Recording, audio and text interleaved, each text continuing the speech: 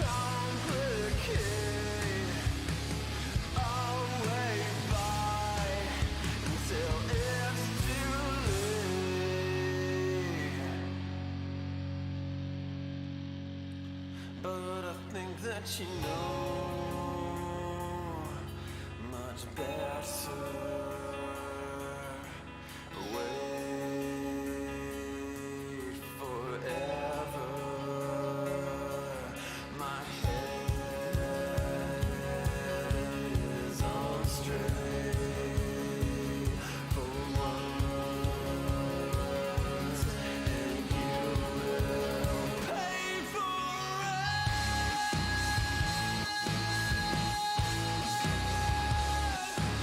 it. Yeah.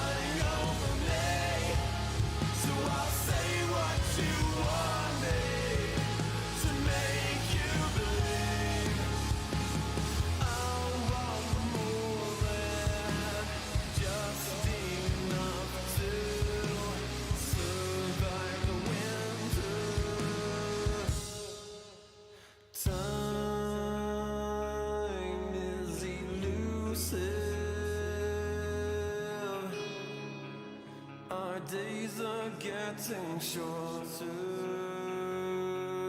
It's now or no way, 'cause life flows like white water. Take a moment to breathe, hold it in, stay a while, forget all that you know, and forgive everyone. It's all in your power to turn away.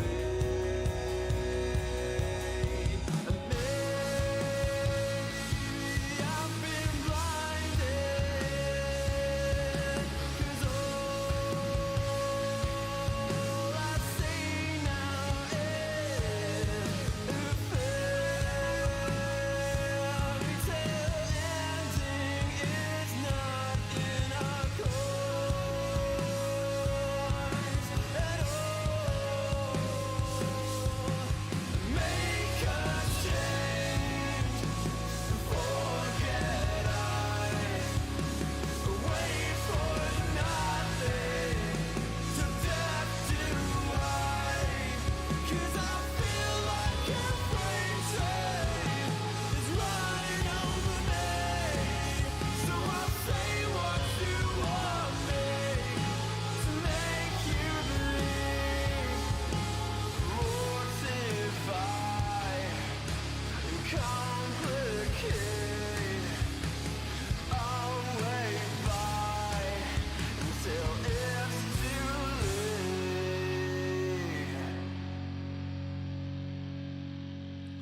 But I think that you know much better. Wait forever. My head is on straight for once, and you will pay for it.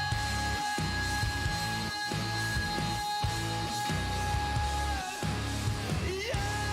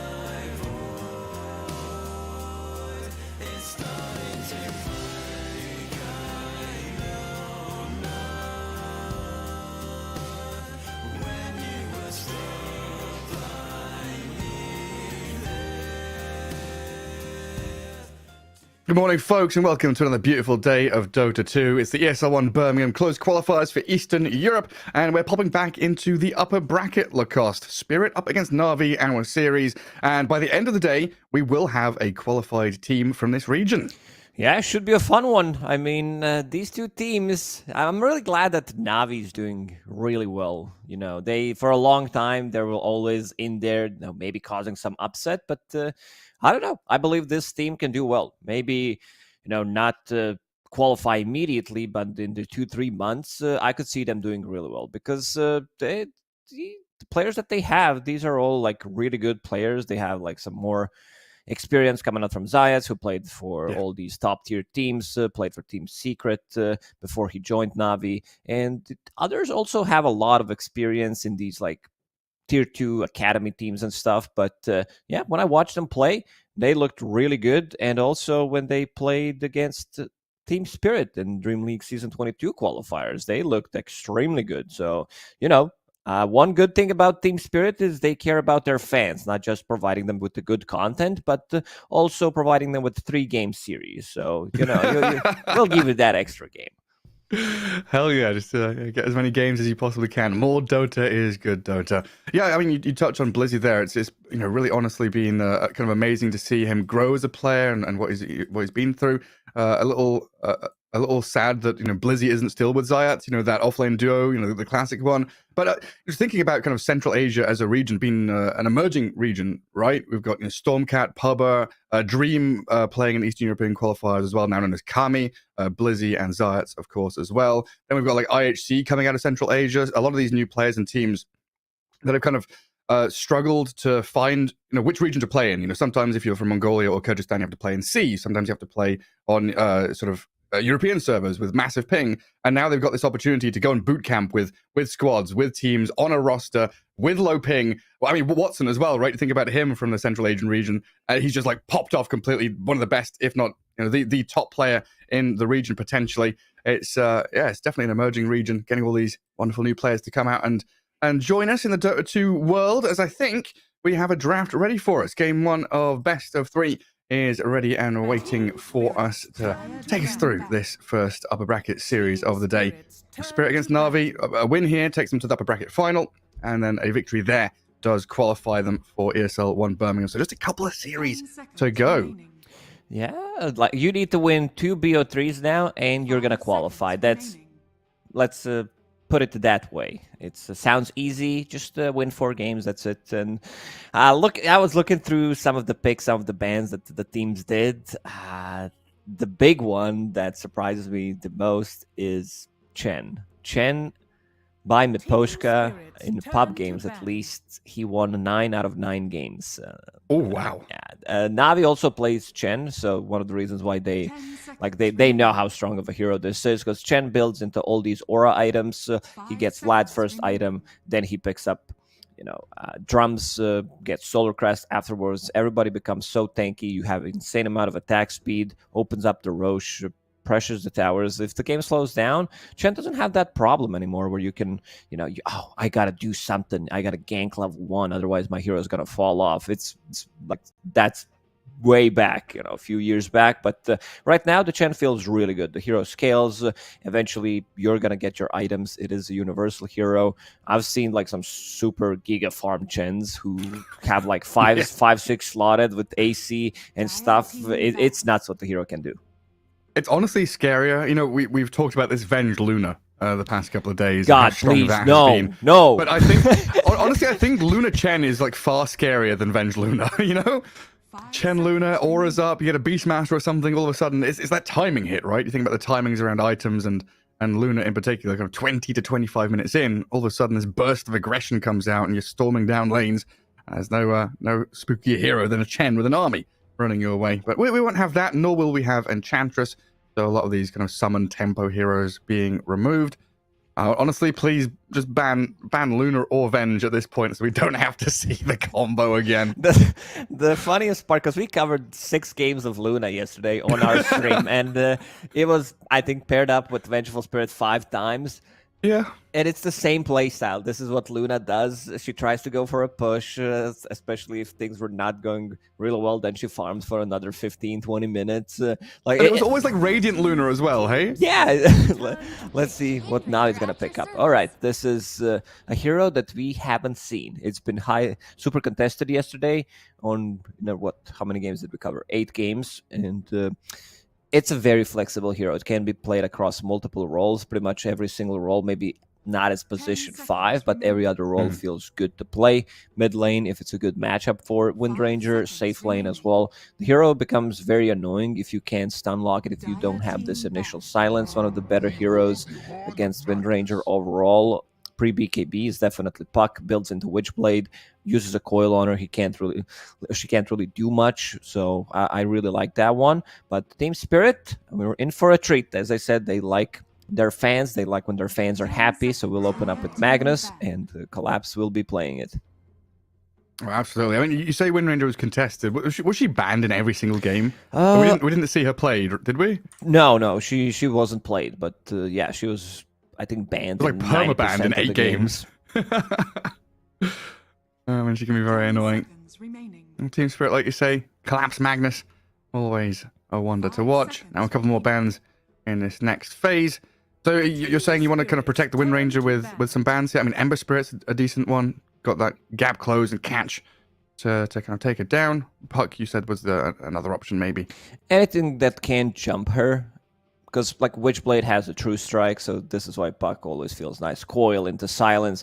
Like you need early BKB. If you're playing against Puck, your item needs to be Maelstrom into BKB, or you need to have some kind of a save like Shadow Demon. I'm also thinking about potential Shadow Demon coming out for Team Spirit.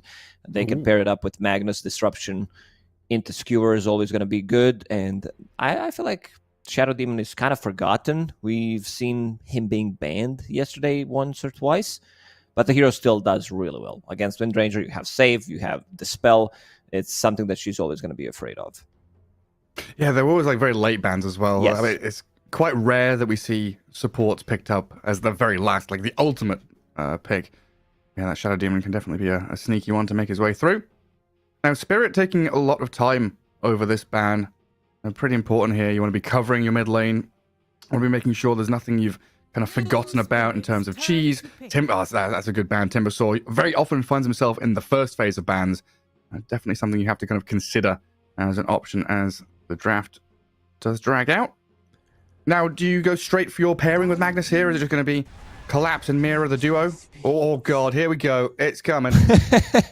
It's coming. That's 50% of the combo right here. Last time Navi beat Team Spirit in Dream League Season 22 qualifiers, they did beat them with Windranger, and they had one hero on the off lane that Team Spirit used yesterday. That's Pudge. So, I don't know if you want to pick it here. Not the easiest Pudge game against Magnus Vengeful Spirit, but if they feel confident, they also picked it in the third game. Now it's just going to be Lion. Lion pretty stable as a position 4. They're actually picking the same heroes in the same order when they played against Team Spirit 2 weeks ago. Yeah, I really like Lion into Mag as well, because you've got that potential when Mag jumps in to like pre-cast Hex or get a stun to line up. It can really mess up with his Blink RP or the Blink, the Shockwave Skewer plays when you've got so many disables at your disposal. And of course, that Finger of Death, always really nice to pair up with someone like a Windranger just to finish people off. That final bit of damage in. And Na'Vi still with a lot of openings here to kind of develop their draft. Not quite sure where any of these fellas are heading just yet. Snapfire doesn't give too much away either. Kind of an interesting snap pick. Still a lot of burst damage though. It is. It's also a good hero to get you out of the trouble. So every single hero on their side does have a stun. A lot of team fight. You can easily burst any of the heroes. Power Shot from a long distance, Finger. I'd say Power Shot is just a better version of Finger. It's like AoE Finger, low cooldown, has slow. The only thing is you're not getting range. stacked. Pretty much. Like Finger as an ability is like really underwhelming. We've seen every other ability being buffed. For example, Lena, 150 mana, does the same amount of damage, lower cooldown. Lion is like, okay, this is so good. You know, Finger, everybody's so tanky. Intelligence gives you magic resistance. So Lion, you know, he's really good hero. It's just that Finger as an ability is always kind of like meh. There's always a better ability in Dota. It's just tagged on to the end. Oh, it's a great Rubik game, though. You're talking about all these abilities. Power Shot, Finger of Death, Snapfire with everything she's got. Rubik going to have a pretty good time here. So now we've got Rubik Magnus as the duo as well, which is always nice to see. Good, solid pairing between those two. And Tiny going to be Larl's hero in the mid lane, it looks like. Not sure what the matchup is going to be, but this can like be a preemptive counter to Puck in some regards. Tiny does very well in a lot of these matchups that other heroes might not. It feels hard. Basically, what I'm saying is it feels hard to counter Tiny. He's always going to do decently. Okay, a lot of beefy boys. They needed someone to be in front. They could also put this Primal Beast on the mid lane, which I think is going to be the case because you don't care too much about Tiny. You're never going to be able to burst them down unless you bring at least one support. And you have heroes to play with. Snapfire can always play with Lion, can play with Primal Beast, who comes online super fast if it's going to be mid Primal Beast, so your abilities are going to be maxed out. Team spirits turn to ban.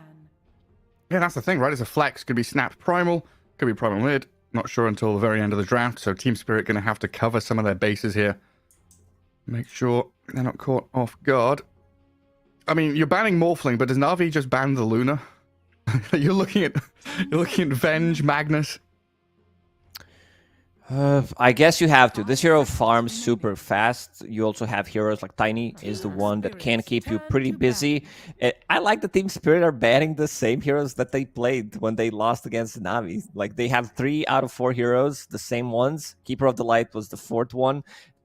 Only Pudge is missing. I don't know if they want to go for the same draft. Team Spirit, they probably have, you know, Dota buff open. They're like, all right, this sounds, this looks pretty familiar when we lost against them. 5 seconds remaining. You don't want to repeat. You don't want to give them the tools that they've used against you.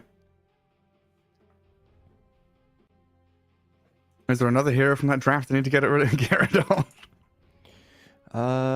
No, they only had 5 heroes. So there's one that's missing. That's Pudge, but they will get rid of Puck. It's even though they have Tiny, they still feel that Puck could cause a lot of issues against, you know, Vengeful Spirit, Rubik, Magnus. If you commit heavily, they also have good ways of protecting Puck, like 1 Glimmer Cape on the support, Snapfire with the cookie, Primal Beast charging in, so you might not be able to get the kill on him immediately. 5 seconds remaining.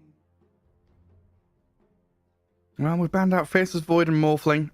I mean, Phantom Lancer is one of those heroes that has been rising. We saw, what's his name? King, Butterfly, Satanic, yesterday have a spectacular game because, what was it? Yatro played it in the first series, didn't do particularly well. That was the loss they had. Then King came out and showed how that Bloodthorn level 25 talent really works. There was some spectacular stuff. Might be on the radar as one of these like final bans if it's a good game for it. You know, Yatro known for pulling these cheeky heroes out in the last spot. Wondering what's it gonna be. They could pick some range melee hero, the only one in the game. They could go for Troll. Yatra seems to be loving Troll recently. He played 10 matches, not the best win rate, but sitting at 40%, but it's the hero that utilizes Empower. He can build into Maelstrom as well against Wind Ranger to have that True Strike. And they're going to ban it. I do indeed. Because I was thinking about lane. You still don't know what you're going to be laning into. Most likely it's going to be, Primal. And they're going to be looking for a mid hero, it seems, from Team Spirit's point of view. Team spirits turn to Yeah. I mean, it's still technically flexible, but this is probably going to be Kunkka mid and Primal off lane, right? Yeah, most likely now. Again, another hero that they can play with Snapfire Kisses. All it takes is X-Mark Torrent. You don't even have to commit with the boat. And now you have 2 beefy boys in front. What is it, Gary? What they do is they put Tiny safe lane, and now they pick like Necro to go against Primal or Kunkka mid, or they Huskar it. They pull out the Larl Huskar, which has never been seen. Like, Larl isn't one of those cheesy players, right? It's like, they've picked Tiny for him, and I don't think that they would ever deviate. A lot of other teams, we would be looking at this thinking, hey, there's potential for Cheese to come out here, a last-minute swap. But they want to give Yatoro a last pick. They want him to have a good time. I mean, is this one of these situations where you can think about, you say you want a melee hero for the Empower? Oh God, okay. Well, this is Empower plus Cleave. Forget Luna farming patterns. We've got Yatoro Sven with buffs. Oof, we've seen some really farmed Luna yesterday, breaking some records. But yeah, Yatoro Sven, always fun to watch. And as you said, with Empower, that's going to be quite a lot of farming. They wanted to, I'd say, have a carry that is not afraid. They wanted to have like another front line and someone that just goes in with a BKB. Because in terms of BKB piercing abilities, they do have Primal Ulti, and that's about it.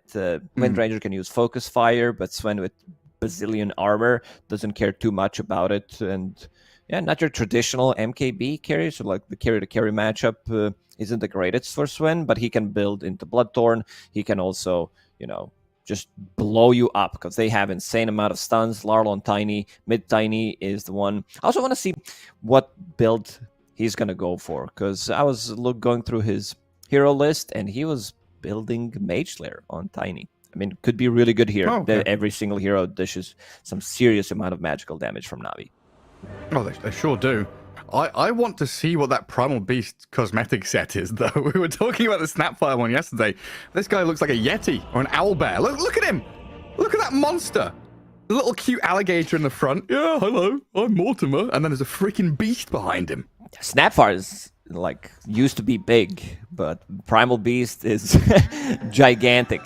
With Massive. his lollipop, and also has Io tied to his last leg. Look, it does look like What? Io. Yeah, look.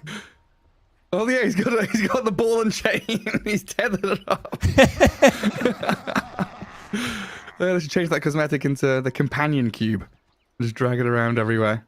Well, here we go. First game of the series. Best of 3. We're in the upper bracket for the closed qualifiers here for ESL 1 Birmingham. And like you were saying earlier, 4 victories are what you need to get yourselves through to that UK event. Collapse on the Magnus. Always a beautiful sight. Some pretty signature heroes here from Team Spirit. Mirror Rubik. Naposhka Venge. You go back a while. Has always looked very good on these two. And I guess Lol Tiny was like that was like his kind of third hero when he was starting out on Spirit. You think back to the first season of Eastern European DPC. I think out of like the 10 or 12 games he played, it was like DK and Ember in 8 or 9 of them, and he played one Tiny. He played 3 heroes like the entire first tour. Now, of course, he's started to spread his wings and get a bit more depth to his hero pool, but always going back to the fan favorites. Yeah, Larl is a And we saw beast. Tiny yesterday do very well. Hey, something about this hero. I don't know. I always was a big fan. Mid Tiny, Russia Blank Dagger. You can go for these solo pickoffs. Maybe not so much in this game. Sure, the supports may die. Later on, Wind Ranger's also sustainable to be bursted with 1 extra ability. Kunkka Primal Beast, they don't die. These heroes are just way too tanky. Yeah, they're pretty strong. Especially if you've got boat buff on you. There's a lot of stuns from Team Spirit. On both That's gonna sides. be On Yeah. Navi, every single hero does have a stun. That's what we like to see. All 10 heroes have stun. Yesterday, we were covering the game. It was Klee against Klimich, and they did not have a single stun. Their stun was techies, position 4 techies, and they They still had managed. blast off and vacuum. Yeah, that was it. They still managed to win the game, which was pretty, fun to watch. It was a longer game, so they got their items. They got double hex, which they turned into their advantage. But yeah, one of those drafts where you feel like you can't do much other than farm and let the enemy come to you. And it's kind of incredible, think about the different ways Dota can be played. Go all out aggression, kill heroes, push out waves, or you can just kind of wait and let the waves hit you. Just be a unmovable object. Get to your timings. I mean, that's what Dota's all about, right? It's about timings. Power spikes, whatever you want to call it. Whenever you feel strong, you can make moves. All right, you want to see something funny, Gary? This one of these clips could end up on front page Reddit if, let's say, Navi's pushing high ground, okay? Rubik with the lift. Tiny toss, skewer into Oh. swap. They can actually swap them from tier 2 tower into fountain. Oh god, you're right. If only they had a tusk or something, even more. But no, you're right. I mean, Spirit have done that before, right? They've literally won games, come back from unwinnable situations through fountain plays with Rubik and Magnus, tiny tossing people around. And you're damn right. Let's hope we see it. Just have a Wind Ranger, you know, the pesky Wind Ranger who's super annoying with that freaking undispellable invis wind run nonsense, just getting thrown into the fountain. We're fed to the wolves. This has to be underway. Sieging high ground is still the most difficult thing in Dota to do, you know, going for those tier 3 towers. And when you play against these 4 heroes, it's like you're also playing against Team Spirit, the best team in the world. Team that has best team fight when it comes down to like post 30 minutes. It's just nuts. They just power up as you see the clock going up. They're getting stronger and stronger. So yeah, good luck. It's like their decision making gets better. Like, you're right. It gets better and better the longer the game goes. Mid lane, Laurel. Up against this Kunkka. Double melee, both with cleave. Just going to be shoving these waves out and looking for those potential early denies. So far, Kunkka getting the earlier shove towards the Radiant tier 1. I don't think Tiny's going to be too bothered about it, wanting to keep his tree grab charges for last hits properly. Oh, might miss out on some here. Kunkka done a very good job there. Up in that top lane, Mira and Malady trading. Neposhka trying to do the same job down bottom. Kind of difficult though when you're this little old Venge. Sven's not going to be helping you out. Lion and Primal Beast battering into you can be a difficult challenge. Yeah, this combo in the bot. Ooh, Mira Hey, pops a the stick. blood grenade. He's under tower. And has Regen Tango. kicking in. He's fine Melody. until he gets the hit. Okay, Collapse is like, sure, this is fine. More XP for me. Yeah, good bit of gold there for Malady. So one of those situations, I hope he had stuff in quick buy, gets the kill, just spams his quick buy button, buy everything he possibly can on the Snapfire before He bought dying to tower. Look, all the like, region. Bracer recipe. He That's bought not his. 7 I don't think I've seen 7 tangos on anyone. In this. I'm telling you, he had quick buy or he opened shop and he just clicked everything before he died. Don't waste any of that unreliable gold. Well, we could trade up in that top lane. It looks like Zayat's still trying to block up the small camp. Miposhka has already sentryed it, but the body block's there from the Lion to make sure there are no pulls. Taking a lot of damage. Oh, is he dead here? Very that fire. Wave of Terror It's not gonna minus help armor. him. No, it's not. Just solo kill. This bottom lane, we can call it Vengeful Spirit. Oh yeah. A duo. I knew something was coming. As soon as you start talking, you got a little smirk in your voice. I can hear it. Vengeful Spirit. Yeah, it's a lot of stun. I also want to see if Yatoro maybe decides to put another point in Stormhammer just for some extra damage, extra stun duration. It scales well. It's extra 80 damage, 0.2 stun. They're going for him immediately. You can drain my mana? I think not. I mean, Wave of Terror just cannot be underestimated here. They're diving this tier 1 and going for it. Yatoro needs a couple more hits, but he's stunned on the tower now. Trample, Nefrit, trying to kill off the Sven. He's pretty speedy, gets up towards Zayat, but the salve healed him enough. Yatoro dives a step too far. That was a... He's hungry. He didn't have breakfast this morning. Sees a lion. Wanted a bit think too so. much. Yeah, maybe they were level 3 with those stun durations and everything. And something that we did mention yesterday, playing Snapfire as a position 4/5. We saw Mira play it, maxing out Lil Shredder. This ability scales really well early on because we were talking about how, like, if you get it as a support, you have it maxed out, I don't know, 25 minutes into the game, maybe 30, depending how good of a game you're having, then it really doesn't do anything. But early on, it's quite a lot of damage. Yeah. And when you pair it up with like a Wind Ranger, long range physical right clicks, it all adds up. This mid lane, it's been pretty funny, honestly, with like Torrent and Toss to try and guard runes. We're probably going to see it here as well. Laurel and Mello just like dancing around these rune spawns. At 2 minutes, they'd thrown a Torrent, then thrown an Avalanche and a Toss just to try and guard them. This time around, Zayat not near enough Are to scanning. come and guard the bottom one. Goes for the bounty rune. That's still there a minute late instead. Half HP gone. One Lil Shredder. Bonus attack range, minus armor, extra damage. Feels really good. Collapse. Trying to go for the skewer play. Ooh. Wind Ranger's too speedy, even turning to fight Mira here. I don't want to go too far. There's like a double wave basically arriving at their tower. Rather get the farm than kill off the Rubik, who had already spent all his spells. Oh! Onto the Venge. Look at the Lion. Bonked up on the high ground. Primal Beast has put his body up there. Miposhka, is he going to fall? I don't think so. Looks pretty healthy. Thanks, Just Nefret. turns around. Zayas was forced to use TP. He TP'd to an outpost.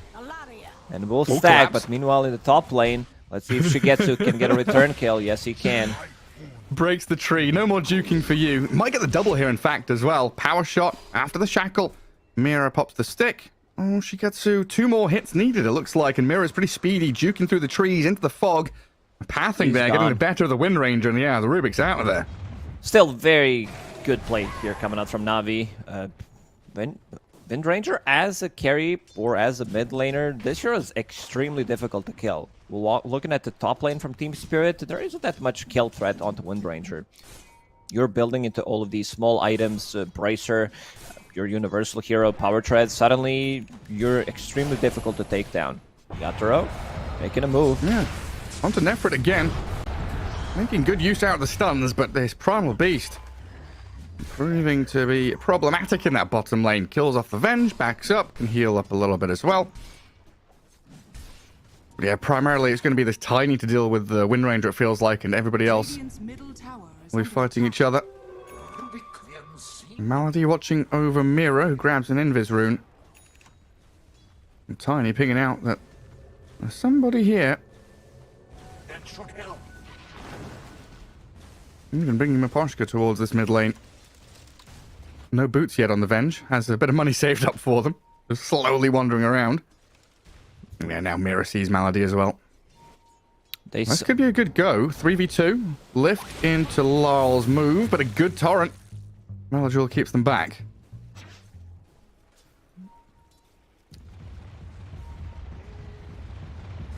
Shigetsu in the top lane, getting closer to his level 6. Once he picks up Javelin plus level 6, that's going to be kill threat on pretty much any hero. You can easily run him down. Does have a point in Shackle Shot to keep them in place so they can't TP out. Get the hell away from our Wisdom Rune, says Team Spirit. Malady's come over here trying to snipe it. Radiant's middle Taking a tower fair is bit of under damage, though. Yeah, with both the offlane heroes here. Tries to get into the ancient camp, but won't succeed. So Collapse grabbing a kill. Double Wraithband going into treads. So scaling Magnus. Something that Collapse has done very well, I think, in the past year and a half, 2 years. He was very much the offlane initiator kind of guy, right? Yeah. You think of like S4 and whoever. Now he's become much better at scaling and being a little greedier than he used to. Yeah, but he also understands that he needs to be active this game because it's Sven. Somebody needs to play the game. Somebody needs to play with Tiny, so you'll have 2 Blink initiators. They're going to be rushing it. A lot of the times you'll see Magnus Zayats in trouble here. Pushka, yeah, the power of Vengeful Spirit. That's insane. Just solo killing a lion. Pos 5. Oh, doesn't quite get the job done. Now met with aggression from the rest of Na'Vi. Oh, it's just almost a solo kill. You know, this wave of terror is no joke. Everybody's stacking. They have heroes that can clear the stacks pretty easily. Magnus, Tiny, Sven, and on the other side you have Primal Beast plus Kunkka. So you know that there's going to be a lot of stacking going on this game. Oh yeah, Radiant's absolutely. bottom tower is First under real move from the Tiny now. 8.5 minutes in, and they're looking at top. Smoked up with the Rubik, but I think Rubik's smoke broke, knowing Wind Ranger's nearby, but Shigetsu, he's felt it coming, backs up behind the tier 1, Yeah. and is actually safe, so failed rotation from Spirit there. She gets it. She understands that something's going on. Goes away instantly. It was a nice try from Larl because he saw creeps. Maybe he can land a blind stun, but yeah, she was already gone. Closing in on that Maelstrom already. Oh, Miposhka trying to solo defend bottom tier 1. Zayat and Mello are arriving. are scanning. Venge in the fog. Hello, Zayat. Gonna get caught and killed here, though. Nobody's gonna come and help. Vengeful Spirit just straight up dead. Bottom tower is under attack. And so that's the one to claim the life. And now the damage on the tier 1 tower. I should be able to bring this down without too much resistance from Team Spirit. Like you said, they're very focused on jungling, stacking, building up bank in other areas of the map. And they're bringing Lol down here. Rubik as well. Wind Rangers come through the Twin Gate, though. Like, Na'Vi are kind of itching for a fight, but they've been spotted. Double Observer Ward on the Twin Gate sees everything happening. We've seen teams, especially yesterday, using Twin Gates a lot more. Team Klimich, or was it Team Klee? One of them, yeah. One of them, yeah. They went through Twin Gates like, I don't know, 15 times in one game. They're really using it well to their advantage. But now, Team Spirit looking towards the mid lane. Laurel, double damage available. Echo straight on the Kunkka. X-Mark's going to pull him back into the Lion stun. Malady trying to come back in here with the Mortimer's Kisses. The trample arriving. That onslaught, a lot of damage. This is onto still the going. Tiny. And they're blowing Shigetsu's up in. the Yatoro Sven. Look at that damage just coming straight through from Shigetsu. Great torrent as well. Placed on the Venge to follow through with the Primal Beast arriving on the killing spree.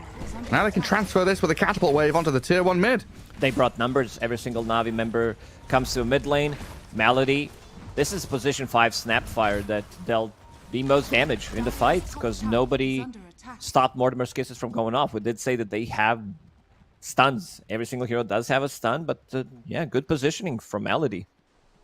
Yeah, and it's Lance of Pursuit that the Wind Ranger has just picked up as well. Chasing a Sven who's got his back turned, and you've got Lance of Pursuit Focus Fire. Good luck. You're not getting away from her. Yeah, it's a lot of extra damage, considering you have your attack speed plus extra slow. It's one of the better tier 1 items for Wind Ranger. If you can't get stats, Collapse gets the RP. No Wind Into Run. the magic missile. He's dead. Shigetsu, absolutely dead. Miposhka with a kill on this Vengeful Spirit. Is under attack. Collapsed it by Casual Blade of Alacrity. Wants to have some extra attack speed. I saw Aghanim Scepter in his quick buy. Eventually he will get it because I'm like, yeah, what is he actually buying? Is he going for some like Manta style? Doesn't seem great. He can upgrade that to Dragonlance or Diffusal. Not the greatest, so just a casual one and then into a Blink Dagger. Would like to hear his thoughts about like Radiant's bottom tower has why fallen. Blades here compared to, I don't know, something else. I guess it gives you the most attack speed since Armor as you're well? universal. Yeah, you're just farming faster. Yeah. Next, it's like the best of all worlds, right? You're not going to buy chainmail or plate mail. You're not going to buy gloves of haste or anything like that. And so it's probably a nice kind of middle ground. And like you said, going into an Aghanim Scepter or something. Interesting choice, though, for sure. Blink Dagger nearly up for Collapse. Good deny on the tower by Malady. Gets himself to the Twin Gate over the hill and as far away as he possibly can. Collapse. He's seen him, though, right? Yeah. He keeps tabs on this Snapfire through the trees. Good cookie. Deep into the tree line, but Collapse knows exactly what you're up to. And in the end, he's just going to right-click you down. Skewered him out of Dota 2 into Dota 3 pretty much, but yeah, no way out of there. So will not have TP available. Na'Vi are farming well, but so are rest of Team Spirit members. Sven just cleared some of the stacks. And he's going to go for more. Might be able to stack for himself. Yeah, I mean, the biggest question mark is around this Lion. Position 4 Lion, right? Bottom of the net worth. Well, hang on a second. Nefren, he's gone very deep here. Trying to snipe out Mira by the tier 2, but Miposhka and Lyle both going to arrive, but he misses out on his combo, doesn't land it properly. Now a torrent to try and protect. The avalanche comes. Nefret's still surviving, gets to the high ground with a boat buff on him. Lyle's He's hasted. incredibly tanky. Lyle is hasted, but X-marked up. Dragged back away from the beast. Another onslaught, but the toss forward. Everyone's jumping around everywhere. Zayats finally dies. Nefret's found by Collapse. Two-sided fight there as Na'Vi looked like they got away with murder, but not to be. Lol Collapse, the gap closing they've got. A holy hand grenade of Magnus sent forward to do what he can. This is just 50% of the combo. How they can... Oh, he's in. He got him. Yeah, we got another catch. Malady being dragged back. Finish him off. And That's the this- thing, you were talking about this combo tossing people into fountain, but the chase potential's insane. Yeah, they also have stolen Cookie, so they can use Cookie for Skewer. Collapse looks pretty dead here. First finger stack for Zayat, but you could see the power of it. Toss plus Skewer, like they can chase you. Now they have 2 Blink Daggers on both of them, so it's go time for Team Spirit. Until Sven feels comfortable, Yatoro, he needs his BKB, and he's going to be fight ready. Does have Echo Saber, Mask of Madness, pretty standard stuff coming out from Sven. Level 12 already. God, he's so quick as well. Dropping items to use his magic stick and immediately picking them up. You blink and you miss it. He's that quick at doing it.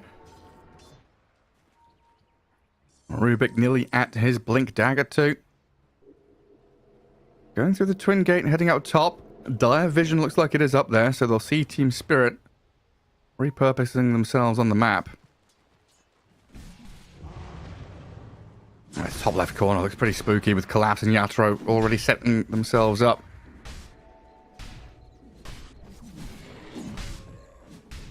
Yeah, really need Zayat to get to that Blink Dagger. And Na'Vi need that additional layer of initiation. An Aghanim Scepter rush from the Kunkka nearly completed. Primal Beast nearly at the Shiver's Guard, so their timings are also coinciding pretty quickly. A little swift move into the bottom lane to kill off the Venge. It should net them a kill. It'll take a little while with the swap shield, but in the end, the Venge is always going to die there. I've got to quickly move into mid to defend the tower. Shigetsu and Melu already here. Primal Beast TPing in forward. Lal down to half HP. Collapse and Zayat having a fight on the northern side. Lal does survive. Oh, no, he doesn't. Power shot will finish him off, it looks like. Chased down by the Wind Rangers. Collapse RPs the Primal Beast on top of the high ground, but dragged into the torrent by this Kunkka. Good defense of the mid lane there. Na'Vi pick off a support bot, move into mid, get some kills. And tier 1 still standing. Every single time Na'Vi plays together, they bring the numbers, they are getting the kills. And what I like about Wind Ranger with Dragonlance is, oh, they caught him. I found a Sven now, yeah. I've got tons of stuns. There's no running from this. Look at that, even the water part from Kunkka to make damn sure the Sven dies. Thought that was a 4 for nothing in the end. Yeah, very crisp execution coming out from Na'Vi. This Observer Ward should probably get dewarded because they instantly X'd him there. So Team Spirit should know something is up, but Melojule finally has his item. Like, this is the problem with Kunkka when you're rushing Aghanim Scepter. Like, you have all these, like, stats items, but they don't give you much. So once you get to that point, and now he's sitting at 1,400 gold. I want to see what the next item's going to be. I'm a big fan of Shiva's. I don't know if Primal Beast wants to get it. Yeah, seems like he's getting it, so maybe Kunkka builds into something different. You can always pick up the Shard. Right. It's good for crowd control. It's good for ganking. Dire's bottom tower. Yeah, and super important off the back of that fight is given Lion like 700 gold or something. He went from 1,400 to now having Blink Dagger. So they will have that jump capability as he goes straight for the Rubik. Mira shown himself in the river. Primal Beast coming across. Quick and easy one there. They do lose the Lion Courier, but that's not a big deal as items had already been delivered. And now this lead starting to build from Na'Vi, not just in net worth, but in map control as well. They're starting to swarm into this left side, pushing Team Spirit away from their ancient camps, away from the big juicy stacks, and of course, next level of neutral items.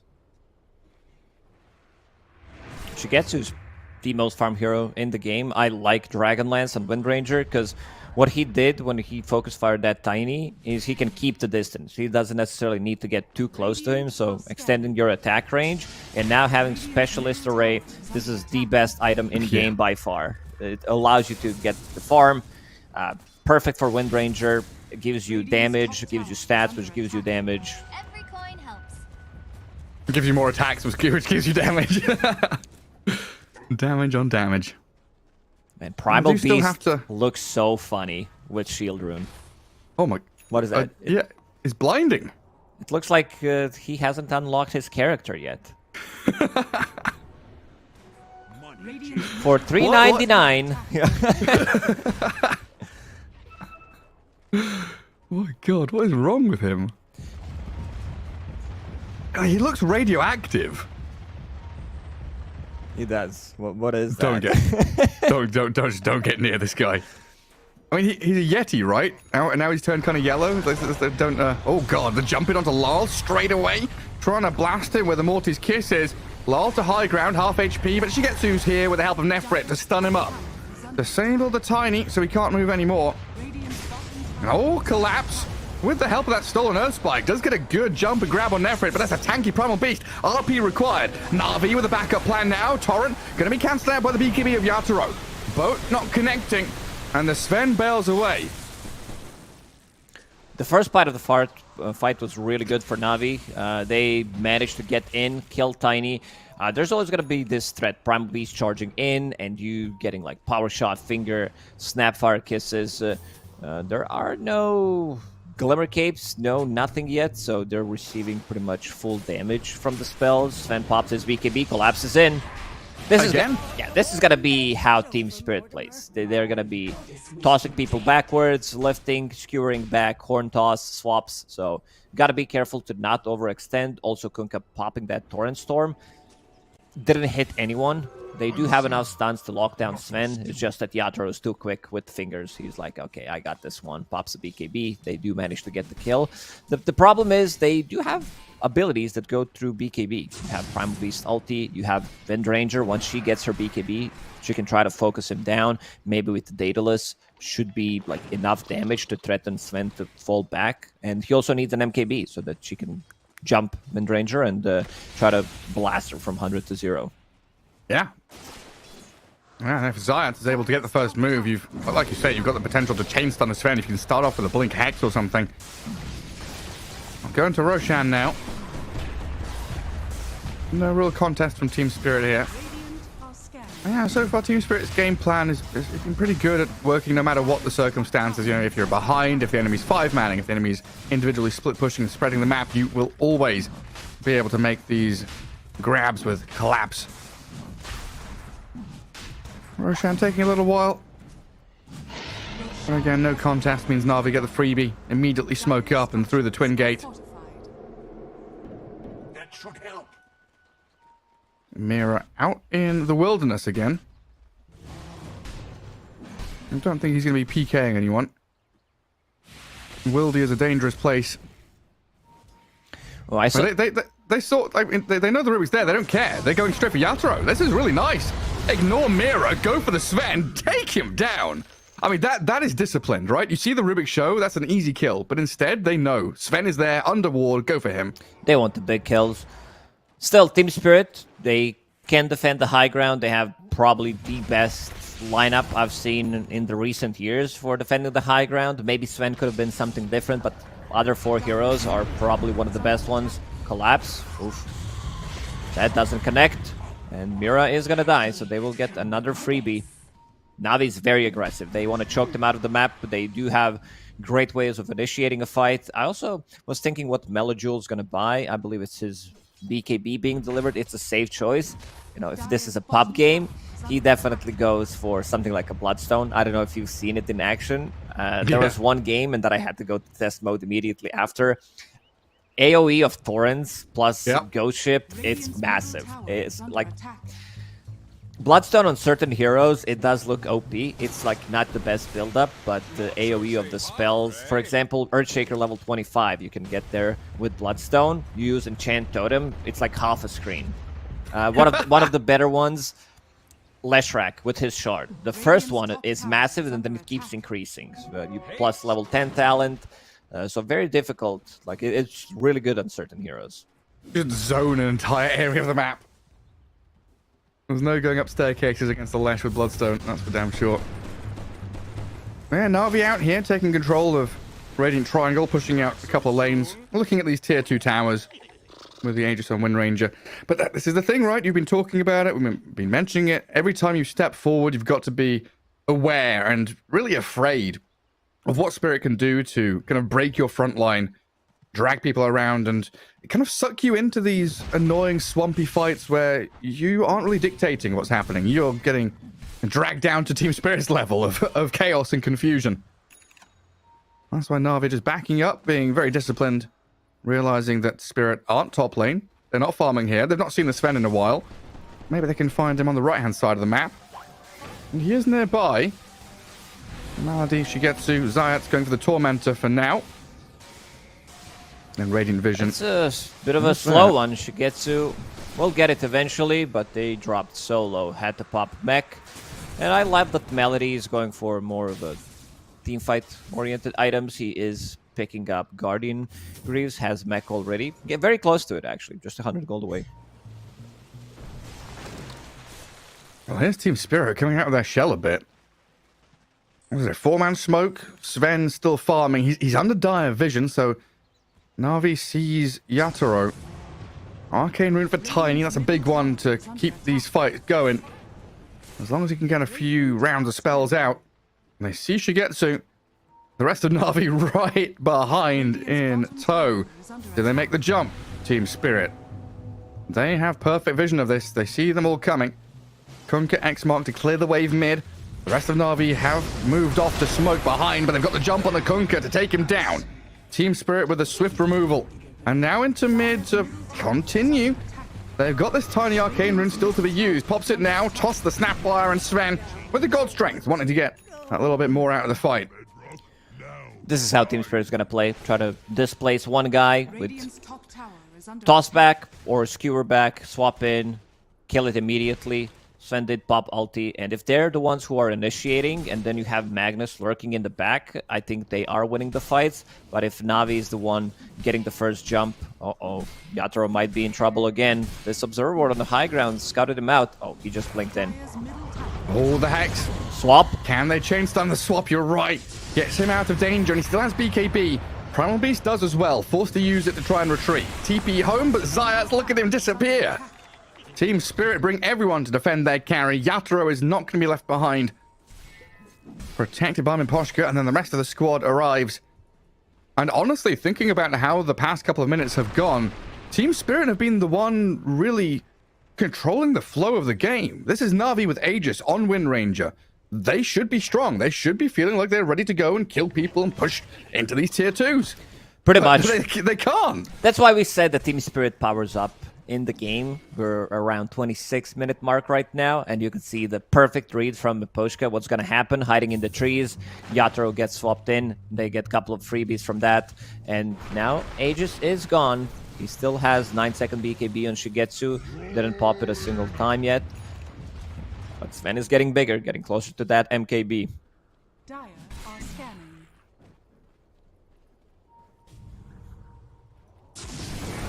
He's got so much space to farm in as well. All these lovely neutral camps. Let's see if he goes too far forward, though, because we do have Na'Vi mounting an effort from that tier 2 top. They see the Venge. 2 ultis to kill Miposhka. They've bloody well had enough of these swaps saving people. Venge down for 40 seconds, but another one of these... Oh, hello, down at bottom lane. Is that Nefrit? RP'd and caught. Yatoro with the big hits out of the Sven. And Lal with the takedown. So it's like you lose your Venge top, but Na'Vi lose their Primal Beast, and now Na'Vi are left wondering, what's our next move? We kind of have to sit back and wait for the Primal Beast to respawn, and our Spirit have all the room in the world. Na'Vi are losing this map advantage, and they're also using network advantage that they did have. 5k gold, lost in the last 2-3 minutes. Dire's bottom tower is under attack.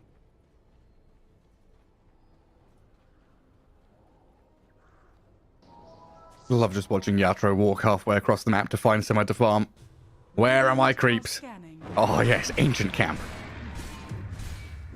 And 2 and 3 neutral items. Dire's Gonna be his bottom reward. tower is under attack.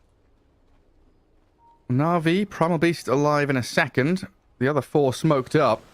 Mira looks like he's stolen out the Wisdom Rune. Yatoro takes the other one. Magnus and Tiny, the 2 heroes in that bottom jungle, but yeah, they're blinking away.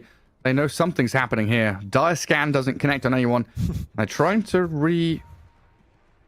re-engage in towards mid and bottom at the same time. This is where it gets spooky, right? Na'Vi smoke, then they separate. Look what the This Mira is is where doing. Team Spirit can start to play. X marking Laurel, who goes in, blinks in, clears the creep wave, and then goes back. Dire's middle tower is under attack. This is how you set it up, Gary. X mark into skewer, into tiny toss, whatever. Swap. Radiant's bottom tower is under attack. As if they needed another displacement tool, right? Radiant Steal structures cookie, steal are X mark. fortified. No one's going where they want to. Dire's top We'll tower see is soon under attack. how that rush time is going to be. As Na'Vi take that bottom tier 2. At long last, they've been waiting to claim some of these objectives. Radiant's middle tower is under attack. 50 seconds on the timer. So what is it? Dire? Radiant Roche? Which side? 40 seconds, so it's going to be Radiant. The Team Spirit on the wrong side of the map, sadly. They've got twin gates, though. Radiant's By the way, are they sending a courier to scout? The courier through the twin gate to scout. Oh my. Okay. Couriers cannot scout inside Roche Pit anymore, but they can scout through the gates. Yes. It's just so good, isn't it? People always find a way to abuse couriers. That's like Eternal Envy level. Remember when he used to like send couriers to block neutral camps and stuff like that? It's a valuable goodness. tool. Good stuff. So Spirit, no, they can't go through the gates, so the TP back, knowing that Radiant Roshan is on the menu. Head to the bottom right corner. Well, Na'Vi have actually moved up to the top lane, so they've given up the area around the Roche pit. Could be clashing in towards this bottom rune spot, though. Shield rune is there. Kunkka goes for it, but look at who's meeting him. Sven and Magnus RP the Kunkka. They do come back in with the Primal Beast, though. Yatoro. Oh, good getting force. taken lower, but a good swap back will get him out of danger. Now the kiss is landing in onto Miposhka. Lyle BKB'd up and the tiny retreat. So just the Venge to die for now. Okay, Kunkka Yatoro. living there. Ghost ship and managing to get out of trouble. Ogre Seal Totem keeping him alive. Yeah, the reason why you can use the courier is in 7.35 it was added that it costs 75 mana to go through Twin Gates, but units that don't have mana can go for free. Oh, very nice. I could go through the Twin Gates for free. I have 0 intelligence in real life. 0 mana. You don't have any base mana? No. None at all? Nada. That's unlucky. No. That's unfortunate. We should buy you a soul ring or something. That was the thing, right? We used to buy soul ring on Lone Druid Bear and Couriers to use Dagon and stuff like that. Radiant Just give you a mana pool out of nowhere. Oh, you had to buy Energy Booster and soul ring, I think, to use spells on it. What a time. The RAF, the Courier Air Force coming in with Dagon zapping people. Anyway, smoke up from Team Spirit. Vengeful has a long move down to this bottom lane. Collapse going to start off even without her. Nefrit wanted in, but I'm not sure he's too comfortable with how this is going. Goes for the Pulverize on the Magnus now, but Yatoro Sven straight back in with the God Strength up. Shackle shot there, connecting on Lol and Yatoro. BKB's out from the Sven for now. Nefrit still going into the back lines as they lose Miposhka. Primal Beast might be in danger though, but Team Spirit are retreating. Not wanting to continue this fight, just leaving Mira stranded on the right-hand side. Looks like Na'Vi potentially have control of this pit now. Primal Beast looking worse for wear, and another catch. They just keep extending these fights. Trade 1 for 1, back and forth. Lull back in onto Kunkka now. The Ogre Seal Totem gets him out of danger. TPing home, and he stuns the catch inside the pit. Mira's not there quite in time. Tried the Courier scouting maneuver with the Venge Courier. Couldn't quite get it. So no one controls Roshan. Yatoro thinks about it and is like, no, it's okay. I've got creeps to hit. They're coming back. Collapse, man, he's doing a lot of work. First, he blinks in blindly on top of Twin Gates, find one. Then he skewers the second one towards Sven. Lion immediately dies. A little bit of a pause. And I want to see how much damage. Yeah, Tiny did 5,000 damage. Tiny's super tanky. Even though he does have Nemesis Curse, so he's getting extra damage from the Glass Cannon.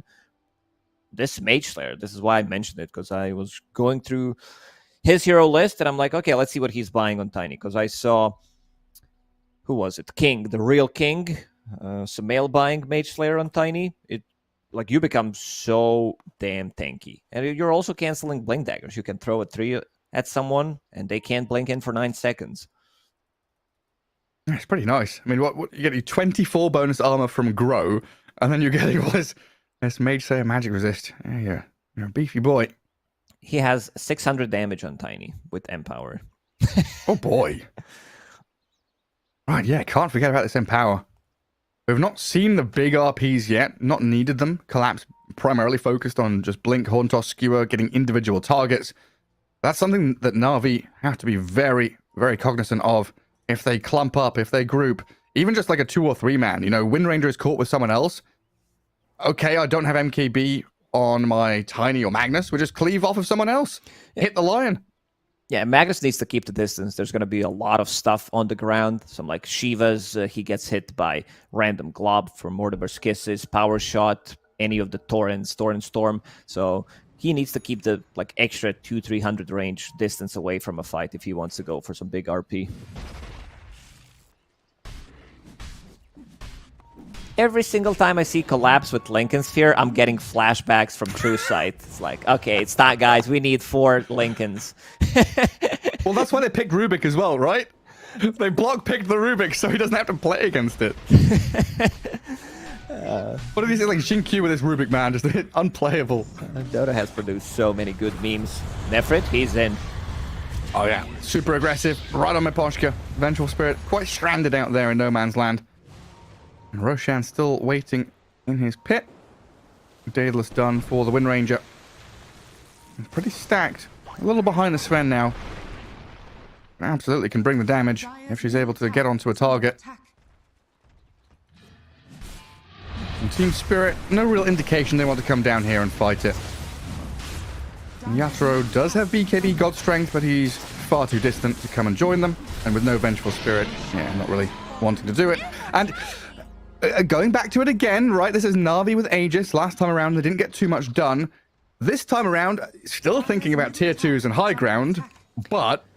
You'll have to think like 5 times before going high ground if you didn't kill anyone. If it's straight 5-on-5, I don't think you're going to be pushing high ground. It's just a suicide. It's almost as if Team Spirit want them to have Aegis, because it's like that overconfidence. Yes, we've got Aegis. We can go and finish this game or get some big objectives. Nice game losing against the lineup that Spirit has. They also got some good cast range.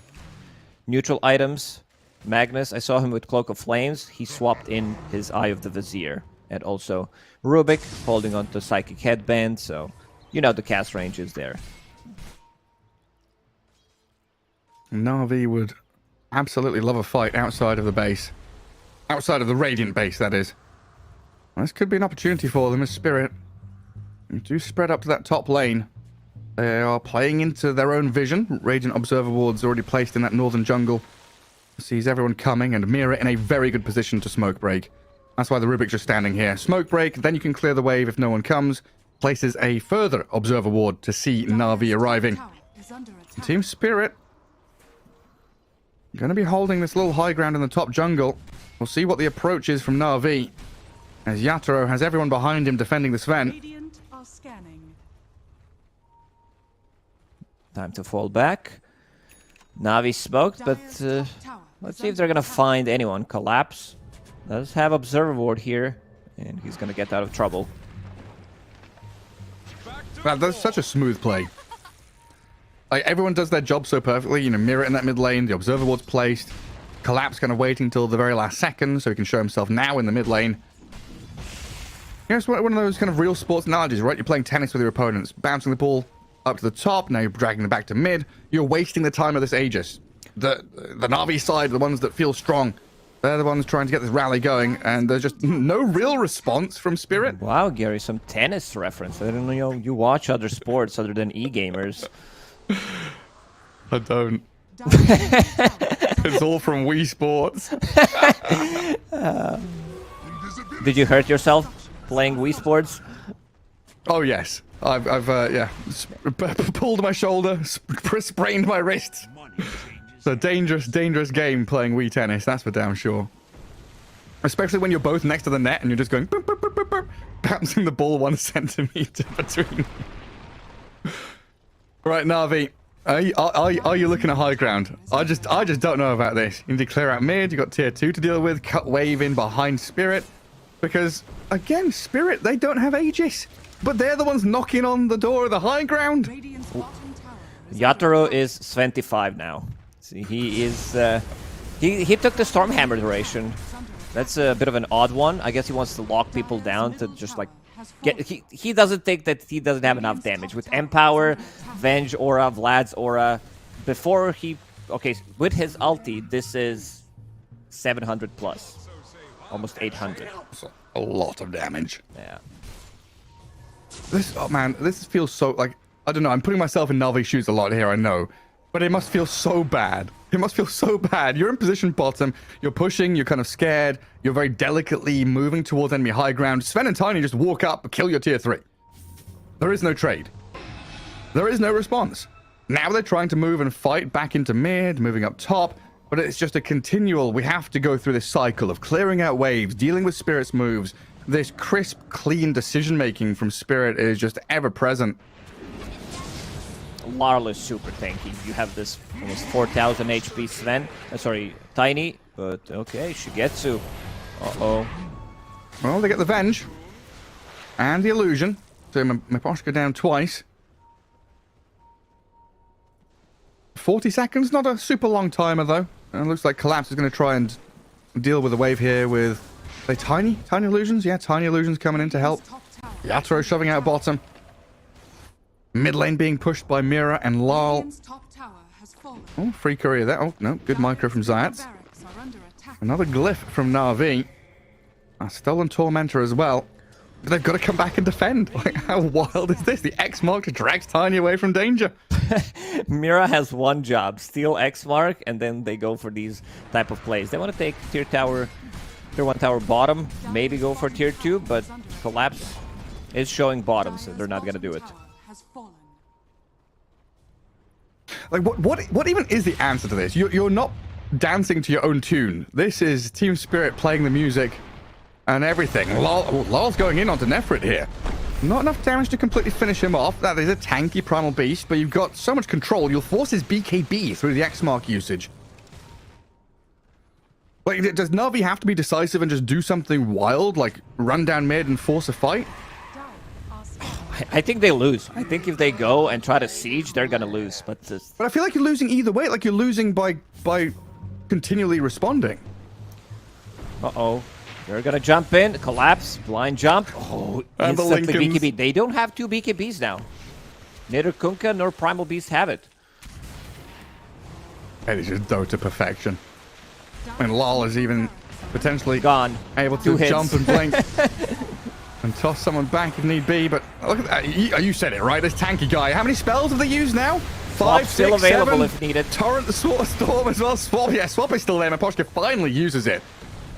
Let's see if the Venge will die. A casualty of war finally dropping there as Na'Vi snipe out the Vengeful Spirit, but the illusion is up. Another swap, and Lol jumps in, Torrent thrown, and Nefrit moves forward, but Yule's into the sky. Lol BKB'd up, and now with the Tornhoss, dragging back the Primal Beast. Yatoro can open up with the physical stunned. damage. Didn't BKB. Zayas with the He stun shackled and him. by causing problems. They've got the chain disable onto Yatoro, and they kill off the Sven. Collapse now in trouble. Cookie away the Primal Beast and kill off the Magnus. Beautiful from Na'Vi. That was such a beautiful stun from Zayas. He lands it onto 2 of them, and Shigetsu immediately blinks in, lands a shackle on both of them, and there it is. Melojule instantly Yes. tips Zayas. He know what he did there. Even though Team Spirit, like, they're not overlapping of their any abilities. You see Primal Beast charging in, Laurel keeping his BKB, immediate Yule Scepter on him so he can't get the ulti off. But this is the time. This is the time for Na'Vi to try to go in and not necessarily close the game, but there are no buybacks. No buybacks on Sven, no buyback on Mag. Yeah, do some serious damage here for sure. It's definitely an indication of like how close that fight was. Like fraction of a second, that stun versus the BKB of Yatoro. If things are slightly different, we could see Na'Vi being steamrolled, but perfect execution. Zayas on this line and the follow through from Na'Vi, trusting and believing in him. Getting the job done as Lol will blow up Shigetsu there. Dragged him back into the waiting arms of Miposhka and Lol. Now the Venge falling, but the illusion's back up, so another magic missile and round of spells to come. Nefrit trying to retreat. We'll see if Lol can make another jump, because Melojule's BKB waiting. in 5. Hiding in the trees. X-Mark boat comes out. Nefrit, another onslaught forward, aggressively get the onto this swap? Tiny. Lol, very low, the swap is there. The damage block, the shield is up. The shield from the BKB as well, protecting Lol's Tiny. Throws the trees towards the Kunkka, but can't get any kills. Maybe now with Magnus, Collapse, moving forward onto Melojule. Does he have ulti? No, there's no RP, so can't stop the TP. Ooh, there was no swap, no RP, so they can't really stop them from getting away. Na'Vi, what a nice fight again. They didn't force any of the buybacks, but you could still see the power of Team Spirit's lineup. Like, this Tiny has been unkillable, now picks up the region, has Aviana's Feather, 25% evasion, which is pretty massive, having 50% magic resistance. This guy's impossible to kill, and they burst Wind Ranger. Like, this hero is still relatively squishy. Tiny, Toss plus Kanda. So it's a ton of damage, plus Empower, sitting at 900 plus, almost 1,000 damage. Tiny's Aviana Grande right now. He's absolutely massive. Huge guy. Are scanning. Aviana Na'Vi Grande. still got to wait a couple of seconds for Wind Ranger to respawn. No Radiant Vision in the base. So this smoke could pay off big time. 1 minute, 10 seconds for Roche to spawn. And the big clash of the game. Around 45 minutes in, about to come. Radiant are scanning. Team Spirit already in waiting around the Twin Gate. Nefrit is 2 minutes till also night. gigantic. Almost 5,000 HP with 42 armor. We need tier 5 items, right? We need Giant's Ring. We need Giant's Ring on this Tiny and Primal Beast. Let them fight it out. Quite a good wraparound here. Blink Hex. Zayat caught by Collapse, though. Let's see if Tiny can get brought down. He gets the BKB off in time. Great stun from Zayat again. Two-man stun up onto Those Yatoro, crits. but now the turnaround with their BKBs. Collapse. RP's the Wind Ranger. They've got the focus down onto Shigetsu, but the damage, will it come fast enough? She gets off to the side. Toss forward. There we go. Yatoro sent into the midst of it all. And Team Spirit, they've claimed 3. Look for the 4th as Malady gets down to the low ground, but not going to survive for much longer. Miposhka there with Lal to stun and take her down. Roshan about to spawn, and Team Spirit with a decisive victory on their terms. They have the AoE, they have the damage, like this explosive damage coming out from Sven and Tiny. Tiny deals more damage than Sven in every single fight. With Aghanim Scepter, like, he could use his combo, 3 throw, 3 volley, and it does apply Mage Slayer to everybody, so that's pretty massive. Yeah, it's super annoying, this Kunker and Lion just doing no damage in the fight. And now we're looking at Primal Beast, no buyback. Wind Ranger doesn't really want to use hers, but Na'Vi gonna have to defend their base top lane, I guess. Just let bottom and mid fall. You gotta buy back. I think 30 seconds is way too long. Primal Beast doesn't have it. Snapfire 20 seconds. You're gonna be playing against Mega Creeps. You have to def top. You can let mid and bottom fall, but I don't think you can go against Mega Creeps here. Zayat and Mello will try. On to Collapse Magnus. Good swap by Miposhka. Move back in. Collapse going to skewer away now and leave the Venge for dead. They clear out 2 full sets. Wind Ranger did not have to buy back, so a little bonus there from Na'Vi, keeping themselves in the game. So we're looking at that next fight. Roshan going to migrate from bottom right to top left. Look at this. Team Spirit, perfect timing. They fall back and immediately into Roche Pit. Maybe 1-2 seconds max wasted. Everything is pitch perfect. And the Roshan is going to die. That's going to be Aghanim Scepter. So let's see who picks it up. Sven doesn't have it. Rubik doesn't have it, so they might give it to Rubik. Sven, I don't know if he wants to go Superman mode. He did And pick it up. TP's out. So who got what? Oh, I haven't seen this icon. Check Sven. Oh, the Stormhammer one? Yeah, That's cool. It looks really cool. It I've got not seen either. buffed. It got buffed, like damage when you travel by 180. And he also does have level 25 talent, so extra hammer duration stun. Nice. DD was bottom, but now it's haste top.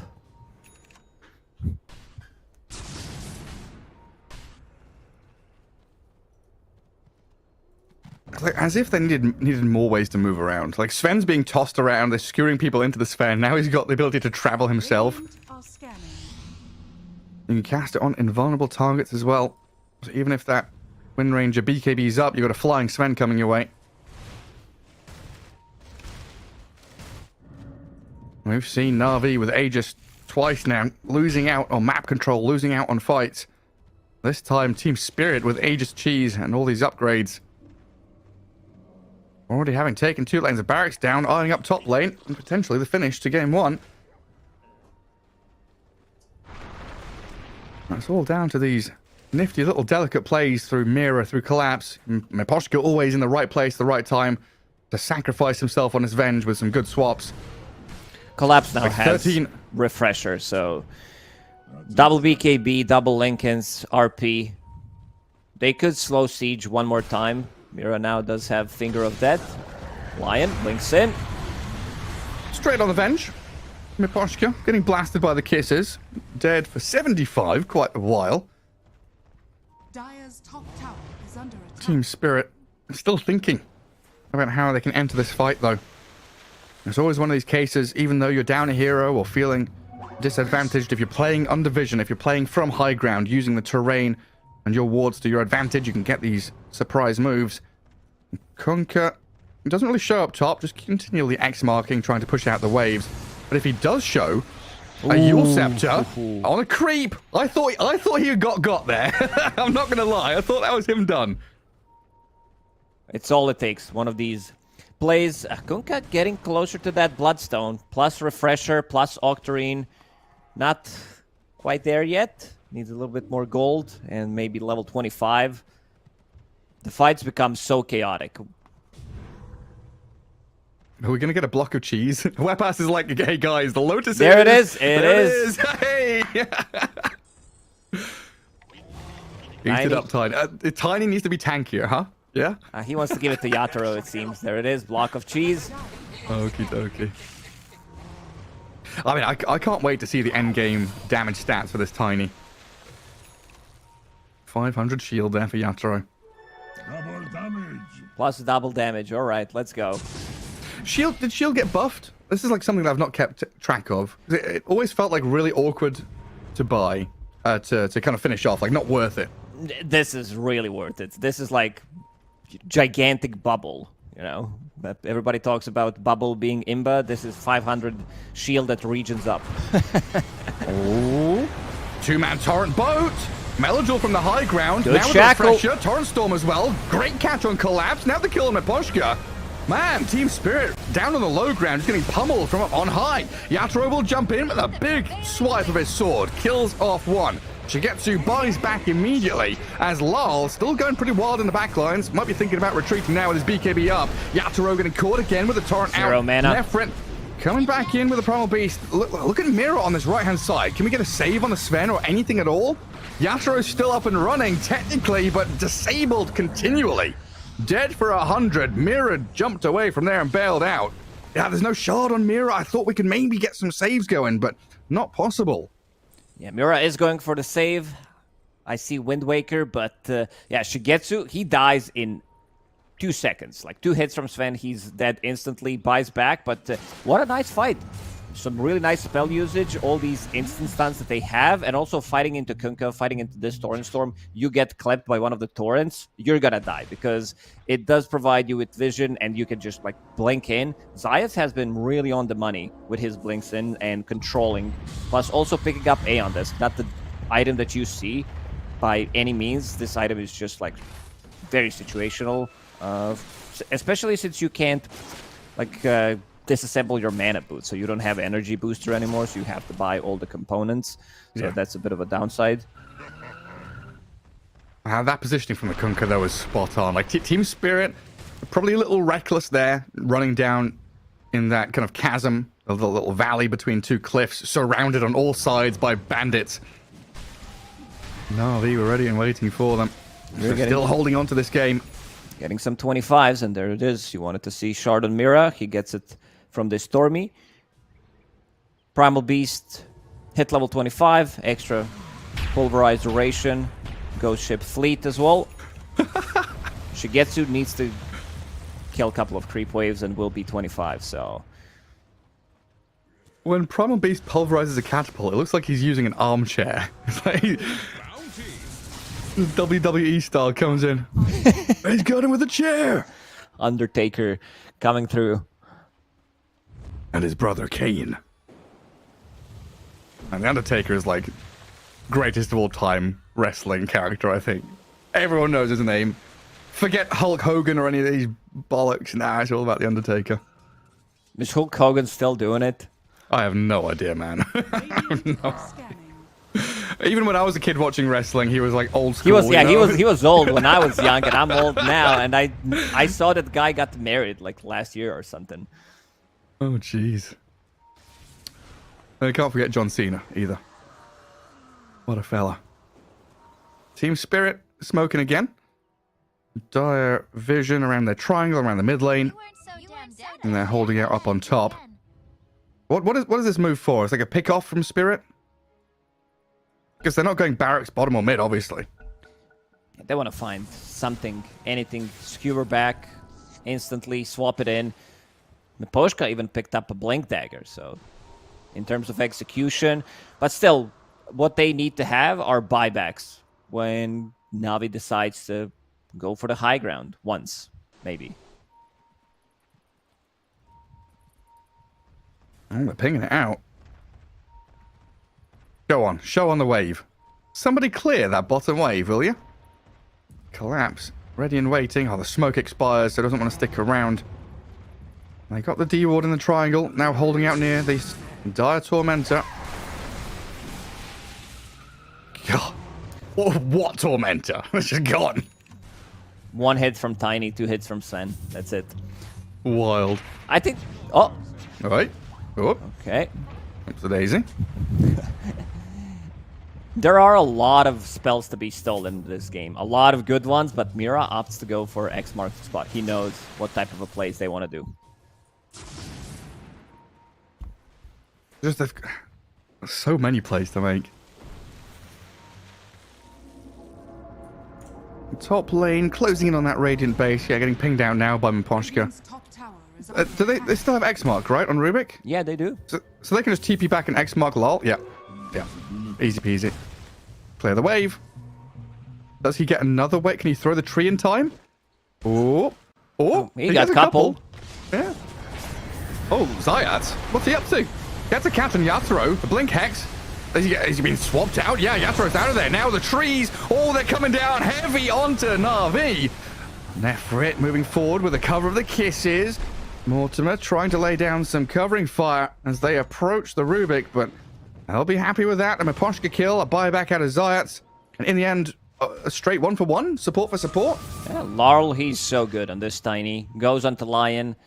Proxies A on disc, tosses him one more time into the air, and then just kills him 3-throw.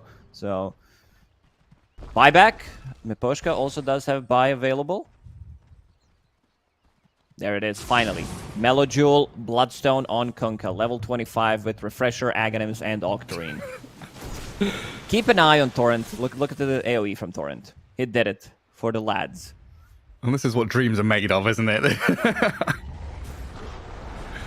The optimal build. And he's still got a little room for growth as well. And we swap out Phase, upgrade Aghanims to the Blessing. Get like a Scythe of Ice or something. I mean, do you need more control or do you need damage as Na'Vi?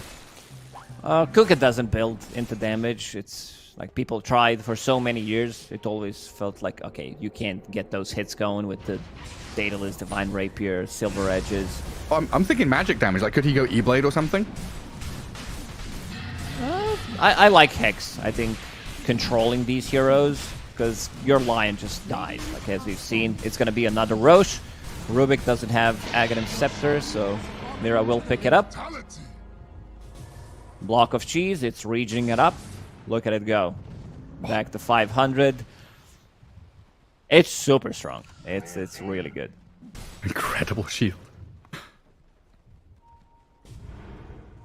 Well, we talked about tier 5 items. We're getting there. These giant rings could be coming out for the Tiny and the Primal Beast. Get them even bigger.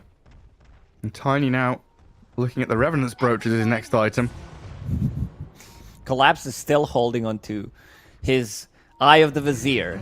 We'll swap in Aviana's Feather once he gets the initiation going. Aviana's Feather is like one of the best tier 4 neutral items. Oh, for sure. For sure. It's like free butterfly, pretty much. It's like Budget free butterfly, free pathing, free everything. Just get that flying movement going.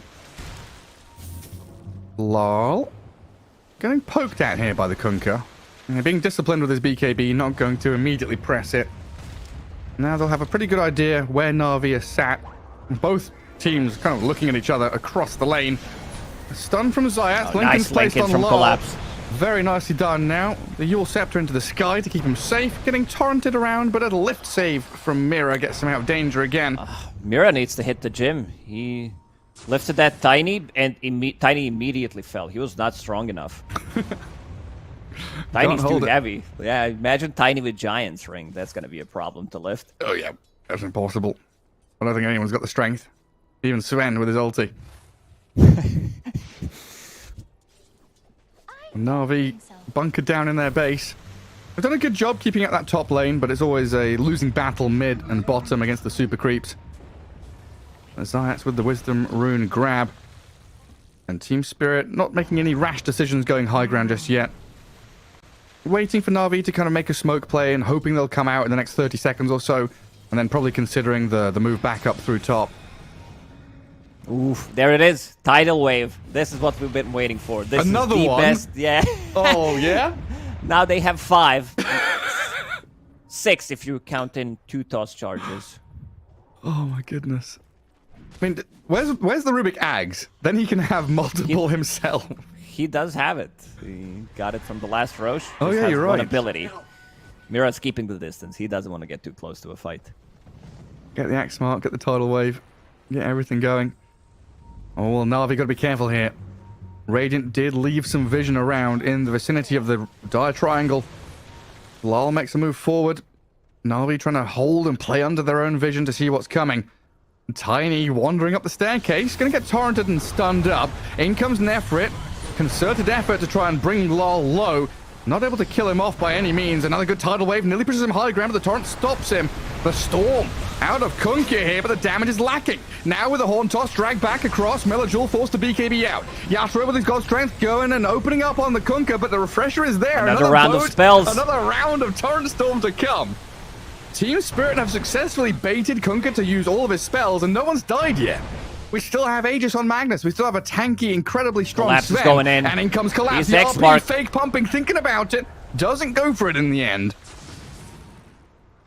Nobody died. They were fighting for a full minute, maybe even longer, and nobody died. Because Larl is extremely tanky, having that 25% evasion, 50% magic resistance. When he gets in trouble, he gets swapped out. Block of cheese. They don't even hurt him. Oh, maybe now. A lot of saves coming in onto this Magnus. Ah, he's going to skew.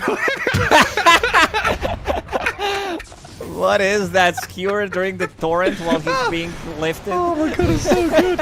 It's like just X mark, skewer, drag across. They've got the snapfire. Primal Beast tried to onslaught in. Got to be careful now. There's no snap for 90 seconds. Magnus being held back by the Gleipnir route. Nefrit dragged in again. Torrent to try and give him some cover. I don't know whose X mark that is. I'm going to guess it's the Rubik's one to move him around. And he steals it again. You can also break enemies' X mark with your own X mark. Larl is in. Toss back. Oh, he just tosses him up in the air. And now he's a little bit stuck here, Tiny, getting chain disabled. Oh, the tidal wave back behind the barracks now. Where's Team Spirit to save him? Lol, in some serious danger. Yule stepped it up, tosses across the Kunkka. He's flying still around. alive. Tiny's still alive. No, he's not allowed to get out of here, surely. Finally dies. Mira's also gone to the grave. Yatoro has BKB ready, but blinks before he needs to use it. Magnus left stranded now as Team Spirit. Being pulled apart by Na'Vi. Aegis used up. Magnus with his second life. Probably going to get clipped by a torrent or something, but he gets off the BKB RP. Tidal wave on the Venge drags her away. Another round of spells, and in comes the Sven. The damage, the RP again. Shigetsu's gone. And look at this. Primal Beast getting clapped and hammered down by the Sven. Yatoro picks up a double kill as the Kunkka gives chase. Another BKB from Magnus to keep him safe. Oh, he got him. Oh, he gets dragged back into the waiting Zayas and Melody to blow him up. Oh, look at the base. It's dying. They did manage to kill the tier 4 tower. 2 catapults as well. Yatoro thinking about jumping in, maybe finishing off these barracks, but he found the target. Melody, he just bought back. What? More heroes are in the air than on the ground. You have like multiple tosses. Tiny starts flying. Aviana's feather as well from Magnus. And then like all of these torrents, earth spikes. Look, flying Sven. Yeah, I mean, we're going to need a telescope to see these heroes. They're flying so high. Celestial bodies. Dota heroes have become mini planets at this point. We might need to zoom out our camera to actually see what's happening. Goodness gracious me. They defend that final barracks, though, for now. Kill off the Venge illusion. It's 61 minutes. We need to find some neutral items. There it is. Sven did manage to find Mirror Shield. So that's going to be Lotusaur plus Lincoln's, if you want to simplify it. Anything else? No, not yet. I'm hoping for 2 Giants Rings. Yeah, Giants Rings. Primal Beast and Tiny, yeah? Oh, yeah. Then they should just have a gladiatorial duel in the middle lane. 1v1. Oh, Lincoln's for Tiny now as well. Oh, Yatoro. He's done with this forced game. the glyph. He's forced the glyph. He's got another BKB. Used his Refresher Orb to finish off the barracks. X Mark. Is that going to last long enough to drag him back? It looks BKB, like yes, it barely will. gets the job done. Now Yatoro in a spot of bother, hey? Stormhammer's onto Zayat. Pops the Eon Disc there, but Nefrit and Melojul, they've got enough control Another and Mirror damage Shield. to bring down the Sven. It looks like they'll take him out, but Mega Creeps Look will at the be coming. throne. Look at the throne. It's already down to half HP. Oh. I think the play is go for the throne. Like, pop those BKBs with Tiny. They don't have the glyph. Tiny is choosing what he wants to get. He's thinking it. I think if he had Giant's Ring, he would have taken it immediately. But yeah, yeah. Pirate Hat, also a good choice. Which will give them enough money for buybacks and also attack speed on Tiny. Feels really nice. Book of the Dead. Go on, send the Necro Na'Vi units. are in trouble. Stygian Desolator from Poshka. All right, buddy. That's a base race coming. item. Pretty much. They want to group up, wait for Sven to come out, and just go for an end. No glyph for 3.5 minutes. Do we have any tier 5 items for Na'Vi yet? No. Time to go farm some Ancients, boys. Anything. A bit unlucky. They've been farming for the last minute or so. There's one. There it is, one on Primal Beast. I guess you check to see what you have and then give it to like a Wind Ranger or something to see if she gets something better. Collapse. Speaking of, Wind Ranger, skewered and RP'd. Caught out by the Magnus with Mirror nearby. We've got Refresher up as well, but the base Tiny's going for the throne. inside the throne is dropping. Tiny's there, dropping it low. Control is coming. She gets 2 dies and buys back. It's Lol looking to finish off the game with a few swift whacks of the tree, and they do it. All right, what an execution in the end from Team Spirit. They did manage to win the game while Yatoro was dead. I think the biggest carry of this whole game was Laurel. On Tiny, with Mage Slayer, literally unkillable. And I think this is the perfect example that shows like how good of a team Team Spirit is. Because they're not overlapping anything. Mira, I think it's been a 64-minute game. He had X mark for like 30 minutes of the game. That was his ability, and they understood like how to win it. They knew that Navi's going to be too afraid going for the high ground. There was this one time where Shigetsu get immediately deleted, swapped into Tiny's combo, couple of right clicks, dies instantly. And this was also while Yatoro was dead. So yeah, biggest surprise. I mean, I think the biggest surprise of the last year was Laurel, the most improved player, as we like to call him, because he had a lot to prove. The start of the year was pretty shaky. You know, they were not getting the results that they wanted, and look at him now. Just brimming with confidence. Like, really, really great to see. I mean, yeah, you said like Mira kind of looking at the Kunkka saying, you made this? No, I made this. Doing so much better with all the abilities. That was the most team spirit game I think I've seen in quite a while. Just, I think you hit the nail on the head. Out executing. Doesn't matter what's happening. We have the abilities to out execute you in team fights, get these individual plays that will direct us towards victory in the end.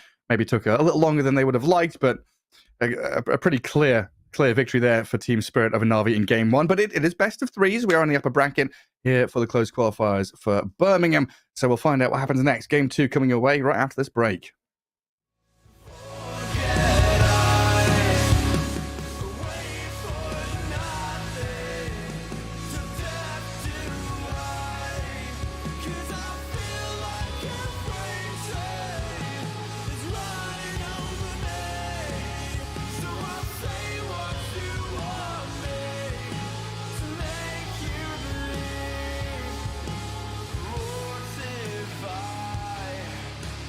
Call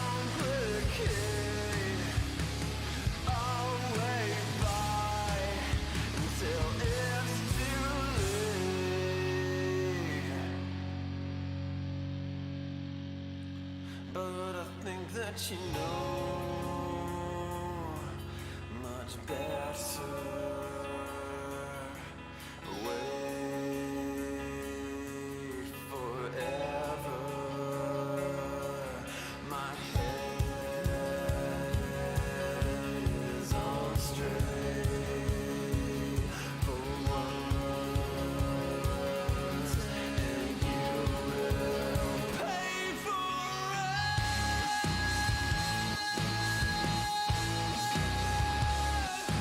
it. Yeah.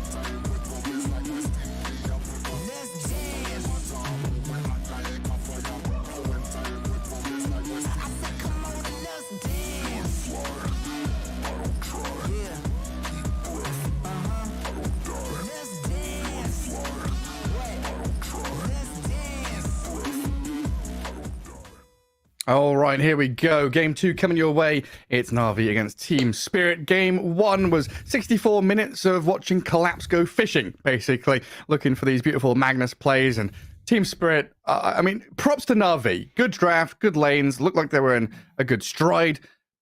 Team Spirit just so damn good at executing their team fights, executing mid-game, late-game ideas and decisive moves that it felt impossible to play against, even when you've got Aegis, you've got a lead, you've got 14k ahead, doesn't matter. Doesn't matter.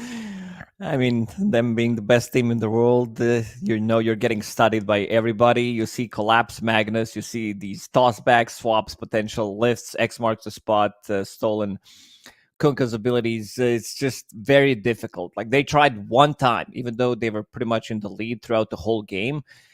They just couldn't do it. They knew like what's waiting for them if they go for it. Eventually, you're going to be swapped into tier 4 towers, into Fountain. So you need to find a different way how to approach the fight. And Team Spirit, they're just too good at Dota when it comes down to decision making in the late game, especially at this like later stages. And also, I think we got to give credit to Na'Vi, because this lineup, they did manage to beat Team Spirit in the Dream League Season 22 qualifiers once. They made it push it to Game 3, and they might do the same thing here, because this lineup is very good together. Like, you can see the individual plays, you can see the team plays coming through, and I think Nefrit also played out of his mind on this Primal Beast. Yeah, well, everyone had a good individual performance, right? Even the team performance was good. They're all on the same page, doing the right thing. You're just going up against this brick wall of Team Spirit that seems unmanageable, unbreakable in a lot of these circumstances. We do get a few different bans coming out. Wind Ranger, the primary one there, being removed, which in the hands of Shigetsu looked pretty potent, but not going to be happening this time around. Honestly, when you look at this draft, you think, okay, well, Team Spirit, you mentioned they had all these displacement abilities, aggressive ones with Magnus and potential with tiny tossbacks, but they also have that defensive layer as well with swap and toss and telekinesis shard from Rubik. So if you're getting gone on, you're being moved, you go on someone else, they're being moved. Very difficult to plan and figure out how the fights are going to go when you've got people shifting all over the place. Do you start to think about just banning some of these displacement heroes? It's hard to ban them all. We see Mars. I don't think they banned Mars. They did, never mind. But yeah, Na'Vi picking Vengeful Spirit for themselves. This hero is just so good. It doesn't have any downsides. At every single stage of the game, you saw Miposhka in the previous game being super patient about the swaps, because Tiny has 4,000 HP with magic resistance evasion, so he can keep his distance. Even bought a Blink Dagger. And Team Spirit, one more time, will pick up Rubik. I sure do.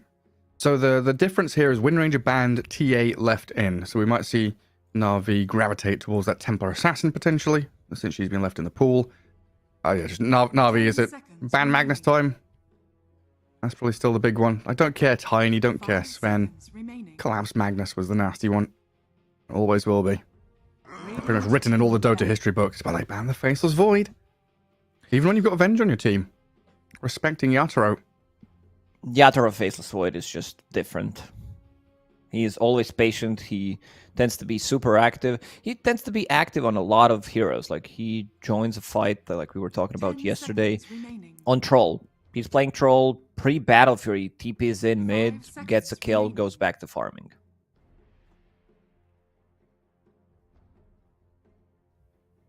What else is there out there? They banned the Ember last time? No, it is the Magnus. So Ember is left in, one of Lyle's key heroes over the past year or so. I could see Team Spirit pick it up. I want to see the ban leading into it, but most likely gonna be something like Ember Spirit. Ember Spirit, again, another hero that builds into Mage Slayer. Mage Slayer as an item is just broken. It's too good right now. If you have a hero that can apply it, like we've seen in the previous game, with Tiny, 3 volley, everybody does less spell damage. Ember Spirit's the easiest one because it's the easiest way to execute. I think Hoodwink is also one of the better ones with Acorn Shot. So who do you ban if you want Ember? Do you ban Husker or something now? Na'Vi is slightly cheesy as a team. They are picking these like different heroes. They do have Pudge spammers. They do play Lone Druid as well. I think Lone Druid might be the one that could cause issues for Ember because like you're playing against two heroes basically, 2 versus 1 mid. That's a good call. You know, Lone Druid, you know, with Venge, with auras, it definitely stacks up a lot of pressure early on. He's just another carry from the mid lane as well, potentially. Well, this is the same spot Spirit were in the last game. Very, very deliberate and thoughtful about this next ban. Really mulling over and going over all the options.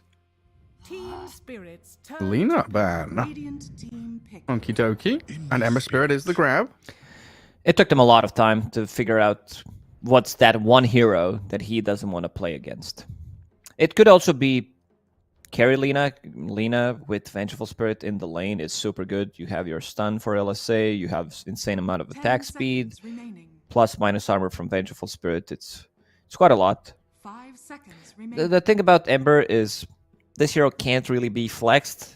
You might see it from time to time being played as a position 4.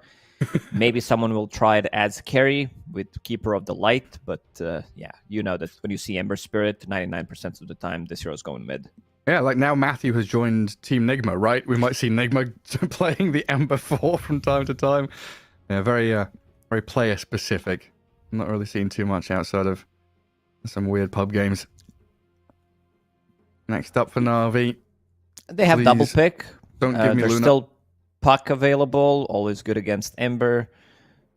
You have swap combo, so you can break the coil. So previously when they've picked Venge, they've gone for like a Mars or a Techies even as their secondary pick. This time it's going to be the Bat Rider. So potential support duo right there. They took one from Team Spirit's book.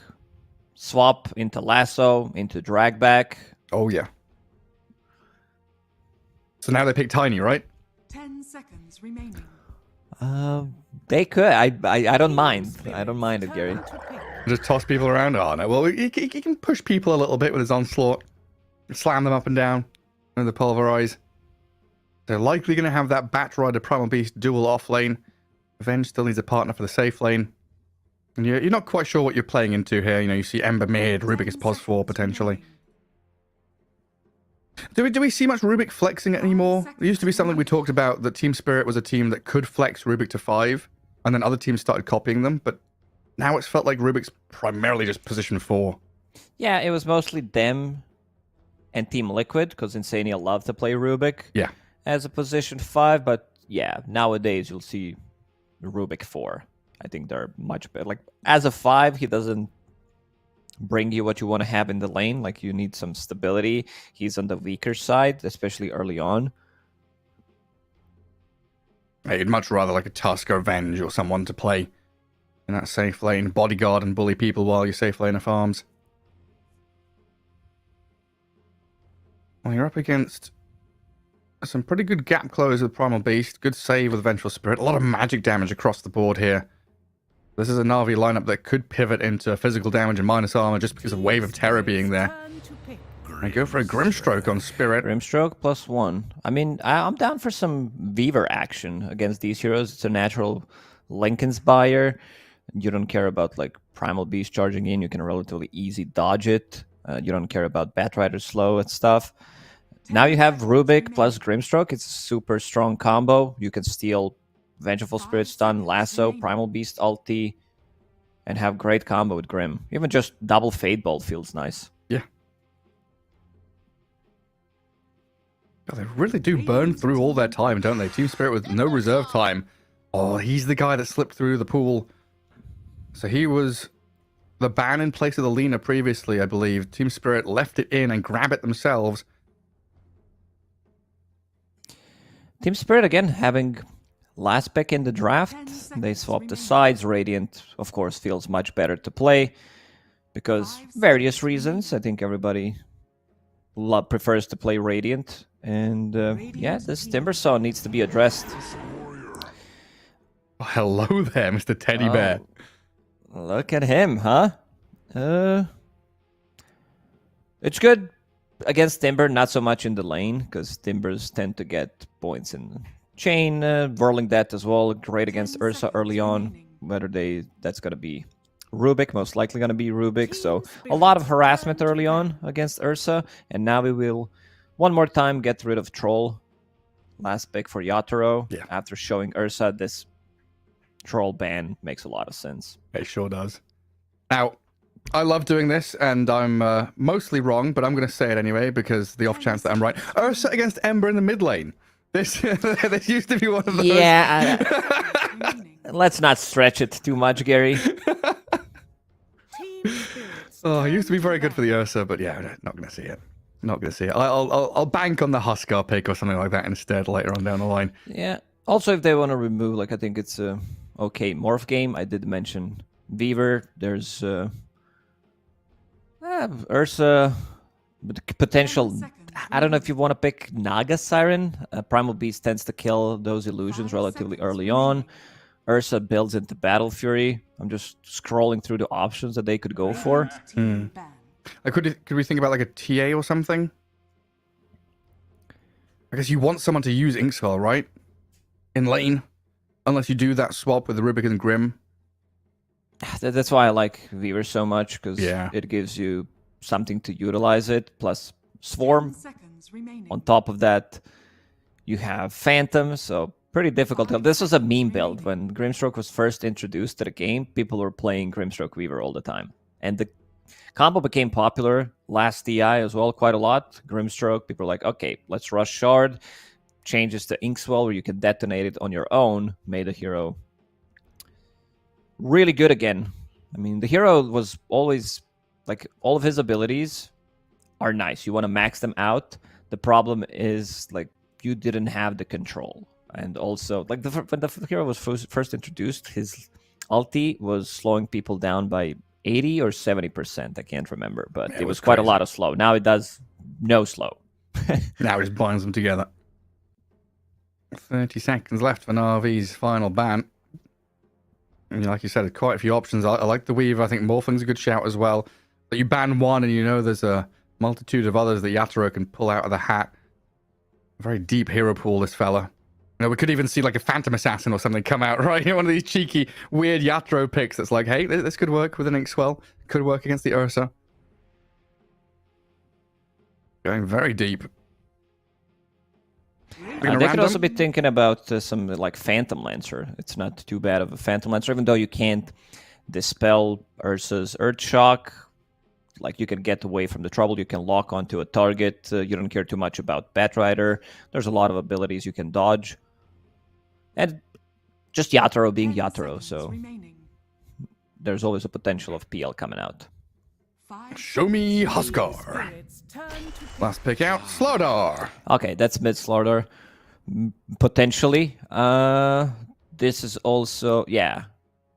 I think you can run mid Slaughter. You can also run mid Primal Beast.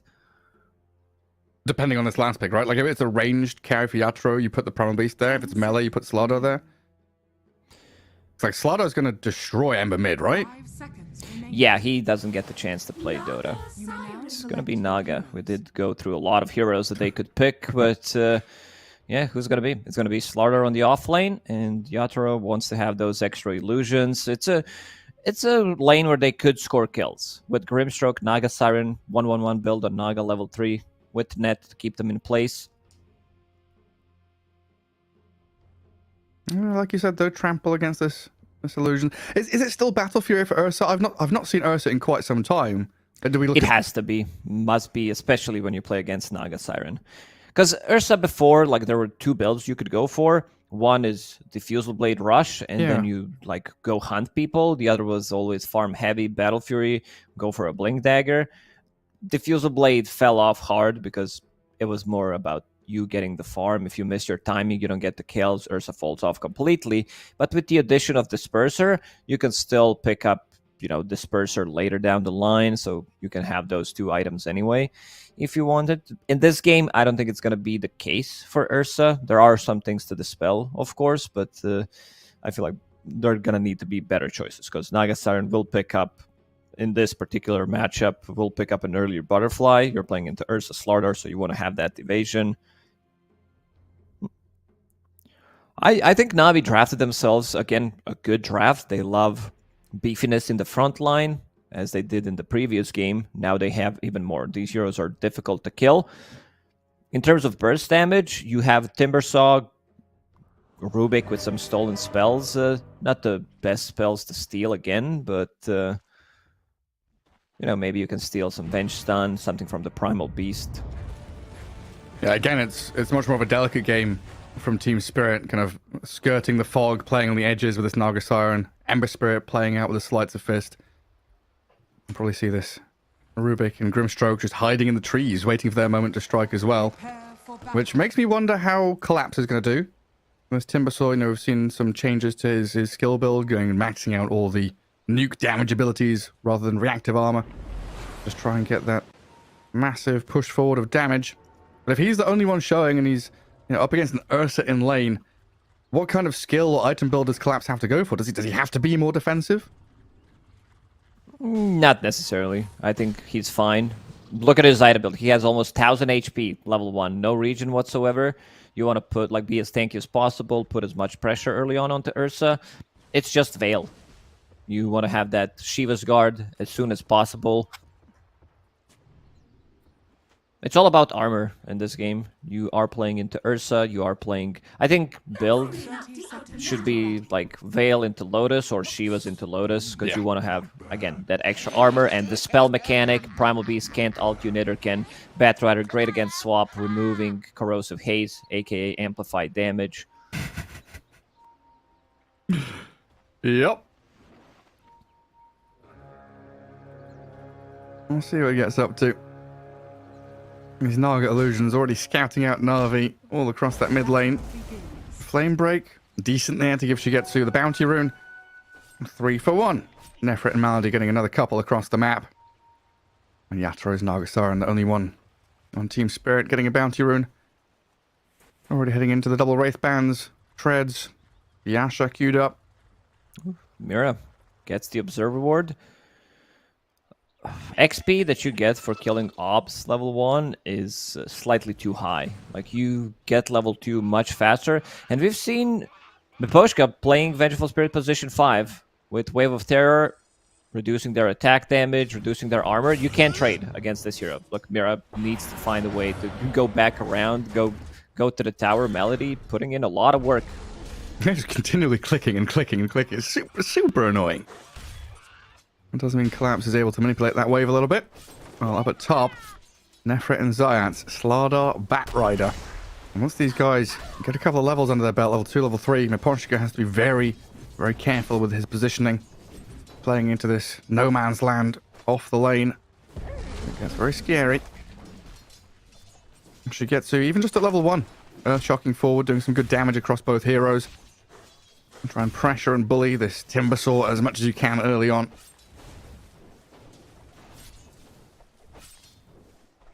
And something that top lane for Na'Vi potentially struggles with, though, and you talked about Primal Beast maybe being that off-laner to kill off illusions. And we're going to have to spend Crushes and Fireflies and all sorts of stuff to kill Yaturo's illusions. And so far, that's not being done. He's allowed a lot of freedom. It's not easy. Yeah, this is last pick. Naga Siren.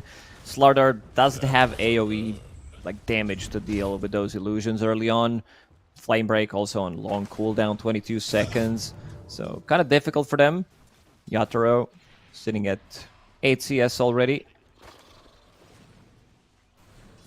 And a great start for him. Also looking at the Ember Spirit, 10 and 3. He's had some really nice denies, especially under tower.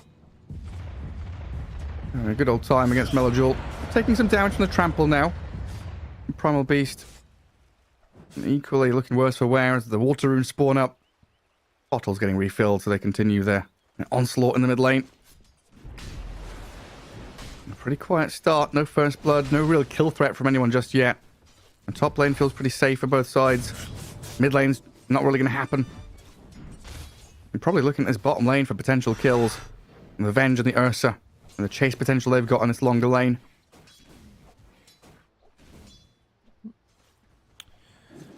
So you picked Ursa against Timbersaw. Timbersaw is still farming nicely. Sitting at, what, 11 CS, Ursa 13. And if you try to go on him, he can easily Timber Chain away. Has boots of speed, so Collapse knows the matchup. just realized it's Naga last pick and we didn't boo. How far we've come in Dota 2. Remember back in the day, Naga gets picked, everyone's booing and sad. Different times. Naga Siren was very boring hero back then. You were farming Radiants. Yeah. You kept farming until you lose the game. This hero, there was one period of time, I'd say like 6-7 months, where Naga Siren was constantly picked, and she never won. Like, you just farm, and then the enemy team also gets the farm. You can't close the game, but yeah, different times. Yeah, I think it was like TI4 or something. There was a pub stomp in London with Period and Flags. You know, we had 100 people or something watching TI4 qualifiers. Naga got picked. The whole pub starts booing. We had all these boomers and weird people. Like, what the hell are these kids watching a video game and booing for? Man, they picked Naga Siren, eh? It is a resident sleeper hero. Yeah, she can definitely play much more aggressively nowadays. And 4 minutes hit. Water Rune again spawning up for both the mid laners. We even had a move there from the back to try and safeguard it. Leaving Nefrit alone up top as he takes quite a bit of damage from his sister. And Riptide starting to stack up. And Miposhka not going to be able to get the pull off here, it looks like. A good move from Zayats. Take the aggro. Oh yeah, the hits didn't land quite in time to get the wave aggro there. Yatoro might be able to get the large camp across into it. All these little things. Lane manipulation. Getting the pulls off. Dragging the creep wave around to the range creep. That's very nicely done by the Naga. Slardar does gather the creep wave though. Snatched from your grass. No first blood yet. 5 minutes. Bit of a slower start.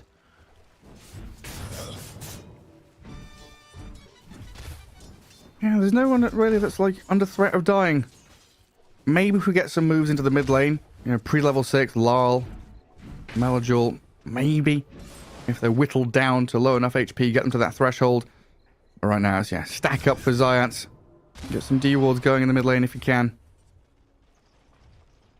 Rubik's even moving in towards mid as well. 6 minute mark, of course. That important period. Active runes for these mid laners. Could prove the difference makers there. Zayas is bored of the top lane. He's like, I'm done with it. I'm moving mid, guys. He can't do anything. I mean, he is playing into Naga Siren, so pretty difficult for him. He's gonna take over the Watcher, but that's about it. He can stick around, wait for 6 minute power rune. You're up. Forced to use his telekinesis. They're gonna chase him down. Where the tree's at? There's one. Do we have a blood grenade or anything here? Mirror collapse. Finally get first blood. Just before 6 minutes hits. Kill off that Venge. In a lane where I felt like Venge and Ursa should have had the upper hand. They lose the first life. And then they get the luck for Larl. DD rune on this Ember Spirit. And a move up top onto Nefrit. A couple of kills there for Team Spirit. Laning phase going very well across the board for them. It's gonna need to be Melajul this game, who makes the rotations. Zayats is not having a good time. Level 2 on a Batrider. 6 minutes into the game. Can't really do anything to Naga Siren. Your Slardar, he's also not the hero that is like very explosive. He gets his level 6. It's not that big of a deal. What he wants to do is pressure. And yeah, I see them lurking around the mid lane. Both supports from Team Spirit.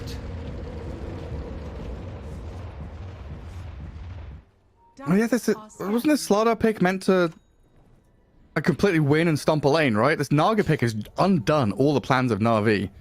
I really wonder what the conversation was about this Primal Beast versus Slardar going mid or going off lane was. And Malady not going to get the Wisdom Rune steal. Mirror there right on time. Oh, bypasses them. Slides through the trees. I think Malady's still going to get found here as Collapse has joined. Looking for the pick off. He's going to make them work for it. Delay the inevitable. Meanwhile, I think a fight is brewing over towards that top rune spot inside the jungle where Larl has spotted some of those stacks and stolen out a few creeps, but finally, first kill up on the board for Na'Vi. Miposhka out for 20. That's something. Also, they're gonna have trouble controlling this Ember Spirit. Even though they have like Primal Beast with Pulverize, Lasso, supports are slightly under level for this stage of the game. And he can dodge a lot of those things. I don't want to say a completely free game, but definitely easier than most. I mean, Larl here with this double damage. getting back in on top of the Primal Beast and looking for the 8-minute rune. Good flame break there. The haste taken by the Primal. While even with that ink swell, not able to commit onto them. I almost feel bad. Now they're looking at this Nagasara and saying, hey, Yatoro is top of the net worth by a good 500 already. Has had complete freedom for the better part of 10 minutes. Can we find the real one? You won't be able to pressure Yatoro anyway. Like, you need to have good smoke, and it needs to be onslaught into trample into another stun. Right now, they're trying to find him. Yatoro doesn't have a point in Song. He spent all of his points. Maybe they catch him here. Okay, they know. They see him. Flame break into trample. All of his illusion's going to die there, but good root on the Primal Beast stops him in his tracks. Zayat still trying to chase forward. Melajul with his haste rune and Slardar arriving will be able to get the pick off at long last. In the meantime, Venge died down bottom. Shigetsu getting charged by Collapse's Timbersaw. TPing Primal Beast down here with the Venge as well. Shigetsu taken out with a Chakram of Collapse, but in comes the trade. A double kill for your mid laner. You said it's all about this Primal Beast from the mid lane of Melajul, and he's showing off why. From one side to the other, getting really important kills on both side lane cores.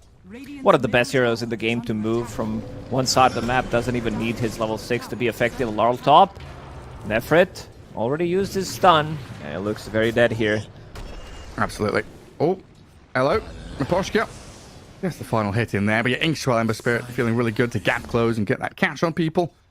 And now breathing room for Yatoro again to clear out this wave and probably swing into the jungle.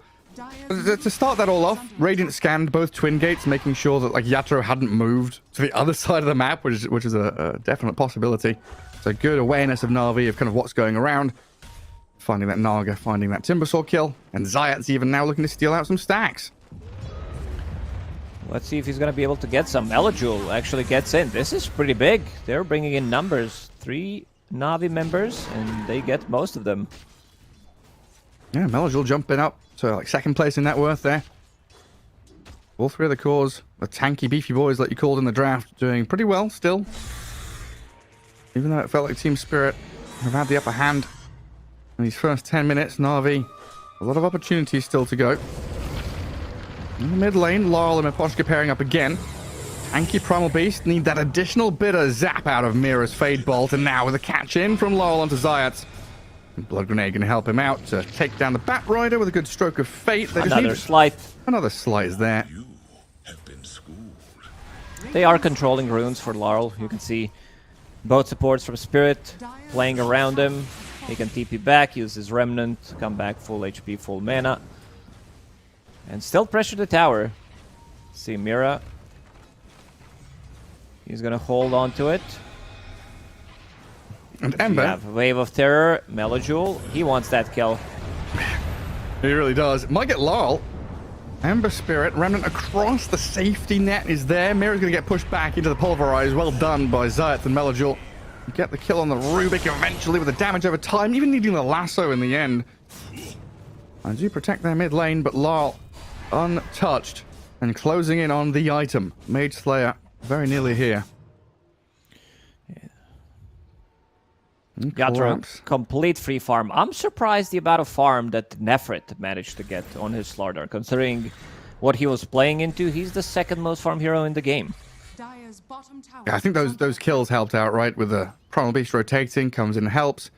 Now he gets to push out that tower, get some extra gold, and Nagasaran in the jungle gives him a lot of free time. Also finding the right neutral item. Having a bubble, 5 HP regen per second, having mana regen from Mage Slayer that he built into, gives you, like, you don't need Mask of Madness. I think bubble is just busted at the moment. Yeah, pretty damn strong. Yatoro. It's fishy lane up top. I'm throwing nets and crushes and bashes at each other. Slardar Mage Slayer. And sweet. I mean, something's got to be done about this. we can't have everyone buying Mage Slayer. Oh, here comes Laurel with the Mage Slayer against the Slardar with the Mage Slayer. Good crush. But Inkswell, Miposhka's arrival, and the catch on Slardar will secure them a kill. 4 members strong, plus the illusions. And Mira even joining in there as well. And that's really the key to the success of Team Spirit, right? Is that ability to bring numbers. No matter where they are on the map, they are prepped and ready to fight with Yatoro when he says he's ready. The team is ready. He's not gonna be fight ready yet, but this is Naga Siren, Radiant's top tower is under Riptide, attack. Mirror Image maxed out, so lanes, they don't have the best heroes to deal with illusions anyway, so you'll always have this one lane that you will need to fix. Primal Beast. Yeah, Batrider dead though, and Primal Beast trying to escape. Soul Oh, he bound got up. leashed again. Leash to the Vengeful Spirit. Lyle, still thinking about the chase, gets the root down on the Venge. The swap across going to put her back in danger as the Remnants out, give Lyle safety, and collapse.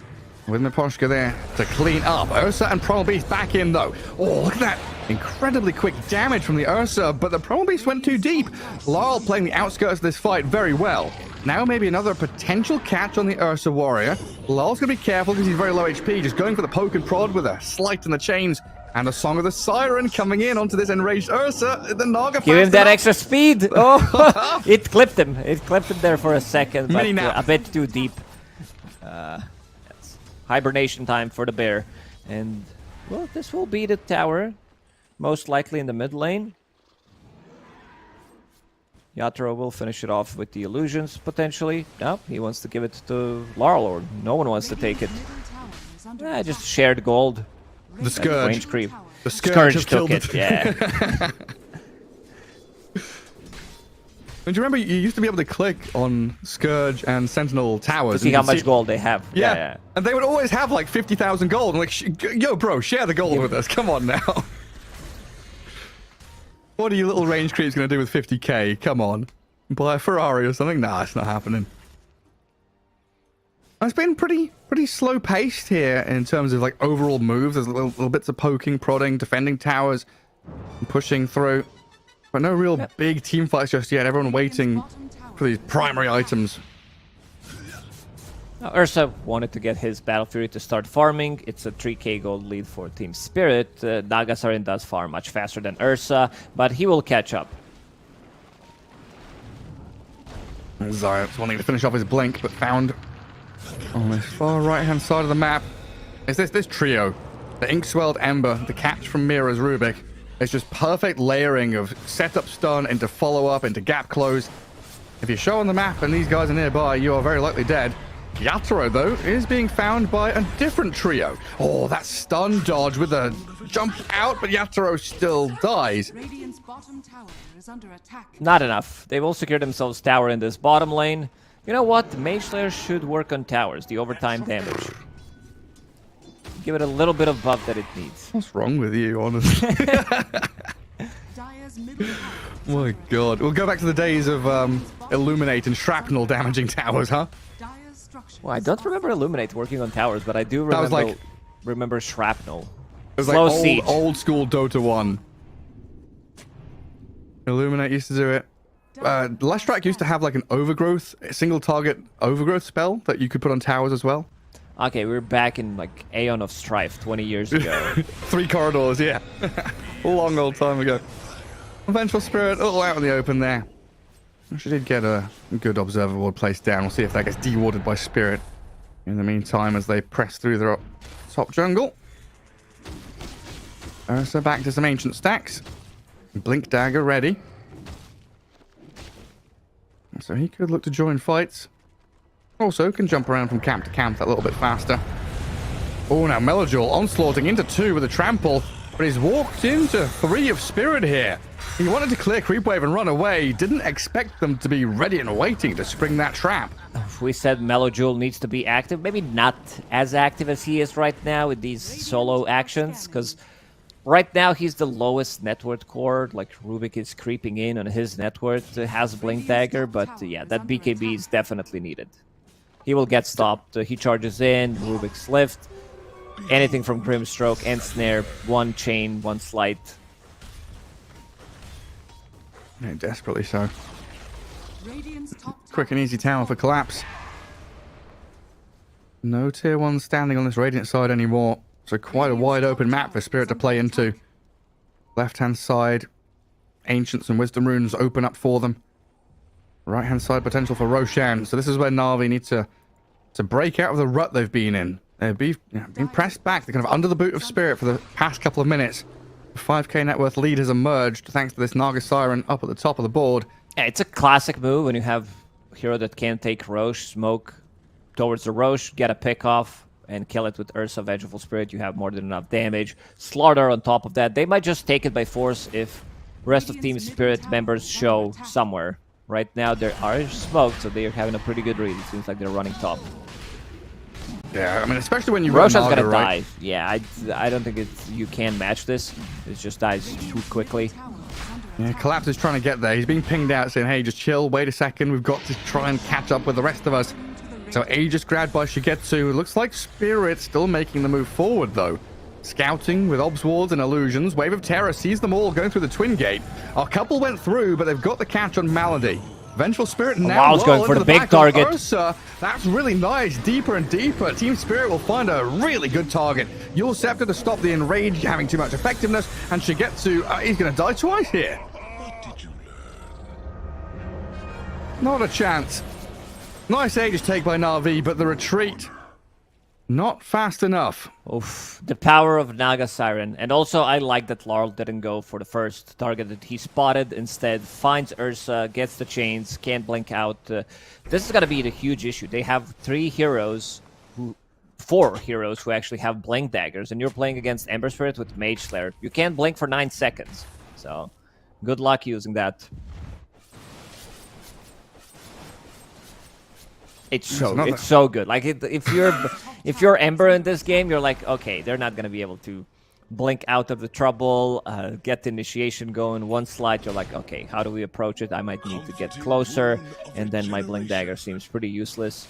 But net worth keeps increasing for Team Spirit. Yatoro, Orchid done against Ursa. They also have Yule Scepter on Timbersaw, so a lot of ways for them to, and also another one on Mira. Mira just loves this item on Rubik.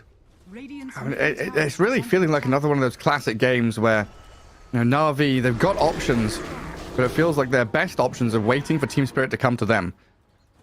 They need vision. They need Observer Walls to see these heroes, to get the jump with the Blink Daggers. They need to see the Ember Spirit. They need to find this Rubik and Grimstroke. If Team Spirit are, you know, de-warding or playing from fog, hiding themselves, obscuring their moves, Na'Vi kind of have to go like headless chickens blind into moves like this, where they do jump the Ember Spirit, but the safety and protection is there from the Grimstroke. They need more stuns. Larl swapped across, and they get the kill with the Ursa at long last. Yeah, they have all the stuns in the world. The Grimstroke pops the Inkswall. He gets the Remnant, but doesn't get out. And he's going for Lancaster. He was so close to it. Wanted to get Maelstrom first, but it changed his mind, which I really like that he's going for Lincolns. It's going to give them extra protection. Shigetsu. Okay, Mira gets blown up instantly. That's the thing, like Na'Vi can do this on their side of the river when Team Spirit like coming to them. That's the easy part. The challenging part of this game is if you're pushing up high ground or you're going onto the dire side of the map, do you have the vision? Do you have that ability to make the jumps like we've just seen? And then of course, yeah, you kill a Rubik, you kill an Ember Spirit. This Naga Siren. Yatoro's a quickly massive becoming a problem. Because you can't, like, they did manage to kill him twice, which is okay for this stage of the game. They do have a lot of blink daggers, but yeah, not the easiest target to pick off, especially if you're like smoking into an area where they have vision. He pops that Song of the Siren, gets out, you wasted good 30-45 seconds, and he also might set things up for you. But once he shows in a fight with the rest of the team, this is going to be pretty massive. I believe that's full Eternal Shroud done now. Yeah, there it is. Oh boy. Radiant's bottom tower is under attack. All right. Let's see what you're made of, Na'Vi. And also, quite an awkward position to be in, taking Roshan and Aegis quite early on and losing it immediately. Now puts them in a tough spot, not having a key objective to go for. They'd like to press into tier 1 mid and bottom lane, but that's all being covered by the Naga. She's cutting waves with illusions as Collapse plays into this Radiant Triangle again, backed up by Miposhka. A lot of damage, but a good swap from Malady there. Backup arriving with Zayats and Shigetsu, taking out Mira. Rubik, a little too forward placed, but a good jump. DD Ember coming in. Ember Spirit here to kill off both supports. 2-for-1 trade. And while you're making all this noise and chaos on this side of the map, Yatoro having a very chill, calm time elsewhere. Ursa, he wanted in on that. backline stab from Melojul. Primal Beast is moving aggressively towards them. Eposhka does get blink crushed. Timbersaw though with a 3-man whirling death chakram on them, and Ember Spirit will rejoin. Yatoro, he says hello. BKB out from Shigetsu. Is there a blink? He can't. Earth Mage Shock to Slayer get to goes. high ground? Oh, you're right. The Mage Slayer just keeps cancelling it out. Goes You through weren't kidding BKB. about this. This item is just too good, or whatever you want to call it. If you're on the receiving end, you are gonna call it imba, but yeah, right now seems like it's doing way too much. You can't like you get hit by slight and that's it. You're donezo. They can run you down, and you can see like this is the first fight that Yatoro like joins in with his new shiny items: Eternal Shroud, Mantis Style, and Orchid. Even though they do have multiple BKBs now, Slaughter also getting closer to his, so that will be 3 BKB timing for Na'Vi. They can still kite them. They have the abilities. Also, Primal Beast used Pulverize onto Ember, practice Lincoln's only. But Laurel, yeah, having a perfect game, having a perfect series. Spectacular stuff. Na'Vi is really on the receiving end of this. Just look at the pink arrows on the map. Naga pushing mid, cutting bottom, moving into triangle. There is no respite, no rest for the wicked. And Collapse going to get back to base. Already got his Shiver's Guard. Yule Scepter looking pretty happy on that Timbersaw. He had a great reinitiation that mid lane fight as well. Got the jump into the middle of 3. And what, 2 strength heroes plus the Ursa? Are scanning. Tanky fellas no more. He almost has Lotus Orb on Collapse. Yule Scepter, that's one way of dispelling. Shiva's Guard, insane amount of armor, reducing the healing as well. But yeah, Lotus is the big one. This is the Radiant's top tower pretty is under attack. much the best item against their spells. You can get pulverized, removing Slaughter's ulti, Batrider ulti as well, so he can't cast it. Swap, you stay in the position you're in.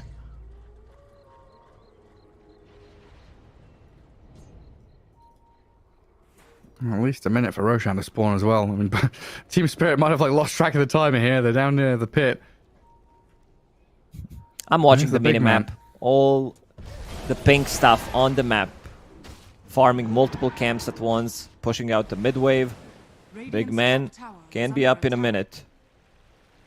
And usually with Naga Siren, we see this kind of weird thing where she's getting a lot of farm, but experience-wise, she's lacking. But Yatoro is top of the XP as well. He's level 17. Hasn't been missing out too much, even with all the split pushing and Radiant's the kind of separation from the creeps that he's been achieving. They don't have that hero that instantly kills illusions. There is no lion and no shaman. They don't have anyone to take over the illusions either, so huge issue for Na'Vi. And he does have full disperser. There's smoke up around her as well. Yatoro breaks out of it to hit some creeps. Collapse, Mira, Dire's structures and the are rest of the fortified. squad bleeding out. Dire's middle tower is under Na'Vi, they're moving from mid. Get a shield rune down bottom spot. Where are they heading? Tier 1 mid? Oh, it's pretty low HP, so it's a freebie objective for the Ursa. Illusions are already in the mid lane. He wants to cut that mid wave. Dire's middle tower Sees them is under pushing it attack. in. Yeah, we usually like this move, right? We like it when you're behind, but you go into enemy triangle, you get some wards down, you play aggressively, you press into both sides. But against the Naga, that's not going to work. You come in here, you get a ward down, you've got to run back. You've got to go bottom, you've got to go back to mid. Is under attack. Very difficult to traverse this entire map as Na'Vi when you don't have a puck. Like you said, you don't have an illusion clearer. You don't have a split pusher. Everyone has to play as 5 as Na'Vi. They are one group, one unit, so they'll smoke together as 5 and look to contest the next Roche. Just under a minute for him to spawn. Radiant's middle Team tower Spirit is under already attack. prepping themselves for this exact scenario. 3 minutes until daytime, so it's going to be a night Roche. Radiant's top tower is Super under important for Na'Vi to win this fight convincingly. attack. Are scanning. But they've always, and Team Spirit have always got this big reset button with the Song of the Siren. Primal Beast already scouted. High ground vision there. The Yule Scepter, good.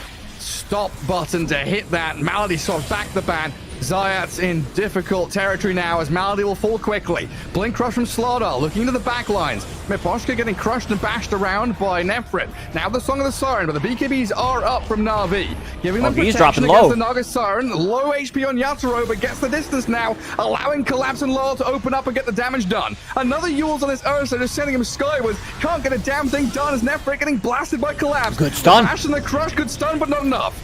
Ursa's gone. Nefrit chased down. Dominating streaks for Lyle and Collapse. Under attack. Primal They're Beast and so Batrider good. licking their wounds and running away. Just great execution. These Yule Scepters, the song, everything spot on. So good at kiting. Multiple Lotus Orbs, the multiple Yule Scepters being used, and that Song of the Siren. Perfect timing. BKBs, they wear off, and Yatoro manages to get away. Like, we talked about PL Radiant's top with the tower new is shiny under item, attack. Bloodthorn. Naga Siren, it's not as good, but it's great because you can keep them in place with Naga Siren. Pop that in Snare, use Disperser, speed up your illusions, slow them down.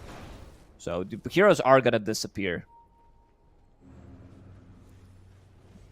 Oof. And Roshan's Rankin's still procced. waiting for them. 4 staff on Zayats, but Melajul was kind of hesitating before using the Pulverize. And Roshan belongs to Team Spirit. And we don't see Na'Vi taking another fight. They had to commit with the buybacks. Seems like they're coming. BKBs are getting off cooldown. They're drawing on a minimap, but vision from Team Spirit, they see everything. They see Tier 2 tower, they see where Tier 1 tower is. Melajul running in. That's aggressive. Collapse is so quick with that Yule Scepter, though. Melajul pops the illusion, tries to run away from Yatoro and his illusions. Lasso is there onto the Rubik. Another Yule Scepter skyward sends Mirror. Song of the Siren's out Disperser. from Yatoro. Oh. They're trying to catch up to this Ursa now as well. He's isolated, surrounded by illusions. Yatoro getting pushed out by the onslaught. Can they pulverize and get the Naga Siren? Shigetsu's slain by Collapse. Mirror will be a casualty here as Nefrit finds it, but in comes the rest of Spirit. They can't stop his TP, it looks like. Two must trade. A 2-for-1 in the end, but they don't kill off the Aegis. They don't find any core kills. Na'Vi losing out in another battle. They don't have enough. Like Melajul runs in, a bit of a weird one, trying to take a fight into Aegis and Cheese right there, because they are super tanky. Song resets. What Team Spirit wants to do is kill these two supports immediately, maybe pop a BKB, use Song of the Siren, their Yule Scepters and everything to reset, and then come back into a fight. Because if Yatoro doesn't die, he can easily just clean up after the BKBs are done. They have no ways of dispelling things once the BKBs are down. So this is the timing that they're looking for a dragged fight. And yeah, also Disperser. Like you see this item speeding up Mira, so he gets another round of spells. Look at Lal and Collapse tracking back, tracing and hunting their prey. The wounded deer that is Na'Vi right now. I think needs to be put out of their misery. Look at mid. Yatoro onto another target, just doing so much damage to this Ursa. Through that Bloodthorn, but a good swap from Malady gets him away. Now that you're about to be swarmed. Bottom lane pushed, mid lane shoved in. Zayat's trying to do what he can and cut the waves. Radiant's bottom tower is Very under difficult attack. prospect in this kind of game, though. 16k behind, playing into Aegis Cheese and map control. Like, it just doesn't feel like you can actually go out on the map as Na'Vi. Now look at the illusions. Those 3 pink arrows. Did Malady just die to Tormentor? I guess he did, right? Radiant's bottom tower has Oh, he fallen. got the Tormentor. Radiant's middle tower. But he got killed by Tormentor. Oh, Malady did. Okay, yeah, Malady yeah. did, yeah. Yeah, it's a standard one. Thormy's pretty strong. There we go. High ground with a catapult. They don't have like any of these plays. Maybe like a swap into lasso, into a couple of stuns, but Yatoro can reset with the song. Look at that dodge on the boulder toss. Yatoro, what a god. BKB's expended, collapses in onto the Slardar, and a lot of immediate damage will send them back. The lasso The returns Lotus. back onto the Batrider with a Lotus Orb. Zayat done in by Collapse. And this lane of barracks looks pretty forfeit to me. 4v5, and the 5 has Aegis Cheese, so that's a 7. Radiant's bottom tower. It's a lot And of a couple of lot heroes. buybacks as well. Yeah, this game looks pretty over. They need to commit for one fight, see how it's gonna go, but there's way too many dispel mechanics, too much survivability on Team Spirit. And Team Spirit one step closer to qualifying for Birmingham. Melojul, though, wanting to try and put an end to this, gets in on top of Yatoro. You'll scepter up after the swap. Interesting, but Collapse has found the target in the back and blows him up. Shigetsu can't even grasp onto Rubik. He's danced his way out of there, pirouetting out as Yatoro does lose the Aegis. Tried to get the song off in time, but Na'Vi are bleeding out. One by one, they're falling like flies. Nefrit left stranded. Shigetsu, the only one alive. Slardar does have a buyback, but at this point, is it even worth it? Yeah, they tried. The first game was very long. Maybe it left, a couple of scars onto them because they were ahead for a really long time, but they couldn't push considering the heroes that Spirit had. And now it seems like that they were unable to put the same amount of pressure, same gameplay as they did in the game number 1. They're fountain diving.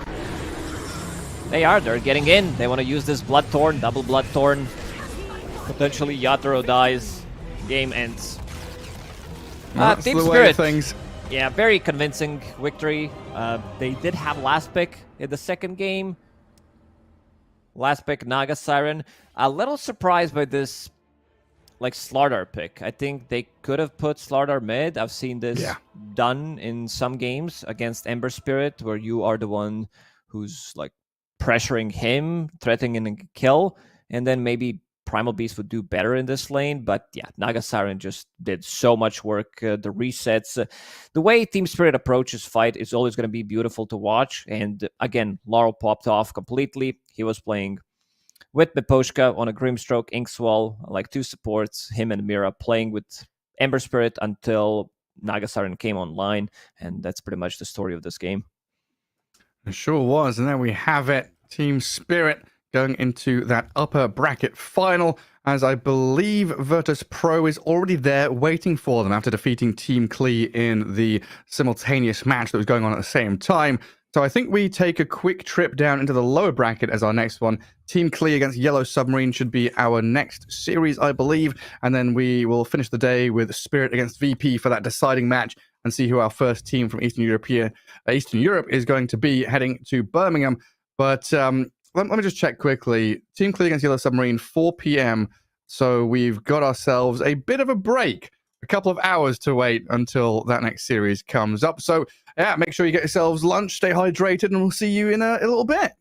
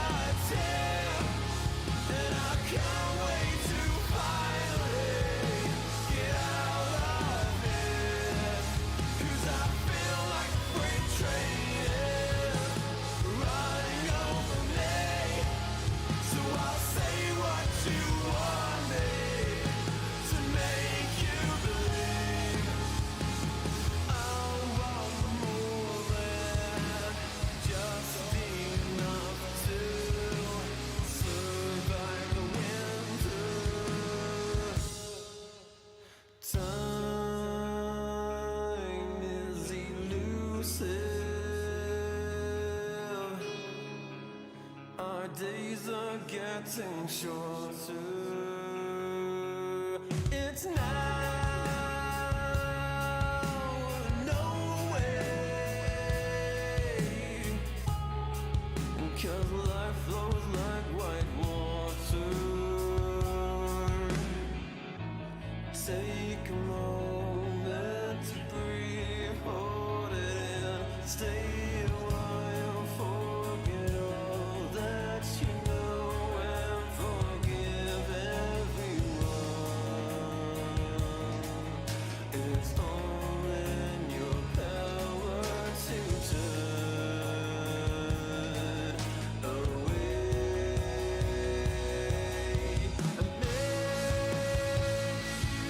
I've been blinded, 'cause all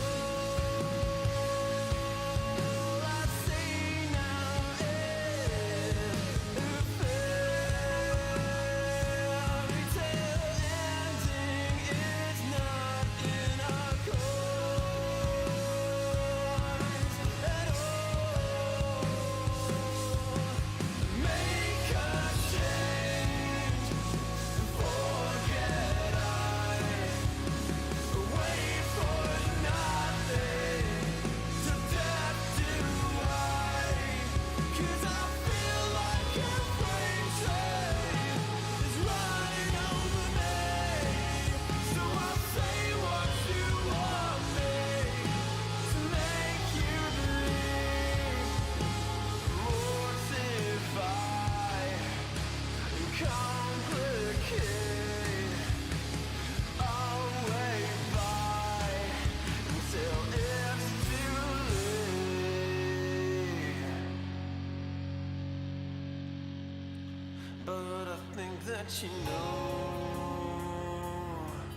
much better. Wait forever. My head is on straight for once, and you will pay for it.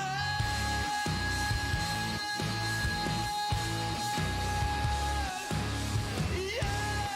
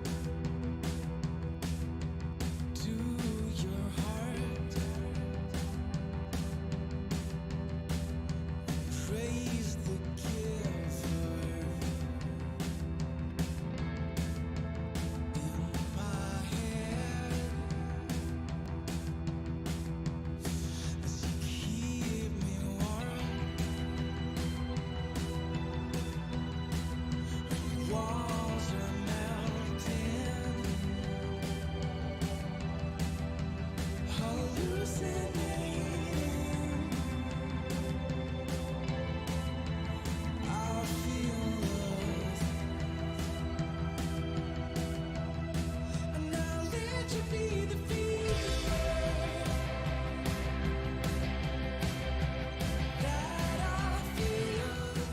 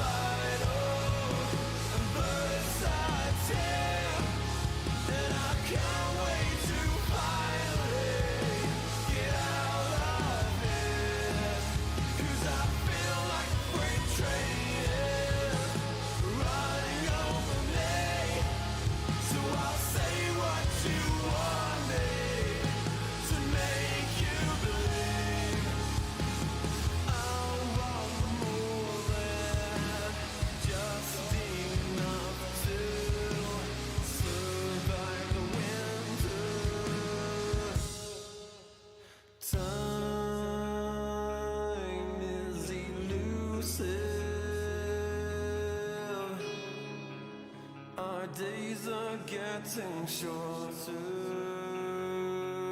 It's now. No way. 'Cause life flows like white water. Take a moment to breathe, hold it in, stay a while, forget all that you know, and forgive everyone. It's all in your power to turn away.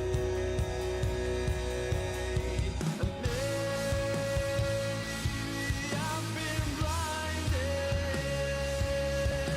'cause all I see now is a fairy tale ending. It's not in our course at all.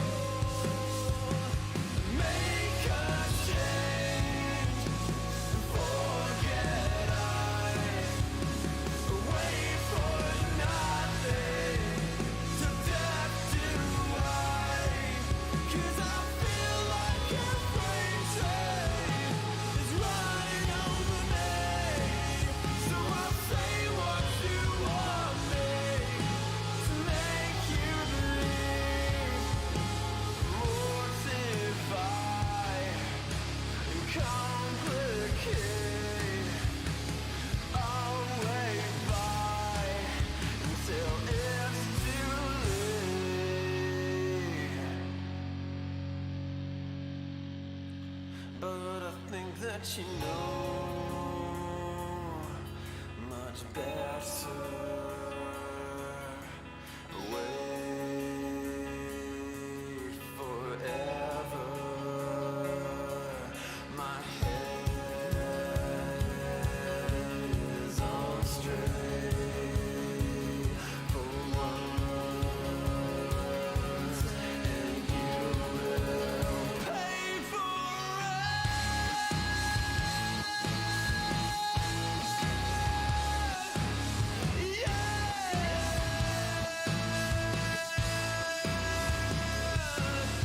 Caught in a landslide, and birds I take, and I can't wait to finally get out of here. And I feel like a freight train is running over me, 'cause I know like I know everything to make you believe.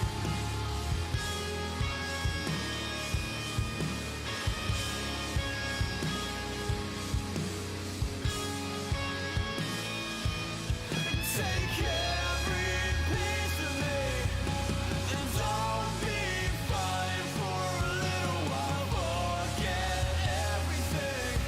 You're making excuses. These loaded questions will be useless for you. And the real answer is that I fucking hate you.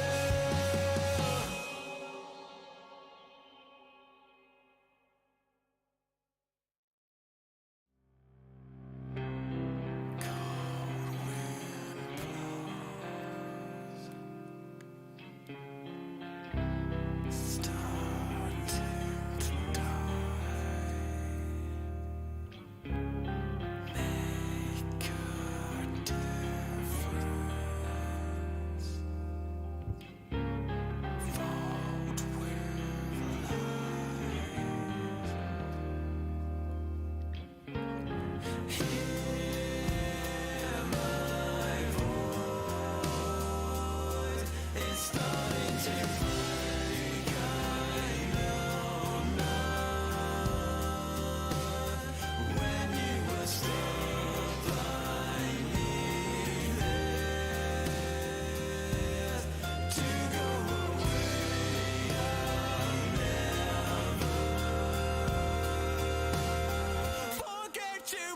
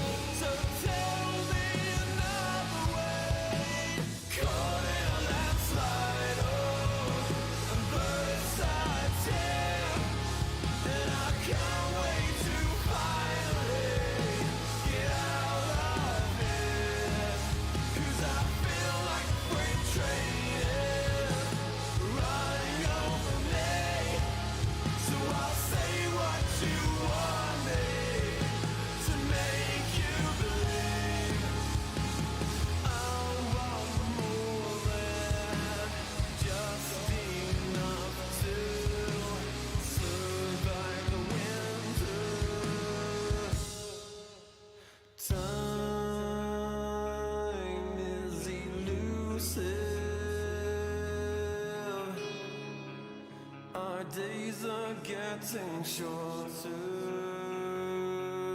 It's now, no way, 'cause life flows like white water. Take a moment to breathe, hold it in, stay a while, forget all that you know, and forgive everyone. It's all in your power to turn away.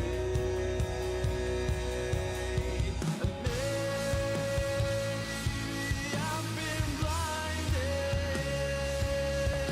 'cause all I see now is a fairy tale ending. It's not in our course at all. Make a change, forget wait for nothing, to death do I, 'cause I feel like a freight train is running over me. So I'll say what you want me to make you believe, mortify and complicate. I'll wait by until it's too late. But I think that you know much better. Wait forever. My head is on straight for once, and you will pay for it.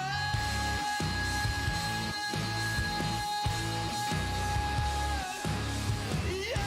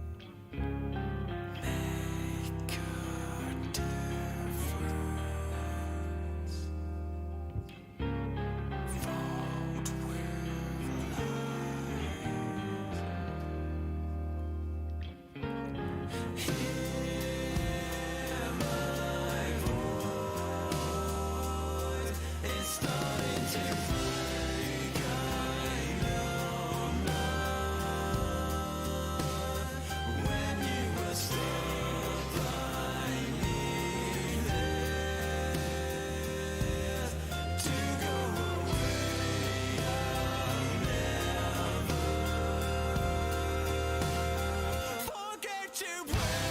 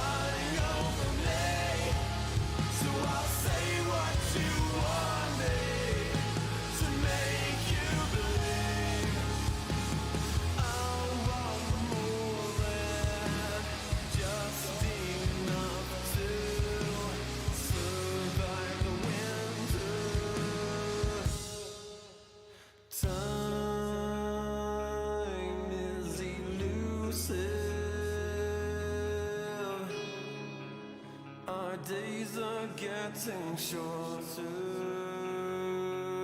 It's now, no way. 'Cause life flows like white water.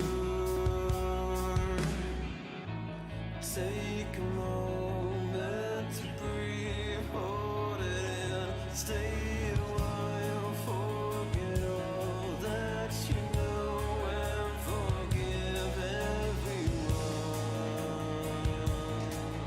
It's all in your power to turn away.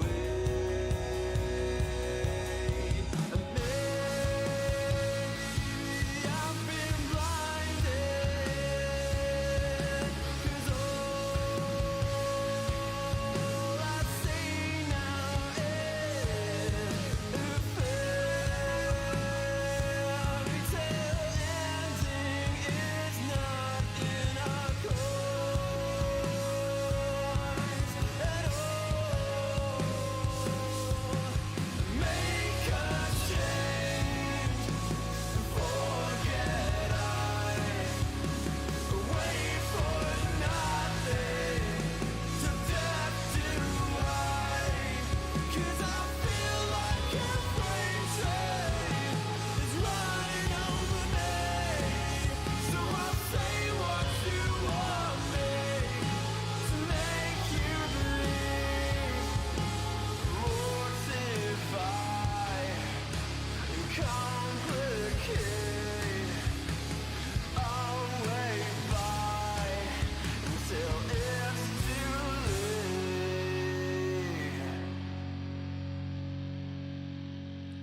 But I think that you know much better. Wait forever. My head is on straight for once, and you will pay for it.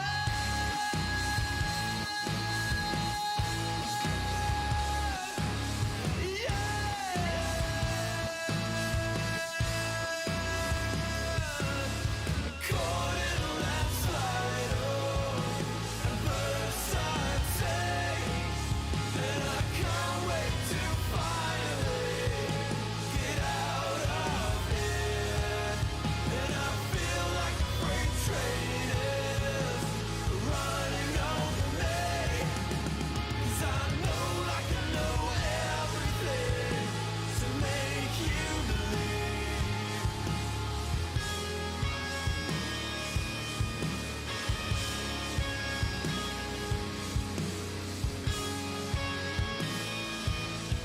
Take every piece of me, and don't be fine for a little while. Forget everything. You're making excuses. These loaded questions will be useless for you. And the real answer is that I fucking hate you.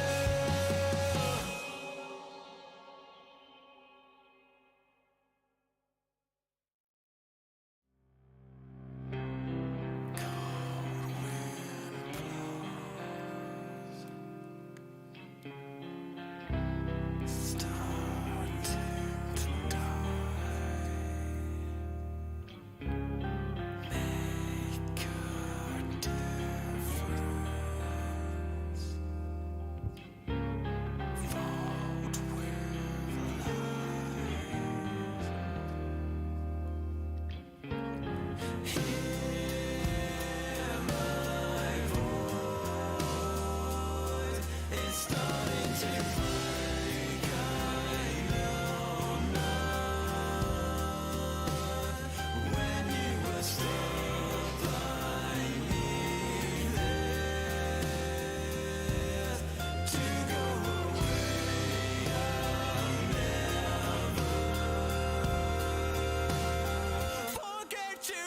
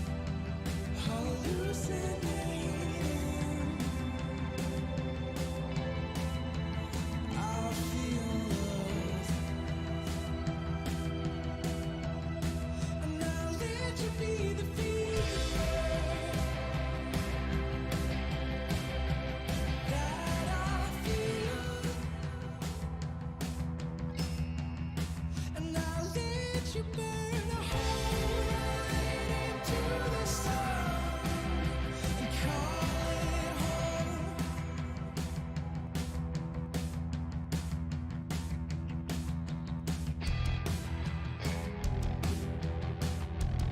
So I'll let myself fall into your arms.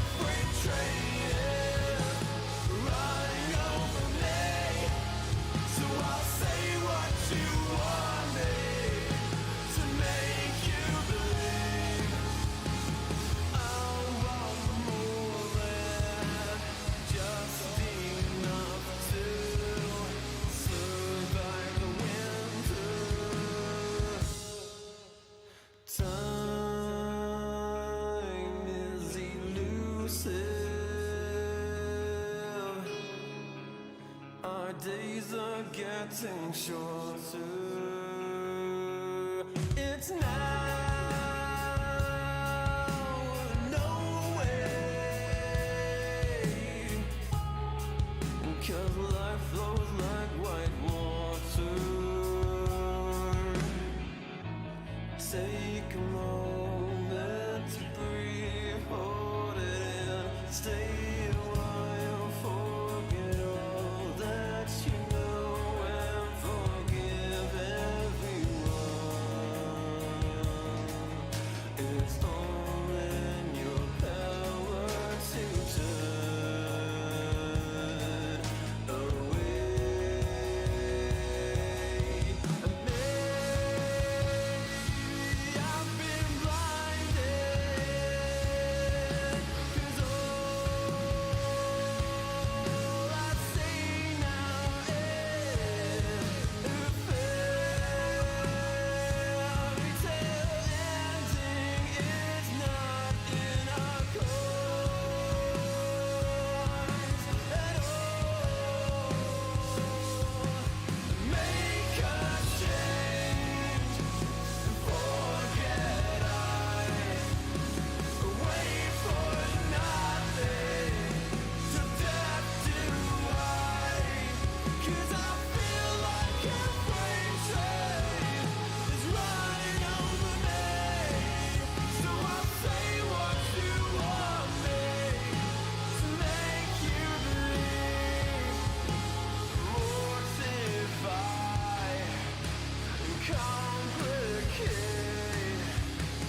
I'll wait by until it's too late. But I think that you know much better. Wait forever.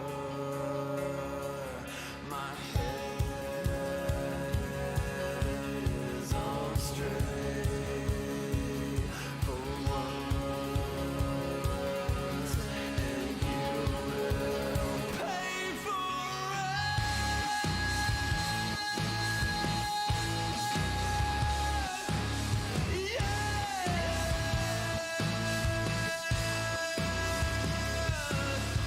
Caught in a landslide, and birds I take, and I can't wait to finally get out of here. And I feel like a freight train is running over me, 'cause I know like I know everything to make you believe.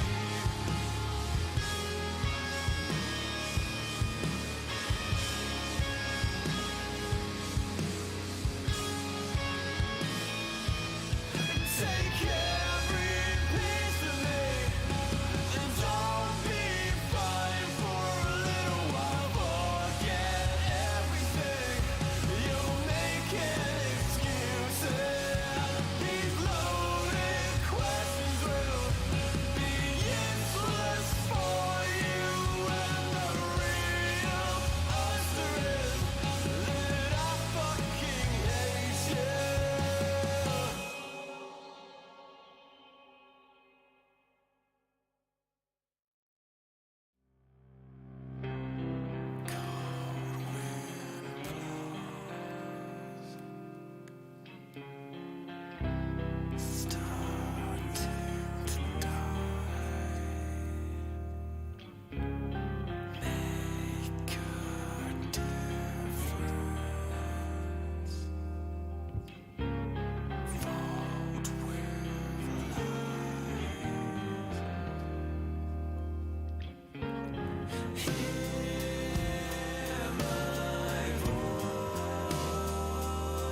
It's starting to break, I know not. When you were stuck by me there to go away, I'll never forget you.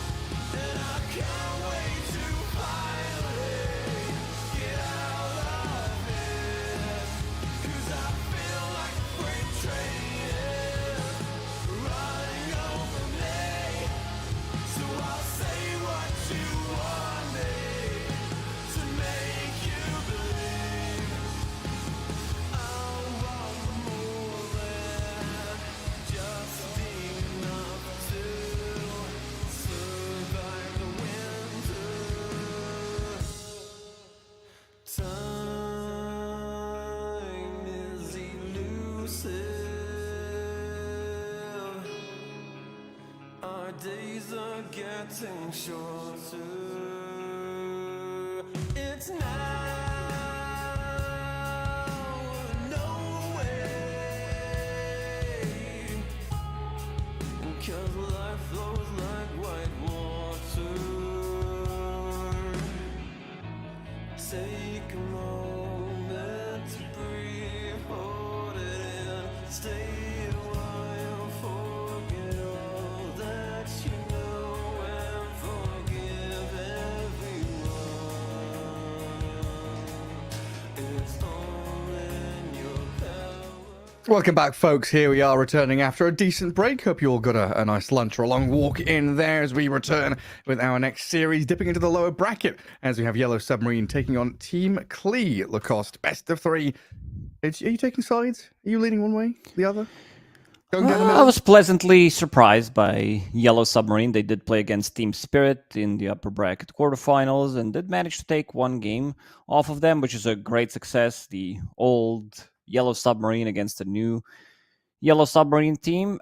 Then they dropped down and they beat Team Siberian, or Siberian team, whatever you want to call them. And Team Clee, not sure what to think about the team. We did cover one series yesterday against Klim Sanic, and last draft was not the best one. So I want to see how they're going to approach it. It was a no-stun draft. I did mention it a few times. They had Terrorblade, Templar Assassin, Darkseer. The only stun they had was pretty much Blast Off and Vacuum. That's it. So I want to see, even though they won the game, it took them good 55 minutes to win it. So I want to see something slightly different. Yeah, and going up against arguably a better team could be exploiting these weaknesses much better, right? That lack of stun, the kind of waiting and hoping the enemy comes to you so you can take fights on your terrain, your side of the map. Team Clee took advantage of a lot of these little things, little slip-ups or kind of unforced errors from their opponents, which I don't think Yellow Submarine are going to be making those same kind of mistakes. They're much crisper, much cleaner than we saw from Klim Sanic for sure. And yeah, of course, we're down in the lower bracket now. Yellow Submarine having taken down the Siberian team, getting into this spot. They are now 3 best of 3s away from qualifying. Still Na'Vi, Klim Sanic, Yellow Submarine, Clee, and of course, the loser from that upper bracket final, VP or Spirit, will be waiting them at the very end. But quite a long road still to get through this double elimination lower bracket as we start things out with a Chen, a hero that's been banned quite often in the first phase. Yeah, usually you don't see this hero for a good reason. You did mention that it's like a great, maybe even a better version of Venge, if that makes sense. But yeah, Chen, strong laner, divine favor level 1, insane ability. Just keep it level 1. It provides you with 12 armor level 1, so that's pretty good. Some extra regen, and the way Chen scales is pretty nuts. Like, his main item is Vlad's into drums, into Solar Crest. You can swap things around a bit, but yeah, these are your 3 core items pretty much. You're making everybody tanky. All the auras that you get from the creeps allows you to kill Roshan pretty quickly, maxing out your penitence. Just maxing penitence and putting Solar Crest on one of your allies, that target just dies. Like, the insane amount of attack speed. On the other side of Yellow Submarine, Centaur Warrunner, we've seen him mostly being played as an offlane, even though there was a lot of flex to it in the last few months. People do tend to play it on position 4 if he gets countered in the lane, but most likely just going to be that offlane. That's for sure. Well, pretty meta bans. Morphling, Ember, Phoenix, Magnus, Enigma. Banning out the Morphling themselves. Up against this butterfly fella, of course. We're always talking about the rank 4 prodigy, Mr. King, Mr. Satanic, who has done very well for himself. Morphling is just perma-banned against him because that's his pretty much signature hero. Now listen, Gary. Venge Luna. Oh my god. For Team Clee. Don't want to listen to you anymore. Art style push. The old school tactics. Let's go. I mean, we've seen this combo quite a lot yesterday. I don't think we've seen it today, but we've seen a lot of Vengeful Spirit for a good reason. Hero is not picked. One of the strongest heroes at the moment. Position 4/5. And Yellow Submarine, they did snatch away techies from Lil because he loves to play that hero. Well, that's a good point. Yeah, those look pretty good on these techies, hoodwinks, and stuff like that. We're expecting Chen 5, so Lil's hero still to come. What else has he been taking? Hoodwink, the techies. There was the Pugner, right? The Pugner was another one that is actually banned out. So it looks like Lion is going to be the backup plan here for Lil. Let's see if they can round out that offlane with someone to pair along with it. A flexible pick, but likely Lion, Primal Beast, your duo offlane there. And both teams showing their 3 and 4. Makes things a little easier to consider what safe lane carry you want to pick, knowing what kind of lane matchup you're heading into. 10 seconds remaining. And This is going to be their lane. Is this why Yellow Submarine picks the Venge Luna now? It's a possibility. It always is. I don't think you want to go... Because Yellow Submarine, they love to play Morphling, but it got banned. Never mind. But seeing Lion Primal Beast, you probably don't want to play it into it anyway. You got to figure out how to deal with this Primal Beast. Hero doesn't have many counters, quote to quote, where, you know, the hero's going to have decent amount of farm no matter what happens. It feels like the counters are just like stuns and stuff to stop trample in lane. Telekinesis can definitely do that job. Lift him up, drag him back, steal some spells from him. But quite often, Primal Beast, the only counter is how aggressive he is himself. You know, how deep does he dive? Does he feed away stuff? You do have to keep your eyes open. Faceless Void now for Yellow Submarine. They're playing into a Lion with a decent amount of disable there. But outside of that, looks pretty good. 10 seconds remaining. Yeah, you have a bit of a save coming out from Centaur. Later on with Rubik, Techies 5 jumps seconds in. remaining. Damage they can throw inside Chrono. Not the best so far. Rubik, a couple of stolen spells from him. Techies Sticky Bomb, but yeah, they need something bigger. And there it is. There's no Vengeful Spirit. Maybe they wish Vengeful Spirit was instead of Lion, which would provide them with some save capabilities against Chronosphere, but here they are. Good lineup from Team Klee.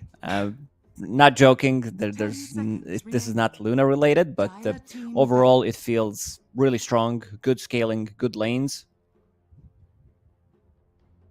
Looks much, much better than that draft the other day. Definitely does. They do have stuns, They mini do. stuns. Hard stuns, long stuns, mini stuns, all the stuns. Well, Invoker, a hero that we've touched on a fair amount of times as a potential mid lane pickup here, but not picked, not banned, ignored so far through this tournament that we've seen, does get removed by Klee. That would be a good combo with the Faceless Void. You know, you've got Sunstrikes, Meteors, but just straight up Alacrity on Void feels incredibly good. Right now, you've always got the reliable catch potential from Rubik and Centaur. Techies and Void as this follow-up salvo of damage and control. We just need that additional bit of damage, it feels like, that Yellow Submarine are lacking from the mid lane. I'm down for some Wind Ranger mid, something that can move, keep them busy. Hero that builds into BKB from the mid lane as her second item. Some nuke damage, some extra damage inside Chronosphere, good scaling. I don't know if you want to go Puck Spirit route, you are playing into Lion. But yeah, they're protecting their Faceless Void. It would have been a really good Puck game. No, like, real instant stuns. Sure, you have Rubik, Centaur Warrunner. Stun can be dodged. So is Techies. Even though you have, like, Faceless Void, it really depends who's getting the first initiation. And it would give them, like, a lot of group up potential. Because they lack something from the mid lane that's going to give them that extra push, something that can play fast and maybe punish Yellow Submarine's draft with Faceless Void a bit on a slower side compared to Luna. Yeah, I mean, we used to talk about combos into Chrono so often. Nowadays, it doesn't feel like you necessarily need it. You know, the Invoker's banned. We used to look at, like, OD or something like that. A Queen of Pain could maybe fit in here for Yellow Submarine as a mid laner that can play active with a Centaur, can dump damage into the Chrono, but is constantly out there fighting. We'll see what they go for, though. This final ban could undo the plans of Yellow Submarine. Radiant team pick. Lena, oh, there we go. Lena, forgot about her. Team pick. How could I? And Kunkka, the tanky playmaker, coming out of that mid lane for Klee. Pretty similar lineup to what Navi had in this first game when they played against Team Spirit with Lion, Primal 10 Beast, Kunkka. seconds Yeah. remaining. Yeah, it's good tempo, good team fight, lots of catch, lots of damage. 5 seconds That remaining. seems like a very solid draft from Klee. And Yellow Submarine, it still feels like they're lacking that little bit of damage. Like, lanes look solid here. Oh, are we looking at Techies 5? I don't know, I'd prefer Rubik with the Centaur, I think. I think so. I think that's how they're going to lane. Even though it sounds better to have techies with Centaur, it also sounds better if you have, like, techies with Faceless Void. Techies is just superior between these two. But then Telekinesis against the Trample of the Primal Beast. Like, have you picked Rubik to deal with? I guess we'll see what they do. That's a good point. They do have flex potential. They still have a minute left in the pool to decide what they want to pick against Kunkka. They need to be careful about the snowball potential. It can't be something with like huge cooldown like Chronosphere, because they could run them over. Is it finally Huskar time, by the way? You've been calling for Huskar for so long. I think this is the best game for it so far. You got last pick. He doesn't look like dealt with by this draft so far. You're against melee Kunkka in the mid lane. You can do damage into Chrono. You can play fast, not reliant on cooldowns. And this is where you take up all your time and you're like, do we do the cheese? It's game 1 of a best of 3. Probably one of the better times to actually go and try it. And they say, nah, we'll go for Pango. The safer, sounder pick. It feels they leaned towards something that can deal with Chen, his creeps, burn a little bit of mana, gives them more team fight. Someone who goes in with Centaur and sets things up for Faceless Void. It's not like real damage inside Chrono. Swashbuckle, sure, maybe Shield Crash with Aghanim Scepter around the Chrono. But as you said, it's not all about damage inside Chronosphere.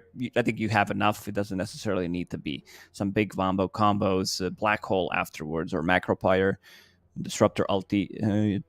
Yeah, it's an okay Pango game. If he's getting jumped, there's also like ton of physical damage whenever you play against Luna, something that Pango is afraid of. Luna doesn't have like the biggest range, but if she gets the BKB off and starts hitting him, Pango is going to be afraid. Like, he can't roll into Drow Ranger, Medusa, these type of heroes that can just take him down by overwhelming damage.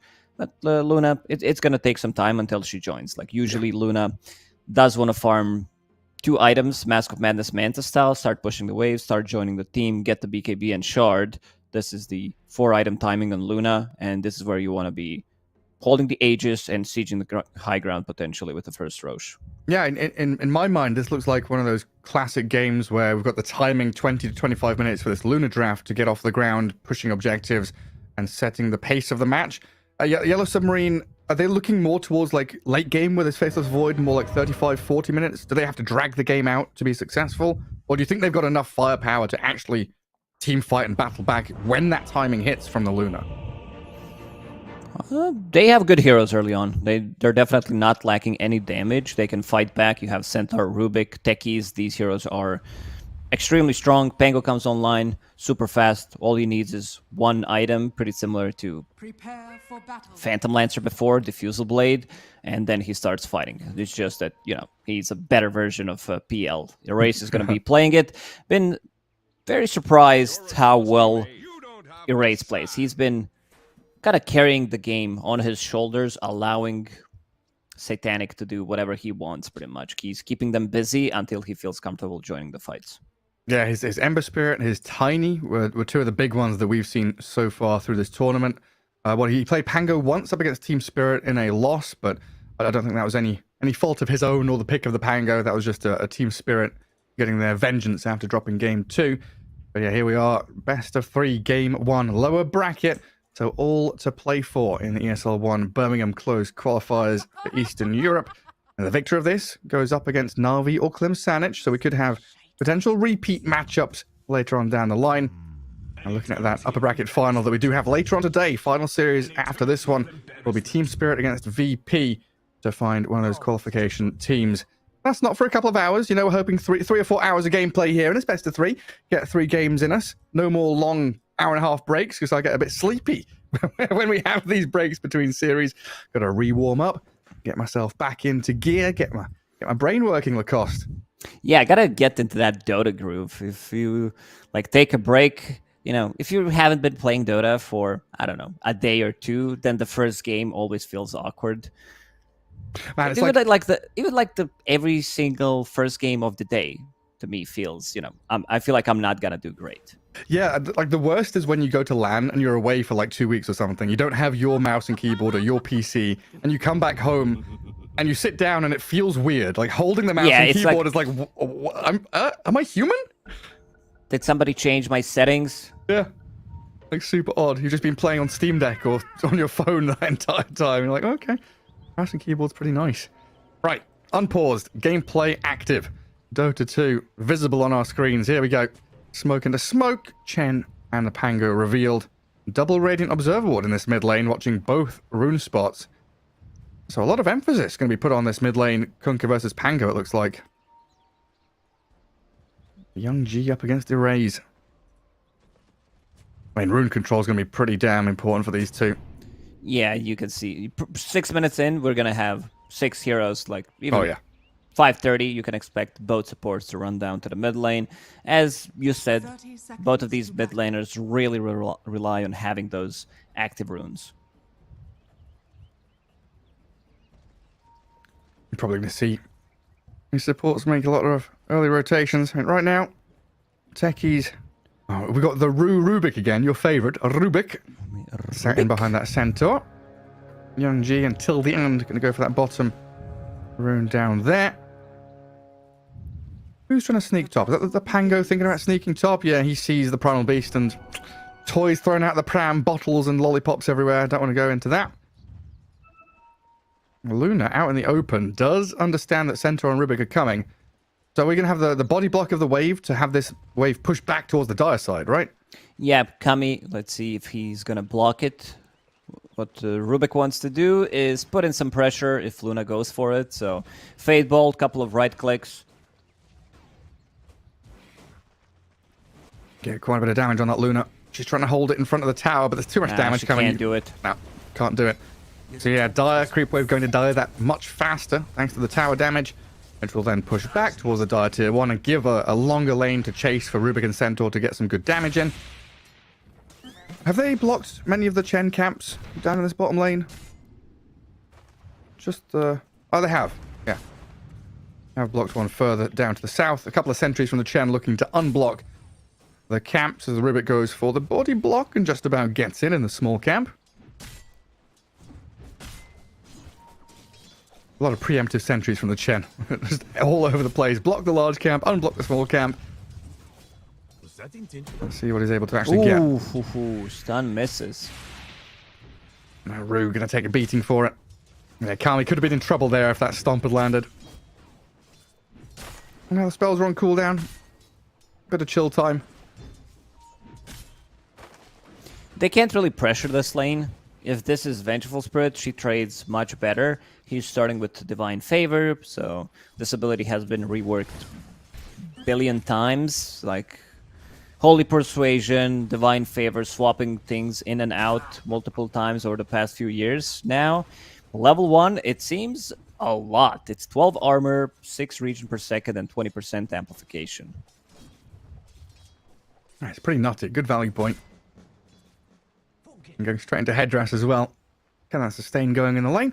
Well, there's 3 lanes in Dota. We can take a peek into some of these other ones. Lil and Laze up at top. Getting blasted by mines, but a good move onto the Faithless Void. Gonna trade blows with him, but he's got that time walk to get basically back to where he started. And Lil, the one disadvantaged in that trade-off in the end. All things considered, good for Yellow Submarine there. And mid lane, Pango versus Kunkka.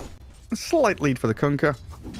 He's going to be like 1 or 2 creeps ahead. No big deal. Really is. Like you said, going to come down to that 6-minute mark. Don't think anyone's gonna die here. It's pretty much gonna be trade. These mid laners, it's also the way mid lane is played with water runes. I think a lot of people misses when you could actually solo kill people mid, and if you have like now with the bottle refills and everything, it does feel like, and also skill level, it's not that high as it was before. No skill difference. Yeah, I think it was more fun previously, but oh, hang on. Bottom lane, the lift into Stomp. Centaur dropping low as the Luna turns to kill him. First blood for Kami. Does die in the end, though. Rubik and Chen can be pretty happy about this, getting the lane to themselves now. Centaur didn't bring anything, like no small items. He was saving up for Helm, which is pretty expensive. Costs almost 1,000 gold. Then you need to have your courier to get close. Centaur doesn't need many items, but if you have, you know, just a casual stick, it really depends. Sometimes you want to pick up a bracer if you feel like you need to fight slightly more. Lace, he's in. Blood grenade thrown. Techies, I think they used the fairy fire, but didn't really make the difference. Lace just going straight in with a 1-1-1 build. Good aggression. Picks up the techies. Lil trying to keep that pressure going onto the Faceless Void as well. Drains all of his mana now. 10 stick charges there for King and the potential chase. Time dilation comes to an end, so that's that. A good pull across into that large camp. Well, bottom lane, constant aggression. Just hearing fade bolts and stomps non-stop. And Chen with his little army of trolls there. It's a good way of healing people. He pops that Divine Favor and then uses the heal from the creeps, amplifying it. Oh, both of them dying to one double edge from Centaur. Plus 36 gold. Easy peasy. Double ring of protection Centaur, pretty tanky fella. Yeah, even with that Lunar Death, still pretty decent. That's top lane techies. Helped out by the time dilation. Pretty good slow there against the trample. Actually makes the difference. Lil, draining Faceless Void's mana and giving it to Primal Beast. Techies in this lane, he can't do much. Like, he can't stop Primal Beast from going in. Precious bounty. That's why you mentioned potential lane, how they're gonna set up with Rubik. Primal Beast has complete free farm in this lane. Yeah. King is doing really good, keeping up with the farm, but you're not killing this Primal Beast. You just don't have enough damage. Nah, he's untouchable. Oh, I was looking at the CS and thinking, hey, Centaur's struggling a bit. But then you look at Rubik's last hits and you're like, oh, the lane in general is doing pretty well. They've actually got...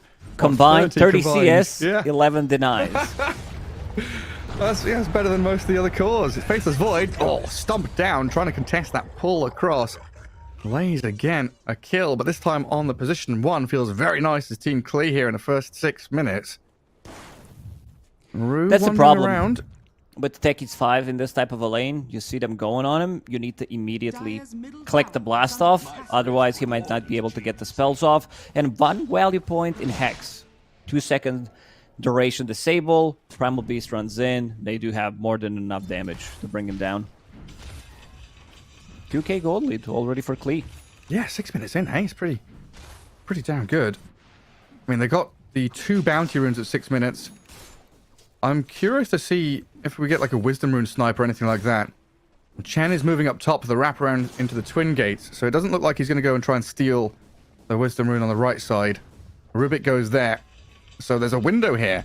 A 3v2 top. Nice stun from Lil. Catches the 2 of them, but lays waiting for his moment. I'm thinking about the dive with the Chen. Blaze is massive. Level 5.5. Has enough to buy his phase boots. King, if they initiate on him one more time, another good stun from Lil. Incredible. They are TPing up here, trying to save the Void and techies as they turn onto Lays now. Tanky Primal Beast. The blast off misses. Moving onto the line and the Chen instead. Array's kind of struggling to stick on a target, and now Young G's arrived. X-Mark boat kills the techies off. King now left here with Rue. Can we get out with a Faceless Void? Rubik's trying to save him and guard his carry, but in the process getting caught himself. Penitence, trample, tons of damage here from Klee. A 5-1 lead and a move onto the Pango now as well. Shield crash ready, swash in 2 seconds. Do they have the control or damage to bring him down with a little stun and the mana drain there? The Torrent. Oh, nice He's Torrent. midair, caught out but still alive. Unfortunately, Lace needed 1 CS to be level 6 there. If he is, I think Pango dies. And this is the fight where Erase did have Arcane Rune on Pango, one of the best runes you can pick up early on. They were unable to do anything.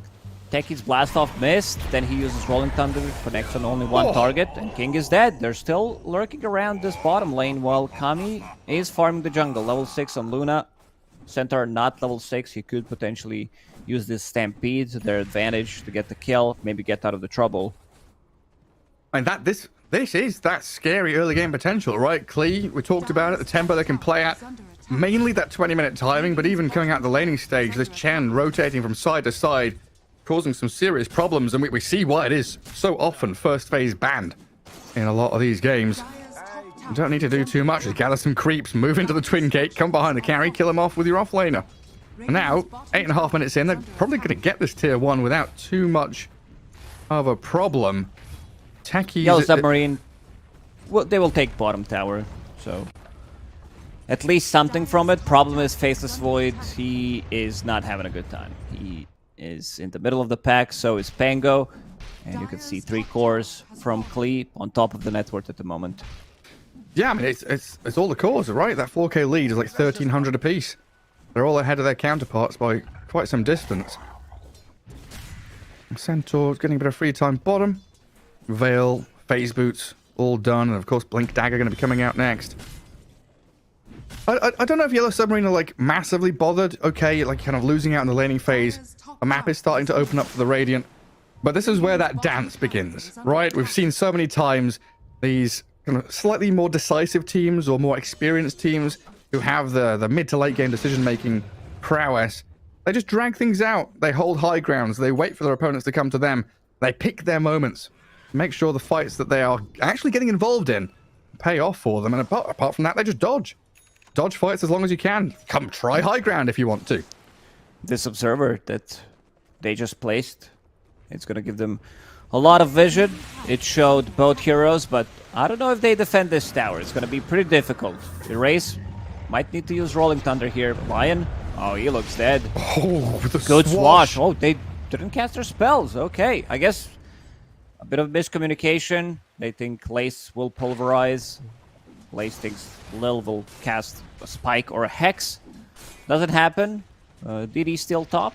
Yeah, This should be the tower. They don't have enough.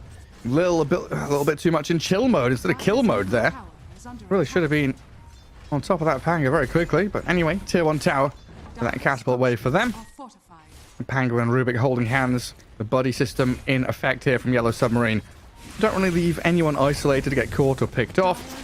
They're just wandering around the map, shoving waves, trying to hold back and stem the flow of bleeding. 5k lead this early on for Klee is nice. It's got to build up, though. They've got to transfer that into objectives, into map control, and protection of the Luna. You know, Kami is back into the triangle, stacking and farming some pretty big, juicy stacks. While Chen in a very good position. I like this from Chen players and Enchantress players. Your Luna's behind you in the pocket, and you are forward in the enemy jungle. And then you smoke connect into your Chen as well.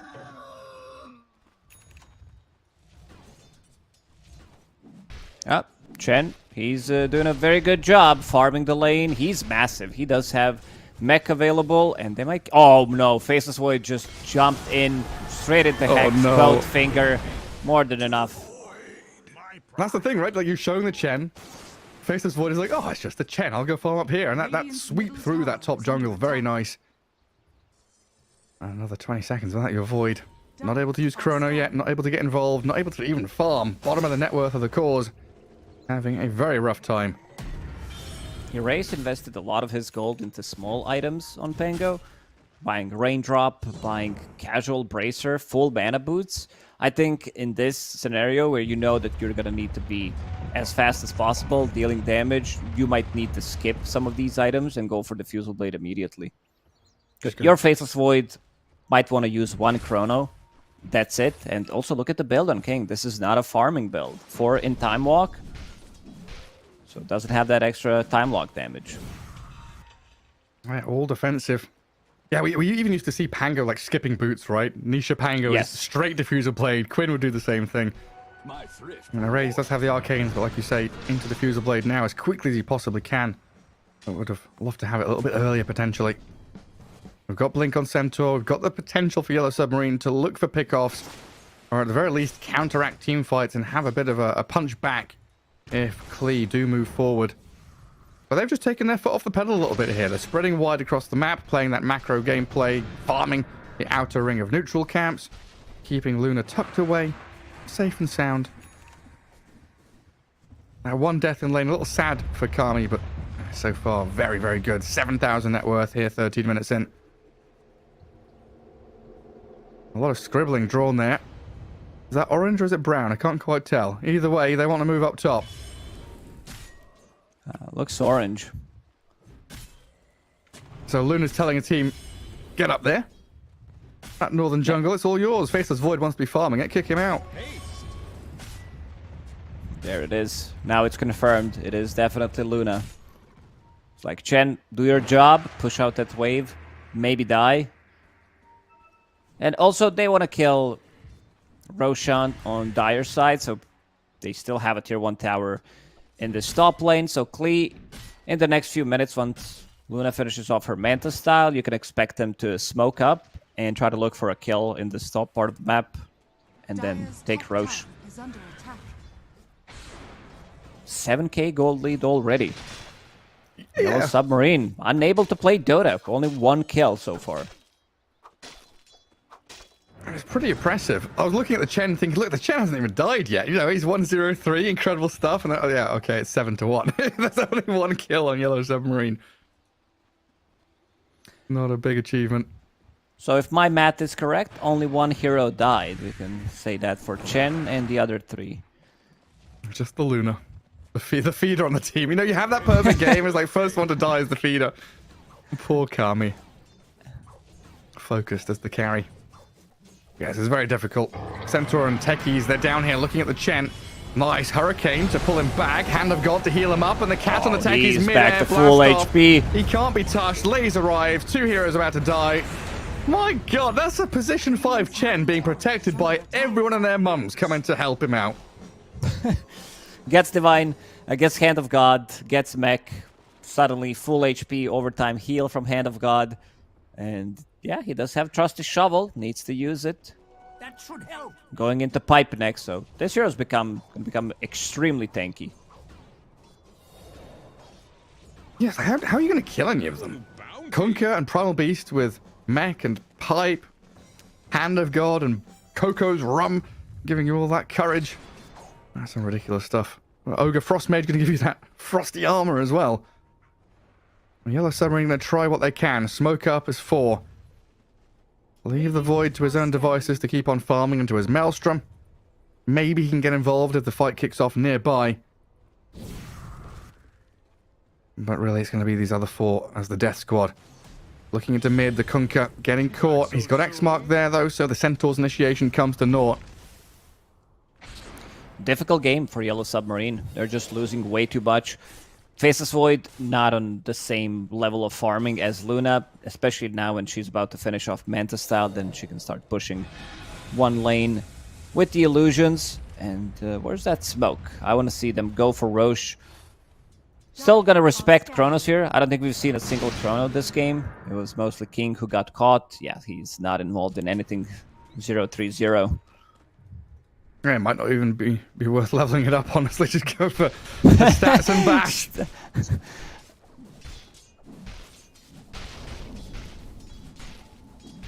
Oh, unfortunate one for the Faceless Void. Chen, again, the only real hero that they can contact with here, Yellow Submarine. He's out on the map. Luna in front of him. Kami showing on the wave. Just no opportunity to jump. Oof, Well, down bottom lane, Klee. Immediately onto Rubik. They do have vision in that lane, well placed. And Lil's going to go and deward it now as well. They're just denying everything they can from them. They got the kill. How much gold did they get? Well, 350. Some experience for a cost of Observer Ward. That's fine. Very clean execution from Klee so far. They are moving across the map. 11k already. It's Yellow Submarine. They need to do something. They're just going to lose way too much. Yeah, this is absolutely one of those steamroller drafts. In the next 5 minutes or so, Luna's going to be like... Luna's going to start drawing on the map on the other side of the river, right? And previously it's been drawing where you need to be pushing out waves and guarding me, but soon it's going to be the aggressive I am ready to go. Let's push some tier 2s. 10k net worth up on her. The steamroller is ready to ride. 11k up. I was saying this is one of the tempo drafts from Klee, and Yellow Submarine will want to try and drag this game out as long as possible. This is the period of the game where your back is broken, or you are resilient enough to put everything on your shoulders and say, yes, we can do it. We can hold on. Atlas holding the world up on his shoulders. Yeah, they showed everybody bottom. So immediately they go for Roshan on Dire side. One Satyr sitting outside the Twin Gate in case they want to go for this. But yeah, doesn't seem like they want to. Having some damage issues at the moment. You said Luna net worth is 11,000.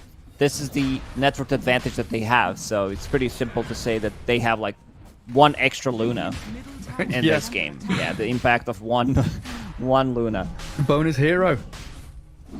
And there's now a pretty big gap between the supports emerging as well, right? You talked about Chen scaling. He's closing in on 6k net worth. Not that far behind the Centaur at this point. Young G, very close to Aghanim Scepter. BKB's there for the Primal Beast. Everything is clicking into place perfectly for Klee, as Lil will make the move down bottom. Set up onto the Centaur, drain his mana, stop the Stampede with the X-Mark and the stuns. Very well executed by Klee, as this now gives them a clear opportunity to get back out on the map and get some tier 2 towers with this Aegis. And Young G, he does have his item now, Aghanim Scepter. Decided to go for Blade Mail just to have something, you know, some farming tool. Buying Aghanim Scepter as the first item sometimes feels a bit difficult. You're not, like, spending the money. Techies is getting caught. Another Torrent. They just keep killing them over and over again. Oh, Lil. He didn't want it. He stopped. He didn't want it. Yeah, he stopped. Saving it for a bigger target. Come on. It's a stack, though, isn't it? It's a stack, you know? Just get that finger stack. Are we gonna see Lion Aghanim Scepter this game? The way it's going. He has the shard going for length, so even bigger cast range. Gonna sit in the middle of everyone, drain their mana, and this is the snowball push that they're doing right now. All these creeps, all these auras. Chen is like, okay, 4 creeps, not enough. I'm gonna dig a kobold from Trusty Shovel and have a 5th creep. Just have another one. Yeah. Well, they'll clear out these outer objectives. Tier 2 down in the bottom lane. I did see a Philosopher's Stone for techies, so honestly, a huge deal. Getting neutral items on this dire team like Philosopher's Stone is one of the only ways back into this game to actually start scaling in any meaningful way. Tormentor they will take stolen. enemy Tormentor. Who gets it? Lace gets it, because Lion did buy one, and they're gonna go for high ground. There's nothing to wait. This game might be, 2 fights from over, because if they lose this fight, they use Chronosphere, they don't have enough damage. Rolling Thunder, still holding the Aegis, almost full 3 minutes. Waiting for a BKB, maybe? Okay, they're gonna TP out. Seems like Yellow Submarine, they've been cutting the creep waves, but yeah, losing a lot. Yeah, now they're up against like Ags Kunkka, right? Oh, Erase gets away from Lays. Lil still lurking. Blink dagger in a couple of seconds. What are you? You're becoming a rapper, Gary? What's going on? I mean, in a game like this, what do you want me to do? It's 12-1. 22 minutes in, I'm just having fun with wordplay. Okay. Klil gonna use a smoke, and yeah, they're gonna try to look for a kill. Use that level 2 Finger of Death. Oh, dearie me. Radiant's bottom tower is Oh. under attack. What would be your rapper name? Lil Finger. My rapper name is Lil Finger. Yeah. Why?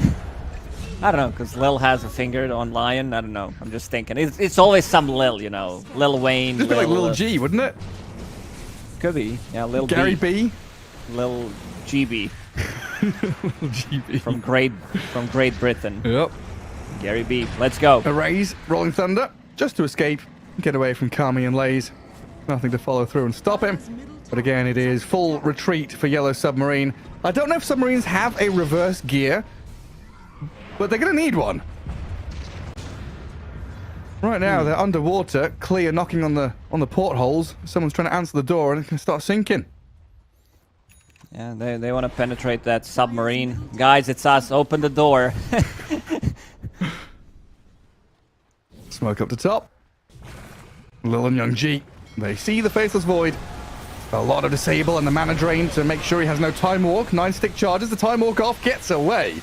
Now, potential Yellow Submarine to fight back. Rue here with a Rubik. Techies trying to stand his ground and fight, but they realize Young G and Lil far too strong. Not too much to be done there, and the 2 supports will pay the ultimate price for saving their Void. Down the bottom, look at how quickly they play, right? Down the bottom lane, they see the Centaur. Okay, you're pushing the wave? Don't think so. No, Kunka's here. Quick little combo, bring the Luna in. Join for a move on the Centaur, but he does get the Stampede off, and look who's waiting for him. A big old dinosaur stopping him. Tower is under attack. They're hunting them down. Like somebody shows, still 0 chronospheres this game. He knows if he uses it, they're gonna go full force and try to end the game. Kami drawing on a minimap. Oh man, he loves to draw. He does, yeah, being very, very vocal and active. Is the threat of the Chrono There we go. better than the Chrono? It's not a black hole. No, he just knows that if he misplaces Chrono, goes for some kind of a solo kill, and they don't get anything out of it, that they're really screwed. He is everything right now for them. Starting to clamber up that net worth board, no longer bottom of the cause. Just a touch behind the Kunkka and the Primal Beast, but quite distant from the Luna. It's an awkward spot here. Yellow Submarine, they are high ground in their top jungle. Klee readying themselves for this tier 2 push. It feels like Yellow Submarine are thinking about a wraparound or trying to get a catch onto someone. The first move comes from Klee. Retaliation from the Centaur to blow up Lil. That's a big streak to take, in fact. And now with a move onto the Primal Beast, forcing Klee back. King getting some good damage in. The BKB out from Laze, the Hand of God. Now the Chrono's there. 3 caught up inside. The damage is lacking, though, especially with the boat and the torrent over the top. No one dying any further now from the Radiant side. They do jump in with the Centaur again, but King is back out. Rolling Thunder moves them in. Chen taking a lot of damage. And Luna with this Eclipse trying to finish off the Centaur. Sticky Bombs are thrown and this Pango causing issues. X-Mark, he the got stolen X. one, drags Kami back in. Yellow Submarine, the defense of their tier 2, working wonderfully.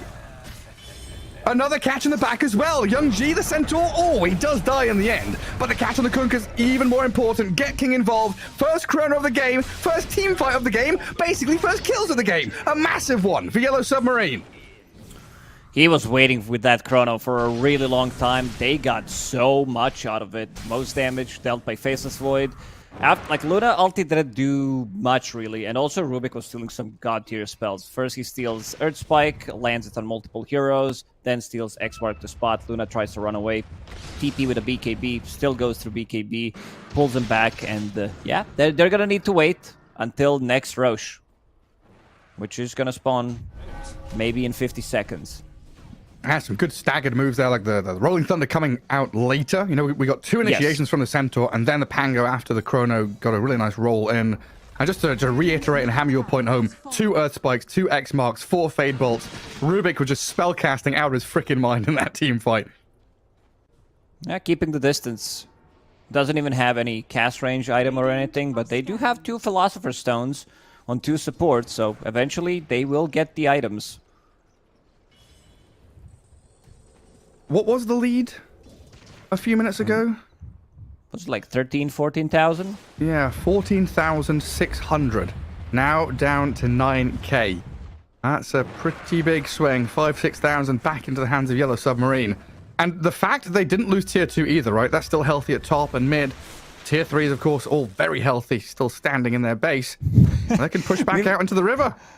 How many times since yesterday, it sounds, you know, not much, but we've seen Luna quite a lot of times trying to siege the top part of the map, and then she, like, gets jumped by any kind of a spell. She dies, she gets swapped, and because we were casting a lot of long games yesterday with Luna involved, 6 Luna games, and we've seen pretty much everything. I would be fine if I never see Luna again for the next 3 months. Or if we do, it has to be support pos 4 Luna with Aghanims build. I'm fine with that. Ether Lens. Oh, man, I kind of miss that old Ion Cannon Luna back in the day. Oh, 10 seconds for next Roshan. Pretty big moment here for Yellow Submarine if they can get out and get another team fight win around the next Aegis, next Roshan. Centaur deals a lot of damage. First, he pops that Shiva's, has Whispers of the Dread, so increasing his spell damage by 10%, double edge onto a target. It's gonna hurt. Radiant are scanning. Well, Radiant side Luna, are you going to come and bang your heads up in this top lane again? Roshan is back. 2 minutes till daytime, so he's up in his dire corner for the next couple of minutes. Yellow submarine all smoked. Klee going to join them. Lion and Luna unsmoked right now. And yellow submarine. This is a good spot to be in. Smoke's going to break in a second. Arrays knows they're near. Lays in the trees. Torrent and Pebbles. Pop that Shivas. Thrown. Pop that Shivas for vision. Let's he go. uses it now and jumps in towards Techies. Immediately blows him up, almost dead completely. Techies with a little static comes down. Hand of God to heal Lays back up. Rolling Thunder and a jump from Centaur, but that's stun and damage from Lil and Luna. Centaur down and TP out. Arrays wants to get the hell out of here. Roshan is up. He was really waiting for a long time with that Shivas guard, sitting close to each other. He senses something is wrong, uses it, but yeah, loses a lot of mana. Lion needs to drain him. Look at all those buffs. Click on any of the heroes from Radiant's side. The chalice, the pipe. Dire are scanning. Luna blessing. Tons of stuff. Penitence out there as well. Techies with a taser. What's he up to? Just hiding in Glimmer Caves and TP's home. But now we have Luna with Aegis. Primal Beast with Cheese. Radiant's middle tower. X mark TP home. Regen back a bit of that mana for the Luna right now. Even using mana I don't think you style. can kill Primal Beast from 100 to 0. With Cheese, Shiva's BKB, even if you catch him inside Chrono, he should be able to get the Cheese off. Yeah, very difficult target. Dire's top tower. We've got to find that Lion. To find the Luna. The Luna shouldn't be too difficult to find. She's going to be frontlining, hitting objectives. 2,500 HP with that Ogre Seal Totem, though. Does make her significantly tankier than expected. Add in a butterfly and all that. Could have some struggles. Where's the Void at now in terms of items?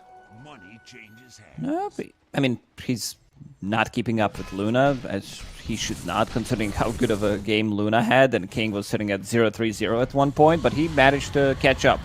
Mjolnir going into MKB, so a lot of damage. Wants to get that level 20. Oh, Centaur's out of mana completely. Now the Finger of Death comes. The third stack of the game for Lil. Yeah, that mana drain incredibly annoying. No chance of survival for anyone getting caught like that. Tier 3 neutral items flowing in. Rubik in a pretty sneaky spot there to cut waves. 1 HP Catapult coming here. Kami gonna try and keep this alive with your illusions. No! Oh, Kami. Oh well. He's gonna get the tower anyway. Poor Catapult, though, pays the price for it. Down the bottom, hey, hello, Lays. Jumps straight on in towards King. X mark and the grab with the Pulverize. Can they save the King Void? No, they can't. Rue also dying to Young G. A double kill for the Kunkka. Quick strike in and out from Team Klee. Luna's going to be able to go through the bottom lane. 60 seconds without Faceless Void, no buyback. They do have Glyph available, so that's something. Kami going for the mid lane. He's alone, though. Yeah, stomped up, half HP. Pops the Manta now, and yeah, still, of course, has the Aegis for another 2.5 minutes. Dire's middle tower. Glyph used up. Radiant going to use theirs to keep the creep wave alive. And back onto the tier 3 they go. Should open up a lane of barracks in this mid lane for them. No Void for 30. Rubik dead for 10. I don't know if they've got a chance of defending this mid lane, especially with us jumping onto the techies in the back. But Pango rolls straight towards him. Lil gets the mana drain off, so Magic Immune doesn't get touched by the Rolling Thunder anymore. And Luna just standing there, bouncing glaives around. Pango looks Jen's- so cool with Shield Rune. Silver Pango. A shiny Pokemon card is all holographic. The rarest of the Pangos showing himself there, and they do defend their mid lane for now. 1 in a million. That's not even rare. Gary, you're 1 in a million. You know, there's like...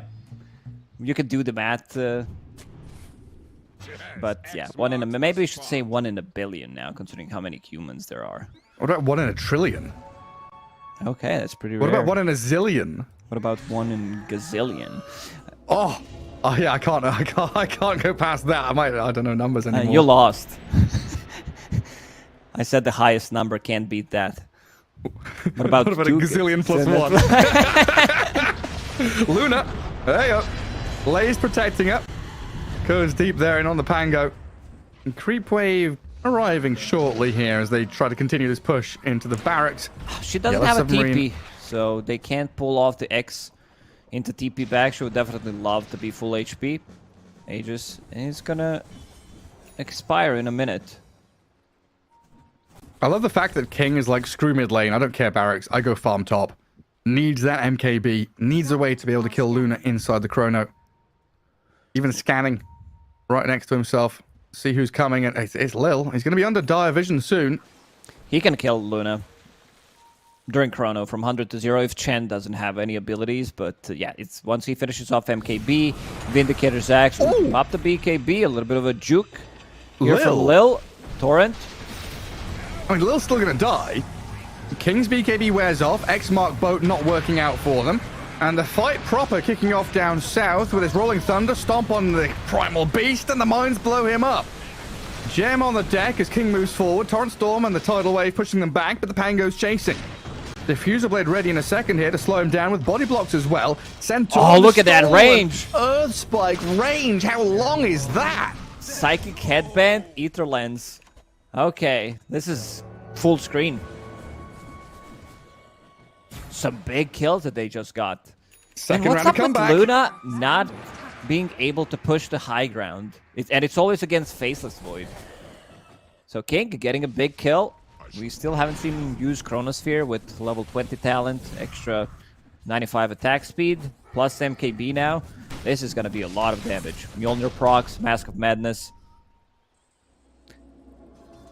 And this is getting into like mid to late game as well. We were talking about the timing of this Luna. 20, 25, 30 minutes going high ground, scaling quickly, getting to this critical mass point. But once we start getting to 40, 45 minutes, Faceless Void is Pango. You know, we get Aghanim Scepter on Pango, Faceless Void gets this Skadi. All of a sudden, these big chronos just undo. Everything Klee have done so well in the first 30 minutes gets undone because you picked Faceless Void on Yellow Submarine. That was close. Tormentor dead. Rubik nearly died himself. Even Faceless Void. But yeah, Tekis picks up that taser. Needs to remember to activate it. It's a lot of damage. This is like 600 damage. The spell mechanic as well. He's getting there, buying all the auras. Vlad's Glimmer Cape now going into drums. Holding onto ceremonial robes, lowering their status resistance and magic resistance.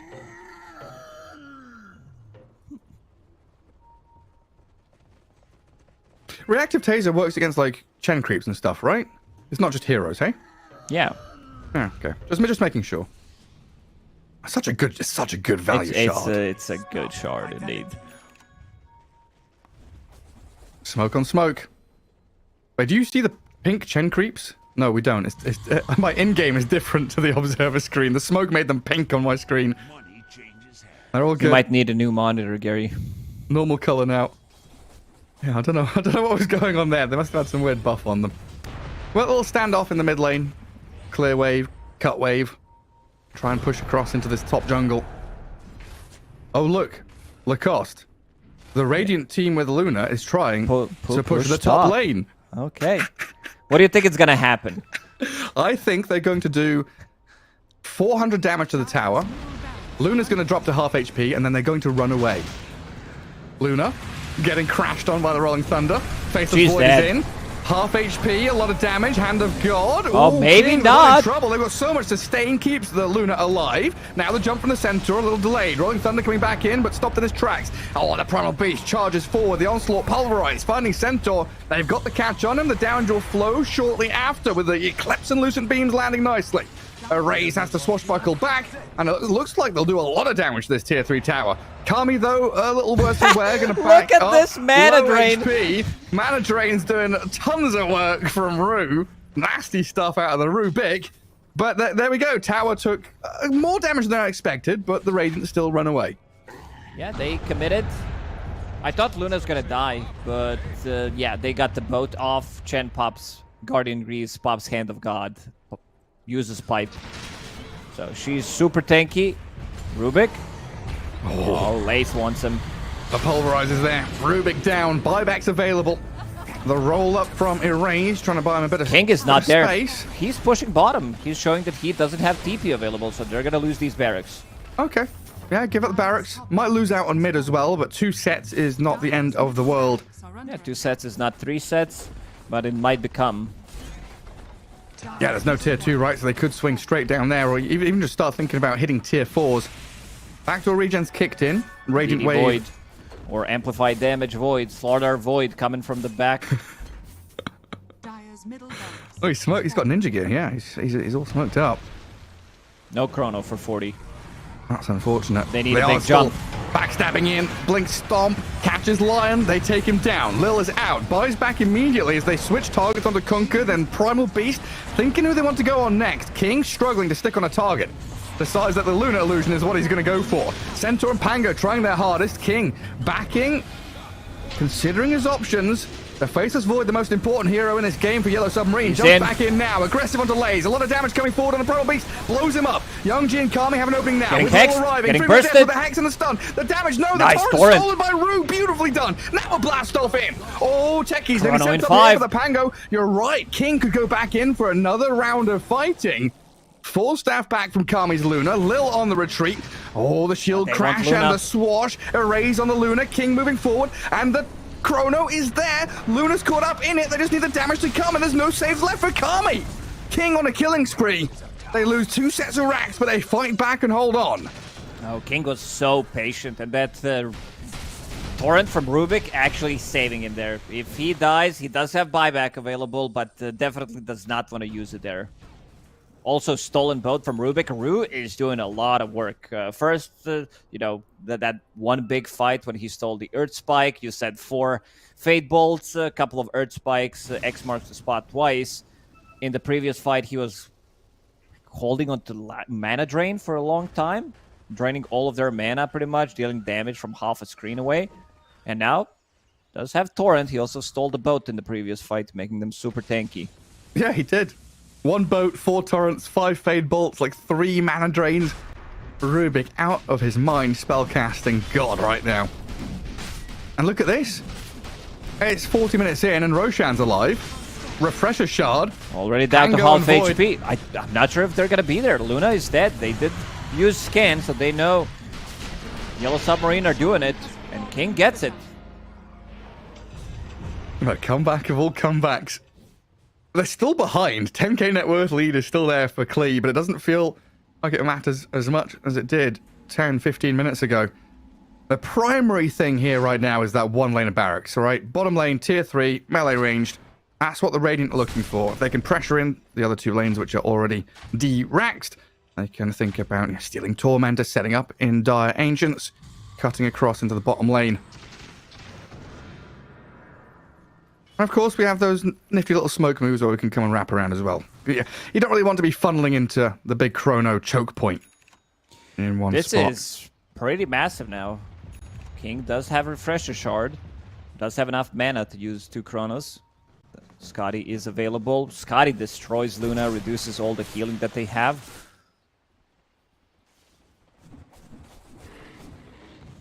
Luna going to be 6 slotted soon. It does have Pike, Manta Style as means of mobility. And I guess Swift Blink is arriving now as well.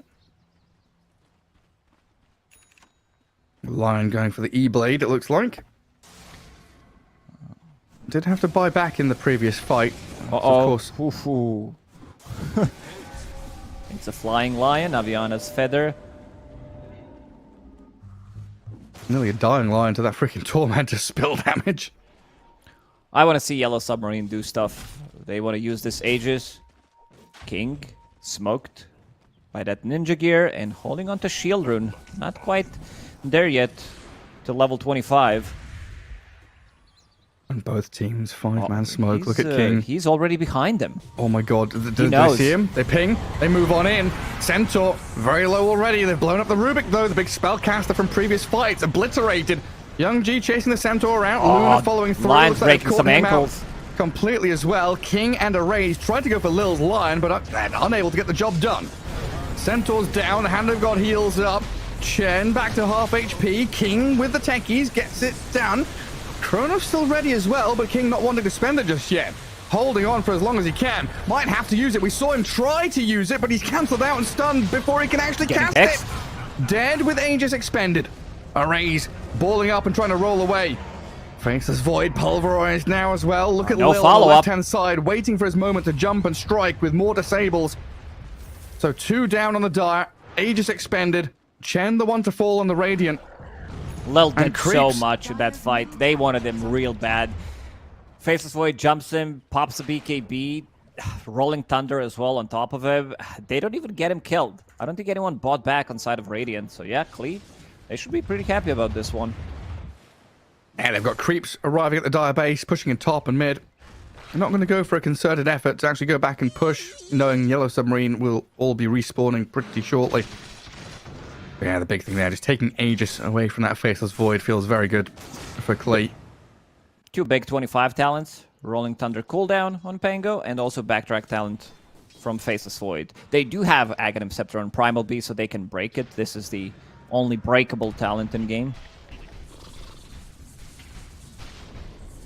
It's a weird one, that, isn't it? It's like a talent that is technically a passive. Yeah, because it's his hold ability, so... Do you miss Backtrack as an ability? Not really. No. Just, yeah, Finger of Death, Laguna Blade. Just, Nope. not happening. Clay, decision time.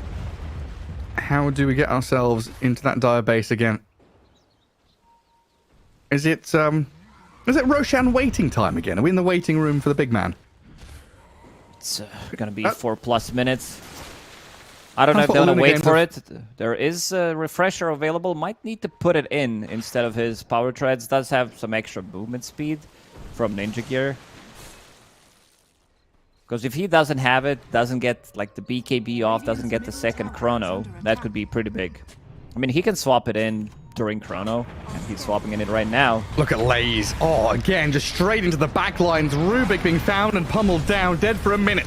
Rolling Thunder looking decent. King focusing Luna, the target that's required. Boat and Hand of God, though. The heals are coming in. Kami alive. Another but chrono. The second chrono's there. Catching out the Luna again. Dead and out, but buys back immediately. Lion gone with no buyback for him. Tidal Wave trying to push them across the left-hand side as the Void moves onto the Chen now, and King opens up. Really shredding through the damage mitigation that they've got. Takes him down, but caught out now. They got The Void. Eastern Kunkka got the Void. He's got buyback available and might have to use it now as they've lost the Pango and Centaur, the only one standing in this battle. Kami rejoins and picks up a triple kill. Oh, what a fight. I mean, this is perfectly placed chrono. They catch Luna, catch her one more time. Then he catches Lion in the second chrono, which gives them a free kill. No Lion for 60 seconds. He doesn't have buyback available still, but this is big. Luna just used hers, and Faceless Void still has his. We'll need to pop it, most likely, considering that Luna wants to go. See what's going to happen. They do have a couple of mines. Yeah, it's time to use some buybacks now. You've got to. Maybe you don't need to use on Faceless Void, but Centaur Pango need to pop it then. Oh, I thought that Eagle Song was going to be a Swift Blink for Luna. It's that Disperser. It's Disperser, yeah. Yeah. Rolling Thunder.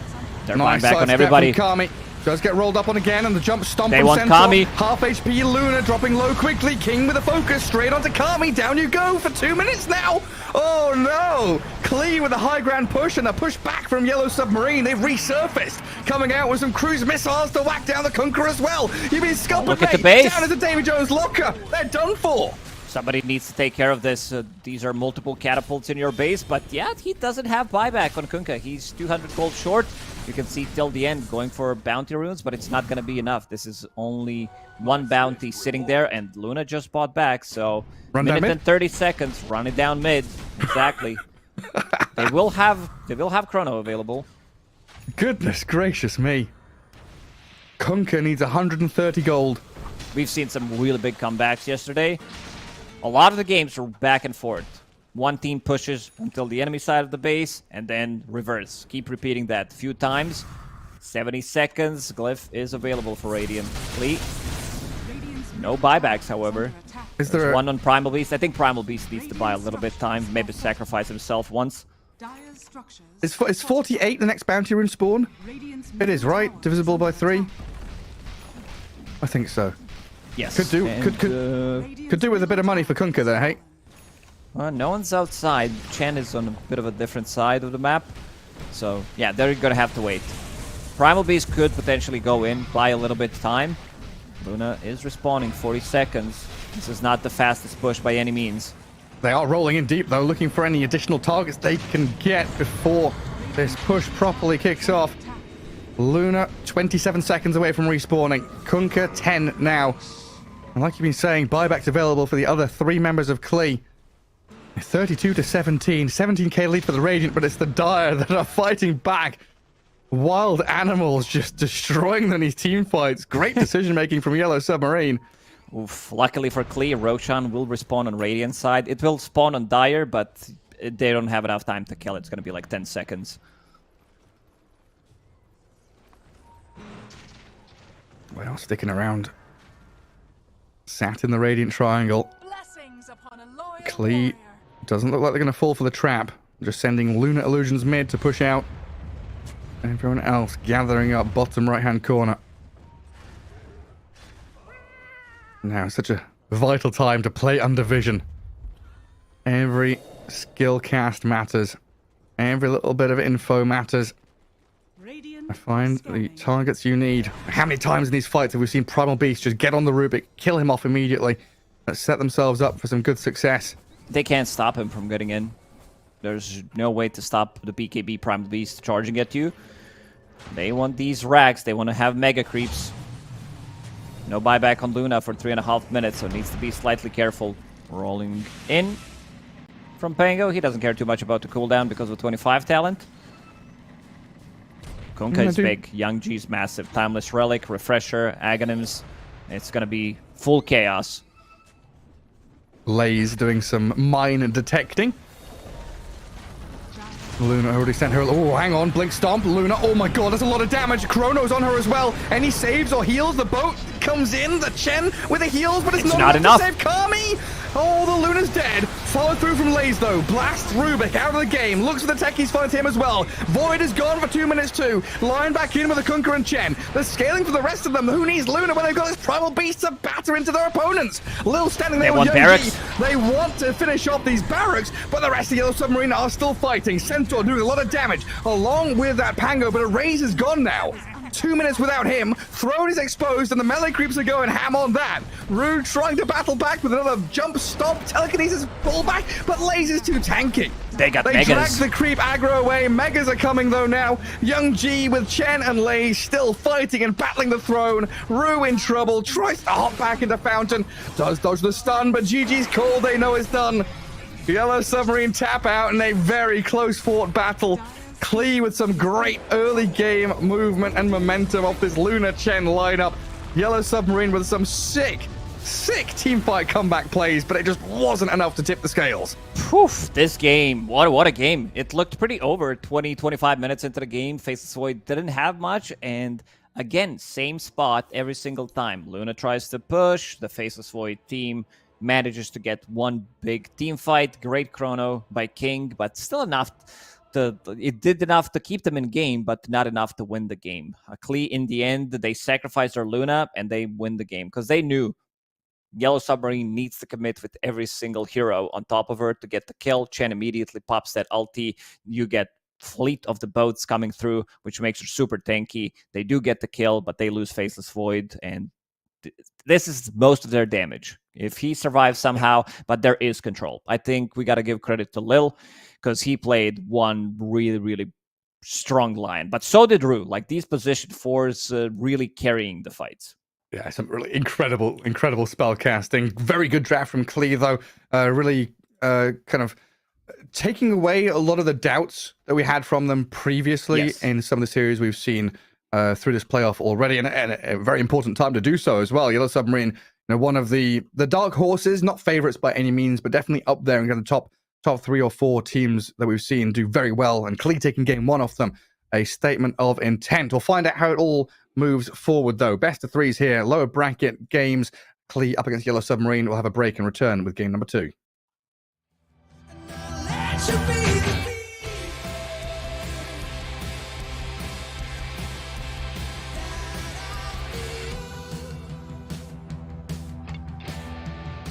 and now let you burn a hole right into the sun.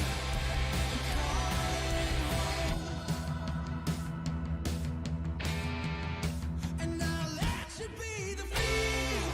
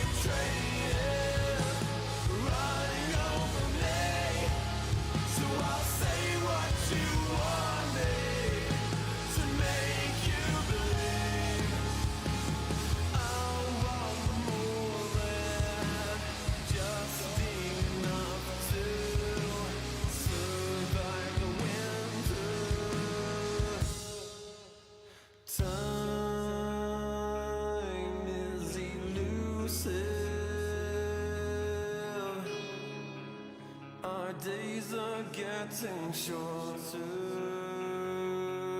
It's now or no way. 'Cause life flows like white water. Take a moment to breathe, hold it in, stay a while, forget all that you know, and forgive everyone. It's all in your power to turn away.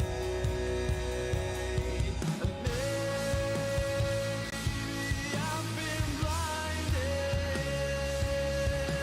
'cause all I see now is a fairy tale ending is not in our course at all. Make a change. Forget wait for nothing to death do I, 'cause I feel like a freight train is running over me. So I'll say what you want me to make you believe. Mortify and complicate. I'll wait by until it's too late. But I think that you know much better. Wait forever. My head.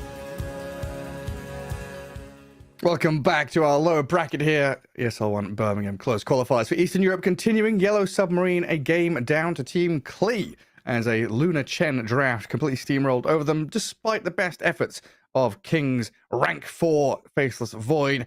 But Lacoste, new draft, new game, game 2 coming up, and Yellow Submarine can show us what they're really made of here in this series. Yeah, we've seen them in action before. We've seen them beat 10 Team seconds Spirit. remaining. This is a really good squad, has a lot of potential to it. It's just that 5 seconds they lost remaining. late game pretty hard, still managed to make a huge comeback. They were Radiant fighting bring into back. what, like 15,000 net worth deficit. So kind of hard one, Yeah. especially this early on, but still showed some 10 great seconds remaining. like performance, great spell usage. Really impressed by Root, the way he played 5 Rubik, seconds some remaining. crucial spells stolen. He was all over the place, dishing out most damage in a lot of the fights. So Mhm. might need to consider banning it out. But the one hero that stands out the most is definitely Chen. This hero is just wild. It's it does so much. First pick, first ban material, I think, definitely out of the gate, as shown here. Looking at the stats across, in this region, 11 games, 90 point something percent win rate. Across all regions so far, 70% win rate with 33 games. And of course, we still have, Western Europe to come later on down the line, which I'm sure Chen 10 seconds and his train will remaining. continue in this massive contest for the Tempo Heroes. 5 A seconds big kind of remaining. outlier for me, honestly, was Erase. That Pango pick felt not wonky, but it felt like they're trying to make the best out of a bad situation. I think in the draft, I'd like to see more emphasis put on giving Erase a better signature hero or comfort pick or matchup. Just give him Ember Spirit, which he looked so good on so far.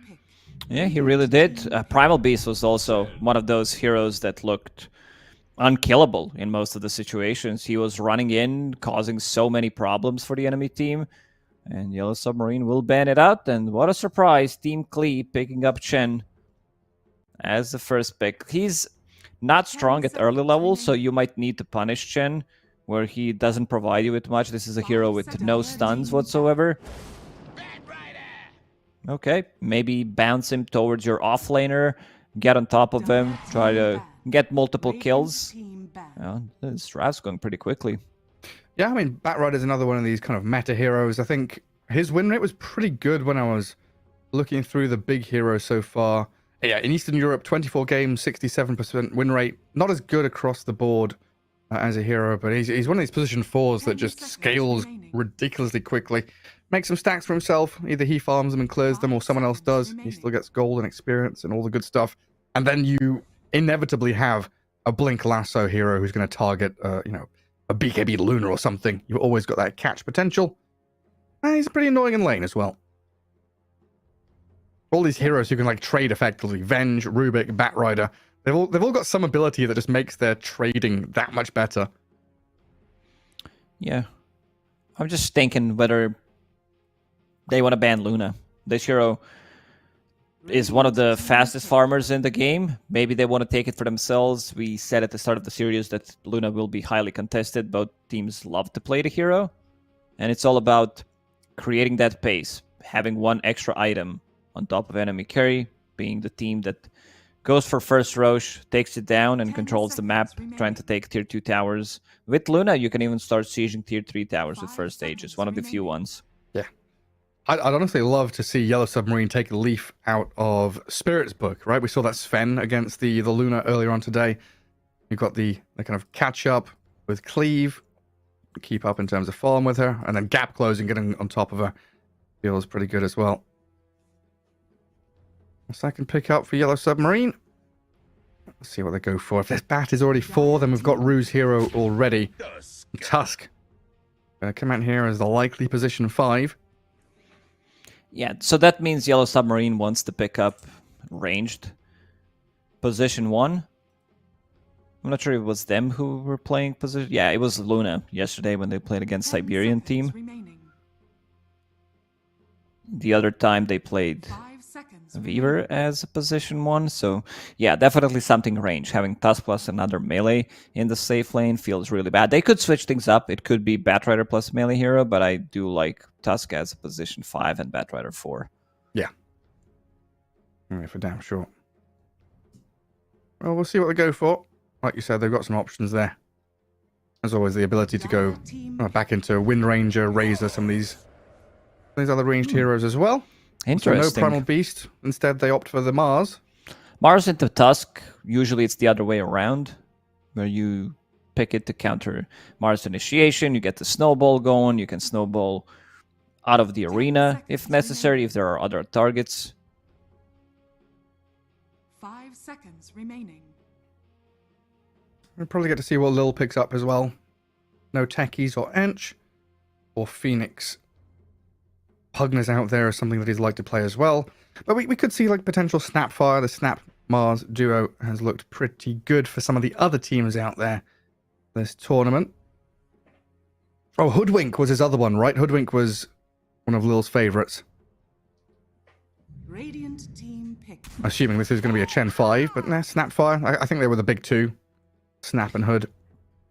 It's a lot of damage, it's a lot of sustain.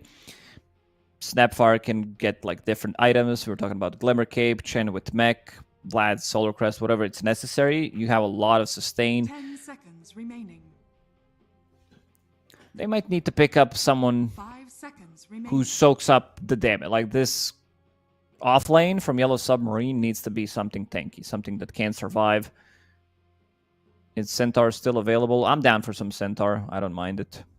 Yeah, Centaur again. Where's Beastmaster been? Is he still a relevant hero in the offlane, or is he like a second tier? Pick him if he's good. It's just different people. If let's say Team Liquid starts playing, you're gonna see Beastmaster probably being up there. You know, there we go. Yellow Submarine, Luna plus Tidehunter. This is gonna be. It's a good Slark game. Like they immediately responded. They did not want to waste any time. Put some extra pressure onto Yellow Submarine, even though they do have last pick. Tidehunter is a great protection for Luna. They don't have any heroes that Tide is like really afraid of. Sure, you can keep him inside the arena. Snapfire kisses. Slark might start attacking him, but yeah, it's a really good Slark game. We've seen this particular matchup yesterday on our stream, maybe even 2 times. Slark gets Mage Slayer, gets on top of Luna with the Aghanim Scepter, with Shard. Their AoE damage isn't really there. Something that Slark is afraid of. Yeah, not too much to catch him really either as well. He's always going to be able to like Dark Pact off any kind of initiation from Bat Rider. We've always got that classic counter. And against Tusk and Tidehunter, not too much to be afraid of. Is the lane challenging against the Tide? Like the first couple of levels, does Slug have to be careful, or? Yeah, you don't do much at those early levels. It's also Slark plus Chen, so it's gonna be it's not like your killer lane. Yeah. With Grimstroke, where you pop like level 2, you start playing aggressive. So it's gonna be more about securing Slark CS rather than farming and killing Tidehunter. Radiant team ban. And mid laners are the ones left. I've got plenty of catch and chase from Yellow Submarine. Going to give that Luna a nice long path to run down. A decent team fight for them. Yeah, I like Queen of Pain for Yellow Submarine a lot. Just some AoE damage, something that can push Slark, slightly more control. No real stuns for Queen of Pain. It can also be Storm, who builds into earlier silence for Slark. They have options. Also, if you want to bang out some other heroes like Leshrac, there's Invoker. A lot of different options that Yellow Submarine could go for. I mean, it is Erase and Ember Spirit still in the pool. Something he's leaned on through these qualifiers. Is that an option, or does it not fill the roles that you require? I mean, they could go for it. You don't necessarily need tower damage. You have Luna. I would prefer maybe some of the options that I said, something that can control Slark, because he can Dark Pact off all that stuff from Ember. I guess with Sonic Wave, you're pushing people out like the Depth Shroud as well once Slark gets the shard. That can be pretty nasty. You jump and ravage someone, and all of a sudden they're hidden behind a shroud of Slarky smoke. Oh, TA ban. That usually indicates like a melee hero, right? It's like Puck is gone. TA matchups. Lena? 10 seconds remaining. Could be. I mean, there's a lot of options they could go for. Yellow Submarine, they have last pick, so they will counter whatever Team Klee decides to pick. There's another one that we've seen being super popular. That's Kunkka. Kunkka against Tide. Big memes. Yeah. X marks the spot, and then Slark can start munching on them. It gives them even more team fight, and you're also picking it blindly, so Kunkka a lot of the times on 23 seems good.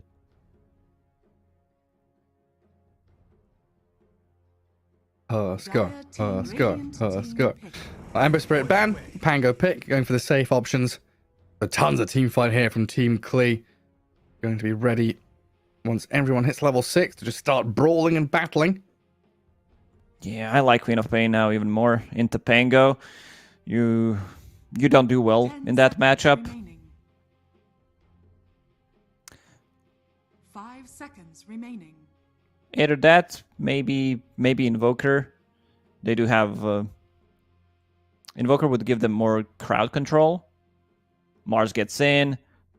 You have ways of stopping Pango from getting in. You see him rolling Tornado instantly. Okay, this is also... Okay, a lot of burst damage. We kind of forgot about Wind Ranger. You said it a few picks ago, like 3-4 picks ago, you said the Wind Ranger mid could come out. I don't know which team you said it for, but you did touch on it. Yeah, they do have, like, I think they had multiple options they could go with. But yeah, I do like what Yellow Submarine drafted for themselves. Maybe I'm Luna biased. Every single time I see Luna draft, some protection for Luna, actually double protection with Tidehunter plus Snowball. A lot of team fight on their side. It's a good Slark game, not so much against Wind Ranger. Wind Ranger causes a lot of issue for Slark. Like, even if he lands a pounce on her, like, he doesn't itemize for Wind Ranger. Maybe later down the line you could buy MKB, you could buy some like Bloodthorn, but yeah, for now they will need to figure out how to deal with Wind Ranger. Most of the time it's gonna need to beat Mars, jumping in, pre-BKB, spearing. But yeah, on the other side you do have Chen, till the end Chen 2 times in a row. You said it, like, Chen has 90% win rate in the qualifiers. And for good reason. That's the thing, though. It's like, it's Luna without a massive amount of auras, right? They don't have the Chen, they don't have the Venge. Not too much of that backup. You're going to have Tag Team and Tide with maybe some auras there. And it's going to be primarily down to King and his farming pace. If he can accelerate fast enough to get ahead of the Slark, get ahead of this Pango. Honestly, draft-wise, I'm leaning Klee this time around. I love their team fight. Combos together with Lil and Laze, this Mars Snapfire is always lovely to see. If they can come out of that laning stage kind of unscathed in their safe lane, you know, Slark and Chen is definitely the sore point, the weak link in that early 10 minutes or so. But they could remedy that with some, you know, rotations through Twin Gates, Pango with a level 6, Mars and Snap coming in to fight as well. I want to see how much farm Kami is going to be able to get in this lane as Slark. That's my concern. Sure, you do have Chen, you're playing into Tide, but Batrider Tide, they can easily control you. You can't just square up and fight against these two heroes. So what is Tide's build? Tide's builds, Vlad's Mage Slayer. Yeah. No more Meme Hammer. Shard Blink. No, that's lost. Nobody builds into Meme Hammer anymore. That's sad. It's just a bad build-up. Like, it requires Kaya. It's super expensive. This is like 3,000 gold item that's you build from Kaya. So it's very upsetting. I miss it. Meme Hammer rush, hit towers. Tide job, just plonk himself in front of objectives. No longer going to be the way. Now everybody's buying the Mage Slayer, the new meme item. It's Meme everything Slayer. but the meme item. This item is still good. How many are we going to have in this game? There's potential. One coming out on one on Slark, most definitely. We've seen Mars pick it up. Vlad's Mage Slayer, Blink Dagger on Mars. Maybe one on Pango. Works well with your Swashbuckle. 30 seconds. One on Yeah, Tide. because So 3, maybe 4. Okay. I guess Tide is the one to buy one on the Radiant. And Tide and Bat watching Kami walk by. He's going to come up the staircase and a terrible surprise awaiting for him. A good flame break, but he's got to pounce and Kami's out of there. Tusk couldn't quite get in on top of him fast enough. So it looks like both of the top bounty runes there for Submarine. The battle begins. I don't know. Something about Slark level 1. It always feels nice to hit him. One of the like weaker heroes. It's like your damage is full. When you see that red bar go down, you're like, yes, I'm doing the big hits on him. It's like when you hit Skarath Mage, you know, he's got no armor. You know your damage isn't being mitigated by anything. Dealing pure damage with every single right click. Pretty much, yeah. Wind Ranger up against the Pango in this mid lane. We'll see how well young G can do up against the power shot spam and the ranged right clicks, which definitely can be painful. Batrider and Tide up at top. Chen and Slark. Again, this is kind of the weaker lane that could suffer a little bit. Getting pushed around and anchor smash Kami already. But he's got to get what he can. Every last hit matters. And down the bottom lane. This is going to be pretty painful for Slark. Not getting any CS under the tower either, so oof, misses everything. Sitting at 0 after first creep wave. Still 0. Oh. That's got to hurt. Did he get that one? Yep. You got it. 1 and 1. Maybe some more denies coming. I do like that move we saw bottom, though, with the Mars and Snapfire. Snap moves forward to guard the small camp. Make sure there's no aggression back onto the Snap with the Mars bodyguarding and holding hands. Now they drag the wave all the way back close to their tier 1, so Luna's a little more afraid of playing forward. And Tusk, he can struggle to trade hits here against a ranged hero. Lil just They got continually- level 2 faster. Okay, playing aggressive in this top lane. Getting some essence shift stacks. Well, not too bad. Divine Favor onto Slark, increasing his region, giving him tons of armor. Plus 12. This is like, why? Like, where's this number coming from? Down at bottom, King. Oh, the Scatter Blast. Damage in from Lane's not enough. Tag team out from the Tusk and the turnaround with a loosened beam. Oh, Laze may be in trouble. Gets back with the heals. Will survive. A tightrope act in that bottom lane, though. Very close to death from on both sides. Denied. Laze doesn't have much HP to work with. Is bringing Bracer, bringing one healing salve onto Courier. But a little surprised that there is no Lil Shredder on Lil. This is the original guy who's like, it fits his name. We've seen Snapfires putting multiple points in Lil Shredder because this ability scales well early on. Slark. Alright, doing a decent job up here. Stacking up the essence shift and using that stick. It's a great success. And maybe the idea here is, like you said in the draft, right? Slark's job is to not really look at Wind Ranger. He's looking at all the other heroes, Luna in particular. And then the Snap and the Mars, they're like, we need Magic Burst for the Wind Ranger, right? Yeah, I think the big part of this top lane is that till the end found Harpy Stormcrafter. So, Chain Lightning, this is just insane amount of damage. Slark gets to level 3, we'll have point in Dark Pact, and he bought Orb of Venom, so he still wants to fight it out. Oh yeah, thinking back to what you said, right? He hit level 2 first because Chen was not leeching experience, whereas the Bat and the Tide were both sharing for the full duration of the lane. So there's that kind of little disparity between the Chen and the Slark. Gets Slark into a good spot now, so well done by the Chen overall. Still lagging behind in the last hits, 14 and 6 on the Slark, but Tidehunter's being bullied as well. So things balance themselves out kind of in the end. Two big winners though, looks like Wind Ranger and Luna doing very well for themselves. A 6 CS lead from that mid lane. As the Tidehunter going on a bit of a wander, dragging waves around, anchor smashing the Slark, but might be in a bit of danger in trouble. now. Pounced and leashed He's upon. dead. Tidehunter Venom. gonna give that first stack of the game to Kami. It looks like just one more hit will do the trick.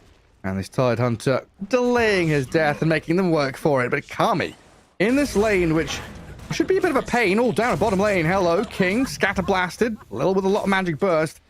And really putting the pressure here onto Yellow Submarine. As Team Klee victorious in both side lanes, it feels like. Chen stabilizes this lane. Like, he fed him so many tangos, Divine Favor, extra regen for Slark, giving him armor, and also Harpy Stormcrafter. Remember when Harpy Stormcrafter, or it was the other Harpy that had like this scouting capability? Everybody was buying Helmet of the Dominator. Yeah. Some insane like vision. It's like, okay, I'm gonna plant this. You can't play Dota. Yeah, that was one of the dumbest things I've ever seen in Dota 2. And yeah, we've Yeah, we had some weird stuff added to the game. we've had Iron Talon and Mango Tree and stuff like that, you know. I miss Mango Tree. I miss I Iron do. Talon as well. I do, honestly. LC Jungle Iron Talon. There was one in like every second game. There was one guy who wanted to play Jungle Legion Commander. Yeah. And then Eternal Envy was like, yeah, Iron Talon and Quelling Blade is actually optimal. This is how you farm faster, guys. You get both of them. And then Anti-Mage with Iron Talon, Battle Fury, and Quelling Blade. Yeah. Wait, hang on. How did you used to make... You could buy Quelling Blade, right? Before it was a neutral item? You could build Blade. it.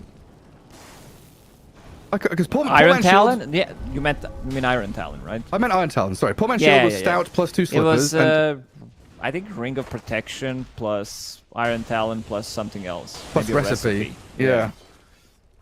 Yeah, it's pretty nutty. You could just buy it. Got it. Anyway, into the modern day. A couple of years in the future, here we are. Tide against Slark, pouncing back and forth. They've pushed the Tide away so Kami can return to some free farming times in that top lane. Net worth-wise, slight leads out there from Luna and Wind Ranger. A couple of hundred ahead of their counterparts. Tide still quite a bit behind. A big one is Wind Ranger. Your race does have double damage, focus fire.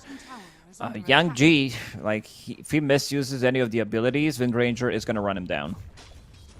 She doesn't care about your Rolling Thunder either, and starting to put some pressure onto tower. Already down to, what, like 60% HP? Playing very aggressive.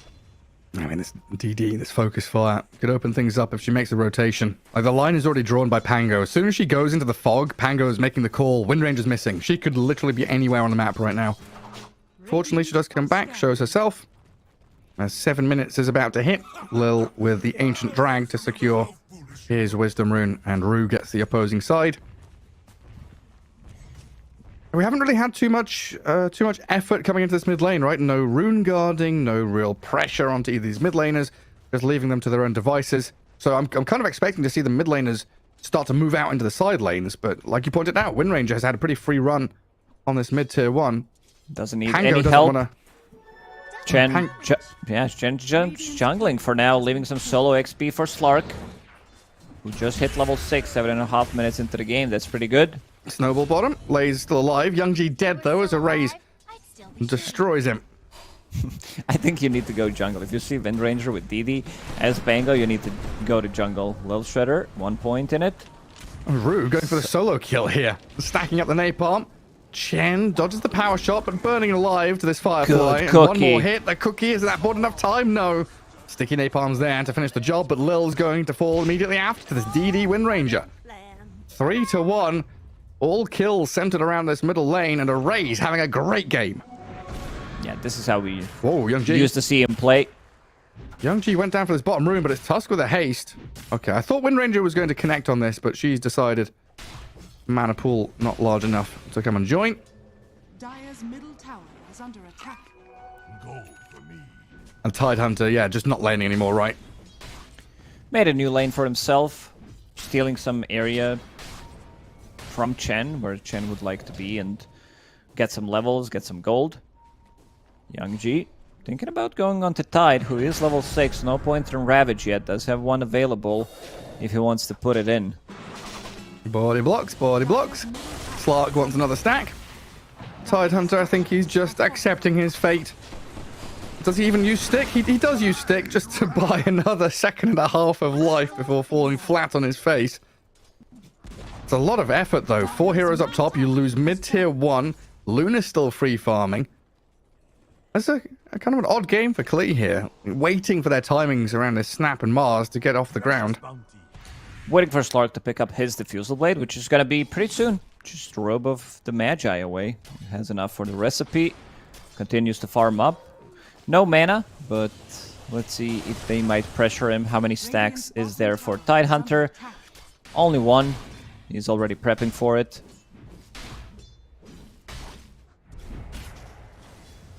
And Tusk getting him a little bit of experience bottom lane, get to level 6.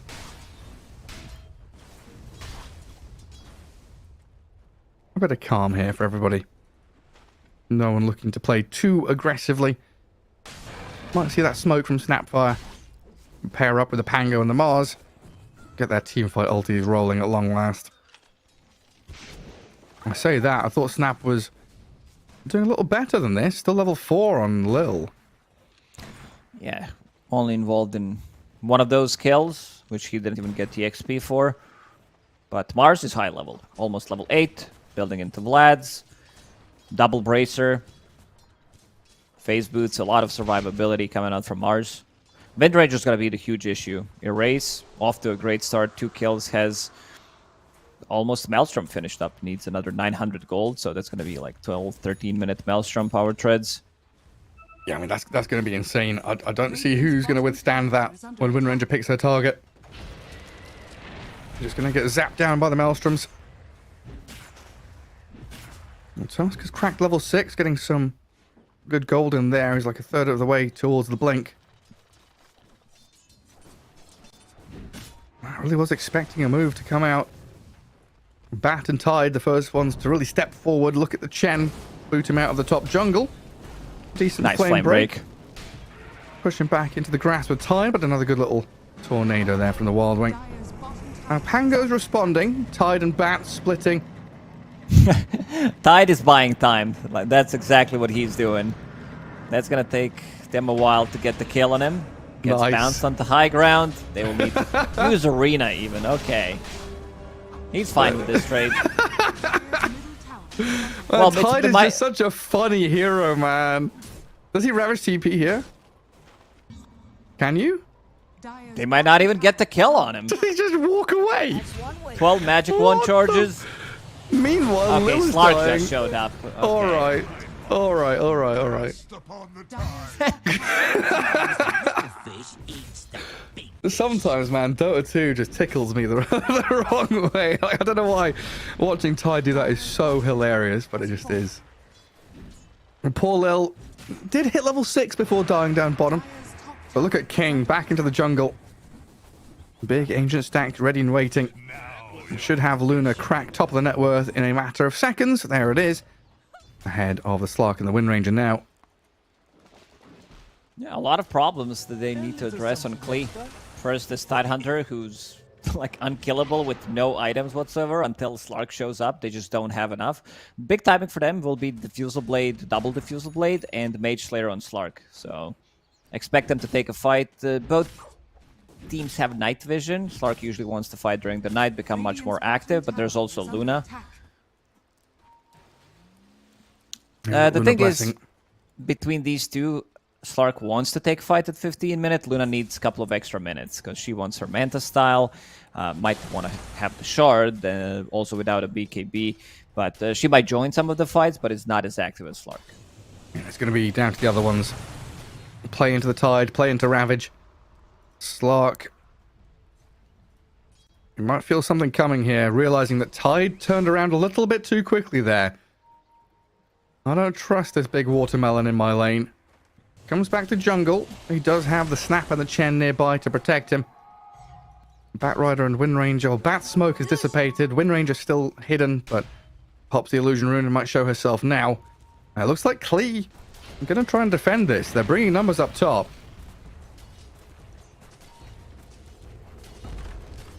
And Yellow Submarine not committing. Understanding fully. Slark's not really a hero that can jump in and kill. They'll go into the back lines instead. Have a bit of a poke there.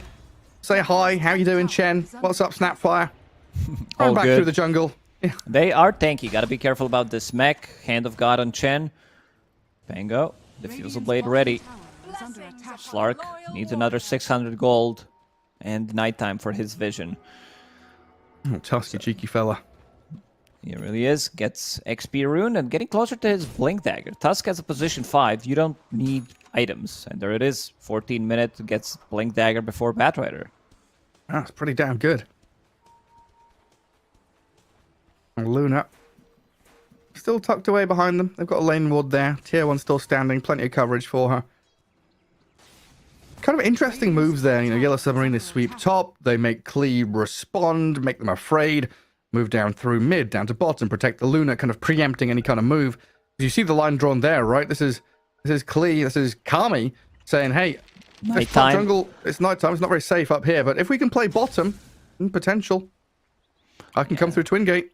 This is a team that kind of abuses Twin Gates. They love to go through it multiple times, get a kill bottom, go through the gates, pressure the top part of the map.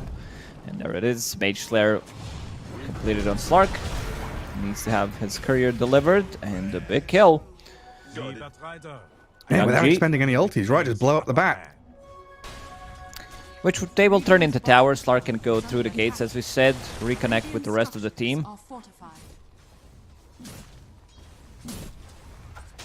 The strength of the Chen. Army up front. Little shredder. And even before the catapult arrives, kill off that tier 1. And Tusk sat behind the Wind Ranger, ready to protect her with the snowball at a moment's notice. Might even make a play on this Pango. Shackle Shot doesn't connect properly, but a good Walrus Punch and Snowball gets the pick off. Look at the TPs coming in, though. Little bit of cookie. Catches Wind Ranger. Pounces coming from Kami with the kisses over the top. Erase in trouble. Massive kill here for Klee. Both mid laners dying. This combo is super powerful. Anybody dies. Tag team is maxed out. Plus Wind Ranger, ulti, focus fire. You just disappear. Every single shot procs tag team. Maelstrom procs. It's a difficult one for Pango to defend himself against it. They might need to, you know, get some early shard on Slark so that he can hide people who get focus fired. Slark is in a good spot. Like, this is supposed to be not as good lane for him as it was, but Kami keeping things up with Luna. Yeah, got some kills, got some stacks. Hasn't really been bothered too much. Now able to play with the rest of his team. And again, not too many expended ultis there. They're using them piecemeal, one by one. So Kiss is used, Hand of God used, but they still have Arena and Rolling Thunder to get back into this mid lane. Kami snowballed upon, Young G with a roll, Mars being focused, gonna get the Arena down, trapping 3 inside. Ravage I still don't know up. if they can keep on fighting though. They crash onto the Batrider now, but this, Ice Shards blocking the Rolling Thunder and the Ravage coming through quickly. Kami got off the Dark Pact, Lucent Beam to stop him in his tracks. Another stun, the Shackle Shot, a mini one. Nice the Hurricane. Dragged back, but in comes the Tusk. Second Hurricane to drag him closer to Lil, but in jumps the lassoing Batrider. The follow through and staggered initiation from Yellow Submarine will get them a bonus with Chen trapped in another igloo. Yeah, there's so much damage coming out from Erase. he stands there and right-clicks people. Vlad's aura, tag team, Lunar's blessing during nighttime, so Luna doesn't even need to be there. It's global. Having Spark of Courage. I think he has like 300 damage plus tag team. Did Tusk pick up tag team damage? He did not. He went for Walrus Punch Stun on level 10. That's also fine. But you know, if you want to invest more into damage, you might think you're tanky, but you die instantly, as we've seen on Lace. Doesn't get any of the spells off. Arena, but that's pretty much it. And Tidehunter, he's not gonna die. They need to poke. They need to reset multiple times on Klee. It's maybe they want to go in with the Arena. Snapfire Kisses, kill one target, Slark resets. Definitely will need that Aghanim Scepter for a reset. And then Pango, multiple swashbuckles, burn their mana. Nice try, but doesn't get it connected. Still gonna die for it. Yeah, the Tusk of the Tide. Force the Mac out of the Chen. They got tons of stuns here. Mars misses his spear. Snowball back across. Kisses landing into the arena. Rolling Thunder trying to focus onto this Wind Ranger and Tidehunter, but a raise. Sidestepping, dodging to get out of the way. Tide moved in on by Kami. The shark in the water. Let's get the kill and a good jump spear. Looking at this Wind Ranger, another one there for Klee. Big kills, massive kills. Luna is not there. She's trying to farm up her BKB. King has it on the courier right now, but yeah, they need to stick together. And they're also using this downtime of no Ravage. Lasso is a good one though on this Pango. Swashbuckle very short. Not able to click quick enough. As King comes in and clears out Young G. Yeah, that top lane fight, in a pub game, that Chen is saying, congrats, you got me. You know, diving deep for a Chen, pops a couple of heals, and his team swarms around him. The other submarine not afraid to keep this oppression going, though. Aggressive onto the Chen once more. Sticky napalm.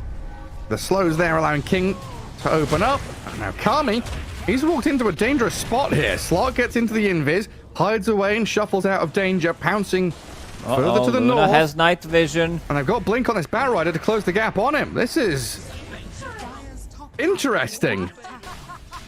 They do have so much damage. You pop that tag team, burning inside the Firefly, block him off with the Shard. He needs that Aghanim Scepter desperately. So 1 pounds for aggressive play, and then needs to jump out of the trouble. Yeah, maybe Slark thinking that the rest of his team is going to follow up there. Went pretty hard into the middle of the Yellow Submarine army. Gives even more time for this 15k net worth Luna to get up and running. Plenty of farm top, can push into tier 2. Radiant side, Luna Lacoste again in his top lane. And it's always blue, Luna. Did you notice that? Yeah, oh my god, you're right. Oh, I can't believe it. Yeah, you're right. It's always blue. What? Why? Blue carry players for some reason. Are they always just in slot 1? Like, I'm carry, Yeah, I I'm think so. slot 1. I'm 1. I'm position 1, slot 1. Oh my goodness. Who's rolling up? The Pango is. They're on the Tide.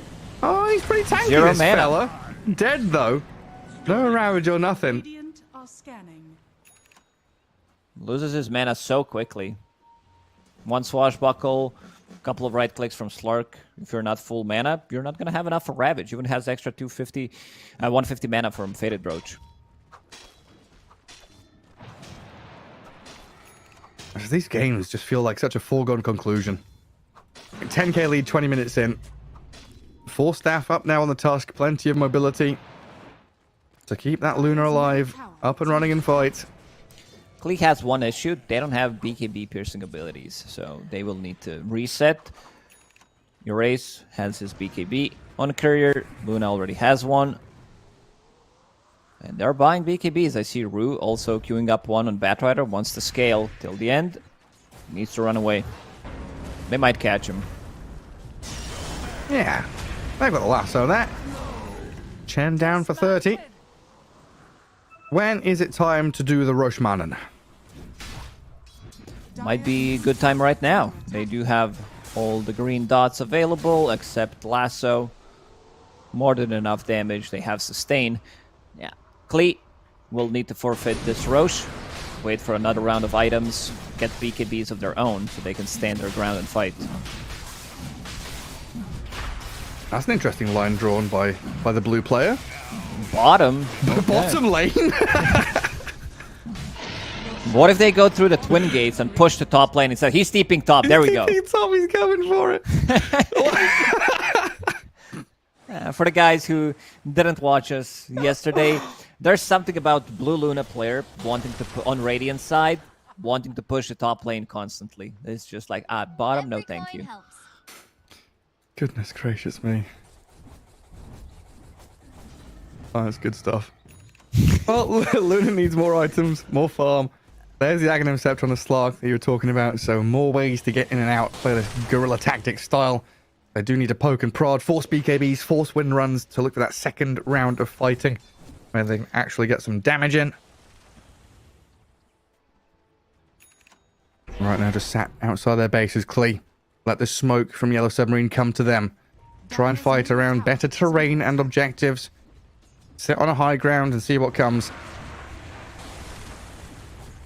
Need to put someone up in a crow's nest with a telescope. Because the Slark, he's been jumped on. Oh, into the ulti, hides away. Tries to fight back with the Mars Arena. A raise with his BKB running out of it. Snowball buys a bit of time. Luna's in with the Eclipse as well. The Mars dropping low. They're going to look to finish him off. And they get the Chen as well. Now Pango blown up and killed. Snapfire in trouble as they dive past tier 3s. There's no buybacks here on Team Klee. Just a Slark alive now as Lil's found past his tier 4s. Finished off by King. This is like a lane of racks, if not more. This is lane of racks plus another one on top. Probably they used everything. They didn't even get a kill on Tusk. Good Ravage placement. They heavily committed, but yeah, maybe they just go for the end. Let's see. There's still Aegis available. Let's see how they approach it. All the buildings around tier 4 towers already gone, but they're gonna play it safe. Butterfly completed on King. Just got to make sure this top lane dies so you don't have to come back again and again and again. It's not going to happen. They clear mid. You can't get the job done top. Time to back up, even though you're holding Aegis. Full respect for Team Klee. They want to smoke, get something done while Ravage is down. BKBs as well, but they're coming back up in 10 seconds on both cores. That's the huge issue. They can't touch them during BKB. Yeah. Shiny golden gods. I'll take that. Tusk looking to break smoke from atop his high ground spire. There's a courier over at that secret shop on the Radiant side, but it looks like it's tucked away enough to hide from the smoke. They know something is up. You can see King drawing on a minimap the line where they're coming from. Rue already on the high ground. No Ravage for 40, so could be a good time to take a fight. Tide just going to walk into them, say hello with his face.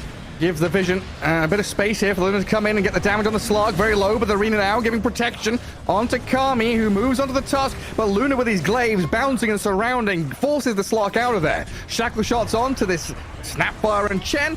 And the Eclipse GG. blasting into them. Kami just calls GG. He says it's enough. We can't do it. You're too strong. This Luna hero. Out of this world. This is not a good sign. Going for game 3. He doesn't even die. I can understand why they feel like they don't have enough damage, so sure, but yeah, calling GG instantly disconnecting is definitely not a good sign.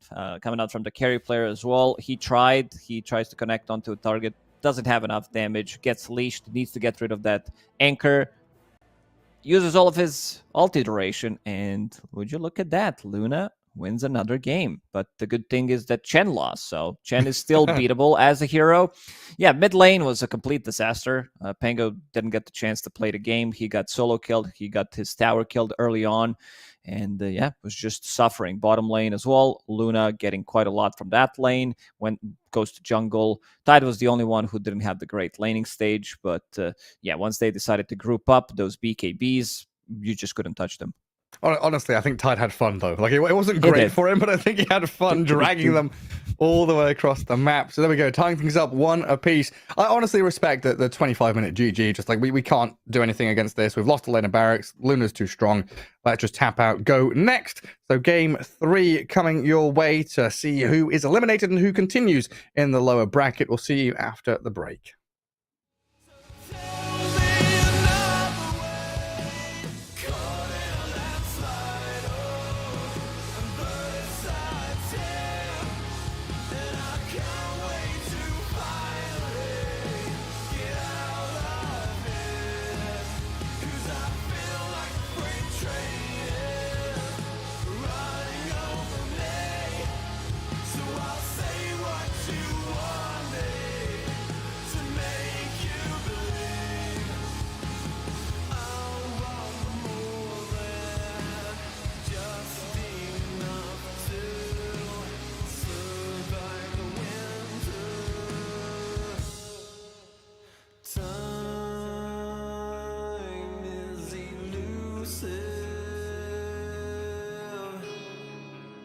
Our days are getting shorter. It's now or no way. 'Cause life flows like white water. Take a moment to breathe, hold it in, stay a while, forget all that you know, and forgive everyone.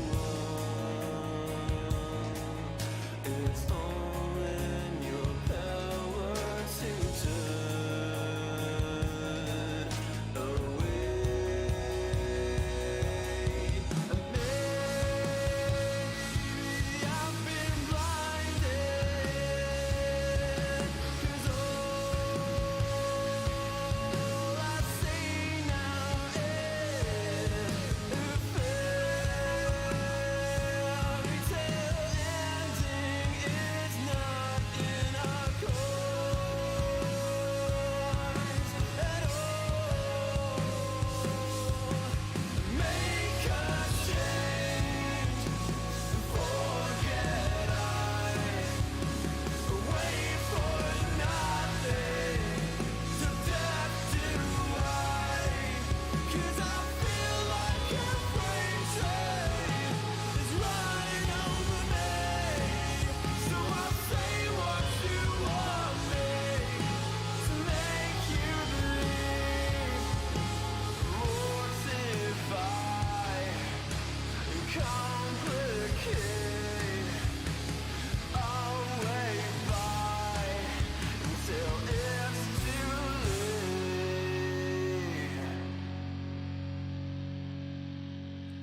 But I think that you know much better. Wait forever. My head is on straight for once, and you will pay for it.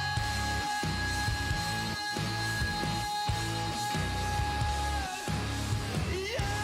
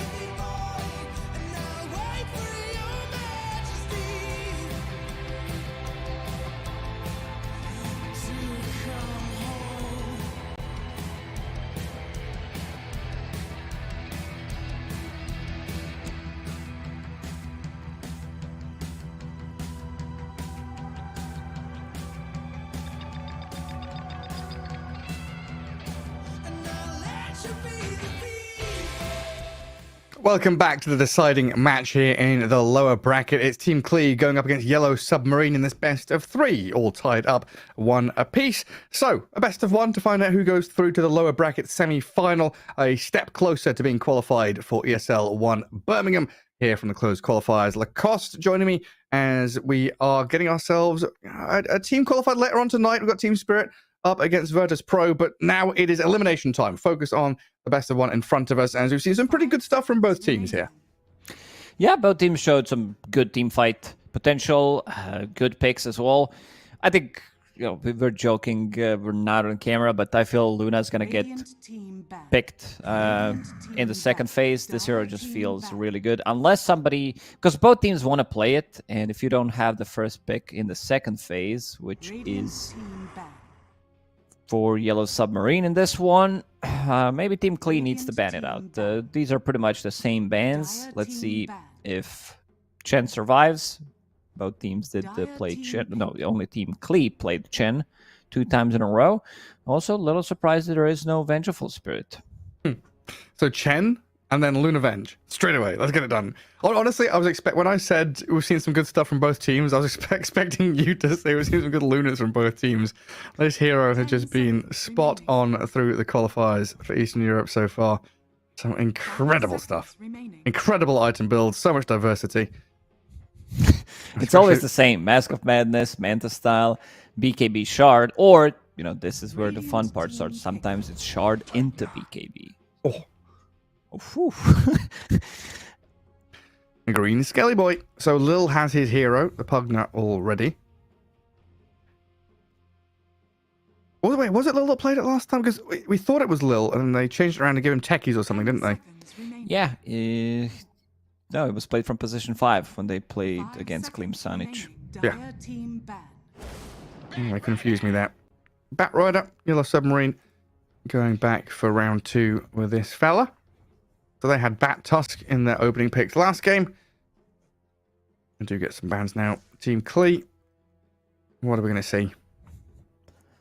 Offlaners. Bat Rider's really good against Pugna. He can drag people away from Pugna. What he wants to do is Glimmer, Decrepify, heal them up. But Bat Rider is very annoying for Pugna to play into. For offlaners, Primal Beast is gone. This looked like still one of the strongest ones out there. We might see some Centaur Pugna. And also another hero that we haven't seen at all is Muerta, which is a little surprised by. Still a strong position 4, still strong position 1. Yeah, very, very glass cannon position 1, but I do like her in the pos 4. Can be very annoying in the right hands. Team Clee respecting the Chen, banning it themselves. Figuring, hey, we've got Pugna 5, not going to pick the Chen in this kind of spot. And up against the Yellow Submarine, the Morphling. You've got to keep your eyes on that. We've not seen it yet from Satanic. That is something I don't think a team has allowed through yet. It's always been banned against Yellow Submarine. I think you're right. This is one of the best, if not the best hero. So there are still some options left. Oh no! Luna banned by Team Clee. Oh, as we said, the Yellow Submarine, they do have the first pick in the second phase, so they might need to remove it. And they also removed Chen. So the only times the Morphling wasn't banned was when Team Spirit had AA Void, so they couldn't pick Morphling, and then it wasn't banned against Namiga, and Yellow Submarine picked it. So it has either been perma-banned or it has been picked, like guaranteed by Yellow Submarine. So now they banned the Lion. We'll see what direction they go. It could leave the Morphling as a later pick. Don't need to snap it up immediately, of course. Yeah, thank God we removed the Chen and the Luna. No more of these timing, snowball, group up and pushes 5 nonsense. We'll have a little bit more nuance to our gameplay here in Game 3. I'm excited about it. I really am. I don't know if they want to pick Morphling here. If they're thinking about it, there's still Ancient Apparition, but then again, Team Clee, I wouldn't say that they would pick Ancient Apparition, but they should definitely pick something else. Offlane or under position 5, there's Venge, so a lot of swaps, a lot of displacement abilities, and if they pick up another position 5, it's going to open up a potential morphling for Yellow Submarine. Yeah, always nice having that ability to swap your carry out of danger. 10 seconds. Seen it plenty with the Luna, but great with the morphling as well. Especially if there's still heroes like Faceless Void in the pool that could be grabbed up by Klee. You want that backup plan, the safety net for your carry. We're still yet to see Lil's hero and that offlane duo. When they do pick Pugna, they like having this techies, so they've got a lot of blast off and kill potential with their 2 supports. And of course, techies does pair nicely with any number of offlaners. Tight onto the grab up first. And we do have this double pick now. Radiant team. Tide not really afraid of any of these abilities, and you've been on the money with the techies pick. A lot of this is a strong lane. I also want to see Tidehunter put a point in Gush, something that he didn't have in the previous game. I think that's a little bit of a grief in the lane where you're not using your mana. Anchor Smash, then you get your Kraken Shell. But yeah, you want to put pressure, especially if it's on hero like Slark early on, as much as you can. I don't know. Morbin time? It might be Morbin time. I also like Razor against these heroes. Razor's one of the guys that just runs in, but yeah, it's a god tier Morphling game. So now they need to figure it out how they're gonna deal with this. Maybe it's some Phantom Lancer against all of these heroes. It looks nice against Bat, against Mars, built into the Fusel Blade, burns Morphling's mana. 10 seconds. And if you want to counter the morphling, you have to do it now, right? Because they've got the 2 cover picks, bans, 2 cover bans after. The other one is also Faceless Void, because you can't get outside of the arena. Even though you're picking it into Vengeful Spirit, you want to be resetting multiple times, and you have to catch something against Morphling, and it will be Morph. I think, as you said, they needed to pick something right now, the best option, and it was Faceless Void, so get rid of Invoker, I guess, inside of Yellow Submarine, builds into Spirit Vessel, great with Faceless Void. We've seen a lot of Invoker bans, but we haven't seen Invoker being picked. No, it's just been removed every single downtime. But yeah, I really like that Venge pick, kind of really covering the Void pick preemptively. Very nice. Invoker not banned, though. Puck and Storm, the options instead. 2 heroes that are very good at getting in on top of the Morphling without even needing to use Ravage or Chrono. And Team Klee with another ban to come against Erase. That Windranger was very irritating. I get a little greedy here with like Windranger plus Morphling. I would love to see some active hero to play with the Mars and the Bat. Give a bit of gap close and magic damage with these spirits. What else has Erase played? Windranger, Pango, Tiny, Ember have been his big 4, I think, this tournament. Is Tiny an option? For Yellow Submarine, sure. I mean, they do have last pick, so they will see the matchup. None of these heroes can really be flexed.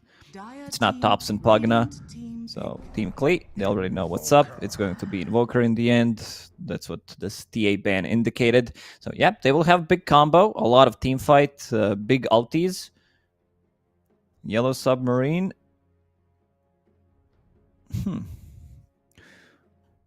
Well, maybe it's Lina time. I was thinking about Lina. Yeah, maybe Lina. Other options.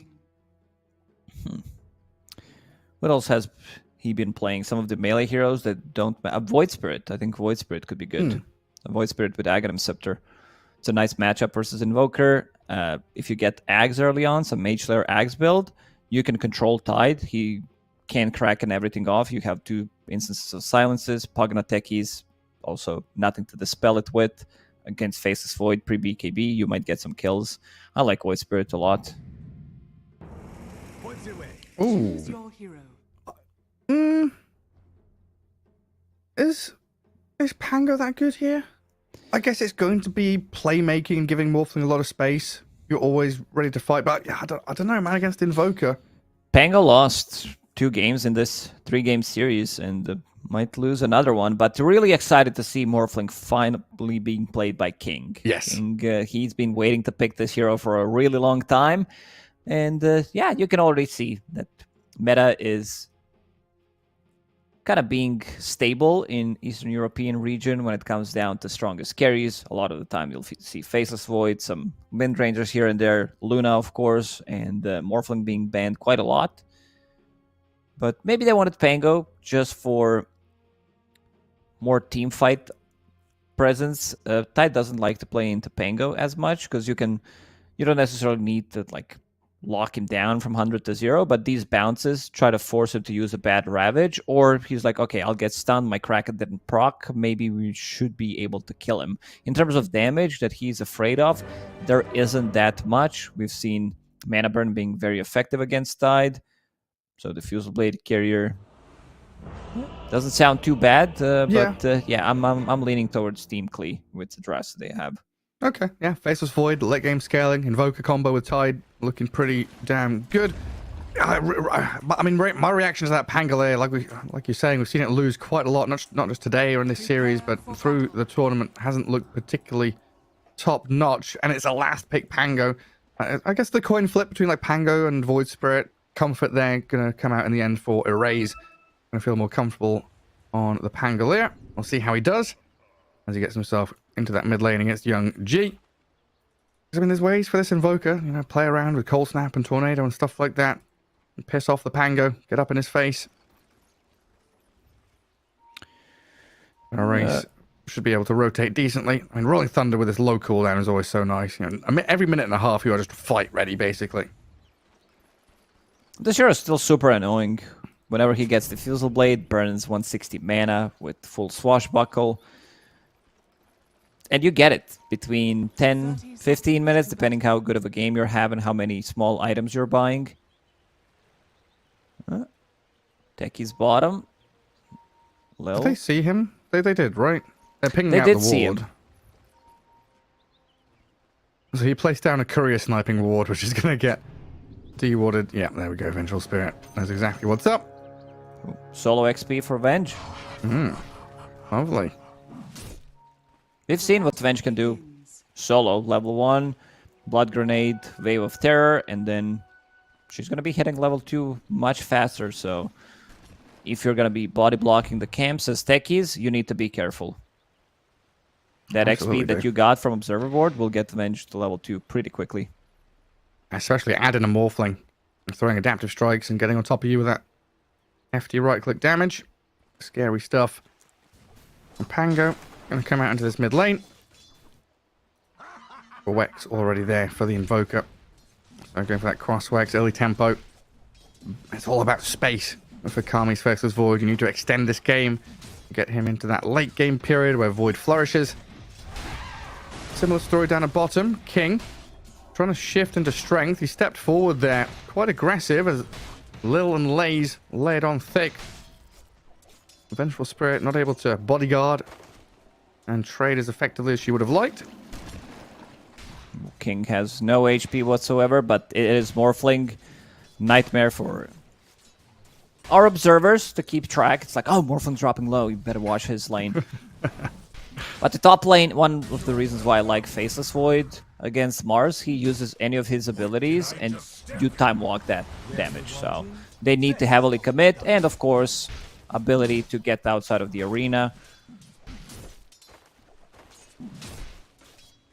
And Pugner looks like he's trying to play on that left side of the lane. Doesn't want to get caught down near the crystals with a sticky and a potential Firefly once they hit level 2. Non-stop irritation down in this bottom lane, though, as Lil just launching projectiles over and over again onto King's Morphling. 7-2, though, having a pretty damn good time. And just looking at the CS board. Oh, the blast off down bottom. Forget the CS board. It's all about kills as Lil and Lays get first blood killing King. Yeah, something that we said we want to see Tidehunter picking up Gush early on, just for the extra kill threat, and they do have it. Techies was always good against Morphling because of his fog jump. You don't see him, you want to play on low HP, you get surprised by its stun before it even had silence on top of it, so long duration silence. It was quite obnoxious for Morphling. That was ridiculous back then. Top lane, Mars, 1 HP. They burn the Pugner down. The blood grenade thrown in the last dying breath. Gets the takedown on Mars, so at least a trade there for Klee. Kami's pretty happy about this one. He gets solo XP. Doesn't get the last hit, but gets some solo XP as well from farming these creeps. But yeah, what I wanted to point out that CS board, I'm kind of curious how it's all panned out. Pango 13 and 6. The Invoker was 3 and 3, but I guess there was some kind of double wave situation where Invoker is now caught up a little bit through last hits under tower. But Pango definitely taking a significant lead in that middle lane already. Difference. If this was old Invoker, when Quads gave you HP regen, that would be much different. But now he needs to invest into smaller items, some extra tangos, extra regen. He's buying Bracer and might need to bring an extra set of tangos onto Courier. Just ghost walked. Yeah, trying to regen up, and yeah, not very effective. He's gonna miss a lot of CS, but not a great spot to be in. Right, if we see a rotation into mid, that Invoker could die pretty swiftly. Contest of the pull down bottom. Tide and Techies really making life difficult here for Yellow Submarine. As things do start to even out, we had that pack of 3 Radiant Heroes at the top of the board. Now it looks like the Dire is starting to farm back and get the job done. Is that a Radiant Observer board? It does get killed off. Vengeful Spirit, the blast off. Oof. Up on the high ground, doesn't land properly onto the Venge. Okay, it's shorter than you think. Well, now he needs to TP out.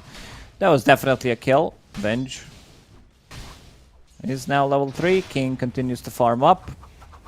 I was looking forward to see Vlad's build, but seems like Mars is going for the Vlad, so Morphling will pick up something different. Casual Morbid Mass, the old school Falcon Blade, Mana Regen, some extra sustain with that Morbid Mask, so all good.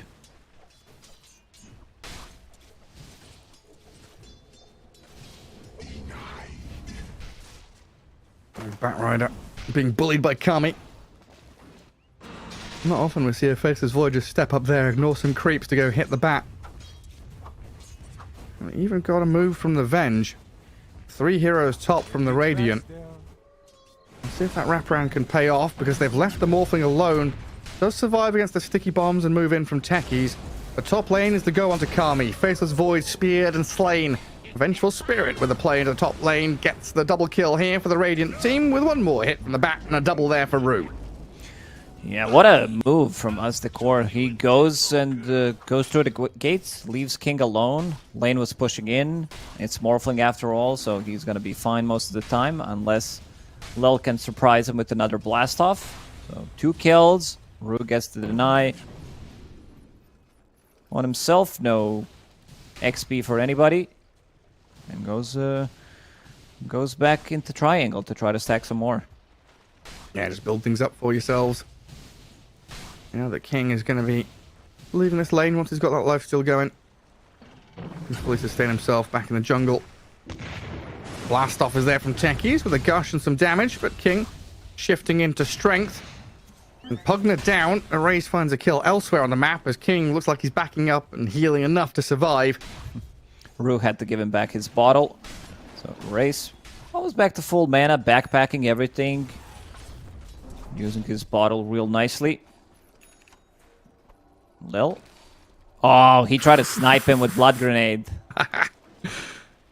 Just pixels away from doing it as well.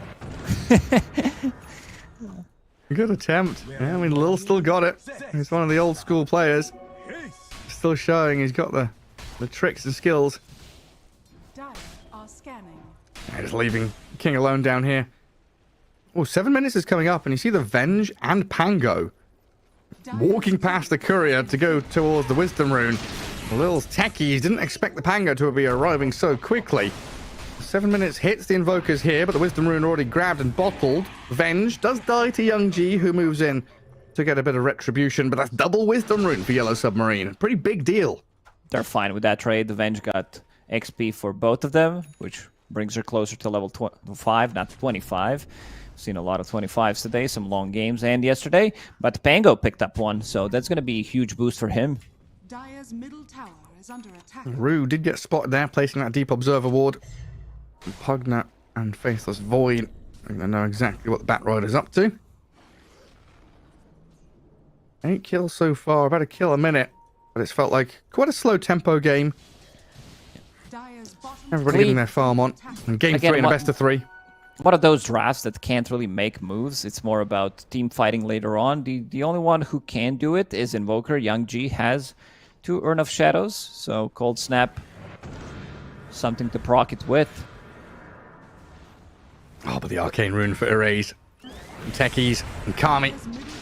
Get a good amount of damage in off this Pango. And the Chrono EMP is there. Should be able to secure this kill.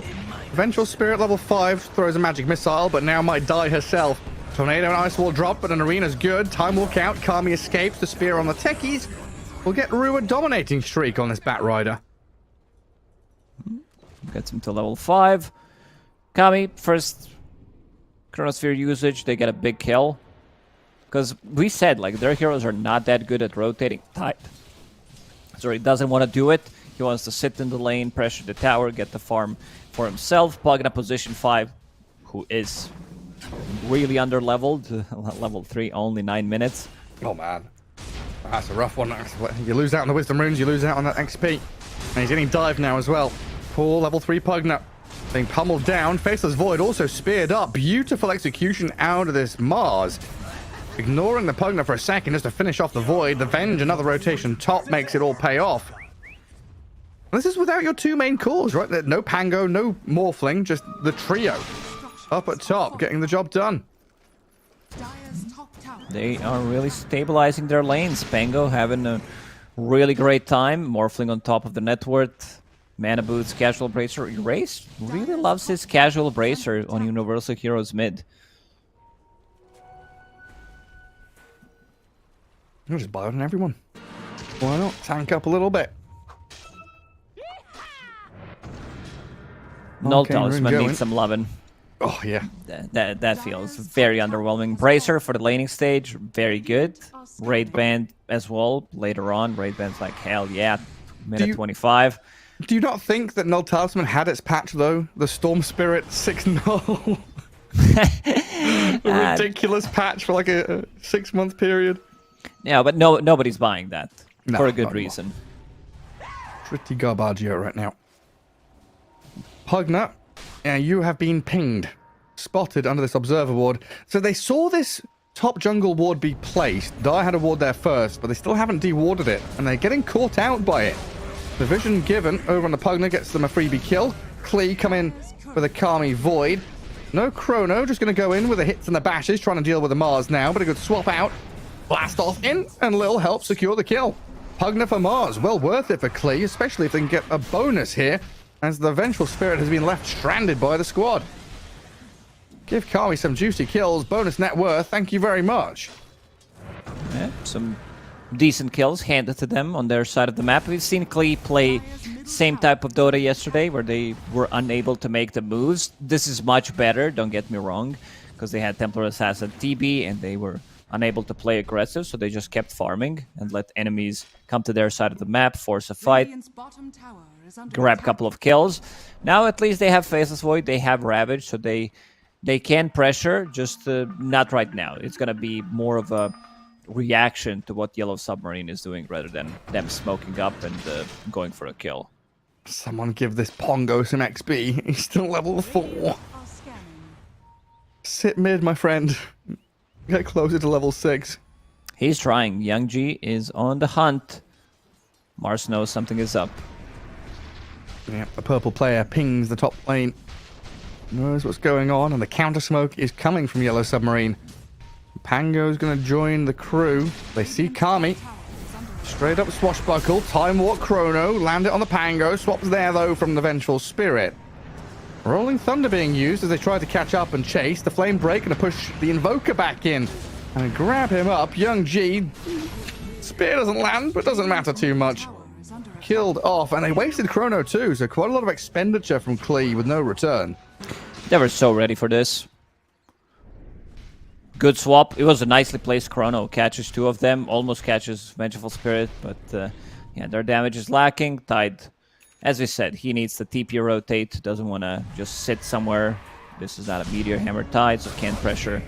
Oh no, not Pugna again. I Leave the guess they Scaly just- Man alone. I guess they just never saw that ward get placed. Like, Dire had this... Yeah, Dire had this ward first, right? And then Radiant... Yeah. Yeah, look at it. Radiant Batrider came across, placed it. This ward has got them like 4 kills.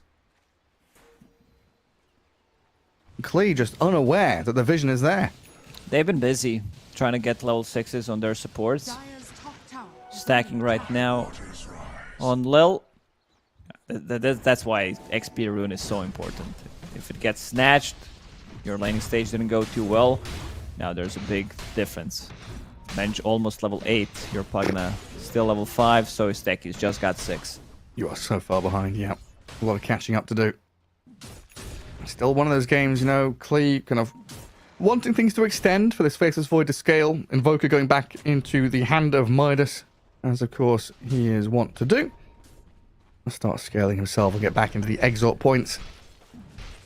Mom into Maelstrom for the Void. Kami given a bit of freedom up at top. Just the Pugna trying to hold onto the lane there. Do his best he can to get level 6. 14 minutes into this match. That's some scary stuff on the Radiant team. Batrider halfway to blink. This Mars has the Vlad's double bracer. Tanky fella. And able to play forward with the bat here.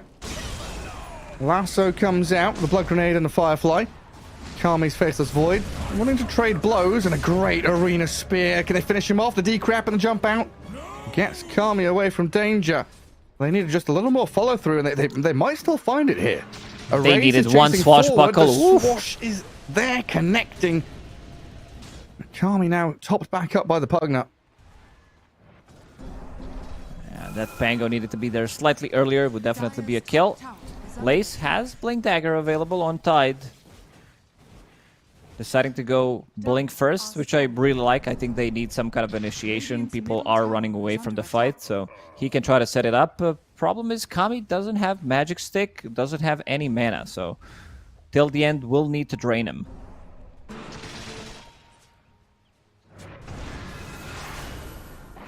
Pugna walks in here, tanks a couple of spells. Vengeful Spirit didn't realize the Tide and the Techies were coming in as well. And Raze, Rolling Thunder, just walks past Young G, doesn't want to push him to the low ground, instead guarding the Bat and the Morphling, who turn around and kill him now. Ravage does clip the Morph, but the Pango and Mars able to circle around and kill the Pugna. 2 for 1 in that mid lane as they guard their tier 1. Quite a few ultis being spent. I was watching Kami, what he's doing on Faceless Void. Tries to get there somehow, has no mana whatsoever, so he might just pop these healing lotuses in the top lane. Very low mana pool in general. No stick, no nothing, just like one casual raid bend. Yeah, pretty hard for him to get involved. And he's being chased back as well. Pango and Venge. Radiant Vision just off to the right of the Void, so if he swings east, he's going to be spotted, and look at that damage! Oh! Oh! They blow him up, DD Pango. One of each, one Shield Crash, one Swash, and he dies. This should reveal... Yeah, this should reveal the ward that they have on this side of the map. Like, a lot of the times you'll see a team placing observer boards in the outer ring and just going very aggressive, so... Somebody from the team needs to get rid of that vision. This is exactly where your carry wants to farm. Yeah, somebody's going to start dewarding. King. He's going to see this coming now with a sticky bomb thrown at him. The Morphling's going to understand. It's not just the Techies. It never is. There is a Tide. There is a Pugna. But I don't think those 3 in isolation can really do too much to King's Morphling right now. He's got Manta, a few 1 charges. Even saw the Venge there for a second. Sat behind. Ready to move in position for the swap. And now the rainbow of TPs coming down here as well. Really levying this position to try and defend the tower. Maybe even get a kill on the Pugna with a good swashbuckle. He's already at half HP.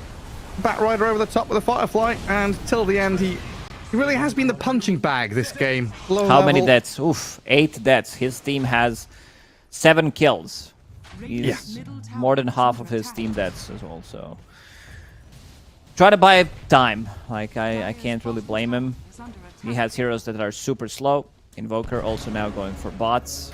As his next item, Arena misses. Not sure what happened there. Ty just blinked away. Like they both walk into each other and Ty's like, nah. No, done. But I don't think so. Does give away the ancient stack though. Looks like Mars and Bat going to clear through that. with ease. Morphling King, of course, wanting his fair share. Takes a slice of the pie. There's a tier 2 token. Pick it up. Oh. Free item. Morphling doesn't care. Hey, guys. He will take it anyway. It's going to be one of the supports not having... It's massive. Imagine you as a support, for example, Stone. Venge. Yeah, Philosopher's Stone, you can't farm your Ags, or it's going to take you so much more. That's a good catch. Did they have the follow-through with the Rolling Thunder? No. Kami, he's out of there. Not quite perfect from Yellow Submarine. You could see it potentially layering together with the lasso and the roll. And it wasn't to be this time around. And the frantic scribbling of Kami again. He loves drawing on the map, this fella. He really does. He's... no, just... Team, go here. Run down mid. Use your ultis. Cast your spells. Let me, as a Faceless Void, carry you through this one. They've got Chrono. They've got Ravage. D-Ward in the mid lane from the Mars, though, gets rid of the Vision. This is the new build on Mars. Maybe you need 1 Bracer instead of 2, because you have enough mana from Vlad's, Mage Slayer, Magic Wand. You're not going to run out of mana. And then, because you need to sell something right now in the next few minutes when you pick up a Blink Dagger, but he's extremely tanky. It's like impossible to burst. If he jumps you in arenas, you pretty much have to stand there and fight. Well, Klee didn't find their opening in that mid lane. Looks like they're going to have to back up and continue farming. I hope Kami comes back and is in a good mind space here. There's Coming plenty back, of creeps to be please. farming. Bottom, top lane, going to be shoved out. How's he doing? He's going for Yasha as his next item. Interesting. Maybe once SNY against these stuns. Like usually you'll see carry pick it up when they play against hero like Axe, but wants to lower the cooldown. Look, the duration of Flaming Lasso, Venge Stun. I still think BKB is a safer choice, but Dire's middle tower is under attack. still can get lassoed, can get swapped out. But you, without a BKB on Faceless Void, very difficult to deal damage.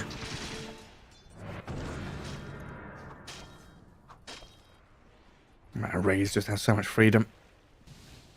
Couple of heroes behind him allows him to push hard into the tier 2. Mage Slayer queued up next. After that diffusal blade for the Pango. And he's going What to did come we up and say? join the Morphling. How many, Gary? We said You 3, said max 4. Yeah, you said Okay, 3 or seems 4. like it's gonna be 4. I don't know if I should laugh or cry at this point. You know? Invoker lassoed. Good grab. Again, this vision paying off dividends. Yellow Submarine not being dewarded as effectively as I think Klee should be, you know, on top of this a little better. You said it, these outer rings, the vision that they've seen being placed, they're not Full really, duration. Yeah. Not really on the mark with it. Pugna Goodwise TP out of there. Nearly got caught by the spear, but Radiant's bottom tower off he pops. has fallen. Was that the tier 1 bottom going down 20 minutes in? Quite a delayed take. Yeah, it really is. Morphling was sitting in that lane for a long time. King did not want to let it go. Almost has Kanda.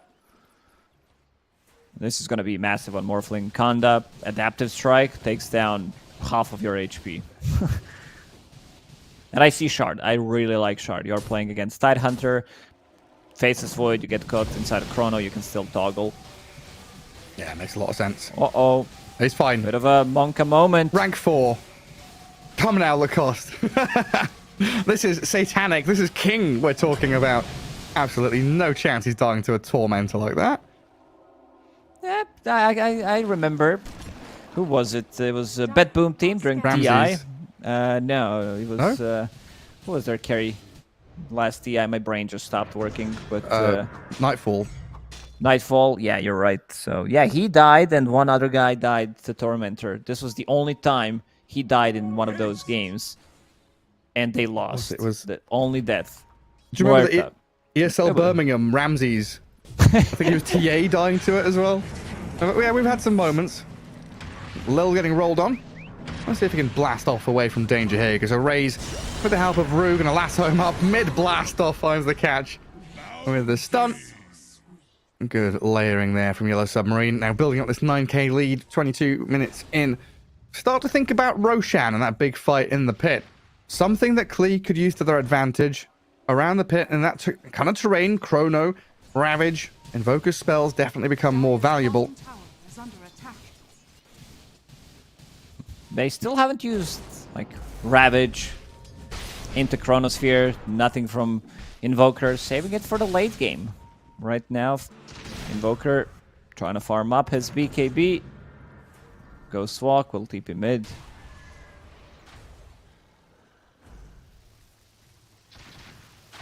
Double circlet techies. I like these little casual circlets we've been seeing. You know, Darkseer buying them, techies buying them. Universal heroes. Yeah. We get a lot of damage from it. Good all-around stats. You're not afraid to just buy it and sell it later on. You're not losing that much gold, a couple of hundred. It's well worth the investment. But here is Roche, easily taken by Yellow Submarine. I think this would have been an okay opportunity for Klee to come and fight, but I don't think Kami is in a position to say he's ready. 15k net worth on the Morph. Pango is scary. Just let the Radiant take the Roche, get them into a position where they can take tier 2s. And Dire really just focused on, you know, holding a high ground, holding their base for now. Don't let this game run out of control too quickly. Dire thinking that they're going through the gates, but they are going for an obvious one. Another death of Lil. Oof, 2 supports combined, they do have 12 deaths already. It's quite a lot. Yeah, pretty painful. Pretty painful. Is King going to steal this Tormentor? Yeah, he's looking at it. Look at that damage. It's only 23 minutes in. We have a Terra thrown out as well. And there it goes. So Mars with the shard. That's a nice little bonus for him. Ooh, needs to be careful. As Morphling, we've seen some... Like, the funniest thing will always be Cabal from Trusty Shovel or Untrusty Shovel back in the days where Cabal was your enemy. The evil kobold. The red bar kobold. I mean, there's also Sunstrikes out there as well. You know, King's got to keep himself out of Sunstrike threshold. Until the end, going to glimmer away from that top tier 1. So far, decent from Klee just to continue farming. Not allow this Aegis to take any vast swathes of land away from them. Even smoking up with a couple of their heroes on the Dire side. But a 4-man move, walking straight into the Pugna, the Void, the Chrono, Catches none. That's not good. Arena's decent now, and Kami in trouble. Oh god. Pops his Manta, in comes the Tide, but he's stunned up a freaking Ravage in time. Does get the kill on the Mars at least, but King, he just free reign, move on in, look for young G, and beautifully done by Yellow Submarine. Klee in danger now. This is troubling times for the Dire side. This best of 3 might come to an end in just a matter of time. A few seconds left for King to keep on diving. Tier 4s doesn't care. Maybe he does now. That's always the problem with big teamfight ultis. If you misuse them, if you're not getting anything out of it, you can't fight. For the next 2.5 minutes, they can't take the fight. Chrono doesn't hit anyone. Ravage comes in slightly late. Mars the only casualty pretty much. And yeah, this was the buyback on Pugna. He doesn't have the game. Only sitting at Glimmer Cape, 4,000 net worth, 25 minutes into the game. That's really, really low. What was in? Was it Forge Spirits in the Chrono? There was 2 things in the Chrono, but they weren't Radiant heroes. It was Pango Manta style. I mean, Illusion Rune, I believe. Okay. Very, very unfortunate for Kami. And yeah, now a long period of time where the Radiant have pretty much freedom to do what they want. Tier 2s, think about high ground. Pinging the Faceless Void top, Mars has spotted Kami there. We'll see if they can connect with the Bat and the Pango, who are swiftly moving northwards. Dire do scan, so Kami knows and sees and feels it coming. Dire Vision also watching the Bat Rider as the spear misses. Now the lasso, though, and the Rolling Thunder over the top. Damage coming pretty quickly, but a Time Walk away from Kami gets him distance. Reactive Taser on him as the Tide jumps in again. This is a little awkward for the Radiant, trying to bully into the Faceless Void. They need the Morphling to arrive quickly, but he got the Time Walk out. King turns and fights the Tide now. The move onto the Techie is the easier target. Swash him out, Erase on a mega kill streak, and Morphling. He just waveforms up the high ground, hey? Aggressive stuff from King. Nasty damage from the Morphling, but he can't continue without the control of his team. Klee lose the techies. Going to be happy with just that casualty. Pugna might be the second one to die. The two supports, not too bad, given how this game and this fight has been going. But there's just no way they're stopping King, and the Pango's diving in. Oh, dear. Oh, he did disconnect. Second game ended because he typed GG. They were done, but yeah, seems like he wants to come back in this one. Hope so. King is still holding the Aegis for 55 seconds, and they can't kill him. He's in Faceless Void form. It's just impossible, isn't it? Probably wants to die here anyway. But they're causing a lot of troubles. They don't have the damage. Like, Pugna having 0 game. Techies, this is mech techies. So 2 supports who are super squishy. They die almost instantly. 1 Kanda, 1 Adaptive Strike, and you're pretty much gone. Another one of these situations where, yeah, you're looking at King, the Giga Mega Grandmaster Morphling. Very, very scary prospect as he just dives past your tier 3s. BKB's up. Young G gonna get blasted down. A double kill there and no buyback available. But Kami, he's in with a chrono. Kills off the Venge. But then what? What's next? Absolutely nothing. Time dilation, run away. Morphling blasted, finally dead. Aegis claimed and mines are dropped. Tide and Ravage Void in 3 fighting seconds. into Mars. Ravage coming back up as the Morphling wave rolls it over the top. Techies dropping low. They're looking at the Mars to finish him off. Spear misses yet again, but Kami, the focus from King, changing over to the Tide Hunter now, considering what options he's got with the backup of the Pango. Only the Pango. Doesn't feel like he can continue fighting, but he can jump and morph into that Void form to try and walk away. Kami giving chase. Tide and Techies in tow right behind. So they defend their base, but that is really a massive statement from Yellow Submarine diving tier 4s. Yeah, they went in super deep. They get punished for it. A couple of kills handed to them, but still, King, Morphling. It's always pleasure to watch these good Morphlings, like what they can do. Tier 3 neutral items. A little bit of breathing room for Klee. He didn't lose any barracks, nothing drastic has happened. Morphling has lost that Aegis now. So we have that potential for chrono plays to really make the difference for Klee.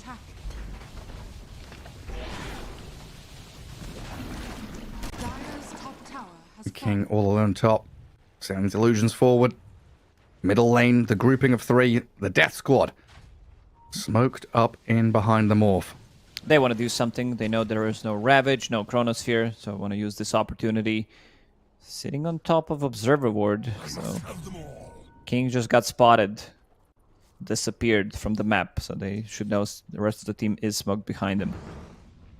Yeah, that's a pretty good idea. The King just going to go high ground, though. Tide Hunter can try and slow down the push. Anchor Smash and the Gush.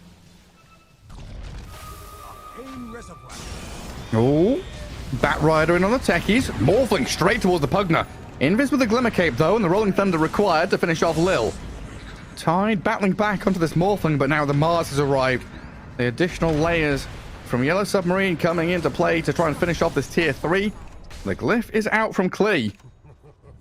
A lot of these games, they look like they're over 10, 15, 20k gold lead, but again, sieging high ground is so difficult. Multiple buybacks, some big team fight ultis, while the enemies don't have it on their side. There's multiple glyphs as well, right? Yeah, that's also the problem.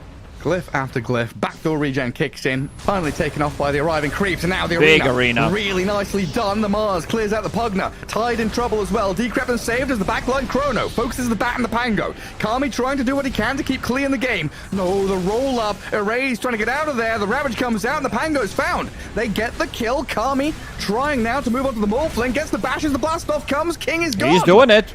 They defend their base. They push them back. They kill the Morph, and now they move forward onto Mars, but he has BKB TP. That's what we said. One team does have more team fight. You have Invoker, you have Tide Hunter, and Chronosphere. So you land a really good Chrono onto 2 of them, follow it up, Ravage as well afterwards. Their heroes are like squishy, but supports are getting the items. Now you have Mech, now you have Glimmer Cape as well on Pugna. So Morphling, he tried to go for the backline 2 times in a row, and he gets punished for it. And again, it's top lane. Radiant pushing top lane tier 3 and getting punished for it. Scanning. So difficult to break high ground. No, I mean, no matter who you are, where you are, what you're doing, pushing high ground is a very challenging prospect. But what was the old, the Chinese proverb? Doesn't matter what your net worth lead is. If you can't push high ground, it's false. It's a fake net worth lead. 12k, 15k, Okay. 17k. Doesn't matter. You can't Down end to the game. 12k now. Invoker getting closer towards his Aghanim Scepter, so Cataclysm will be available with Ravage or with Chronosphere. Big items on side of Klee. You have, at least what I see being queued up, these are expensive items, but Scotty on Faceless Void, it's going to be massive. And Techie's just got a couple of items as well. And finishes off Solar Crest. Tower is under attack. I thought I saw him buy a Pavis as well. Maybe I'm mistaken. Going crazy in my old age. And here comes Yellow Submarine. It's Round full Solar Crest now. 23. Straight onto the Pugna. And the arena there. Going to zone out the Invoker until the end. And taken out by the Mars and the Rolling Thunder. Trying to crash in towards Kami. Faceless Void with another time walk. 14 seconds for Chrono. Tries to man to dodge the Rolling Thunder. Doesn't get it done. Chain stunned. The Mars Spear takes him down. Gone for 80. Does he have buyback at all? Anywhere near it? Looking at the buyback status, no, he does not have it. Needs 2 gold, 1 gold. There it is. So we will at least be able to return if they do push high ground. 30 seconds for Roche.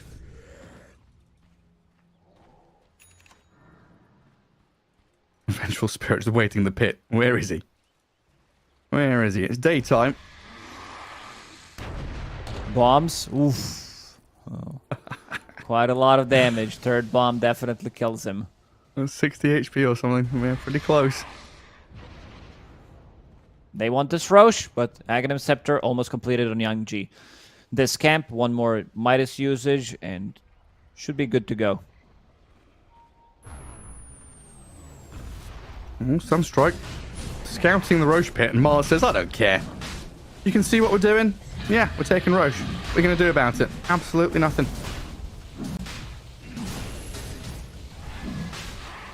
Easy as you like. Aegis for King. Roshan banner there. Venge picks it up. And through the Twin Gate they head.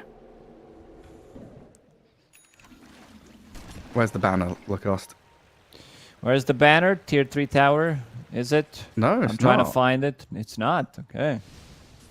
I thought you already knew the answer. That's where it usually is. That's where I usually look, but I don't know. Oh, I found it. Tier 2 tower top. Ah, very good. Oh yeah, it's got a little green Are marker on the map.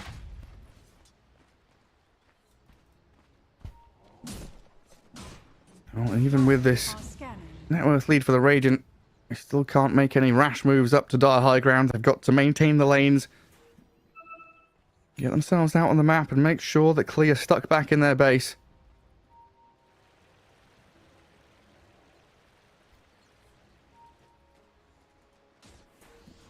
Morphling even making a sneaky move off to the right-hand side. Is under attack. They've seen the Faceless Void with that Observer Ward, TPing bottom and preparing themselves for a move onto Kami. He time walks off and TP's out. King not going to be able to find him in time. But a good sweeping move again. Up to top, push, into mid, push, and then regroup as 5 down bottom. Where they Back do. to 16k gold lead for them now. Managed to get some kills. Taking over the part of the map again. XP Rune, Tormentor. Is there a hero that doesn't have Shard? Yes, it's King. And he will get it. A pretty important one, like you said, against this Chrono.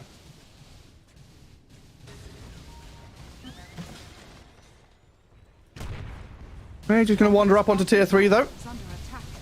Smoked up squad, not sat behind him, they're wrapping into mid. And King sidestepping Tornado. I think they expect this Faceless Void to be farming out on the map, but He's going to show himself in his bottom lane now, and they'll realize they can't go and hunt him in the jungle. He is waiting for a team fight properly inside this dire base. Double observer ward till the end. Places one inside the base and one outside the base to see them approaching. They poked, they killed tier 3 tower. It's a lot of mines that Lil placed around the barracks, so can't really dive in. Yeah, it's no joke. He showed. Okay, observer board catching the glimpse of him. Cataclysm available. This is the big Wombo combo they're looking for.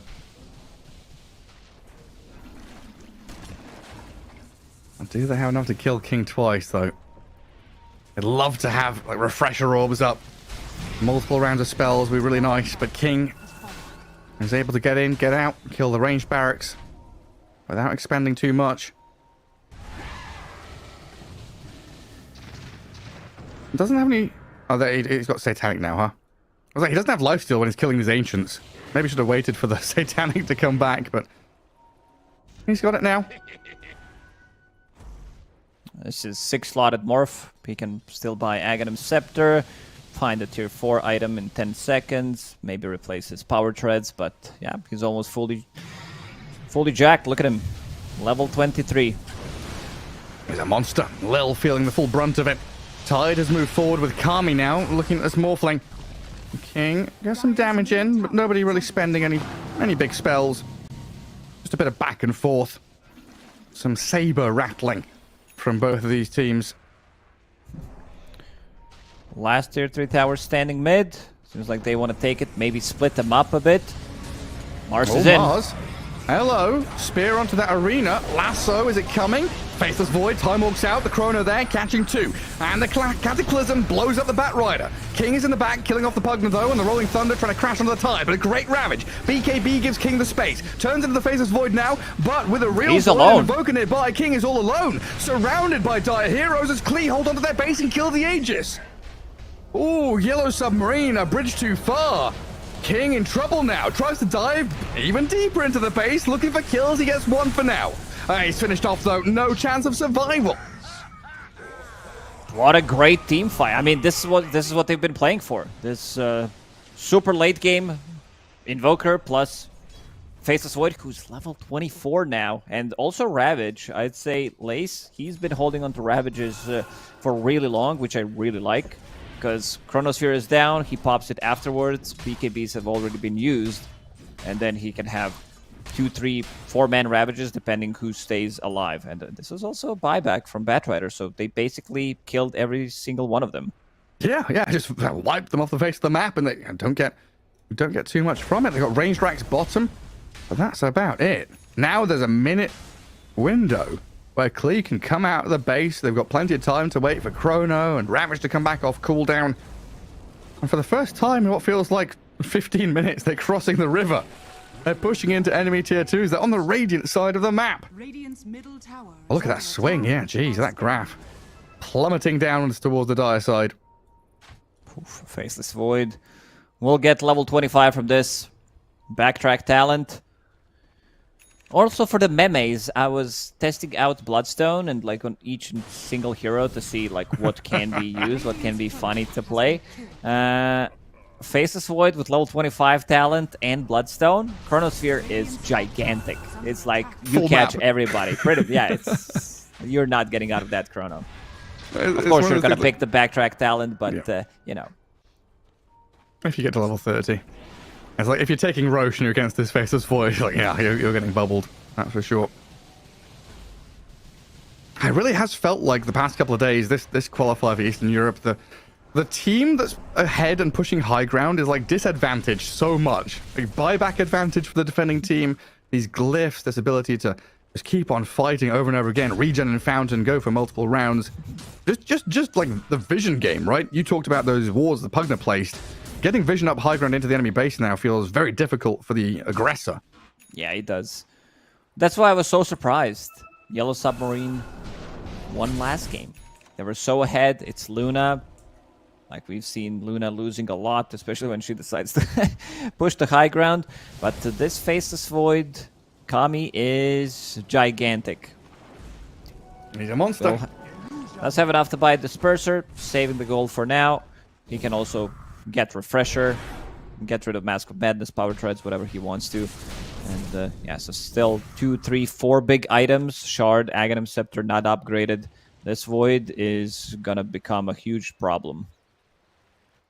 It already is, but it's only gonna get bigger. Dire's middle tower is Yeah, and a great thing here for Klee as well, they've got multiple ninja gears, so they don't have to rely on permanent smokes. They can just keep themselves hidden away.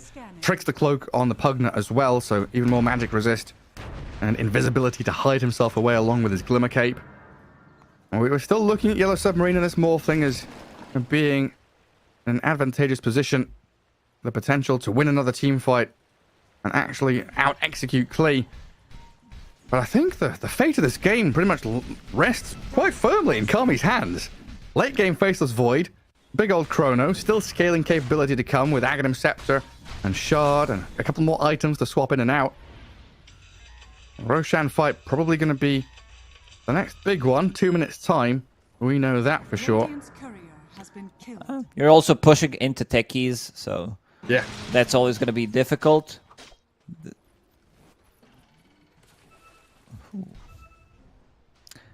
Next set of items. If Tide gets Refresher, if Faceless Void finishes off this Disperser plus another item, I don't see them winning team fights anymore. It's really challenging. Avenger's position has to be spot on to swap people out of Chrono. We've not really seen... Like we've seen good arenas, but the fact you've got BKBs and Time Walks and Ravages to counteract the arenas means Mars has been neutered quite heavily. Now he's kind of a Blink Hex bot. Blink Hex bot. Yeah, Blink Hex, go in. Yeah, he also needs to use like Blink Hex as he did in the previous fight, plus Arena onto one target. Suddenly, Decrypify, Glimmer Cape. King on the high ground. Look at him unload onto Lays. Does get anchored up and forced to BKB already. The Morphling spending pretty hefty cooldown there. Dire's And bottom Klee barracks still in are position to under continue pressing towards the Roche pit. 40 seconds to go. Yellow Submarine skirting around the right-hand side, just edging around the pit. Who's got vision here? So there's Dire Vision up on that high ground spot. Radiant Vision in the lane. barracks are under Wave of attack. Terror trying to give that little bit of info as Klee move in with Lays. They spot the Pango, he balls up, rolls away. The anchor, the ball and chain still dragged behind him. It's so funny. That's to watch great, I that, love but it. someone needs to address this problem in the base. Melee barracks are dying. They're actually dead. Are under attack.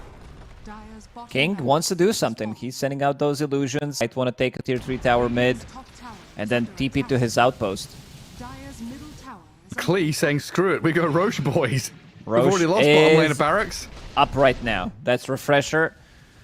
So Faceless Void with Refresher or double Cataclysm. They popped the glyph. That's their last glyph for now. Yeah, but that's Roshan for them. Yellow Submarine let them have it. Now, all the TP's coming back. Oh, look at Rue. He's He in picked there up trying to two stop of them those. TPing back. He stole Roshan's Gets banner him. and Refresher. top tower. Cheeky fella.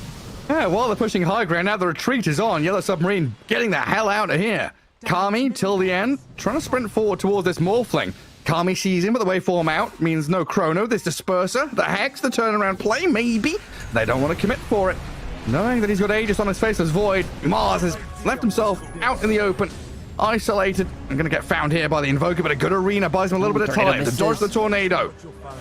Blink Dagger still on cooldown, though, not able to jump away until now, where he can get into the tree line and maybe TP home. Shiver's guard, the Chrono comes. They get the kill on Mars, and he's got no buyback.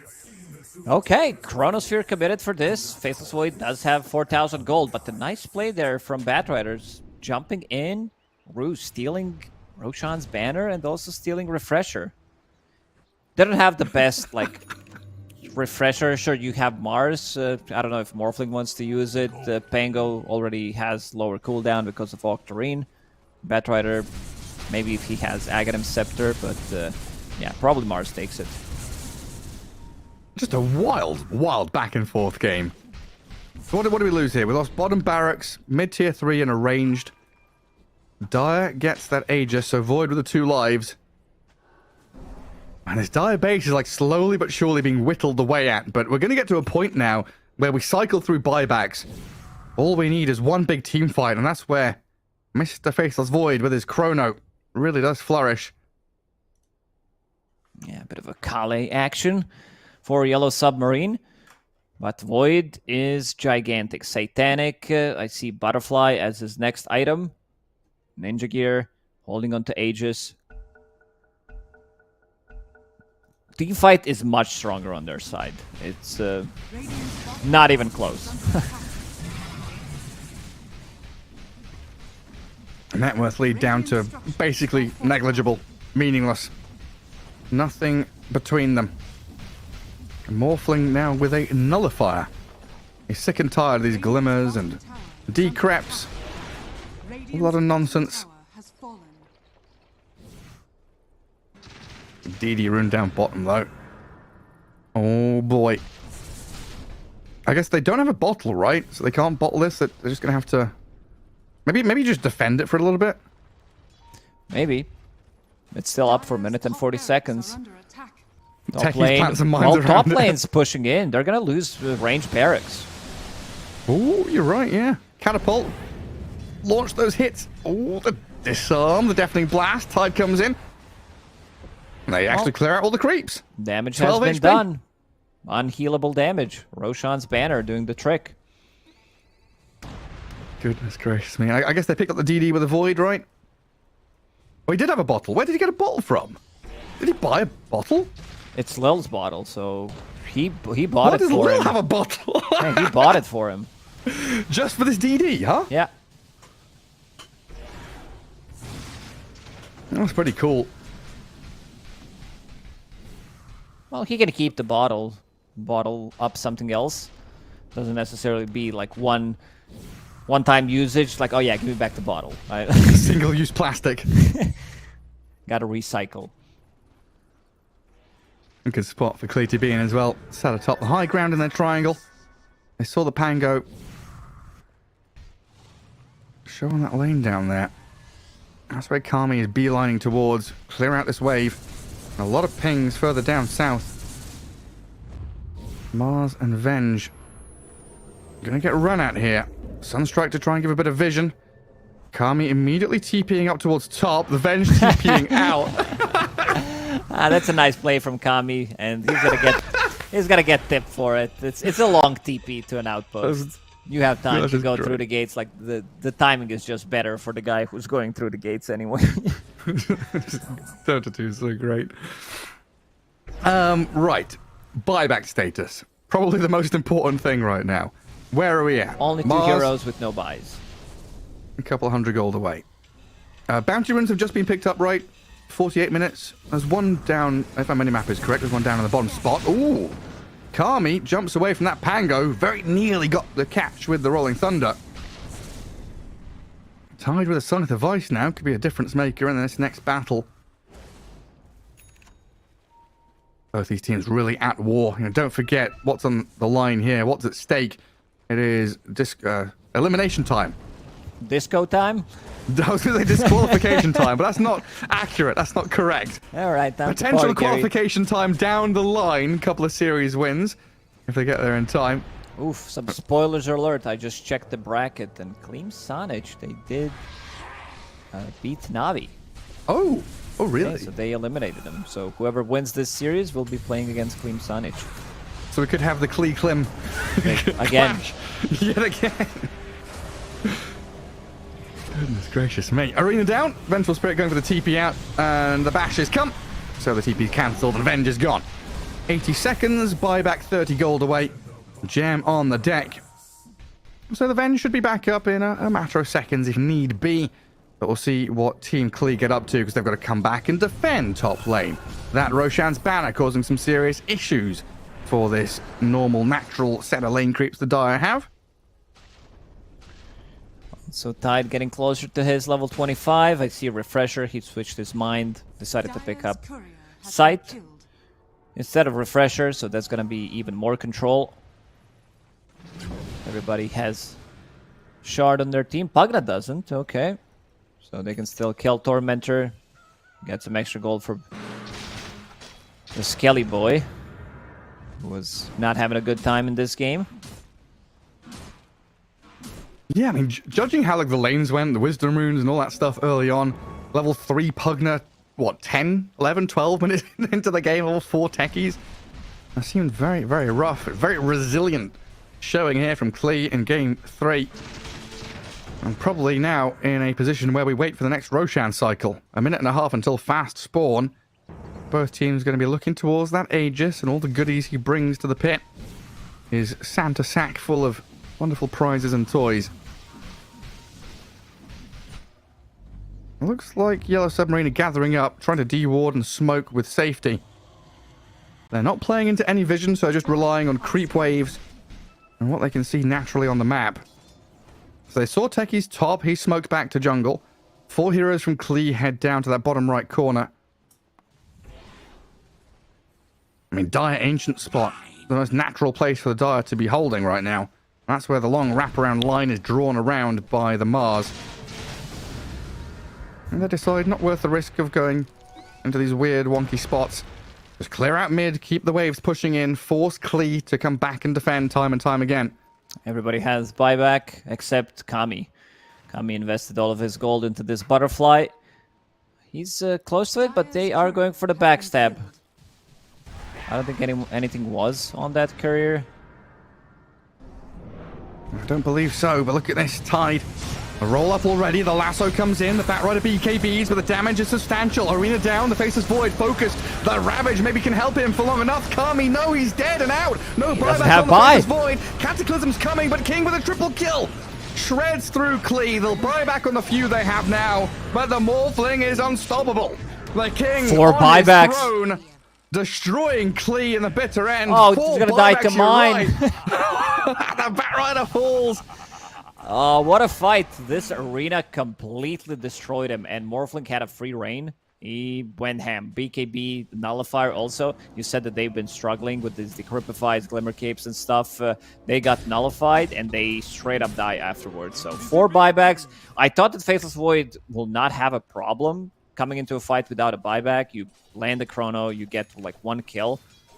You know what? Maybe he had... Never mind. Maybe something was on the courier that he could have sold, but yeah, very close to it. They needed 300 gold, and they're not stopping. They probably think that he has it, but we'll poke and see what happens. Yeah, probably. I mean, you expect it at this point. These slides of ice, the catches from the Mars, vitally important in this game for Yellow Submarine to find these little victories in the team fight. 30 seconds now for the Void. This could be mega creeps. King gonna walk through the minefield. This Straight is towards the melee barracks, and 1 hit on the ranged. This is Megas. You're now playing against Mega Creeps. Roshan just respawned on Radiant side and will stay there for quite some time. So they could go for it. 4 buybacks. Any hero you kill will not have it for the next fight. Except Faceless Void. Look at that graph. Straight graph back is up. wild. Hop, skipping, jumping all around. And we still have this potential, you know, Klee, yes, 4 buybacks used up. But this Chrono Cataclysm combo available to them. Could absolutely take out Yellow Submarine. Roshan scouted by arrays. And Klee are coming down here. 54 minutes in. Morphling now, I think, is completely slotted, right? So I'm by Aghanim Scepter, Blessing, upgrading everything. Moon Shard, that's it. That's the only thing you can buy right now. Ah, right, yeah. That's the one. I see Morphling toggling this alt cast on the Aghanim Scepter morph. They're going to create an illusion of the Faceless Void?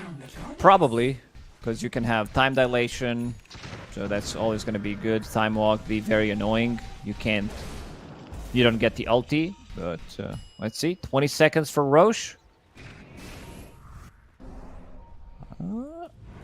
Klee, they need to do something.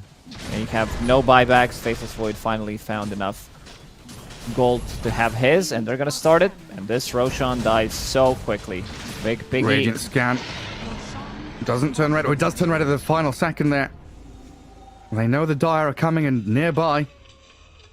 Morphling Aegis. King in Faceless Void form for a couple of seconds. In. Okay. Reverse time walk back out. Break vision and see them coming. The Klee have to come back and defend. Mid lane, top lane, approaching quickly to the base. It's time to go. It's time to go get one pick off. Mars has Refresher, has Sight of Wise. Needs one, like literally 2 CS for level 25. And for buyback as well. 80 gold away. Vengeful Spirit trying to walk through the barrier. Gets a little stuck there. Doesn't have his Metro card to get through the turnstile. I want to see what Mars picks up on level 25. Arena of Blood, it's quite a lot of region with 2. And you know that they don't have any buybacks, but, you know, I was thinking maybe. Usually people do pick up God's Rebuke for the damage. Uh-oh, Tommy. Just got lassoed. And the hexes, and the spear, and the chain stuns with the refresher, another the arena. and the kill. He's dead, but with buyback. Can return. The Techies not going to be so lucky, though.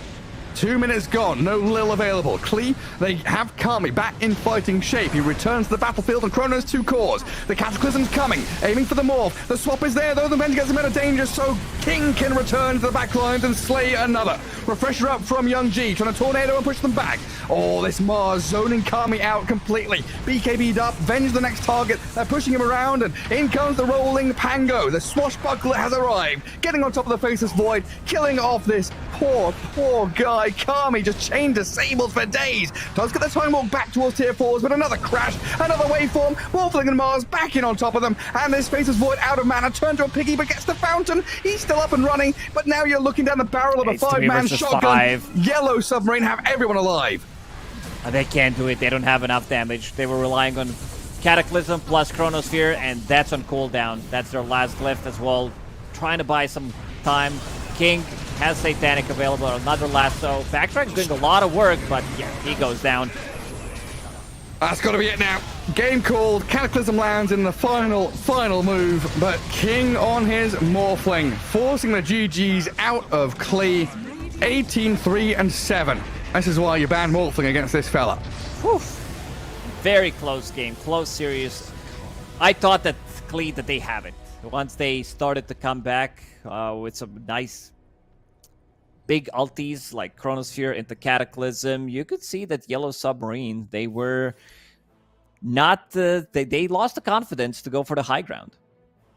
Yeah, I mean, it can be very challenging when you're playing into so much control, so much team fight and damage. And there we go, one step closer. Sad to see Klee go down in this lower bracket. We don't have the Klee versus Klim clash in that lower bracket semi. Yellow Submarine going to be the team against Klim Sanich and looking towards that lower bracket final. So a couple series left in the lower bracket to qualify. But up next is one of the big ones. Team Spirit against Virtus Pro. Upper bracket final. The victor in that best of 3 will be qualified to ESL 1 Birmingham. And of course, the loser will go down into that lower bracket final awaiting the victors. So I think we've got about a 30-40 minute break, if I'm not mistaken, before the next series comes up, as we will see you in a little bit. Look at the love.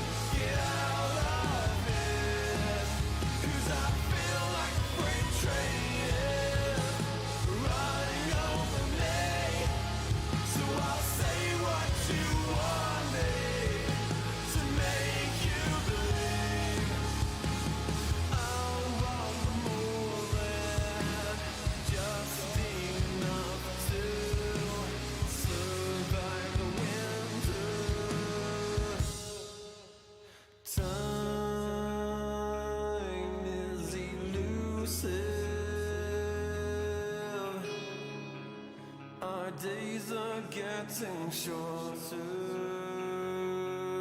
It's now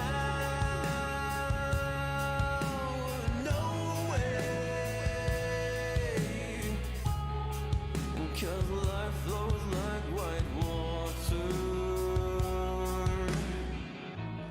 Take a moment to breathe, hold it in, stay a while, forget all that you know, and forgive everyone.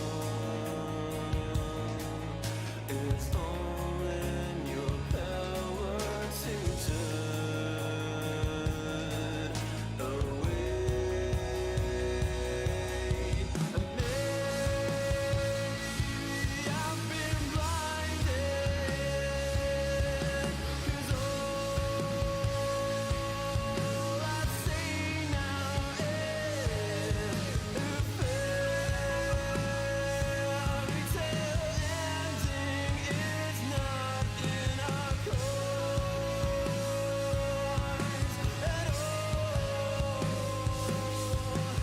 Make a change, forget wait for nothing, to death do I, 'cause I feel like a freight train is running over me. So I'll say what you want me to make you believe, mortify and complicate. I'll wait by until it's too late. But I think that you know much better. Wait forever.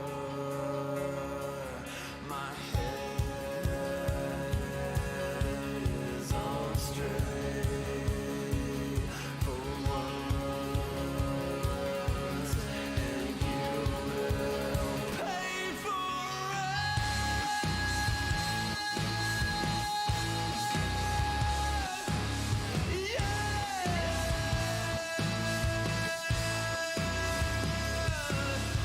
Caught in a landslide, first I take, and I can't wait to finally get out of here. And I feel like a freight train is running over me, 'cause I know like I know everything to make you believe.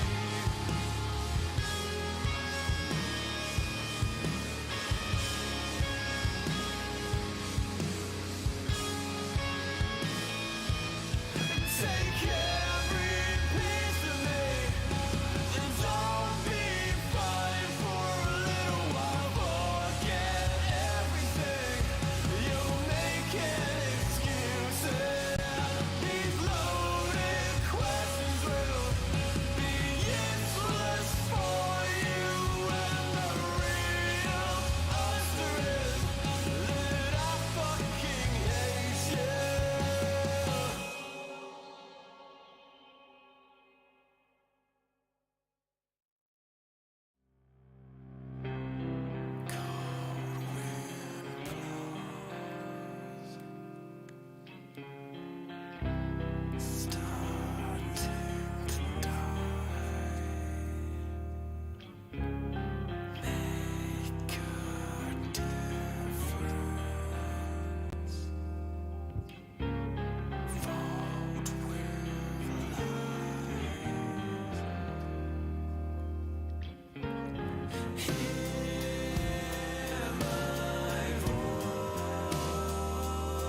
It's starting to break, I know not. When you were stuck by me there to go away, I'll never forget you.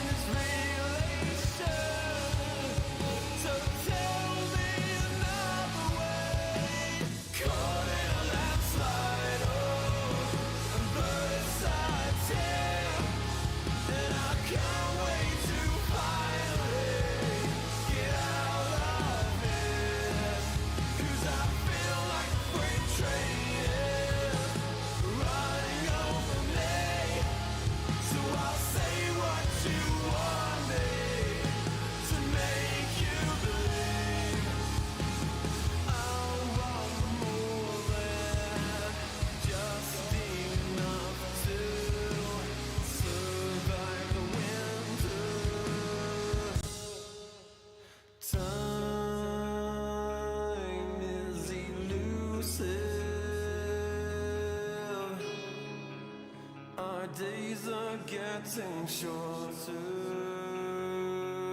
It's now or no way, 'cause life flows like white water.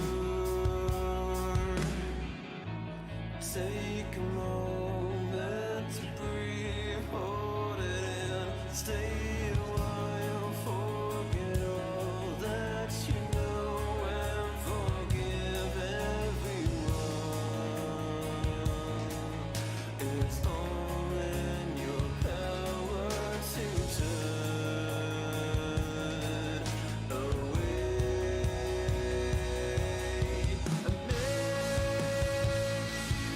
I've been blinded, 'cause all I see now is a fairy tale ending. It's not in our course at all. Make a change, forget wait for nothing, to death do I, 'cause I feel like a freight train is running over me. So I'll say what you want me to make you believe. Mortify, complicate, I'll wait by until it's too late. But I think that you know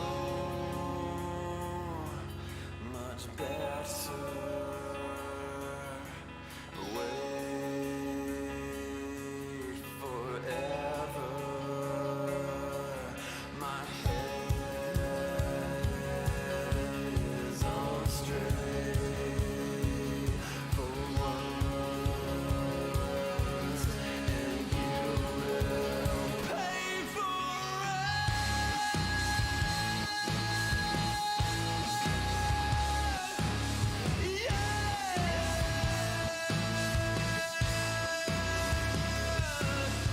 Caught in a landslide, and bursts I take, and I can't wait to finally get out of here. And I feel like a freight train is running over me, 'cause I know like I know everything to make you believe.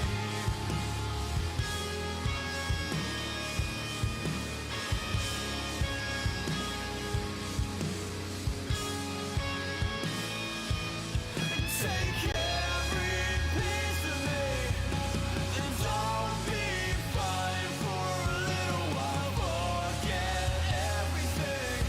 You're making excuses. These loaded questions will be useless for you, and the real answer is that I fucking hate you.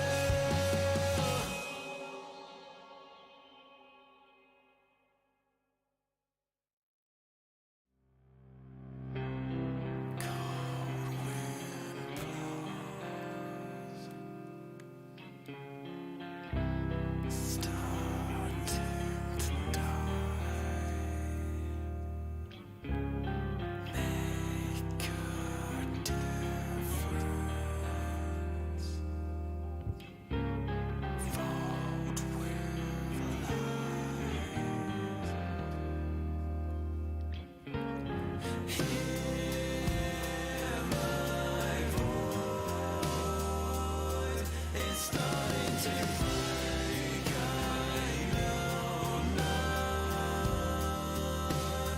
When you were stuck by me there to go away, I'll never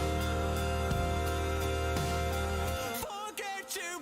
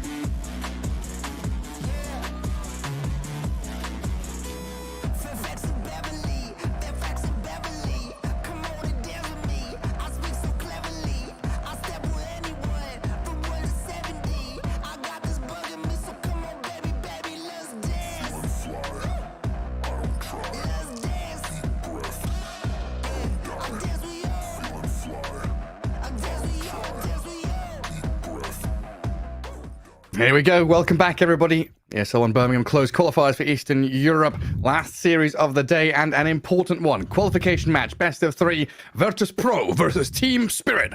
Lacoste, this should be a banger. Oh, absolutely. This is probably going to be the best series of the qualifiers, even though Team Spirit against Yellow Submarine was pretty hype. The Yellow Submarine pushing it to 3 games, but judging how good of a team Virtus Pro is, them managing to qualify to Bedboom Dacha Dubai tournament, Dream League Season 22 as well, and now also one step from qualifying. The team that has stuck around together after relatively, good performance at DI. Not everyone can get top 3, but the rise of Eastern Europe, they had so many good teams. They had all 4 teams in the playoffs, so really, really good results. And they are one of those teams that play extremely well. FNG captaining the team, that there's going to be a lot of experience coming out from him. Good drafts. I rarely see Virtus Pro getting some of those drafts that we've seen from the teams in the qualifiers. It just doesn't happen. They know how to draft, they know how to utilize their players, and really looking forward to this one. Absolutely. Yeah. I mean, I covered the Eastern European DPC when that was still in effect. And Virtus Pro were always, in third place, looking like they were going to be behind Team Spirit and BetBoom constantly. But with the last DPC tour, they looked incredibly hot heading into TI, and you're absolutely right. Great performances there. Let's see if they can kind of continue that momentum, get into the groove, as they have had a pretty easy run through this bracket so far. 2-0ing Chimera and Team Klee. We just saw Team Klee, no slouches, pretty good team. But now up against Team Spirit, some real challenges to face them in this best of 3. And again, just to reiterate, the winner of this BO3 does qualify to ESL 1 Birmingham main event. The loser has a second chance, though. Lower bracket final for the second Eastern European slot is potentially awaiting them down in that lower bracket. As we can take a look, draft ready, game 1 underway, and Doom, Enchantress, Timber, Windranger, Magnus, and Mars banned out. We're left with some of our favorites. The Chen, the Luna, the Vengeful Spirit, all still out there. Yeah, Chen is the big one that stands out the most to me. Vengeful Spirit looks extremely good. Let's see, Virtus Pro, they're also a team that does play Chen, but we've seen also other teams picking up different stuff in the first phase.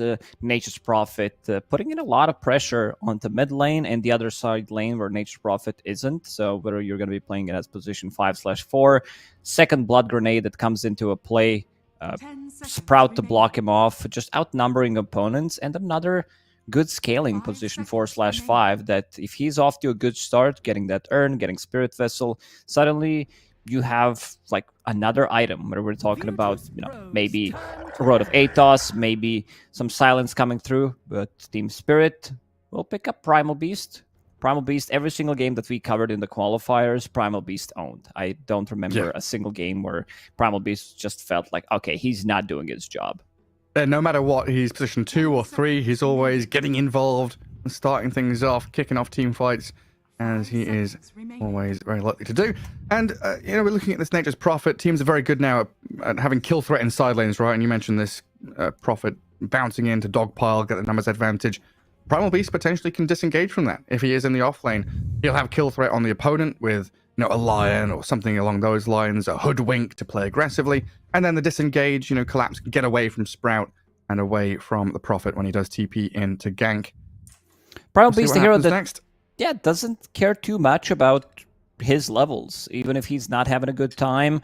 We're talking about mid Primal Beast. He can easily rotate, pick up that 3-minute bounty rune that sometimes stays there until minute 4, minute 5. He makes a rotation, kills the enemy safe laner before he gets level 6, because he doesn't like damage. He can charge from the fog, just very easy, I would say, hero to play, very easy to execute. And we've seen a lot of easy to execute strats coming from the Eastern European qualifiers, especially Venge plus Luna. There's not going to be Venge in this one. And also, I'm a big fan of Nature's Prophet plus Hoodwink combination. I'm checking if Virtus Pro played it. I don't see them, but I've been really impressed how good it is. Sprout into Bushwhack, you're inside the Sprout taking damage from Bushwhack, and also a lot of these other combinations of the heroes, Windranger, which is banned in this game, but also just an easy setup for Shackle.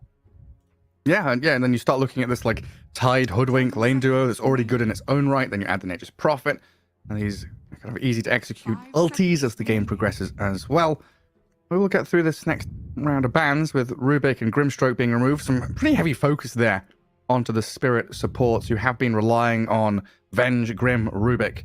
But we've still got the option for Shadow Demon, Lion. Ancient Apparition was one that Team Spirit brought out as well to go along with the Yatoro Faceless Void, which is always a scary prospect as the draft develops. Can we deal with a Chrono? Can we deal with a purple-headed man? And a Morphling band from Spirit to round out there. Round the bands. I mean, right now, I'm still looking at Lion for Mira. Definitely has been one of his better heroes. Especially with all the bans that have already gone out the window. They do love to pick up Grimstroke. One of the reasons why it got banned out, they played from position 4/5. Gives you a lot of kill threat in the off lane and also in the safe lane. Enables a lot of these melee heroes to get the jump, whether we're talking about Slark, some Svens, Ursa, whatever it's necessary. But knowing Team Spirit, how they draft, this team, again, does have the last pick, Yatoro last pick. We've seen it so many times. Ever since they formed a couple of years ago, they know how to utilize it. They're going to give him this win condition. We've seen it already today 2 times when they played against... what did they play against? Na'Vi. Yeah, they gave him Naga Siren, they gave him Sven, and for now, it's going to be Phoenix. A lot of team fight. I'm down for some Snapfire, position 4/5, just to have something against Phoenix Tech. And we've seen Snapfires recently getting this new build where you're maxing Little Shredder, increasing your attack range. I think the biggest one is you don't have to get close for Scatter Blast. Like, you're staying away from the fight, you get Cookie, and you also deal damage, because this doesn't scale unless you get to your level 20, level 25, which is pretty difficult as a support. But overall, I think this is a great change for Snapfire. Faceless Void. I mean, they could pair it up with Snapfire. You need some kind of a damage inside Chrono. It's like this mind game, right? You talked about FNG, his drafting, the big brains.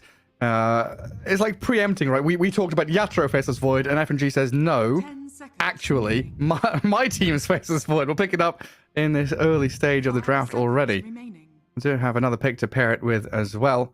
But yeah, that Phoenix, very early from Spirit. I was really looking at Lion and Snapfire for themselves, but I guess they're still keeping this Primal Beast as a potential open pick. Techies was another one on the radar too. That's going to go into the hands of VP. A lot of damage coming out of those 2 supports. A decent amount of lockdown, nothing too consistent, but they've got ways of chasing and catching up to people, like the Primal Beast. It's going to be paired up with something strong on the off lane. You know, some melee offlaners. We're looking into Centaur, maybe. Is Timbersaw still in the pool? He is. No, never mind. He's banned. But yeah, some Magnus. Anything that Magnus is also banned. Never mind. I'm looking at the 2 screens at the same time. But yeah, some melee initiator. I think that's what Virtus Pro is lacking. Man, I'm looking back at the old results between these 2 teams. Currently, Team Spirit on a 6-series win streak. 7, in fact, undefeated since ESL 1 Fall 2021, where VP were able to take them down. But prior to that, you know, you think, I guess it's before this Team Spirit lineup, when they had their old logo, old teams, the VP defeated them like 20 times in a row. It's kind of funny looking at these stats. It's like 8-29 overall stats, and those 8 were the important ones most recently, of course, where the 2 TI wins have occurred for Spirit. And VP definitely, they had some glory years as VP. A little bit shaky, but now they're back in form, I think, as a squad. Oh! Wow, that's actually a new hero. You've been begging for it. I've been. It's just that the hero doesn't feel strong at all. Tested multiple times, seen it so many times. I want to see like which lane this hero is gonna go and what they're gonna do with the hero. Is it Mira? It might be just Mira, position 4 standard stuff, but doesn't strike me as that good of a Mirana game. Like, you don't have this pairing. Tiny, maybe keeping a little bit of flex open. Mirana can still be played from the mid lane. It's on the slower side. It's not strong. Most likely this is going to be mid Tiny, because we've seen today Laurel. He completely popped off in that series against Na'Vi. I love the Mage Slayer Tiny. Blink into Mage Slayer, into BKB. You become so tanky. They just don't have enough damage. Like, you hit any of these heroes, later on you will have 3 volley with your Mage Slayer. The hero becomes almost unkillable. Yeah, I mean, what, you have like 30 armor, 60% magic resist, 3,000 HP. Add some extra layers of protection. Maybe some Glimmer Cape, Sunray coming out. Right. Mirana might get a mech. It really depends what item build he's going to opt to go for. But yeah, I'm a big fan of Tiny right now. Yeah, so I mean, the more I think about this Mirana pick, you know, Arrow, Starstorm, Leap, all nice abilities, but very often it feels like Moonlight Shadow is why you're picking Mirana. So many of the games, the series that we've seen through this qualifier so far have been kind of banking on smoke ganks, wraparounds, long moves, very kind of winding but decisive maneuvers around the map, and that Moonlight Shadow can absolutely give you the surprise element of surprise against your opponents to get a jump with a Tiny, get a good egg down in a team fight, and catch people off guard. We'll see how it plays off, though. As VP grab the Centaur now, so Centaur techies, Void Nature's Prophet, probably going to be the lane setup for them, and the mid lane still left open. Yep. As we said, Virtus Pro, they needed some melee initiator, something that builds into Blink, because that's what they were lacking. So it will be Centaur plus techies. It could also be Centaur plus Nature's Prophet. It really depends on the setup. If you want to maybe secure more of a Faceless Void lane, then you put techies and you bring Nature's Prophet from the top lane so that there's a tri-lane in his lane and secure his lane instead of Centaurs. Invoker out. Yaturo's Naga gone as well. Yaturo's last pick is always very, very scary. You're up against, yeah, like you said, the flexible techies, Nature's Prophet. Not entirely sure what lane you're up against, but it's definitely going to be a Centaur there. 5 seconds remaining. Carry I'm match down. up against the Faceless Void. I mean, it's a good Centaur game because they want to have something to disengage the egg or get on top of it. On the other side, Spirit. Good ways of protecting the egg. Primal Beast, Tiny, some random arrow that could hit, plus also Team Spirit needs to pick another hero. Good Nagasar in ban, because you want to have something. This has always been a good matchup against Faceless Void. You get the good sleep, cancel it, damage that goes inside the Chronosphere, and putting in some respect towards Juggernaut, Yatoro Jug. Yeah, not a hero we've seen, but yeah, Yatoro, he's known for dipping deep into his hero pool and pulling out some shenanigans. Could have been a cool Jug game there. Ember Spirit for VP, though, going to give them additional reach. Really nice to have with, you know, Time Walk, Stampede, TP from Prophet. If you see someone out on the map, you can very quickly migrate into that area, maybe get a pick off, turn that into a tower, push with the Treants. As Troll Warlord, a hero that very often you've called for prior to the last pick, I and was it's always about to banned. say, because like the way I've seen Team Spirit play with Troll is, okay, we're gonna give Yatoro last pick. If it's a good game for it, they will take it. You don't care too much about Nature's Prophet. You will always have carry players tend to think that way, where you want to have a Quelling Blade at all times. So Battle Fury Builder, also Root Mechanic against Ember Spirit, Centaur, they can't stampede away, Mischance against Faceless Void. Maybe you get your ulti off before Chrono lands. So really, really nice Troll. And you're also playing it into Centaur, so you will have a range hero. You will also have a melee hero, the transformation. And Yatoro seems to know the hero inside out. Been watching him play in high-level pubs, and it feels really good. Troll has feel lackluster for years, I would say, but now it's an okay spot. I've seen a lot of Aghanim Scepter buildups as your like third, fourth item if it's a good game for it, where you're not allowing enemies to get those Glimmer Capes, those Ghost Scepters, removing Ember's and removing Ember's shield, and also dispelling yourself against Taser, against Faceless Void, time dilations, anything that can be very annoying for you, so you have like multiple lives, makes you super tanky. Yeah, I do like what Team Spirit drafted for themselves, and Virtus Pro, they also have a good draft. Want to see how Sayush will be doing on this Nature's Prophet, and just by judging who's playing what, it seems that, something that I mentioned, they want to secure Kiritich's farm. So NP plus Noticed in the top lane, and then NP can easily rotate to the bottom lane, secure some of the kills. Yeah, come down there and help the Void. Definitely going to be worthwhile. And still question marks about this Mirana, what she's going to get up to, what kind of item build we'll see, impact she'll have. But I really like this Tiny Primal Beast duo, very good at playing actively around Blink Daggers and the movement speed across the map with the gap closers they've got. You pair that up with a hero there, and you can quite easily get some kills on the map wherever you want to, and very good at kind of bodyguarding areas of the map to make sure Yatoro has a good time farming himself up as well. It could be a similar story, though. Like you're saying with this the Centaur, good game for him. And his Ember Spirit. Make sure the Faceless Void gets towards that late game. As we know, he is an absolute beast once you get past 30, 35 minutes. And game 1 here underway. Smoke out from Spirit. Looks like Virtus Pro not going to go for the smoke. Just slowly walking out there. They don't need to because Sayash has already TP'd to double ward. It's the power of NP. You place down observer wards. And yeah, you might be able to see them. But not a big fan of Mirana. It's not the strongest hero, not the strongest position for at the moment.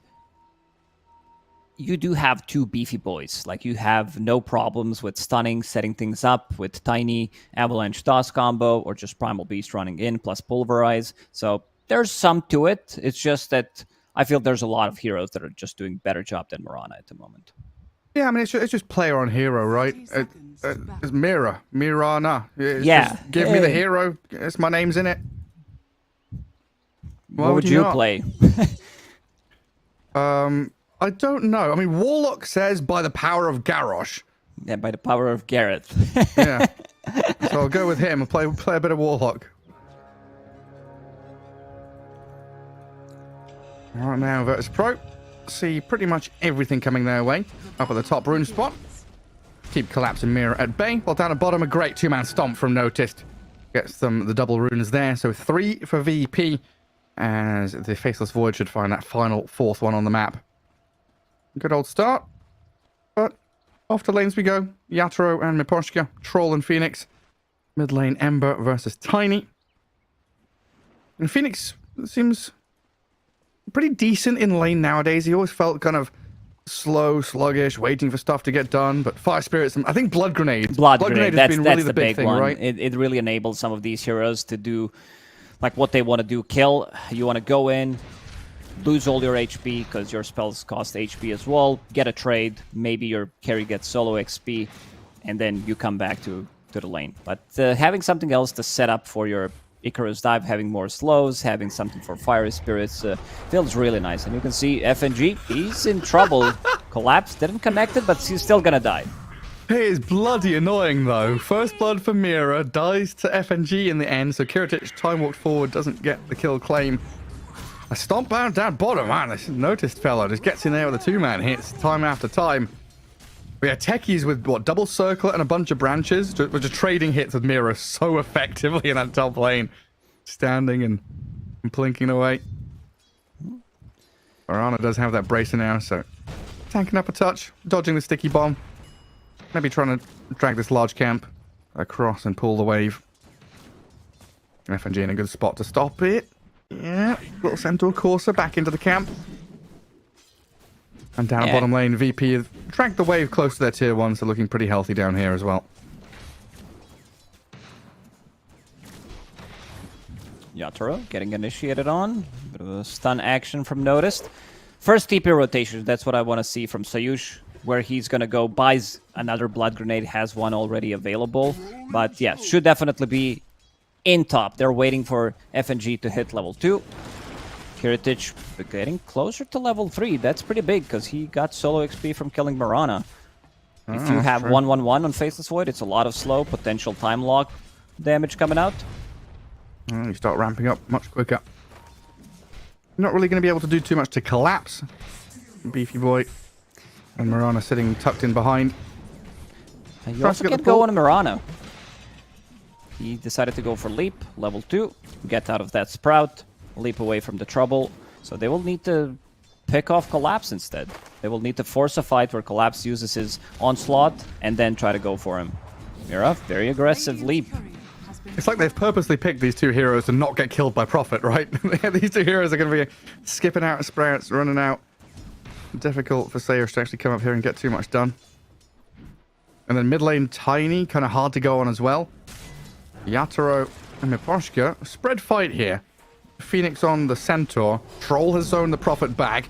Now switches targets back onto Noticed, who's out in the open. Does get a good stomp down. Blood grenade thrown. Yatoro dropping low, dies, but gets the kill just after falling. Miposhka actually claims it. Very far up from the Nature's Prophet. A few more hits here. Miposhka in the Sprout. The blood grenade thrown out. Sayush taking low He's dead. and dying to the blood grenade. Oh, man.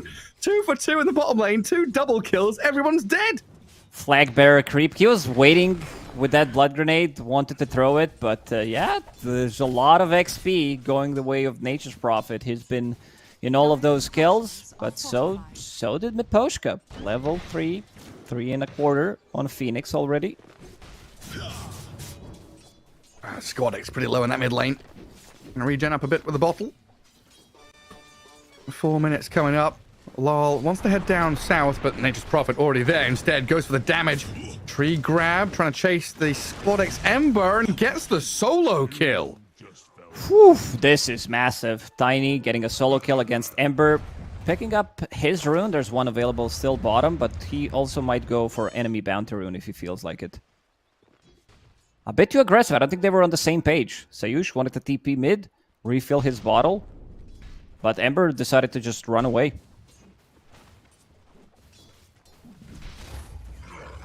Up at top, collapse. Getting up in the face of the void. 23 and 5 for the Primal Beast. Everybody farming decently. Just the Centaur starting to lag behind a few last hits, a wave or so.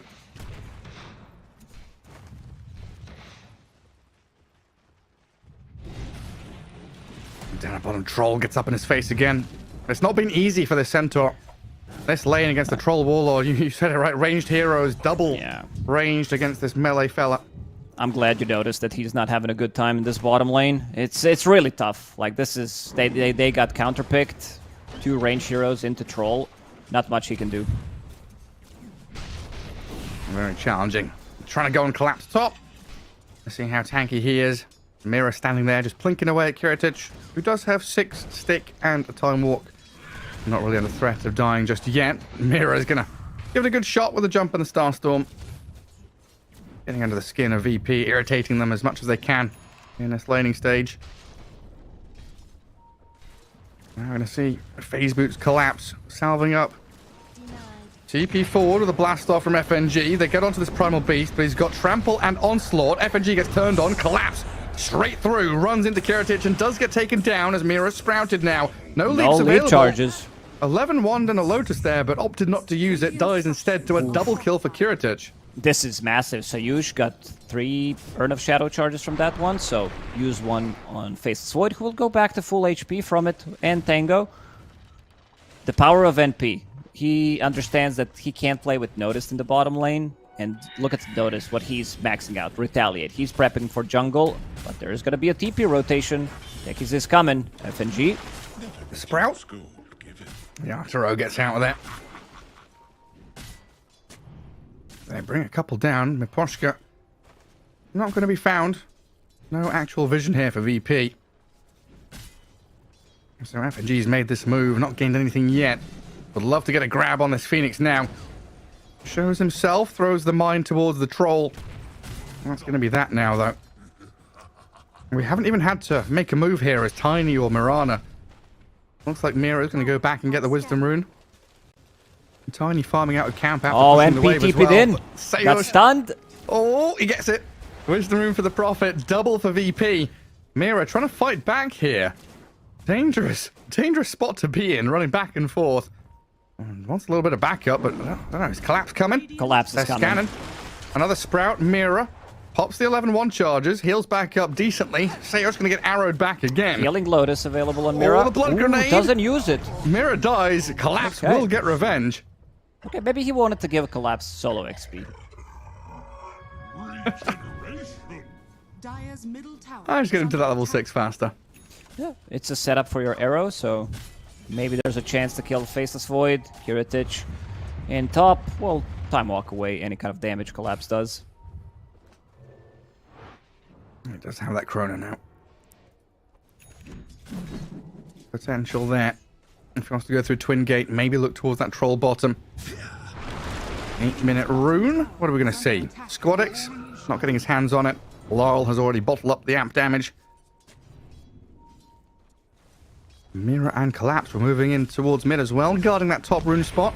Blast FNG off misses. doesn't land it. There's that rain drops on the troll now as well, so he's pretty heavily protected with Fairy Fire, the drops, and the stick. Pulverized top lane.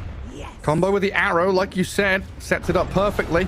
And they've got the damage just about. That onslaught right on time to make sure no time warp comes in. Yeah, that's pretty big. Catches him on the side, isolates, nice arrow coming out from Mira. Support still under-leveled. It started really good for Team Spirit, but yeah, stealing away XP rune is going to cause some problems. Sayush, as you can see, about to crack level 6 here. And closing in on that Spirit Wrestle too. Gives him so much more kill threat out on the map. Collapse on the run. Iritich in towards him.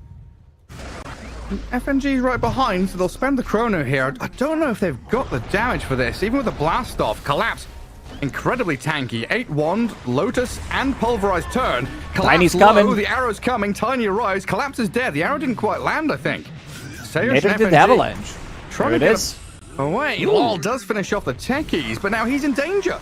Great Sprout there, gonna hold him out at the pass. Squadix rotation gonna clear up. A couple of massive kills as 2 calls trade out for a techies.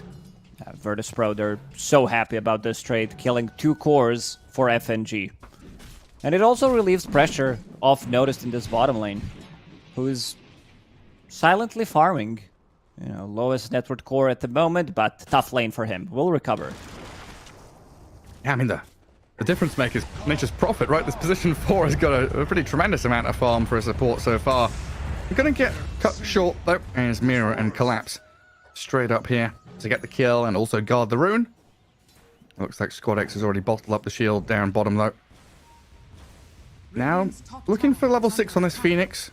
Miposhka, given that mid lane, doesn't want to get dived by the Ember Spirit.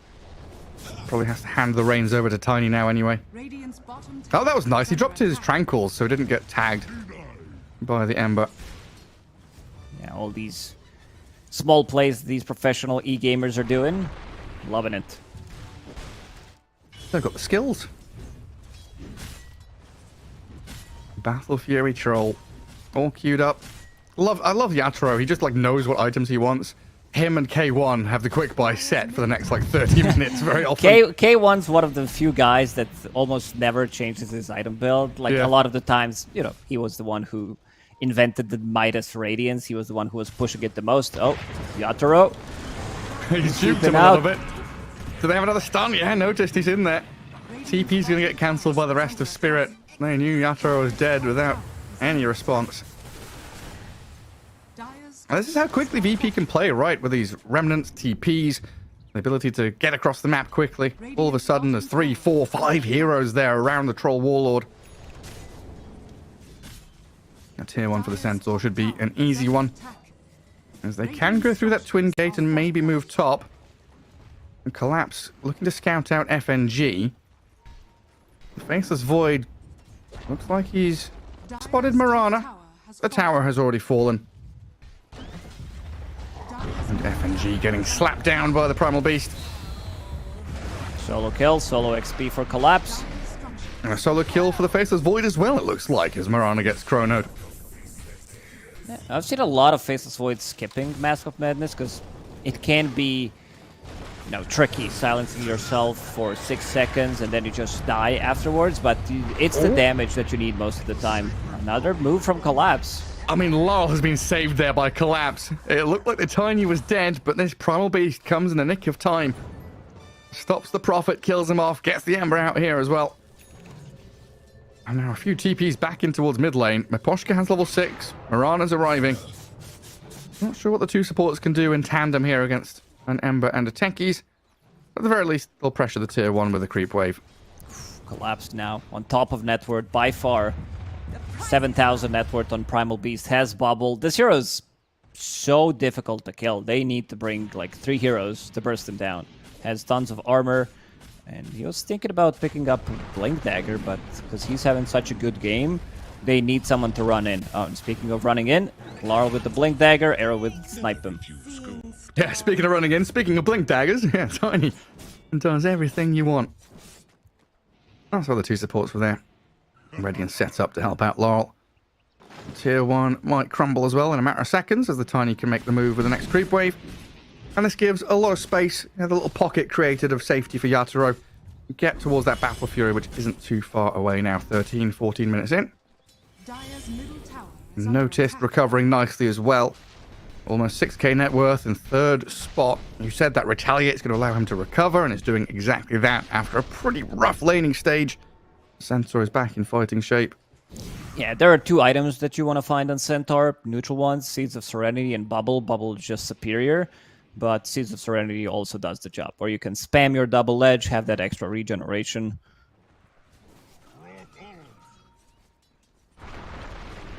And would you look at that, Gary? Ember it? Spirit with the Mage Slayer. Tiny's going to get one as well. Oh, yes. Wisdom runes, Yatoro, FNG. Invis for Squadix, that could be an interesting rune to play with. Kiritich, 15 seconds until next Chronosphere. A little lull until that comes back up. Quite a lot of vision put down here by Team Spirit. Double wards in that top jungle, one watching their own triangle defensively. And Phoenix holding down bottom. It really does feel like they're doing a lot here, putting a lot of effort into protecting the troll. They're Yeah. bodyguarding with vision. And I like this bottom ward that they placed. It's giving them a lot of vision. Like, this is not going to get dewarded. It's, yeah, the one on the left. It's just, you know, right there, standing. But I feel like this is going to be full duration. People are trying to find new spots for the wards in the lanes, because you don't want to put them on the hill most of the time. These are the ones that you deward easiest. And how's Centaur doing here? He's recovering, as you said, nicely. You know, more farm than Tiny right now, who got a solo kill early on, has Blink Dagger available, going into Internal Shroud. Pretty standard stuff. Yeah, would love to get some more kills off the back of that Blink, but it's been a pretty calm one as a VP, allowing Team Spirit to farm on their side of the map. You know, this gentleman's agreement just to do what you want on your side. And yeah, you're right. I think the big one especially is like top dire jungle, the double high ground columns. A single sentry can deward both of them at the same time. You just don't want to be putting them up there, and it's so easy to spot them out. Miproshka lurking, waiting for creep waves to come crashing down towards that tier 2 bottom. A lane ward there from VP this time around, potentially spotting him. And VP looks like they're bringing numbers into mid to guard the tier 1. Still hasn't been broken down by the Tiny. Radiant's middle tower Yeah, both of these teams, they don't have most tower damage. None of these heroes like push like crazy until Troll starts to bash at those towers, but you still need to take the fight first. Blast off. Here we go. Tiny very low. The Troll trying to fight back. Mine's dropped. Yatoro struggling to stick on a target. Pulverize on the left, but the Chrono comes. Kiritich right on top of Yatoro. Can they save him with a battle trance and a turnaround? Looks like he might be able to stand his He's ground getting and fight a kited. little bit, but he's so low. One more hit will do the trick. He's staying alive to the Sun Ray, but Yatoro is earned and killed. Squadix with the finish. 3 down on Team Spirit, and Collapse might be joining them now. Oh, gets away from Noticed, who tried to blink and stop, but they've got the chase forward anyway regardless. Squadix picking up the triple, and Phoenix. Oh, the Ember. Does he? No, he doesn't. Oh, does not want to commit. Had one remnant available just now, but yeah, you're fighting into Ember Spirit with Arcane Rune. Want to see how many slides that was. Probably like 7, 8, maybe even more. It's yeah, it's quite a lot, but the damage, 4,000 damage coming out just from him. Catching Tiny, they understand that if they kill Tiny, their damage output is gonna be coming from Primal Beast. Troll still deals some of the damage, but yeah, catching him inside Chrono, almost managing to kill him instantly. Kiritich dodges the arrow, but at least Yatoro gets a return kill before he dies. Yeah, they need to be the ones getting the jump. Like if VP are able to open the fight and allow the Void to come in as a second wave of initiation, it is really tough for Team Spirit to battle back. And yeah, my fight recap anyway said 6 sleights of fist at the very least. Plenty of damage, and that Mage Slayer being applied to everyone as well. It causes problems for heroes like everyone's doing magic damage. Trolls throwing axes, Tiny's chucking avalanches and tosses. All the spell damage being negated pretty heavily by Squadix, who now finished off a Veil and is pretty close to a Shiva's Guard. Just a recipe pretty much away. Shiva's Guard, yeah. Shiva's is just a strong item right now. Can they burst him? Arrow will hit. Trying to catch with the Pulverize after Arrow. They get it. Big kill, and noticed getting chased down as well. This is the thing, Team Spirit, they are able to get some big damage out onto these targets if they get the jump.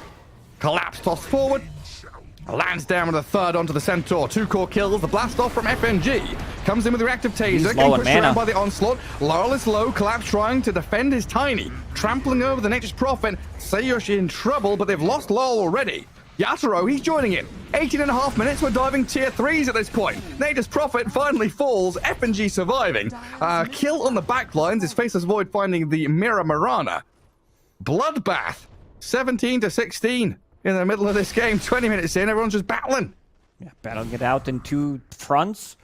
Kiritich finding I believe that was a solo kill. Yeah, somebody else was participating in that one, but very deep Team Spirit. You said diving near the tier 3 tower. Unfortunately, FNG did not have enough mana. He had 2 proximity mines available, and if he planted those, reducing their magic resistance could have been much worse for Spirit. It could have been Dire are huge. scanning. Oh, now we're looking at BKB Primal Beast.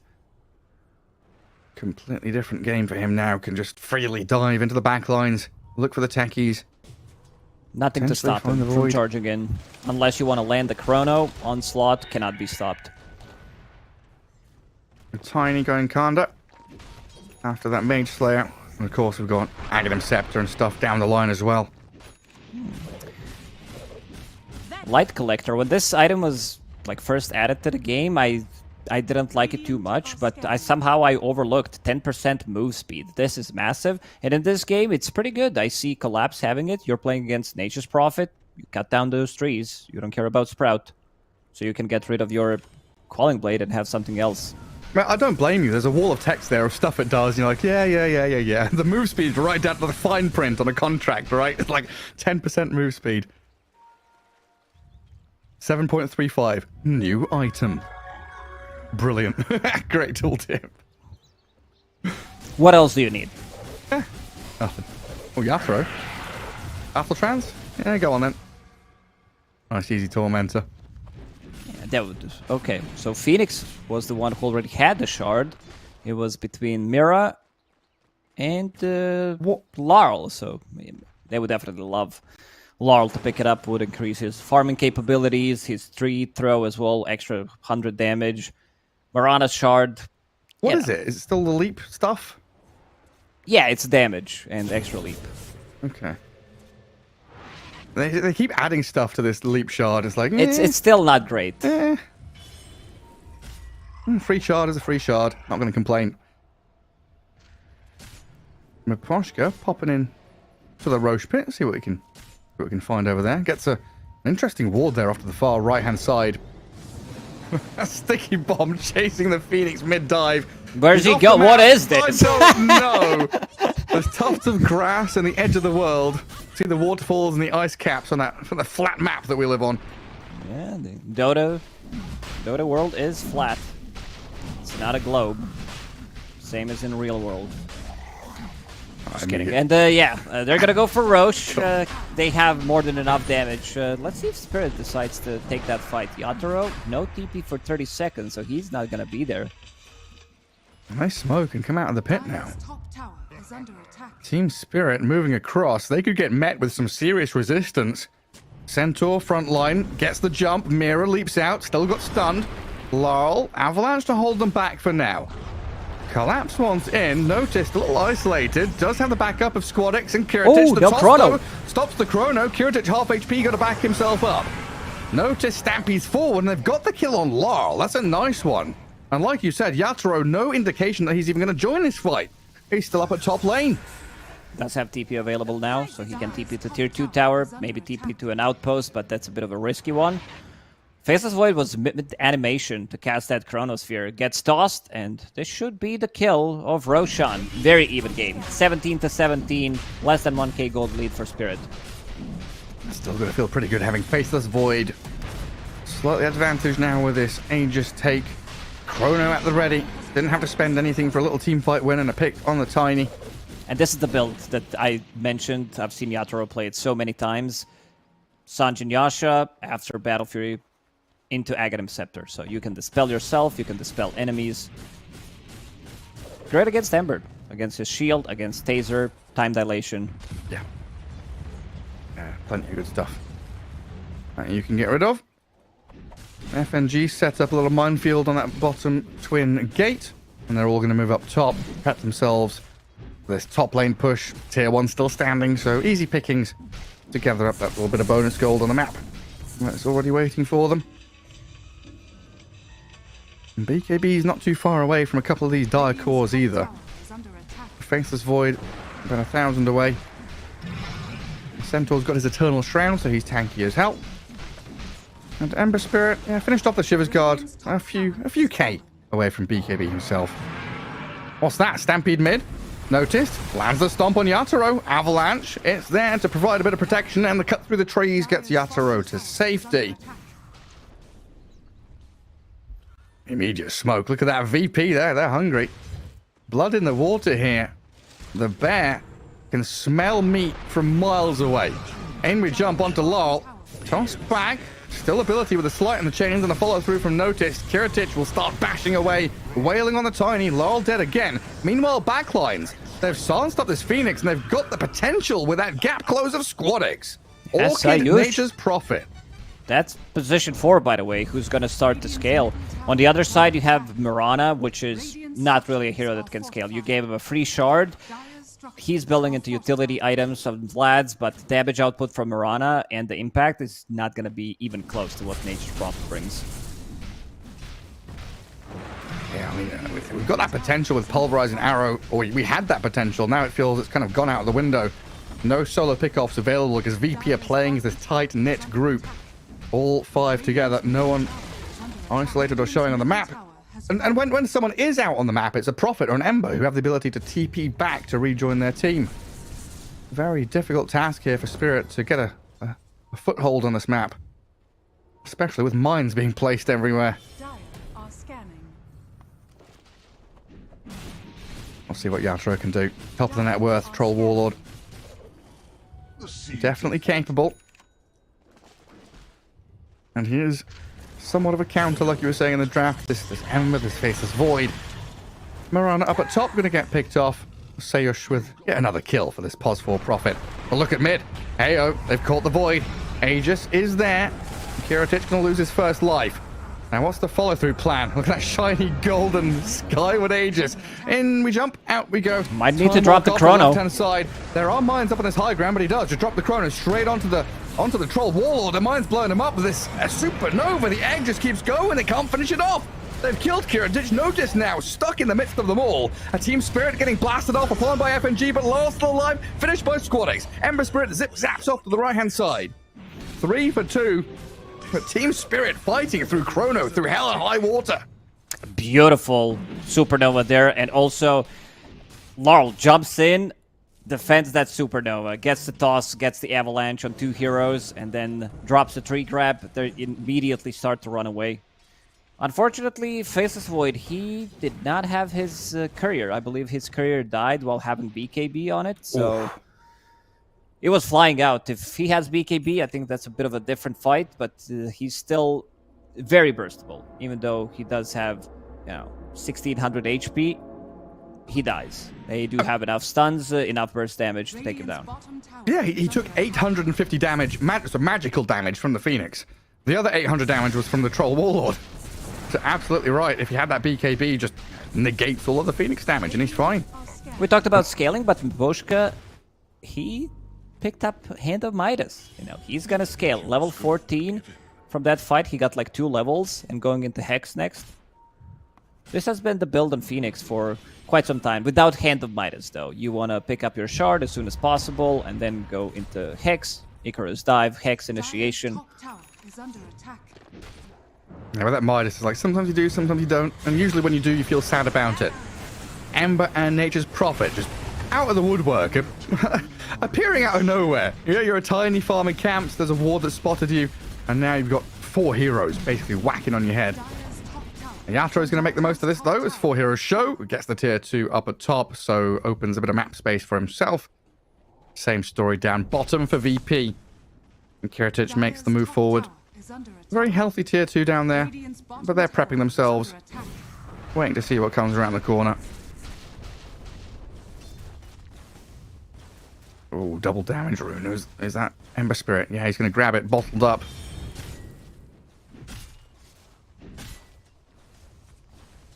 Radiant's bottom tower is under attack. Big difference maker. Going to clear out mid-wave, apply pressure in multiple lanes.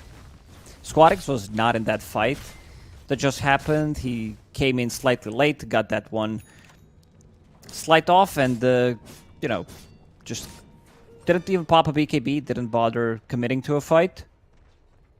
Larl needs his BKB desperately. 500 gold away. This silence has killed him off 2 times. Synchronized carry BKB timing, Troll and the Faceless Void both collecting theirs at the same time. Tower is under attack. So MKB into Skadi for the Void. A little while to wait till next Roshan as well, which both teams will start to think about and prep in the coming minutes.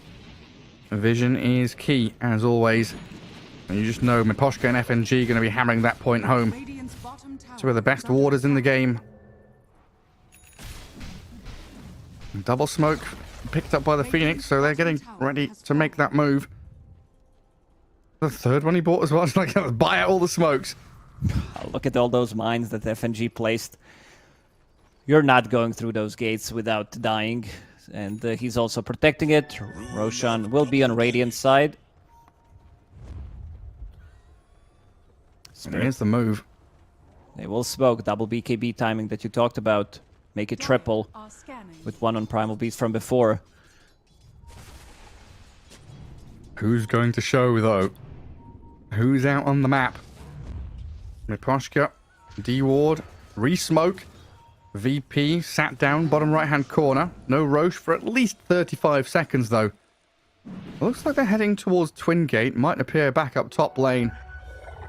Currently just sat around. A little bit of terrain that they can use to their advantage. Little bits of high ground and staircases they can play with. It's Team Spirit repurposing their efforts, coming back down to bottom to clear out the wave. All right, calm Collapse. down, FNG. What is this? Like, this is literally 15 mines here.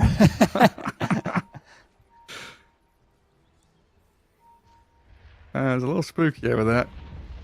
Might have to have a quick read of the Geneva Convention if he keeps up at this rate. Can't have this many mines on the map. Some illegal stuff going on. 1 minute 30 for Roche. These kind of situations, always so funny to watch. Both teams itching for a fight, ready to go. And Roche is just biding his time. Being very patient, waiting to go.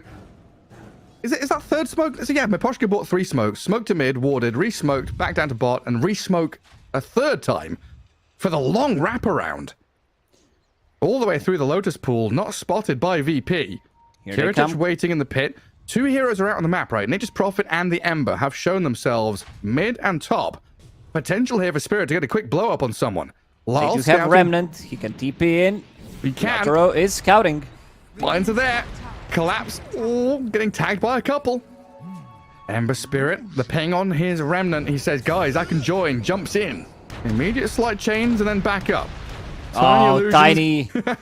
With the illusion rune, they cleared half of the mines already. Oh, another smoke. Oh, yeah, Moonlight Shadow. Another smoke, basically. Invis to put themselves back in position. It is just relentless from Spirit. Moving step by step, slowly filtering forward, clearing the mines, jumping with Lol, toss back, trying to get the catch, kill him off, noticed half HP as Yatoro opens up. Kiritich moves in and then jumps back with a reverse time walk. Noticed still alive, but gets caught out by Collapse now. Finally, the Centaur gonna get finished off, but Lol, he's getting taken down by Kiritich on the right-hand side. The Faceless Void BKB'd up and still has Chrono. Ember and Prophet eyeing up this Collapsed Primal Beast, but Yatoro's back in. Squad's got to be careful, and Kiritich doesn't want to spend Chrono. He's trying to just yet. pick, but no He's gonna get BKB. pulverized. Caught an arrow, Sunray down, and Team Spirit got the big target. Faceless Void out of things, and Techies follows. Team Spirit, easy as you you're like. not getting in out the of this route, one. stops the Prophet, mid TP. He will get a kill with the help of Squadix on the way out of here. But 4 down on VP, and Ember Spirit, where's he gone? Remnant, up towards the Lotus Pool. Arrow, that's just a little projectile hit from the Mirana, not a sacred arrow. But Roshan now belongs to Team Spirit, with Troll heading straight in there. Yatoro went completely ham in that fight. Laurel kind of sacrificing himself, getting in, pretty much detonating all those mines, getting a toss back onto Centaur, forcing Yatoro to use his BKB, but so did the Faceless Void. So that means that both of them do not have it, and Yatoro doesn't flinch. Faceless Void blinks in, blinks out with the shard. He was tempting to maybe get that Battle Trance out of Troll, and then later he's going to use the Chrono, but yeah, Yatoro very patient.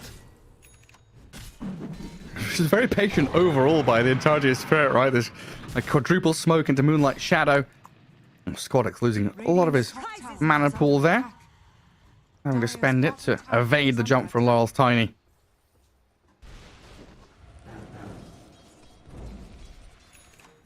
And back to even. 24-24. A mild lead for Team Spirit. 3k, not too much in it. And yeah, Roshan's banner, the flag in the middle lane. It could cause problems, continually just pushing these bigger, stronger creeps forward towards tier 2. Yeah, we've seen it today earlier, how strong it is. You're trying to force a fight on the other side. Those banner creeps will do the job. FNG gets the shard from Tormi. Reactive Taser upgraded, so it's going to be quite a lot of damage. You can use it on your allies. But then again, if you use it close to Troll, he can dispel himself. So, Aghanim Scepter, this item, very underrated on Troll. Yeah, it can absolutely surprise you in what it can do and accomplish. Such a low cooldown, 4 seconds. And just keep dispelling yourself, opponents, whatever you want to. Squadix, they've pinged him. They're scanning him. Can they find him? There Walks it is. across, scan turns red, jump in from Eposhka with the Hex. They've got the catch and all the stuns in the world. Should be able to chain this together, though. Maybe not. I thought the Pulverize would come. Not able to find him. Manages to get out of trouble for a BKB charge. 9-second BKB. I think he should be pretty happy about this one. Collapse, trying to pick up Rune, but Sayush, he was already there. Power of NP. Who is scaling. Like, he's going for Hex, he's going for Bloodthorn. Dishing out some serious right clicks. He's ahead of the Tiny. Gathering all the farmers. Phoenix will take over Tiny with one more kill. If Tiny dies in the middle of a fight, Eposhka's having a blast of a game. Yeah, he sure is. So, position 4 Tiny. Position 2 Phoenix. Get that farm priority, buddy. You deserve it.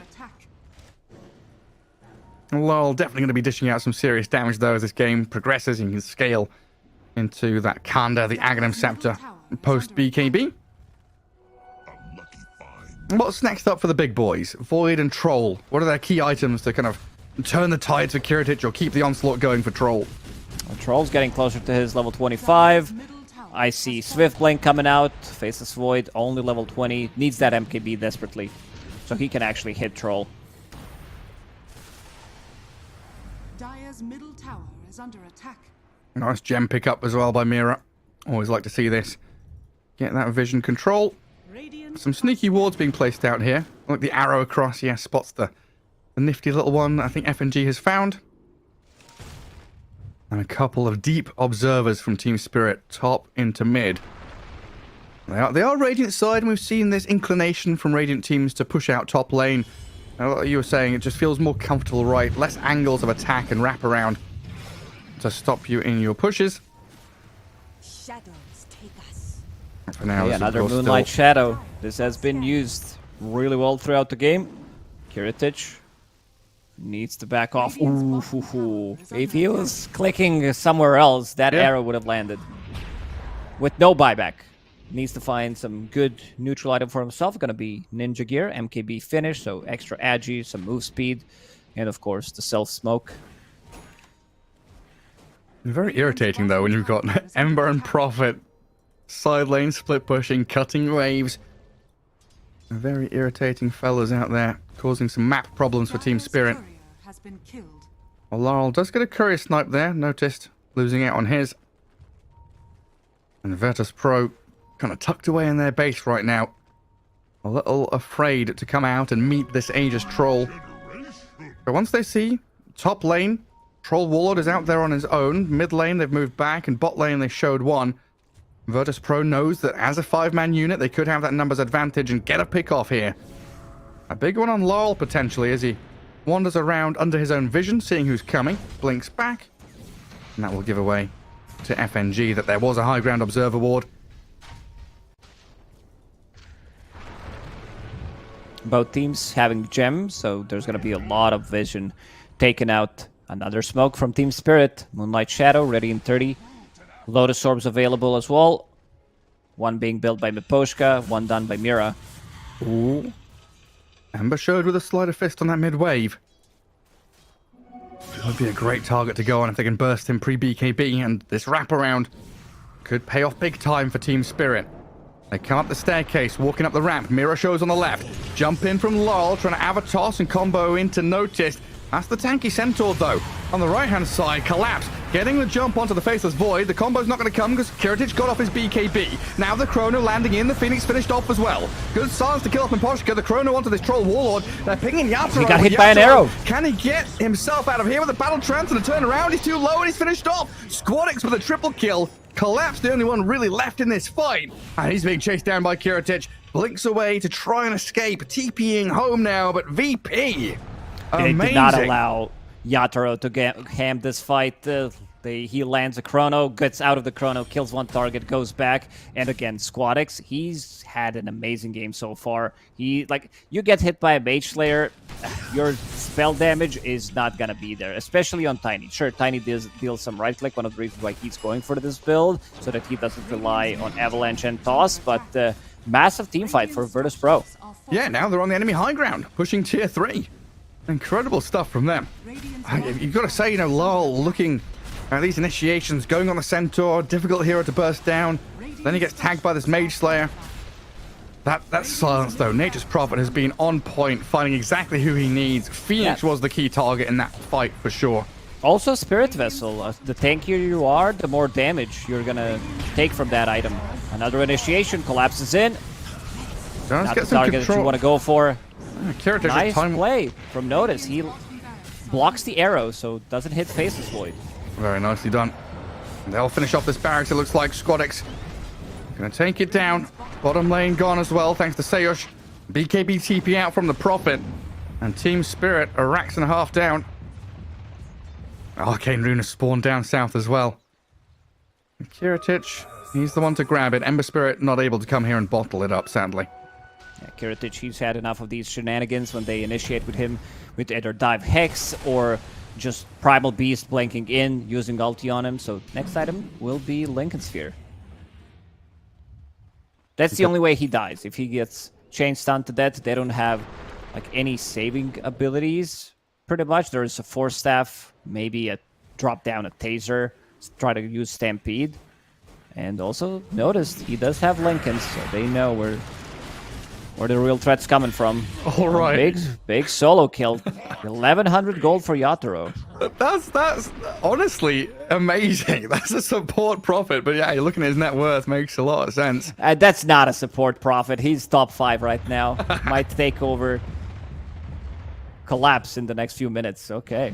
Definitely could. A minute and a half till Roshan. That's what both teams are vying for control over right now. Double scan, Dire looking to the right, Radiant looking to see who's coming. Laurel and Miposhka leading out. Courier over the top. Squadix, he's been spotted. Blink and the stomp, and the Phoenix is gone. Chrono, it's out here as well. Collapse stuck inside with Laurel, the Tiny in trouble. The Yatoro from the left trying to come in and fight. He's been rooted up and caught. Half HP. Yatoro's dead with no buyback for them. Team Spirit getting shredded. The Virtus Pro Bear, the plow in action, carving through the snow, killing off dragons. Looking incredibly hot here in game 1 as Roshan's going to emerge and, in a minute, give himself over to them. Their heroes are also super tanky. The Centaur blinks in with the Lincoln Sphere, and now Faceless Void does have Lincoln Sphere of his own, plus almost level 25, the backtrack talent, so extremely difficult to burst down. It comes down to, I would say, impact of a position 4, what they are going to be able to do, how much they've done so far. It's Mirana. This hero doesn't really scale that much. He's landed some really good arrows, but compared to Nature's Prophet, he's been all over the place. Now has a full Hex, has Orchid, who controlled Tiny a few times, delaying some of his items, especially BKB, so they couldn't synchronize it. Mira. Hiding in the trees. Does have a little cloak to help out. But yeah, Mirana has very much felt like a Moonlight Shadow user, and that's about it. Radiant's middle barracks. Roshan is up as Kiritich takes down that secondary building in the mid lane. Sayers waiting in the pit, scouting things out for his team. Now a 9k lead for VP. Starting to really develop this map, develop the Void. Troll is still top net worth, but Ember Spirit hopping and skipping up there as well in second place. Getting some massive items, and you said it, SquadX has had a spectacular game. I can't believe this Prophet's going to have Bloodthorn soon, honestly.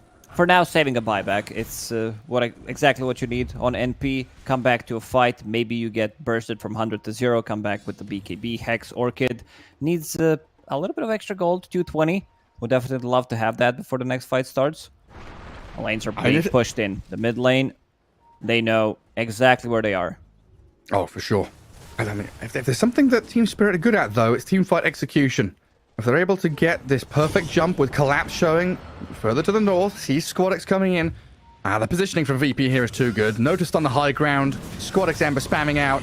Gets the dodge away from the troll. Now Yatoro has shown himself to the chain stuns coming in from VP. They're trying to bait him. Avalanche Toss going to chuck him around. SquadX remnanting around to the left and then the right, dodging away from Yatoro's troll again. They baited both BKB and his ulti. Out.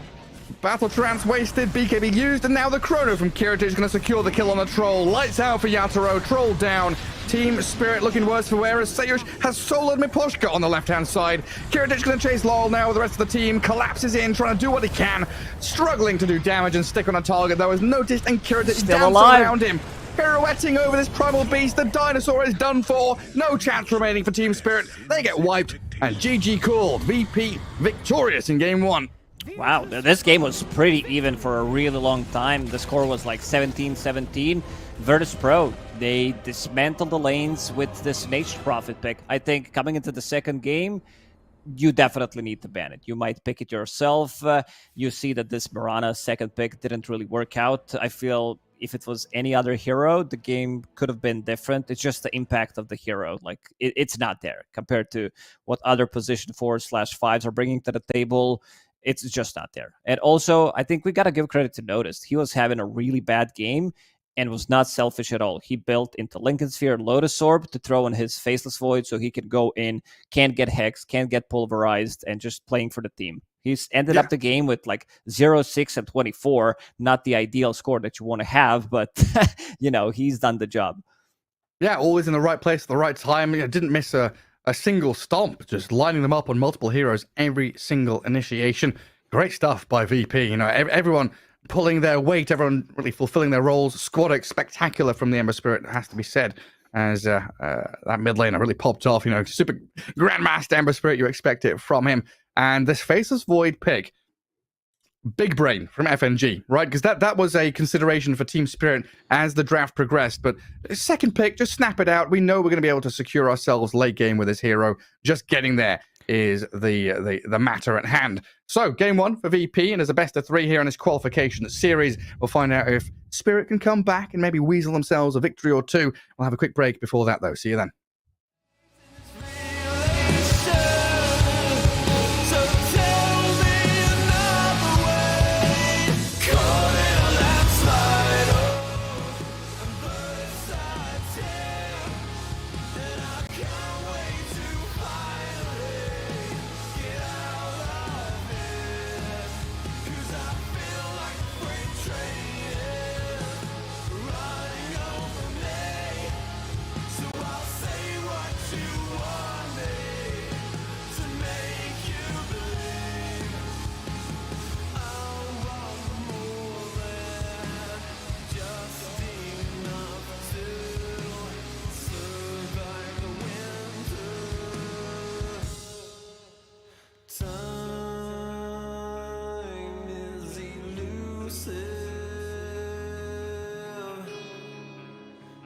Days are getting shorter.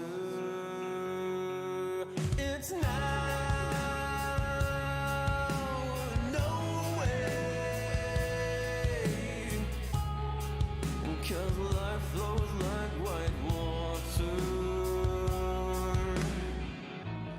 Take a moment to breathe, hold it in, stay a while, forget all that you know, and forgive everyone. It's all in your power to turn away.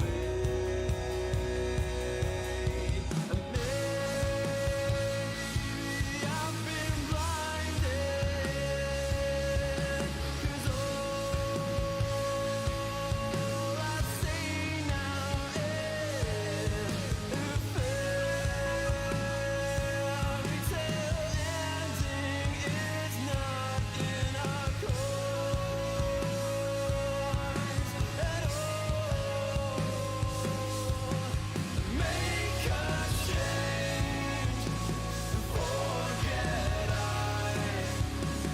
wait for nothing, to death do I, 'cause I feel like a freight train is running over me, so I'll say what you want me to make you believe, mortify and complicate. I'll wait by until it's too late.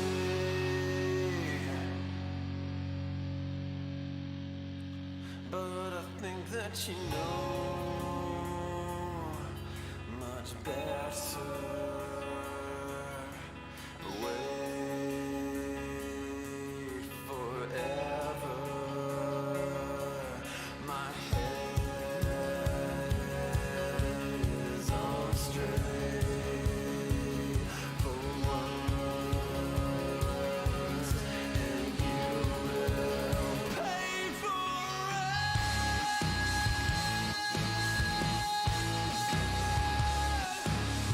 Yeah.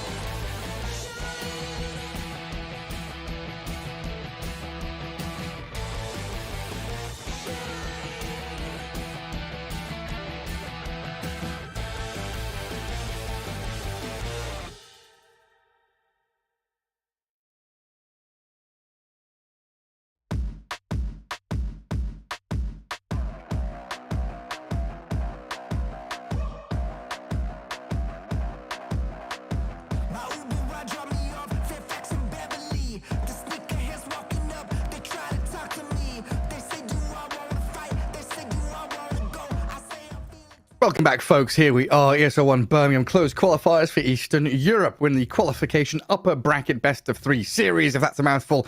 Oh my god. Here we go. Game 2 ready for us. Lacoste, its Spirit against VP, and Virtus Pro took game 1 kind of convincingly. That Faceless Void looked pretty damn good, but Squadix and the Ember Spirit, top notch. Absolutely. Every single time I see these players from Eastern Europe playing Ember Spirit, I'm like, okay, maybe this is, slightly imbalanced in their hands. They really know how to utilize the hero. And I think we got to give a round of applause to Sayush. The way he played on Nature's Prophet, becoming a core all over the place, going for these ganks. Some of these trades that Team Spirit did early on didn't really benefit them that much because they were getting a lot of XP on Nature's Prophet in top lane, onto Faceless Void. He hits level 3. NPTP stop, they get another kill, and they just kept repeating that, and also completely stopping Laurel from doing what he wanted to do. Laurel earlier today, that was like 10 hours ago, did play against Navi, and he completely popped off on Tiny. He was almost unkillable, but when it comes down to the Shiva's Guard, Spirit Vessel, all this reduction, and you also have Faceless Void on top of you, you will eventually die. A couple of those mines reducing your magic resistance, something that you don't see usually, like, oh, this mine's exploding, it's dealing damage, but it's also like this cluster of bombs that FNG did to near Roshan, the third one, that was pretty massive. This is what killed Laurel pretty much. Yes, you are tanky, but if you collect 3 mines, you're going to be in minus, so you're going to die to any of the spells. Yeah. Let's see what Team Spirit have cooking for the second game. Known to be a team that can come back from pretty much anything, and also plays every single hero that is out there. I want to see how they're going to approach it. I don't want to see Murata. That's my just saying it. Yeah, and we already have Nature's Prophet banned as well, so Team Spirit well prepped for this. So looking back at the previous series, Doom, Enchantress, Timber, Wind Ranger, Magnus, Mars, Venge, and Rubik were the first phase bans. Now we've got Doom, Ent, Rubik, Venge, yeah.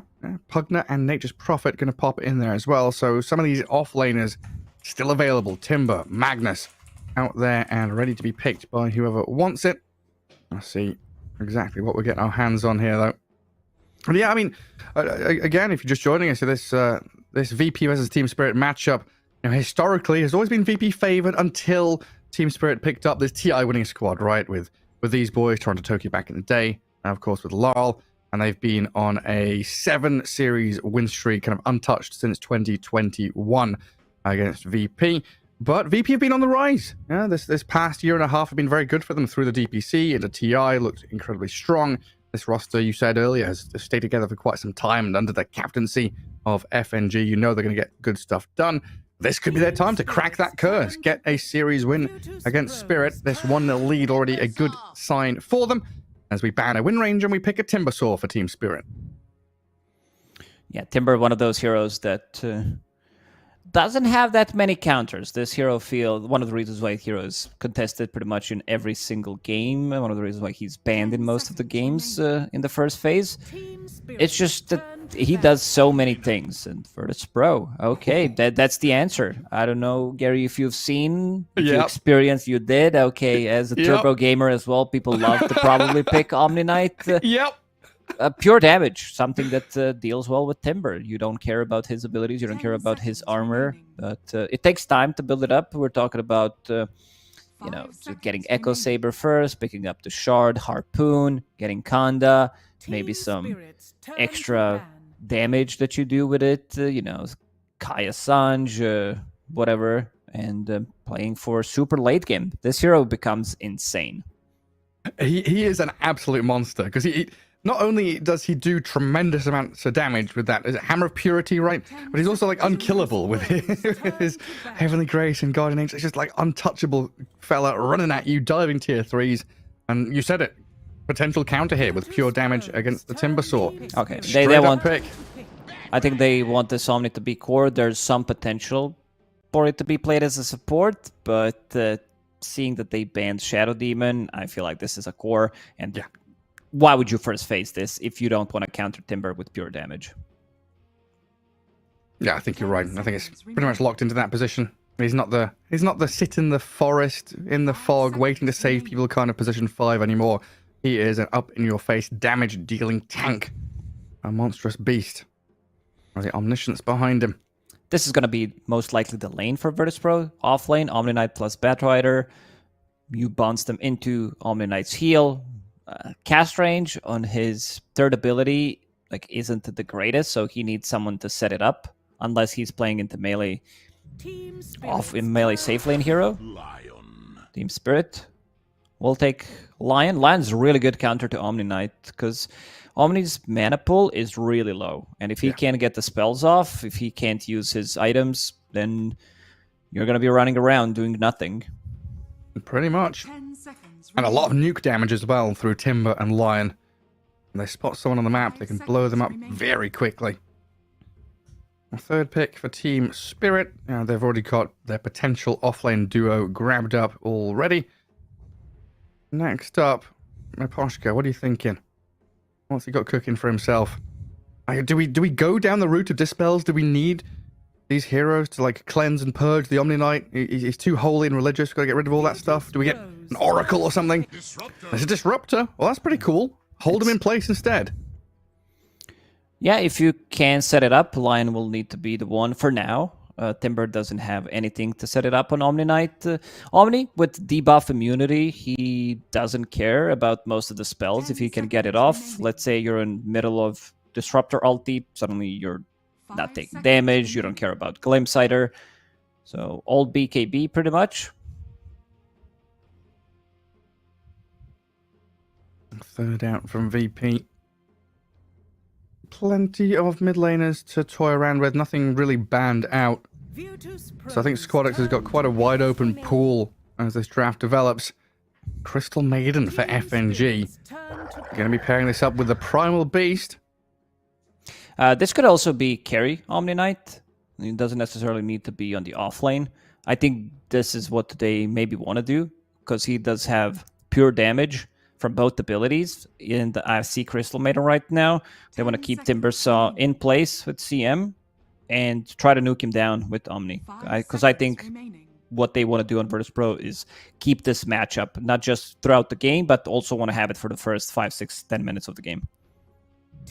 Yeah, bully the Timbersaw as often as early as you can. A Morphling now, though, for Yatoro. A very scary prospect, this. It is a Monka Morphling pick here. They don't have enough to control him. None of them have any silences. Stuns are very limited. He can turn into two very good targets, Primal Beast and Omni, having heal, having magic immunity of his own, or debuff immunity. Man, not much nuke damage either. That can come out of nowhere. Damage over time from the Beast and the Bat. Maiden and Omni Knight maybe, but they've got to get close to unload their damage. And that does go one of the Squadix heroes. Ember Spirit banned out. And Laurel still looking for his as well. What do we want here? We've got plenty of playmaking, gap closing, disables and stuns. Laurel needs to play with the line and disrupt her a bit. Yeah, I wouldn't mind seeing, even though they have last pick, so they can counter pick some Puck potentially for Virtus.pro, but then again, do you want to give them Puck since they have first pick? Because Puck stonks have been on the rise recently. And I guess the difficulty is we're not 100% sure where the Omni and Beast are going, even though we're looking at Omni Knight as a safe lane carry. Primal Beast can still flex mid and off lane. Puck and Queen of Pain, the two removals there. Queen of Pain, Laurel, he spammed that hero. He's won 11 out of 12 games, which is pretty nuts in his pubs, and goes for the same item build every single game. Treads, 1 null, magic wand, core item is Mage Slayer into Witchblade, and then Shiva's Guard, Kaya Sanj, whatever you feel like afterwards. But yeah, the core is the same. Overtime damage from Witchblade. This Mage Slayer makes you super tanky.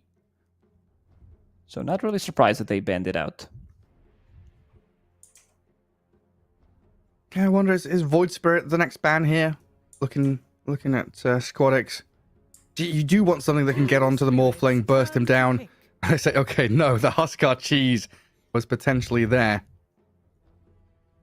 So are they going to go for a Kunkka or something? Or I wouldn't mind something fast from the mid lane.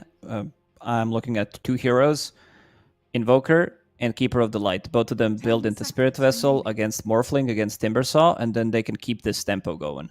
5 seconds remaining. Limited on tower damage. Omni, Primal Beast, like Crystal Maiden, Batrider, they don't deal any, but yeah, I would not mind seeing 2 of these heroes. Even though you're playing into Disruptor, that could be slightly tricky as a Keeper of the Light, but if matchup is good, okay, now X Mark, it's still doable. I've seen people do it. BKB is a kind of a must-have, your second, third item on Keeper of the Light after finishing Boots of Travel. A lot of catch on Team Spirit. And this is also like, they don't have to commit. This is X Mark, Glimpse, very cheap, low cooldown. 5 seconds remaining. Lots of ways to get in and out of fights, like Timber Chain, Waveform, Glimpse, X Mark. Either you're dragging your opponents around, or you're jumping over and hurtling over top of them, leapfrogging over your enemies. You know, Huskar ban, I guess a good cover for the Kunkka now, as VP have this last pick. There's another hero now that I could potentially see. That's OD. You pure damage against Morphling Timbersaw. You have save against Kunkka's combo, Disruptor as well. So you have like these multiple layers of save with Omni Knight's magic debuff immunity. What about Necro, hey? Necro against Kunkka mid, Necro against Morphling Timber. Yeah, it could work. You don't like it? No, I'm just a little worried because of the Disruptor and Lion. Okay.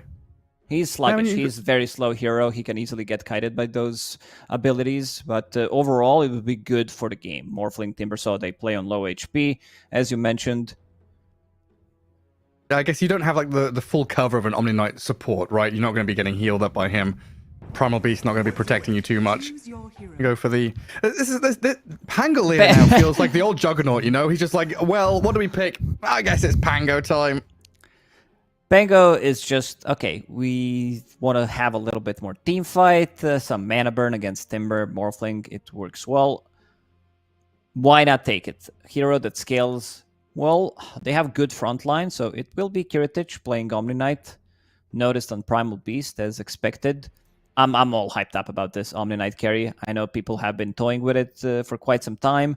On the off-lane, safe lane, it comes online slightly faster from the safe lane, of course. But yeah, want to see how Team Spirit is going to address this problem. Because you're playing Timber, a lot of magic damage early on from Crystal Maiden, 2 spells, Blood Grenade, Omni Knight runs you down.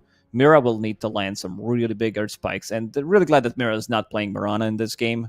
Just Lion, you know. This hero feels 10 times better than Mirana already. Well, this is what I thought he was going to play in game 1, you know, when they were picking, like, yeah, it's going to be Mirror Lion for sure.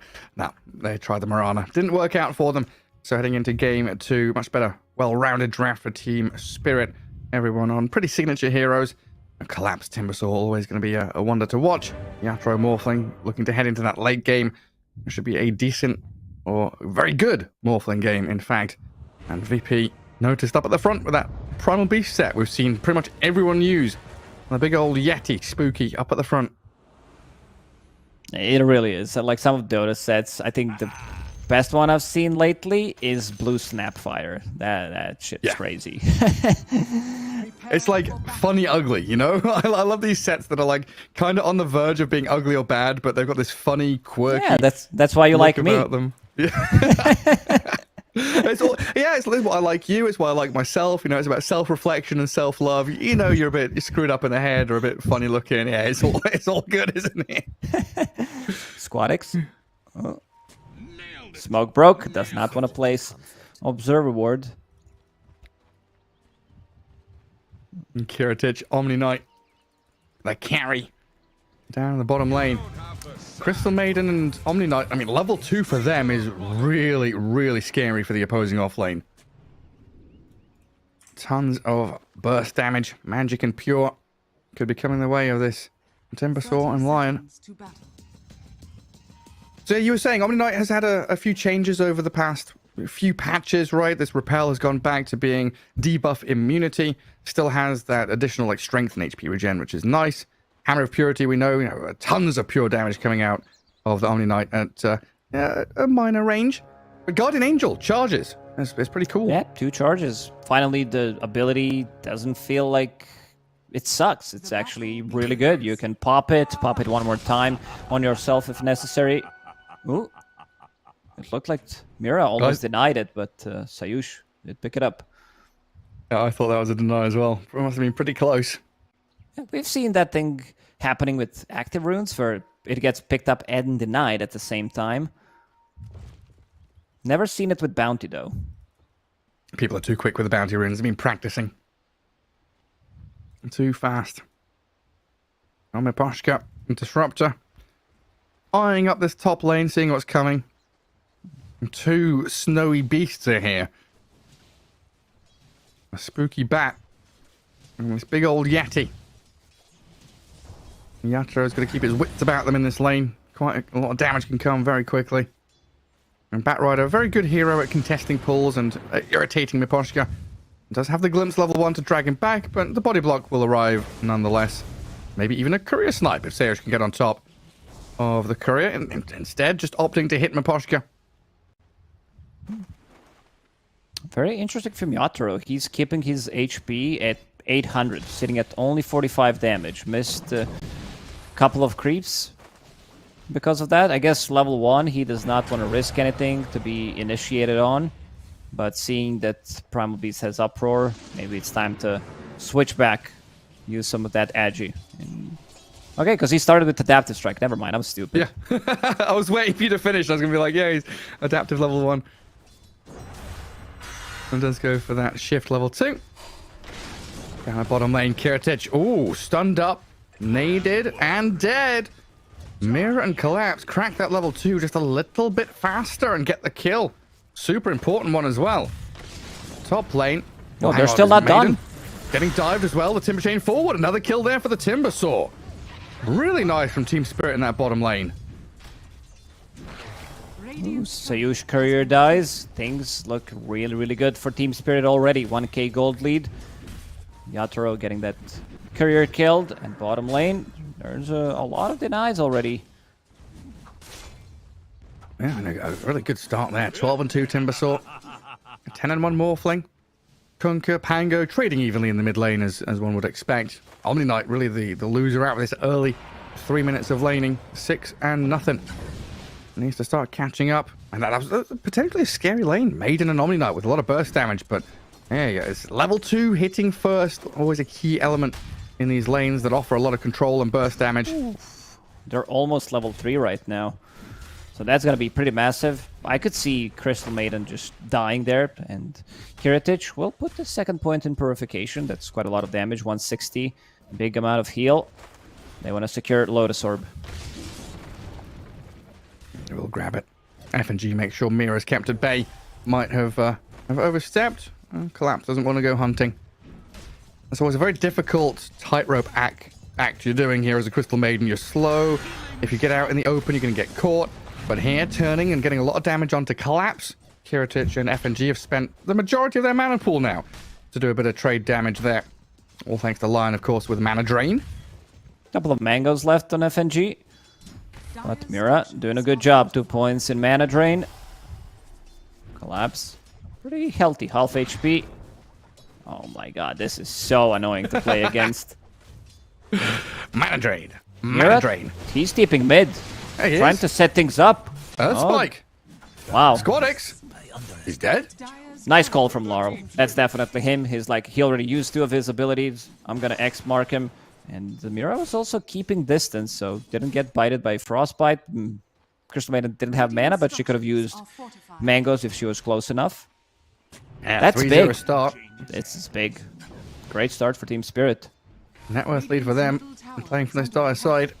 Miposhka hiding in the trees. I've been hearing glimpse after glimpse, just trying to send Sayush away from this lane as often as possible. Always going to keep eyes on this bottom lane. Yeah, I can see the twitching down to bottom. FNG was potentially out of position there. Mirror and Collapse just going to pull back a touch. Wait for that next round. Very irritating to lane into a Lion like this. They've already got the pull into the large camp as well. So Kiritich and FNG completely out of mana once again, giving such a free lane to Collapse. all he's scared about are spells, right? So when you get rid of the mana, there's no spells. They do pop some heals there out of the stick and the mangoes. Kiritic, a good amount of damage, but immediately loses All his mana entire gone. mana pool again. Gets one more hammer out onto the timber saw, but Mira really a pest in this bottom lane. The question is, as a Crystal Maiden, I see at one point an Arcane Aura. Do you want to have more mana so that more mana gets sucked from you, and dealt more damage, or do you want to be like without mana? Yeah, it's like the quandary against Anti-Mage or Lion, I guess, in this case.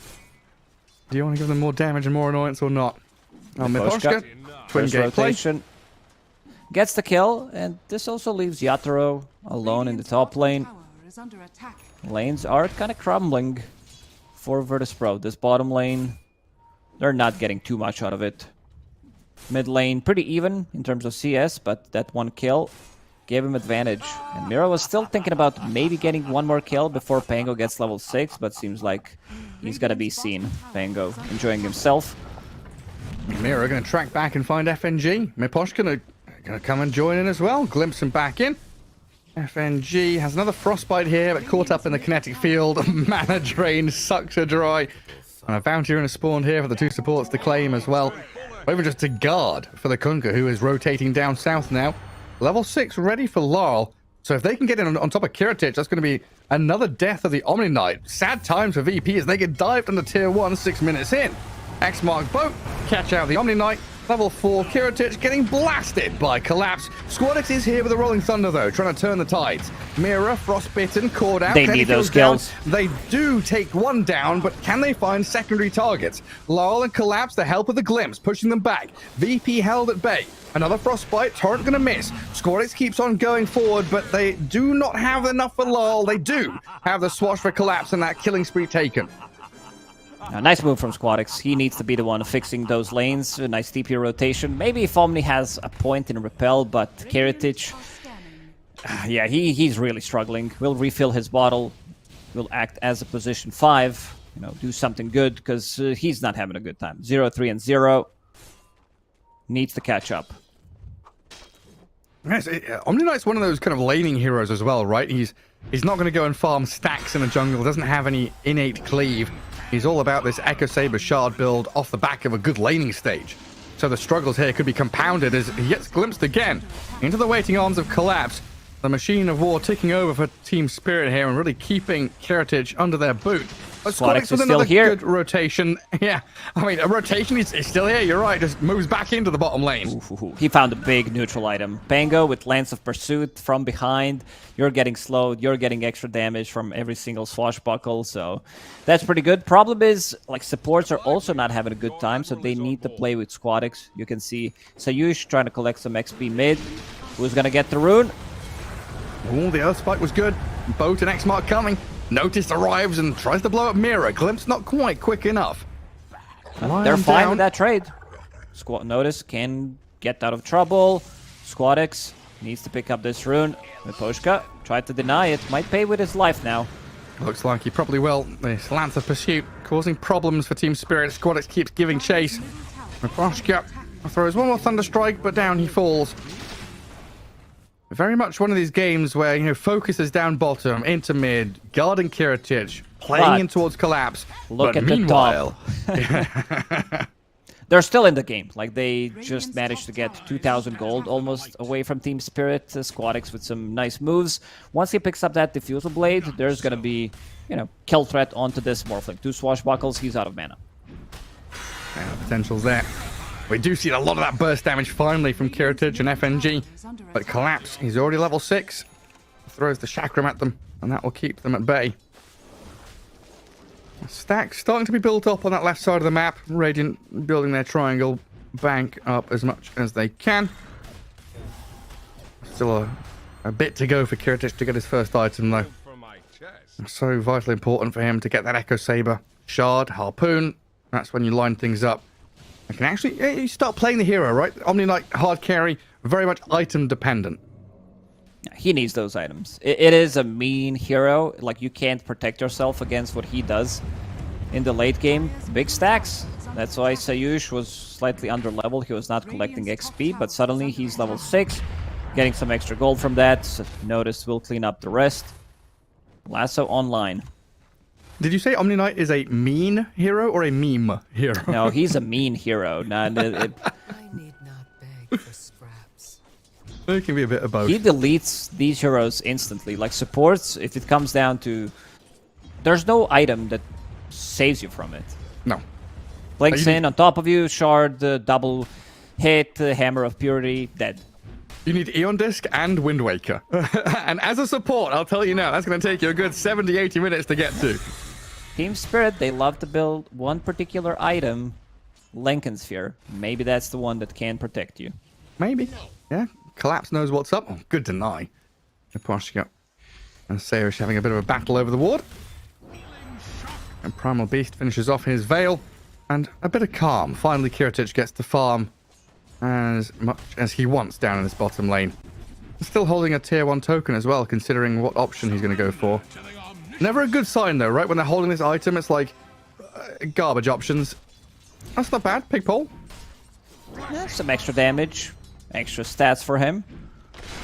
Not too bad. Radiant's middle Would definitely tower prefer is to under have attack. something like Bubble. Bubble is just OP. Yeah, it really is. Bubble is like Fairy's Trinket when it was first introduced. It's straight up broken. Notice, still sticking around in those ancient camps, farming away. And that spread of net worth getting much tighter now. Yeah, Morphling was up at the top, but Pango, Squadix, what is he, 4, 1, and 1? Plenty of recovery out of him, out of that mid lane. Top 11 of net minutes. worth. Diffusal Blade, Mana Boots, Blightstone. It's time to go. Whoever they catch is gonna die, without a doubt. Yeah, I need the smoke to pay off. Nobody here. Nobody in the Ancients. Kunkka has evacuated the mid lane as well. Backed himself up into that further north jungle. Yatro's wondering, where are they? They have not been mid for a really long time. Lasso Laurel. is available. They don't want to commit yet. Coco's Rum. Keeping Laurel healthy for now.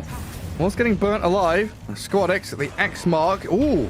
Hello, back in we go. Swashbuckle away. FNG with the freezing field from the sidelines Big in the ulti trees. But from Maiden. Squadix blasted by the finger of death. Stun now onto FNG. The heal will buy a bit of time, but Collapse is there to burst her down. Flame break and a jump back in. The onslaught and trample. Notice trying to get in towards Collapse and finds the pickoff. Tanky Primal Beast gonna lose all of his mana and dragged back in with another X mark. Static Storm's now down from Miposhka. Every spell being chucked in at them, and Yatro's the one who's standing strong. Battling in and kills off the beast. Morphling has arrived on the scene of the crime, and this Omni Knight, he's going to pay the price. Found out by Yatoro. Omni Knight, the Omniscience, turned against him. Not going to work out for VP in that scenario. I think they needed to commit with Lasso there. Straight away, drag him away from the team, and just try to burst him down. He got the boat off, so maybe he was thinking, we don't have enough. We need to play the longer fight, get a couple of those swashbuckles. But, yeah, the Poshka, very patient. Holding on to that glimpse for a long time, finds Omni Knight, 2-man Static Storm, and Yatoro joins. You can see that if Pango's not getting multiple swashbuckle shield crashes off in a fight, they are going to struggle dealing the damage. They're going to be kited. One of the problems with this Omni Knight is locking onto a target, like getting close. He needs someone to set it up. Do they have enough for this kill on Yator? No, they don't. Absolutely not. Morphling is far too tanky. And we're still waiting for this Omni Knight to really hit his stride. Again, item dependent, needs a bit more time. And overall, that's about a 1,500 net worth swing back towards Team Spirit. So now gathering up a 2,000 net worth lead. And primarily up on this Morphling now. 7,000 net worth for him. And you said it in the draft, pretty damn good Morphling game. We saw in that fight, he just stood there. No one could do anything to him. Noticed an FNG from this high ground though. Hello, Miposhka. Stun from Mira, gonna stop them in their tracks for a second or two. Miposhka skirting out of danger now as well. Notice, gonna give chase, the glimpse away. Squadix is in with the Rolling Thunder. To save the day a little bit there. They've gone deep and they want Mira real bad. A secondary kill will be had by Squadix. Sayush found a really good angle. He's saving up gold, does have Blink Dagger now available, so next couple of fights they could rush in with the Blink Dagger, lock onto a target, and kill it. Omni Knight still trying to farm up. Lowest net worth core, wants to buy that shard, 15 minutes in. Perfect timing for him. Just got enough gold for it. Yeah, he's behind and he's sad, but the timing works out. Top tower has fallen. Once he has that item, I would not be surprised to see a big smoke attempt from VP here. Bottom tower is under Get Kiritich involved in some of these kills, start chasing people down. Get a bit of money towards the harpoon, which again is a vitally important piece of kit in the tool set of Omni Knight. Noticed playing forward in that northern jungle, seeing who he can find. scanning. Dire Scan was also expecting someone to be up there at the same time. And Kiritich is the one showing out on the map, everyone else kind of tucked away in the fog. Team Spirit bringing 4 into mid.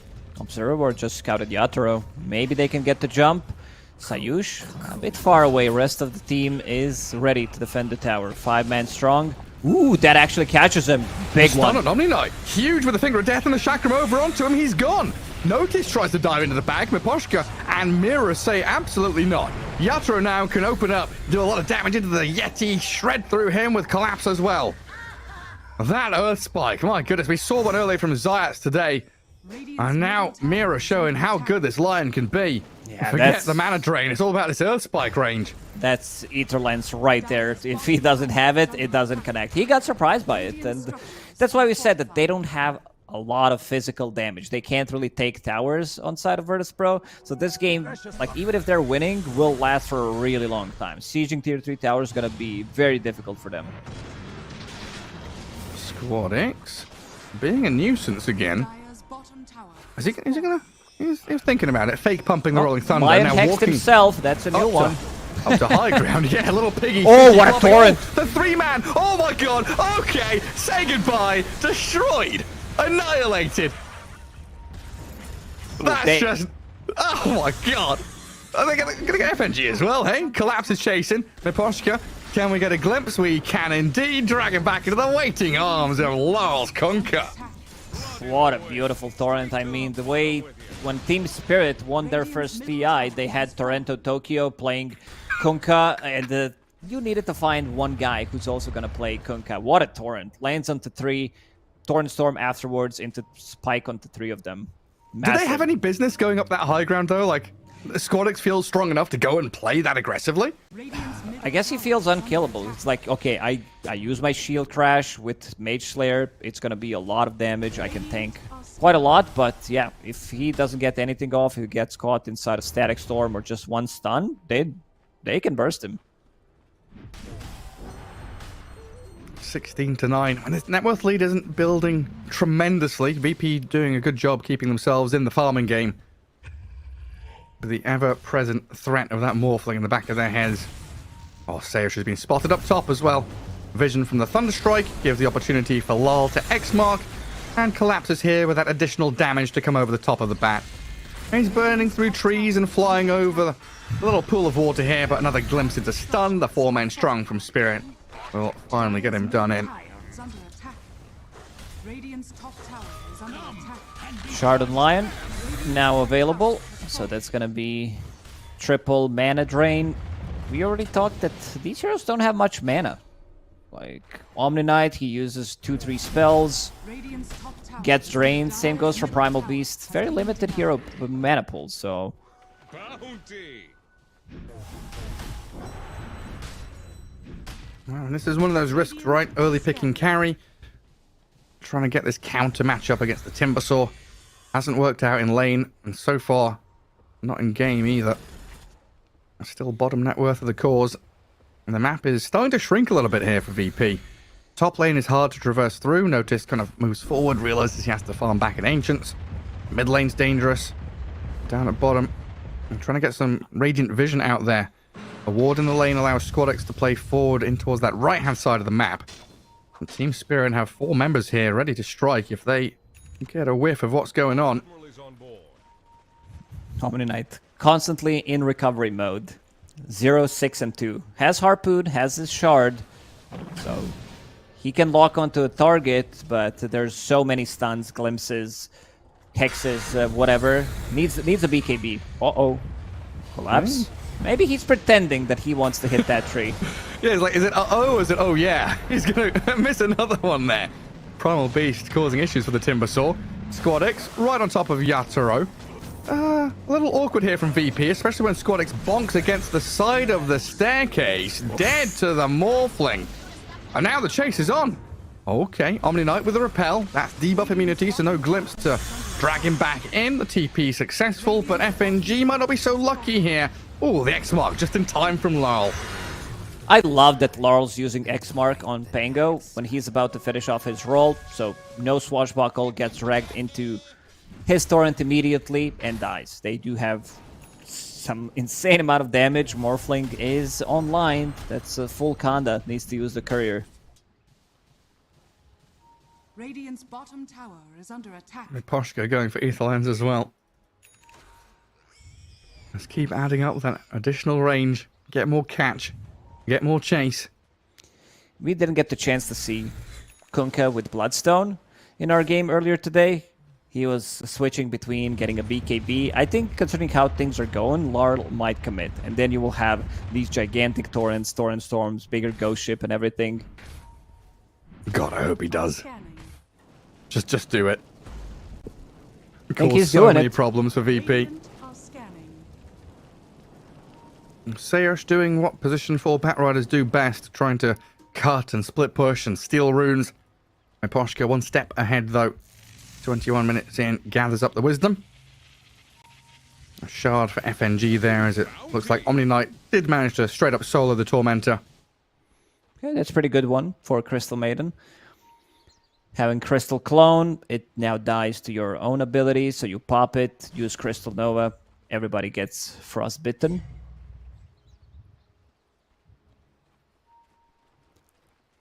Squad X a few hundred away from Aghanim Scepter. Pretty big item for this Pango. He is the forefront of VP's aggression. The only one who's really had a good game so far. Picks up the illusion rune and backs up. What was it now? 1,000 gold away. A little more time, a little more space. Will be roped into smoking here with the Maiden and the Primal Beast. I guess 22 odd minutes in, we're starting to think about this Roshan play. Smoke from Spirit as well, prepping in this bottom right corner of the map. 2 dire wards probably saw them coming. That's why VP have retreated to higher ground. Get that terrain advantage. Get that vision advantage. Oh no, they've gone down the stairs. They've gone too far to the right. The wraparound from Team Spirit. The left is coming. Poshka. There we go. Harpooned. And oh, Kiritich blows him up. That's the power of the Omni Knight. Static Storm, Finger of Death in the back. We've got a Pulverize on the Lion. And VP. Okay. They managed to turn around in time to guard their high ground. Yatro and Lol just sprinting out of there. Can Squad X catch somebody else? Doesn't have his Blade Dagger, but a lot of mana has been burnt on Omni. Chakram and Boat crashing in onto Kiritich. Notice BKB's up, it looks like. Everyone's shiny Torrent and Storm. golden. Oh. Omni Knight's dead though to the Adaptive Strike. Morphling's too powerful, couldn't get caught. Collapse with a massive amount of burst damage, gonna find the catch on to another one as well. Triple kill out of the Timbersaw. But Lol, well deserving of all these tips. The torrents he's been landing have really been spectacular. Radiant's middle tower is And he's also been blessed by Gaben with the Torrent Storm. It's landing on the heroes.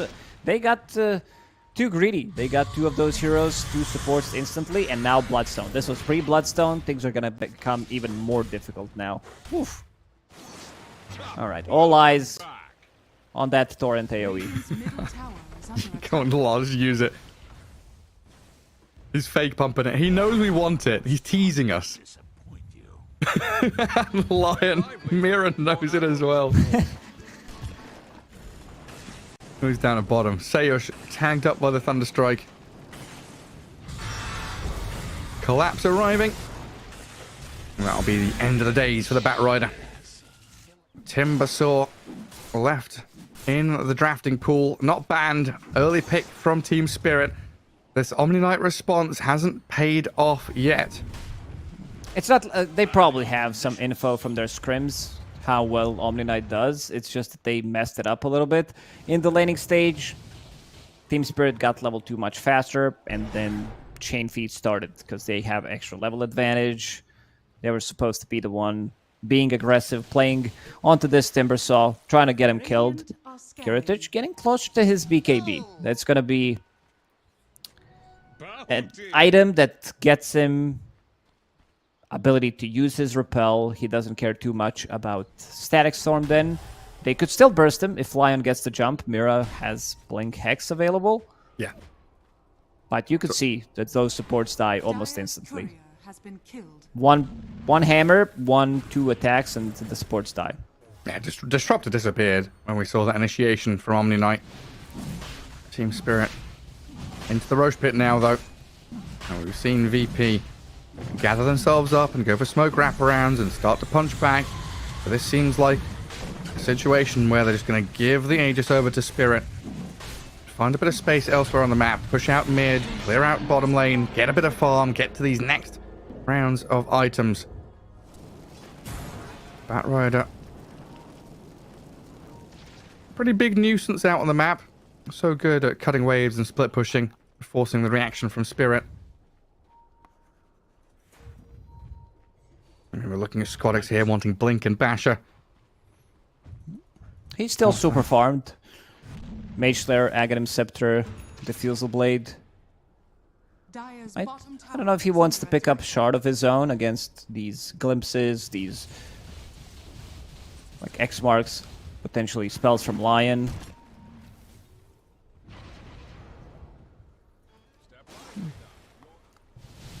And Omni Knight Come on, Laurel, do something.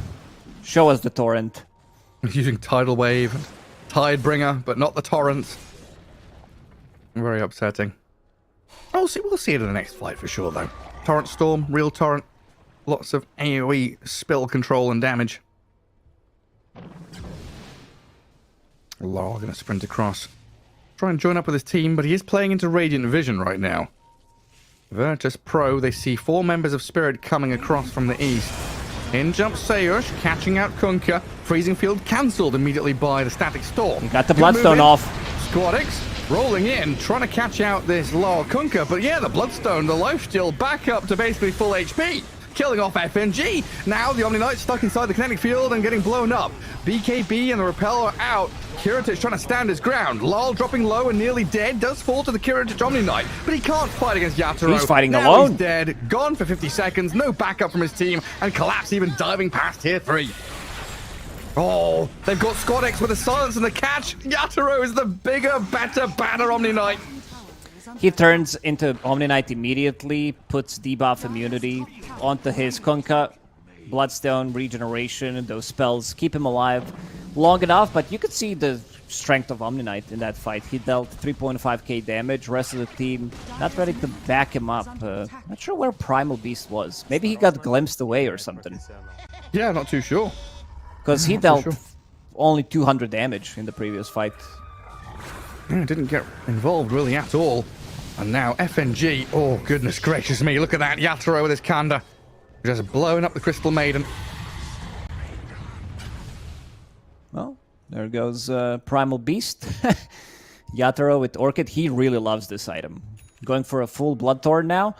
Even though there isn't many illusions, like he can create 2 illusions with Manta Style, jump the target, it's more about control. They have no dispels on Pango.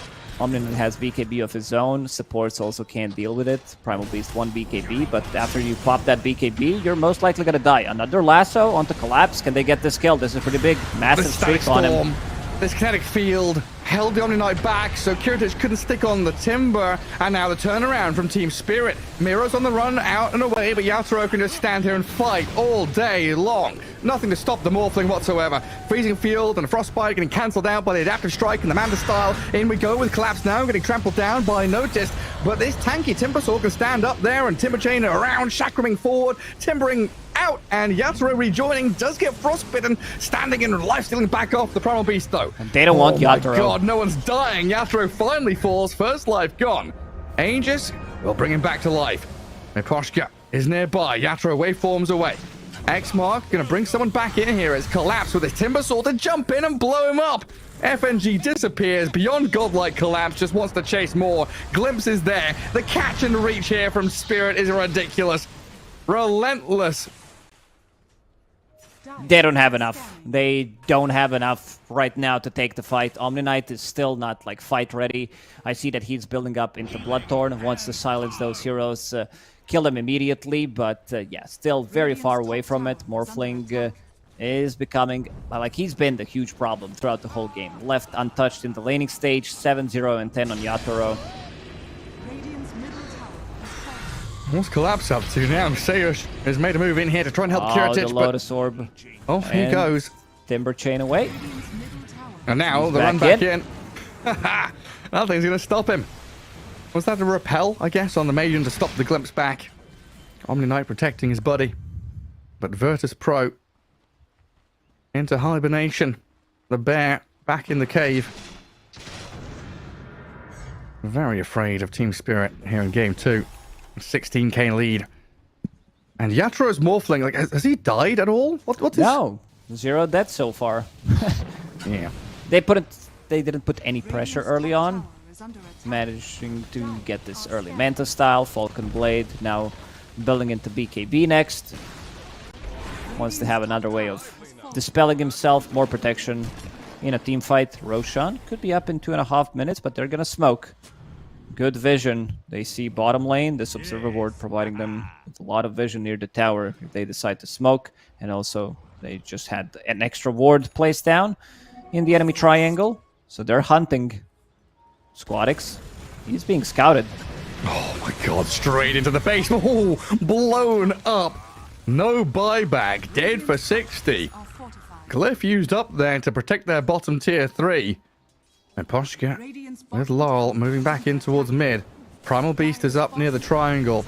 Might show himself on the wave where Miposhka is getting ready to strike. A thunder placed on him. Wanting to at least force a BKB or something here. But it looks like Notice being very patient and deliberate. He might be able to blink away in a couple of seconds. And Team Spirit, yeah, won't be able to catch up to him in time. Kiritich, honestly, kind of risky coming into this triangle again, especially with Collapse and Mirror nearby. Noticed. Moving in towards the line in the Oh, back. no of the cave, vision. but no reveal. Kiritich, a lot of damage there thrown onto Collapse, but Timber Chain allows him to disengage. 0 mana. He only has 700 mana pool. DD morph now. Oh, Or wow. amplify damage morph. It's a DD, mate. I don't know what you're talking about. It's gonna take us a couple of years to get Um, used to that. I'm still confused by BKB, magic, debuff immunity. Yeah. I mean, I'm not budging. I'm not budging on the DD. That's been in the game forever. Amplify damage. Nah. A lot of vision here from Spirit. Again, like you said, down at bottom. Now up in this top triangle. VP at least get a Tormentor, but they are being surrounded. The siege has begun. And Team Spirit have got all the tools and machinery they need to press on forward. X mark on the Morphling allows him to clear wave and dive tier 3 if he wants to. What's he up to? In and out. A little poke and prod. So he's just a little game of hello goodbye. Yeah, it seems like they don't want to rush anything. Next Roche spawning relatively soon, guarding this area with Observer Sentry if someone decides to come in. They have all 3 lanes pretty much with vision. They placed down Sentry Ward, but that didn't get dewarded. And also, that Observer Ward that got Pangolier killed is out of Sentry range. It's not in the box. Bounty. Unluck. Such a good ward place. And it just expired. And Roshan has respawned. I think Collapse has scouted it, probably telling his team, it's about time, mates. Is he going to switch sides? No, Yatro's coming through the twin gate. And TP's up. Portal's down. Roshan awaits. Yatro just going to solo it. Who needs teammates? God, we even have a Disruptor Aghanim Scepter now as well. And This he's is so good against basically these BKBs. Solo Roche with Bloodthorn. All you need is Manta style. Laurel helping out, but yeah, basically a solo Roche. Aegis, Roshan's banner.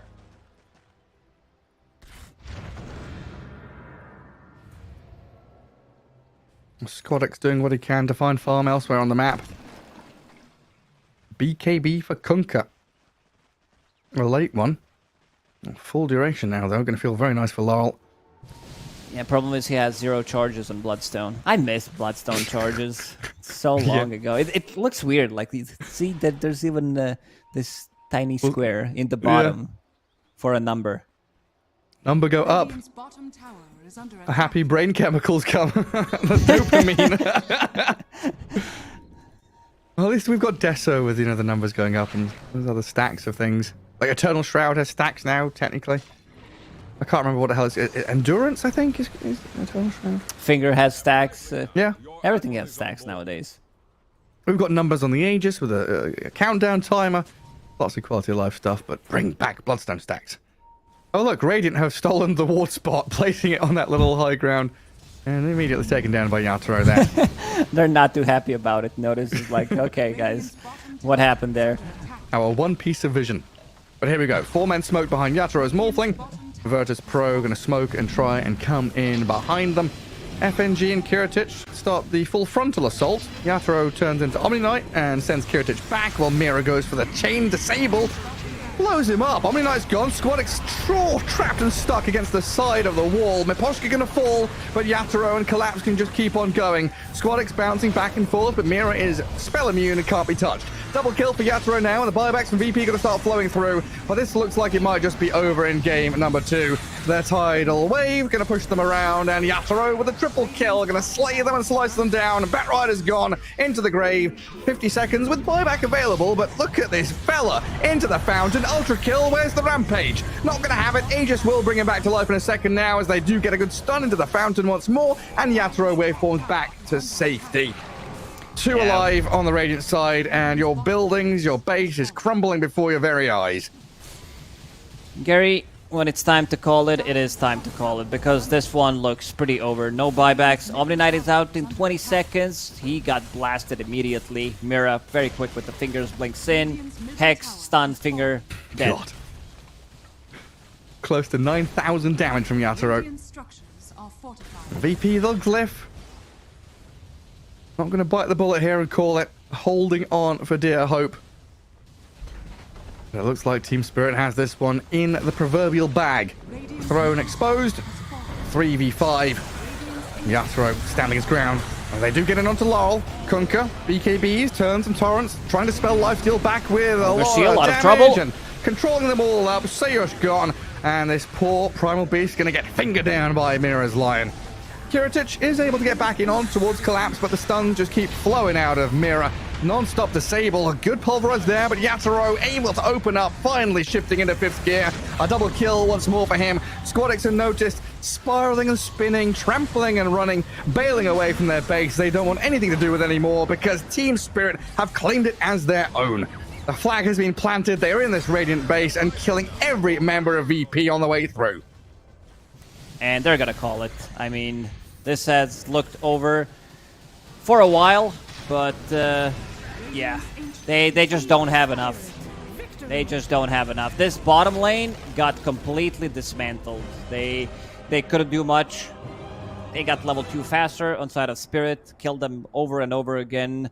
They tried, Squadix tried really hard to get them back into the game, had a really good game on Pango, but those fights with no vision, they decided to climb uphill. They got killed multiple times. First the mid, Omni Knight gets surprised by this massive spike, Lion with his extra cast range, and everything else was pretty much a recovery mode for Virtus Pro. It always felt like, oh, we need this extra item. We need this extra item on our off lane. Omni Knight, we've seen just a partial what the hero can do when they killed both supports on Team Spirit, but other than that, it was pretty much Yatoro show. Completely uncontested in the laning stage, and he, you know that like best carry in the world is going to deliver. Yep. And now we're down to a best of 1. A single game separates one of these teams from qualifying straight to Birmingham.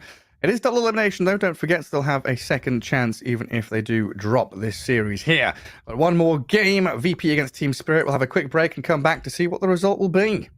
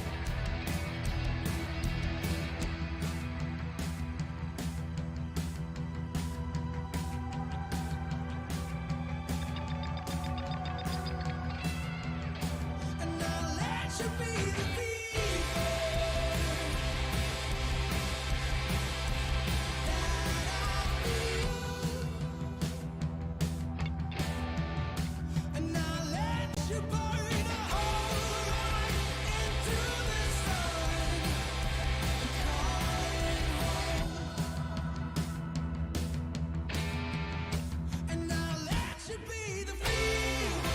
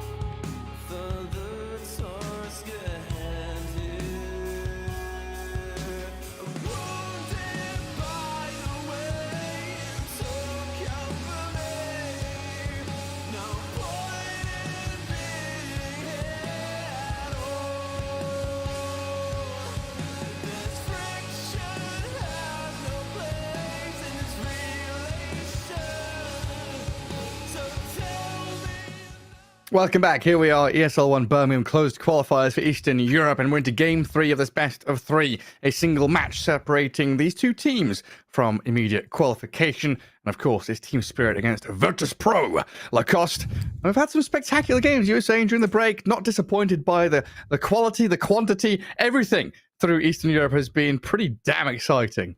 Absolutely. This is just a region that has so many skilled individuals, so many good teams already formed, and so many good and up-and-coming teams that, you know, still have a place in this world to show what they're made of. But yeah, Team Spirit still a very difficult nut to crack. And we did say something earlier today that they love to give their fans that third game. And that's exactly what they're doing. They're like, okay, enjoy this one game that we lose. We're going to win the next two.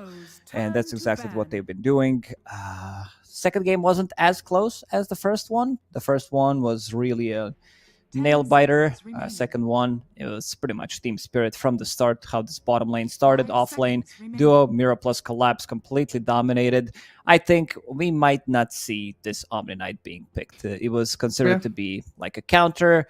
Was supposed to be a counter in the lane against Timbersaw, but we never actually got to see it, so that's a bit of a downside because it is strong. It really is. I think they had some draft issues, like maybe a Morphling ban or a Lion pick, you know, try and swap things around. Maybe could have helped them out a little bit, but yeah, the easiest route is just ban the Timbersaw. Don't do any fancy footwork or anything like that. Because you know, like you say, that Team Spirit want to give that third game to their fans, but there's also this kind of competitive fire and hunger that is unleashed once they drop a game. You know, game 1 might be close, game 2 they drop a match or something, then game 3 ends up being Team Spirit stomping their opponents because they've unlocked their full potential. We'll see if VP is able to keep up with that kind of tempo. And yeah, I just want to touch on your point as well, right? Down in that lower bracket, awaiting one of these teams. Whoever drops down, of course, into the double elimination lower bracket final is waiting for Yellow Submarine or Klim Sanic. Two teams that we've been very excited to watch. You know, this rank 4 Satanic fella, he's like 16 years old on Yellow Submarine, has been spectacular to watch. And of course, Klim Sanic with a few more well-known names, Monkushi, Chira Jr., Sweden Strong, etc. But anyway, focus in. Last game of the series. Best of 3, third game, Spirit against VP draft. Taking their time on these bans, really considering and getting through what they want to remove. Nature's Prophet makes a lot of sense there. But we're still leaving in these heroes like, you know, Magnus always comes to mind when you're looking at Spirit and this ban pool. Yeah, there's a couple of heroes left in the pool that they couldn't fit in because they're like, okay, what happened in the second game? Timbersaw was a massive problem. We didn't have anything against Morphling. So they decided to ban it. They do have second pick in the first phase, and they do overall have the last pick. So they need to get something strong in this first phase. Because Omni Knight, it can be strong, but this is not a first pick material by any means. And there it is. Your wish has been granted. He's a beautiful fella, isn't he? He really is. Lots to pair it with as well. I think the Warrior greatest thing... Unicorn. The Einhorn. 10 seconds remaining. I feel like there's so many great things to pair with it as well. Like Mira's hero pool really does complement Collapse. The Techies, the Lion, whatever it might be, can always do very well alongside these tankier melee initiation heroes. VP out with the Pugna, something they've used a fair amount recently. And quite often it's like Pugna Prophet, Pugna Wind Ranger to start things off. We'll see what route they go down here. NP has been removed. Team Spirit learned their lesson after the first game, betting out 2 times in a row now. Let's see if they want to protect this Magnus by some of the picks they already did, removing Rubik immediately. The flashbacks. It's never good. PSG LGD, or yeah, it was PSG LGD at the time. But yeah, was that the one in Bucharest? It was, right? It was, yes. Yeah. Like instead of like back in Nam, back in it's like back in Bucharest, the PCFD. Yeah, back in our days, you know. Pugna, super strong blaner. Like what I don't want to see, something that we've seen earlier today, Pugna position 5. I feel like it's really not doing what the hero is supposed to do. You don't get the scale as much. You're not getting the items. You're paired up with melee, sometimes ranged position 1. And it's more about, because if you're playing for Pugna, you are the killer. Like, you're the one putting pressure. But if you're 10 playing the seconds safe remaining. lane, you're the one getting pressured. Like, Yeah. you don't get to do what offlane 5 Pugna does seconds when he remaining. plays on the offlane. It's like, are you the assassin or are you the bodyguard? I think Pugna doesn't really want to be throwing his brittle boned body in front of people. He wants to be the one doing the bashing and the hitting. Turn to ban. Couple of offlaners banned out, Primal and Mars, so that pool gets pretty small now for Noticed. Centaur, the only big pick left out there in terms of kind of meta heroes, really. I guess Tide has been rising the past couple of days. We didn't see him early on, but now he's making a comeback a little bit. Remaining. Yeah, there are a couple 16. of other heroes that he can still play. Some like ranged offlaners, like Razor. He also does play Magnus. So yeah, as you mentioned, a lot of these heroes have been removed from the pool. So it's getting smaller. Yeah. It's going to be most likely either Razor or Centaur. I think that's what the options are coming down to. What are some of these other meta heroes? Luna Venge? We've kind of skirted around this topic for a while now, but there's something that VP could pull out of the bag. Chen is also out there for VP and FNG in particular to play one of these tempo lineups. You could, but then you have Pugna Chen. These heroes don't gank. It's a lot of sustain. You would need to pick stun from the off lane, probably stun from the mid lane. Something that can play the game, something like a Puck, maybe Tiny. If they want to go that route, I feel it's on the weaker side, so maybe it's better to skip it. But there it is, something that we wanted to see. Ember Spirit from the mid lane. This hero just does so many things. He played it in the first game, complete domination, popped off. Squadix, like, he's a great laner. He also tends to be super active, which I really like to see from the mid lane. Yeah, he's not afraid of diving in deep and going for solo kills on support, going past tier 1s and tier 2s on his signature Ember Spirit. And Team Spirit now with a couple of picks in a row. Wouldn't be too sad to see another Mirror Lion come in here. Compare up nicely with a Magnus, can cause a lot of problems. Gives you so much catch and kill potential as well. Is there anyone else that's like super, like Snapfire, I guess? Can come out here. That minus arm from Little Shredder can cause issues when you're spamming out and killing off the Pugna ward. Grimstroke's the first one up. Silence, leash mechanic against Ember. And now I want to see what they're going to pair it up with. They do play it 4. They do play it 5. It really depends. So 10 seconds. maybe some extra lot. There's still Vengeful Spirit left in the pool. So they can swap people around, skewer them away. I get a ton of displacement tools. Then yeah, it's going to be Yeah, like but Magnus, Venge, Tiny. I wouldn't mind seeing Chen for Team Spirit, to be honest. Oh, okay. Get the steamroller going. Like, you've got auras from Chen and power from Mag. Whatever hero Yatoro will be playing is going to be very, very scary. I think earlier today I did check Miposhka. He has 100% win rate on his Chen. 9 matches, 9 wins. In pubs recently? In pubs, yeah. Okay. Okay, swapping things up. Dragonite, Magnus, Grimstroke with Shard.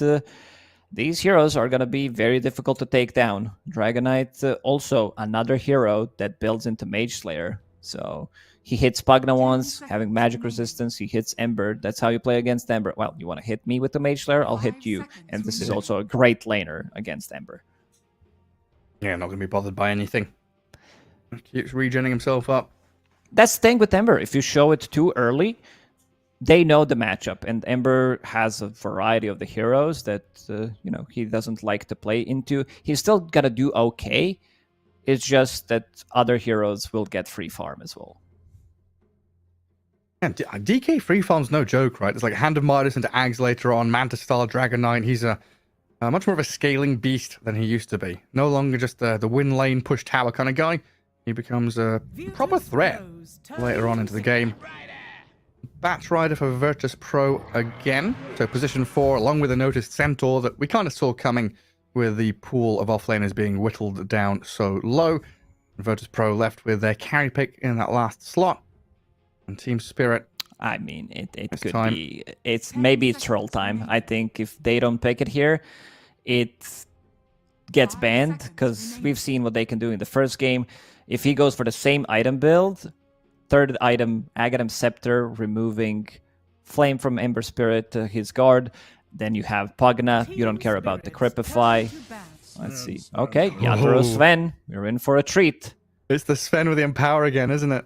I think they wanted to have, something that plays well with Grimstroke. There's still possibility to swap things around. Maybe put Grimstroke with Magnus, but I feel like this is going to be Poshka's hero. To have a kill threat onto Centaur. He gets close, especially before he gets his first item. Usually you want to buy Helm of the Iron Will. So there's going to be a window where they could play relatively strong. Banning out Terrorblade, always been one of the counters to Sven, but not so much recently. After the addition of Brooch as an item where you can deal magical damage, Sven can match up against DB. 10 seconds remaining. So what's left out here? Team Spirit need Mira's hero to play with the Magnus. You're looking at a Pugna +1 lane, not sure what you're heading into. And VP with that carry pick for Kiritich at the very end. So TB ban, do we ban out like the Faceless Void as well? Or who's the biggest threat still left out there for Spirit? Yeah, it could be Faceless Void, even though there isn't much damage. There's like almost no damage they can throw inside Chrono. It's still the threat of a Faceless Void. Like if this hero is off to a good start, but they do have tools. They have 4 stuns. Every single hero has a stun, leash, silence. Not an easy pick by any means for Virtus Pro. Yeah, I'm looking back at what they've played recently. And a lot of these heroes are banned or already picked. Faceless Void is still the kind of glaring one looking at me from their Dota buff page. There's like Arc Warden and Alchemist as 2 of the quirky picks that are out there. I like Shadow Demon a lot for Team Spirit. Great save against Batrider. Also another Dispel mechanic, having Cleanse. Turn to ban. Vengeful Spirit surviving. Well, okay, Virtus Pro, they do have last pick. I want to see what Team Spirit is afraid of. You did mention Faceless Void. That could be a good one. I think you need hero that farms fast, because Sven, especially Yatoro Sven, will have some one-item advantage 20 minutes into the game, if it's some slower type of a carry. I mean, it doesn't feel like a Luna game, right? They don't have that Chen or Venge. Troll, yeah, good shout there from Team Spirit. They know how to use it, so of course they know how good it can be against them. And that last pick, you were looking at Shadow Demon? Shadow Demon, maybe Dark Willow, I think. Leaning towards Shadow Demon, just because you're playing into Batrider to have some kind of a save and potentially prep for Faceless Void pick coming out. 5 seconds. Yeah, I'm still leaning like Snapfire out there, one of Mira's special heroes. Lots of magic damage and team fight to come into things, but you are spot on the money. Called it before that ban phase even began. And now this also kind of deters any more illusion heroes, right? You're looking at Sven and SD, I guess, already with the power and stuff there. But even more so, Shadow Demon says, nah, shut you all down. 10 seconds remaining. Well, there's one hero, and that's Alchemist, if they want to have the same pace as Sven. And there he is. You may now select your heroes. I think they needed to pick it, because otherwise you are risking that you get ran over by this. Sven, Dragonite, they start grouping around your tower. 1 skewer away, Shadow Demon, a lot of save. So Kiritich, Alchemist, Virtus Pro, 9 Pandas, these Eastern European teams, they love to play Alchemist. Yeah, I mean, he's pretty good off the mark. A decent laner as well nowadays. Going to be, alongside the FNG Pugna, it looks like. So Sayer should notice the offlane Bat and Centaur. Magnus with the Shadow Demon, going to be the bottom lane. So we've got a little combo there, disruption into skewer back. Shockwave and the poison can start stacking up. So FNG, his positioning has to be pretty spot on to not get caught out by Spirit in that bottom lane.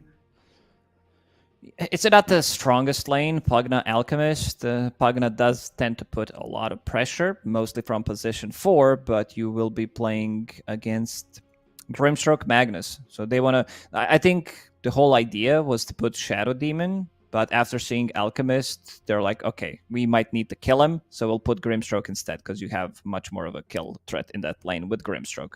Skewer, or just stun into Skewer, pull him away, and then finish him off. Because Alchemist doesn't really provide himself with much, has this stun. Pugna, he's like, okay, decrypify a couple of right clicks, but that's it. Yeah, good point. Lol against Squadex in that mid lane. DK against Ember Spirit. That's going to be an incredibly fun one, right? Very back and forth between Oh the yeah, two all melee eyes on a heroes. mid lane. Spam Slight. Spam Dragon's Blood. To be fair, I've seen good Dragonite players pushing the limits, and Yeah. if Embers make a mistake, they could punish. They could get a solo kill there. Yeah, I mean, these kind of lanes, right, where they're potentially towing the line between greatness and insanity. You know, they go down to like 100 HP, a couple of clicks, a couple of right clicks from a range creep or a hero, misclick, or a run down the river to try and grab a water rune could be a mistake waiting to happen. Of course, we trust these players to toe that line and get the job done as we head ourselves into Game 3 here. Virtus Pro up against Team Spirit. A victory will lead them straight to Birmingham. Get themselves qualified for ESL 1. Everyone's smoked out, and across the map we go. Usually you don't see so many combos they can pull off with Grimstroke, but this game they have a lot. Sven stun, Dragonite stun, and also Shadow Demon with Demonic Purge. So quite a lot. Yeah, pretty hefty amount.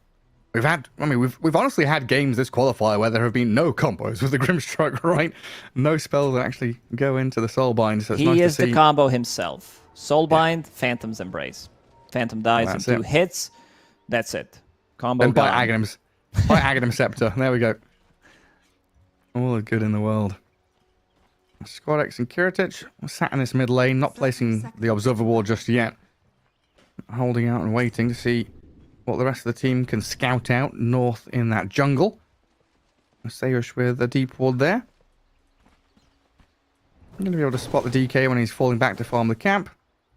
And Mira already prepping the deny of his Observer Ward up on this high ground. Yeah, doesn't want to lose any time. If someone gets there, they kill it, and they instantly remove their ward, so they can go back to their lanes. Doesn't matter if Observer Ward has 1 hit or 2 hits.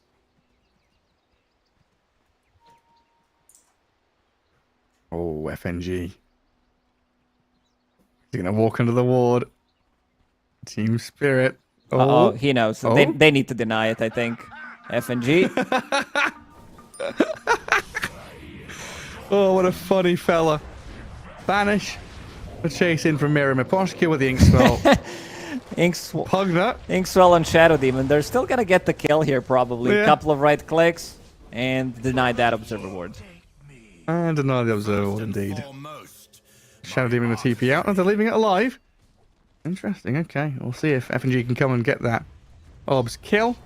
He'll respawn and return to lane, though. Come down and help Kiritich here. Alchemist on the lane has already pushed pretty far forward. And FNG has to contend with the small camp block, which he'll do quickly. As we can look into this other side lane. Yatoro down to about 1/3 of his HP.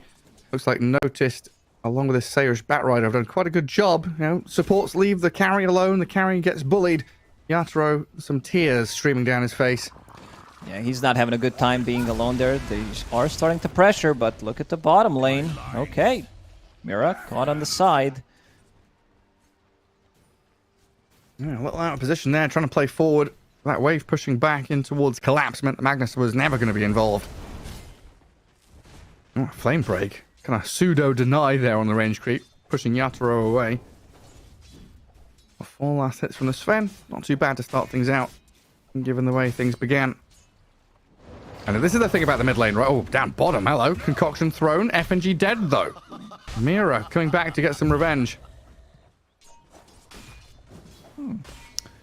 This bottom lane, like these heroes are super squishy, especially Pugna early on. You get initiated on, you're straight up dead. But yeah, how's mid lane doing? 7 and 6, 8 and 6 on Dragonite against only 5 and 2. This is why, like, as Dragonite, you don't care. Like, you cannot die.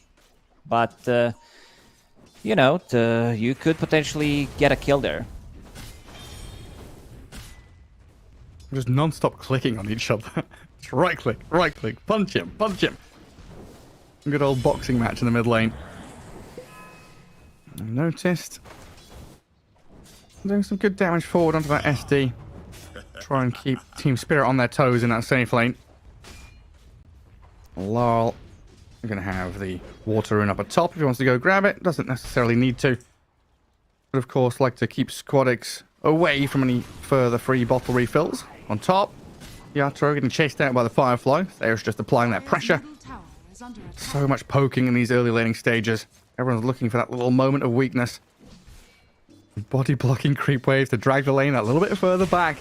Give Bad a better choice. Storm hammering into the flag bearer creep, and the creep cap there. Just every little edge, every little movement matters. Noticed having a really good time in the top lane, sitting at 11 CS, and Yatoro is catching up.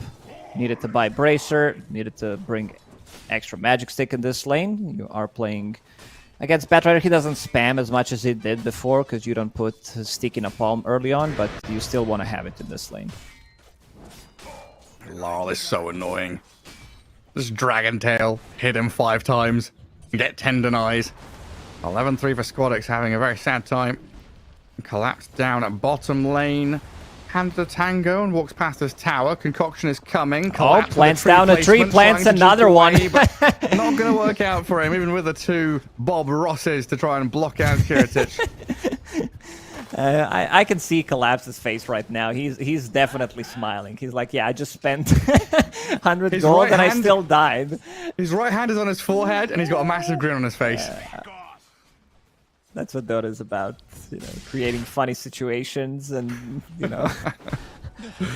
I'm winning. feeding and then winning in lost. the end. Yeah. Good move back in though. Respawns and gets right on top of FNG. Slays the Pugner with a good skewer Inkswell.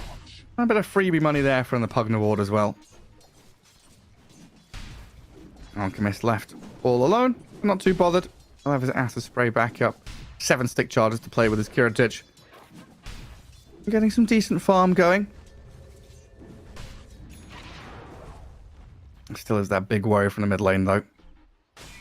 Ember Spirit is really going to have to rotate pretty hard once he hits level 6 and 7 with active runes. I'm going to need his supports to guard them as well, but Team Spirit feels like they've got the better heroes and supports to come in and fight around the 6-minute mark. Good disruption top from Miposhka. Going to stop the stomp from Noticed Centaur. Yatoro will bully them back as well, so the kill attempt goes awry. Mid lane is in trouble, 31 and 15 against 17 and 3. Laurel, soon to be level 6, will pop the glyph, starting to put some pressure, doesn't care about those tower hits. But you're not buying into Miposhka. bottle. Oh, Miposhka looks pretty dead here. Good flame break from Sayush. Just pushes him right into the stomp range. Radiant's middle tower is under But yeah, this attack. mid lane is getting pretty rough. Like when you've got as many denies as your opponent has last hits, that's when you know you're having a great time, Laurel. They are making a move onto the mid lane, trying to secure rune for Squadix. Dire's middle He tower needs it is real under bad. attack. 6 minutes about to hit. ho. Pugner ward. Quite a bit done there onto Mirror, but he lands the Inkswell down. FNG will chase him around. Illusion Rune spawned up atop. Mirror about to drop to FNG with a few hits, but the Fairy Fire TP is going to successfully get him back to Fountain. Meanwhile, Lyle has killed off Sayush, diving into Squadix. Ember surviving ever so barely, and they've left this Illusion Rune ready. Dragonite with the illusion rune in dragon form will put some pressure onto tower. Squadix wants to hit level 6 so he can TP back. Right now, Bat will TP mid, refill his bottle. That's going to give him something. He's dropping very low. Radiant are I mean, it's DK now, 1,300 net worth ahead of the Ember. Alchemist, very happy to be up at the top of the pops. Honestly, Sven, a little surprising that he is so far down, but this wave, this lane has constantly been dragged back by Sayush and Noticed towards this Radiant Tier 1, made it very awkward for Sven to get the farm going.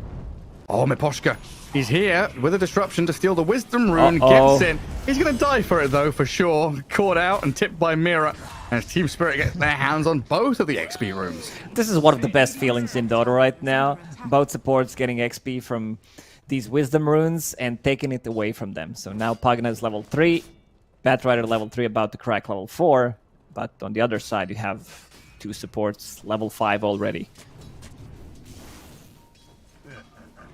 And Collapse starts hunting into the forest now. A little pull for FNG here, giving space to Alchemist to farm a little further south.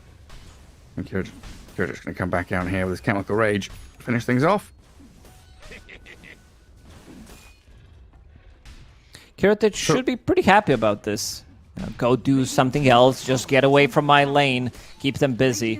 This is where Alchemist is most vulnerable, between like 7-8 minutes and 12, where he's getting closer to his Radiance. And Collapse again, going for the same build that he played against Navi. Double Raid Band, Power Treads into Blade of Alacrity. So that's his farming tool. Extra attack speed, extra damage as well, since he is being a universal hero. And then we'll pick up a Blink Dagger. Cheeky Blade of Alacrity. Because having naked Blink Dagger feels kind of awkward. Yeah, it absolutely does. And Miposhka. There's a little stack there for the Sven to come and take. Got to guard this tier 1 tower. Don't want the Centaur to get any freebies. And Collapse down at bottom, looking at FNG, scoring across, but not through the Pugner as he would have wanted. And now Mira. Ward blasting him as he casts his spells on himself. Because it blasts him 2 times. He pops the Ink Swell, and then when he uses it, it zaps him again. Another Dragon Tail. So like, we're watching the observer perspective here, right? But I've got my in-game client open as well, and it's just like looking at the mid lane. Every 10 seconds I hear Dragon Tail stun. Lol hitting everything. Destroying the tower, just whacking Ember Spirit. Must be a really rough time there for Squadix. To be honest, I don't know how they last kill hits, Dragon man. Knight. He has Mage Slayer in the next minute and a half. 1600 HP already. They will smoke. They want to backstab. Lane is in a really good spot. FNG with a good Courier Snipe, but yeah, up at top. Miproshka just standing around trying to guard this tier 1 tower. Did you see who cleared out that stack in the camp above the tier 1 top? No, I didn't. Oh, I'm like you, watching Centaur. Dragon Knight stun Ember Spirit multiple times. Yeah. I mean, lol, he's moved out of the mid lane now. He's got a new target. Onto the Centaur, but the Phantom's Embrace comes off him, allowing that Stampede to get the distance. Notice booted out of this lane, but lol with the Dragon form, probably looking at this tier 1 as a very nice target to move towards. Start getting that damage in onto it. Ember Spirit in that mid lane, fighting Yatoro, who gets the regen rune on Sven. This is massive. Squadix would definitely love to pick it up. Yatoro is also relatively low. Will replenish his own mana. Level 9.5 on Sven. Alchemist only level 8 at the moment. Starting to build up that net worth lead though. Mr. Alk 6500. Becoming a challenge, getting bigger and bigger. But these towers are falling very quick. The map could start to become a little small in terms of actual lane creeps and farming out on the wide open map. But I guess Alchemist, I'm pretty happy to be on the outskirts in these small camps, killing kobolds and vools and ghouls and ogres and that. Nice little stack there down by the outpost. It's a lot of creeps. That's his Radiance. 11-minute Radiance, not too bad. Yeah, pretty good. Pretty damn good. Collapse. Shockwave misses. Doesn't find FNG lurking in the trees. Gary, you're a caster, right? A little bit, yeah. Yeah. So have you ever said, in the middle of a fight, oh, corrosive weaponry is doing so much? Or have you ever even mentioned that ability?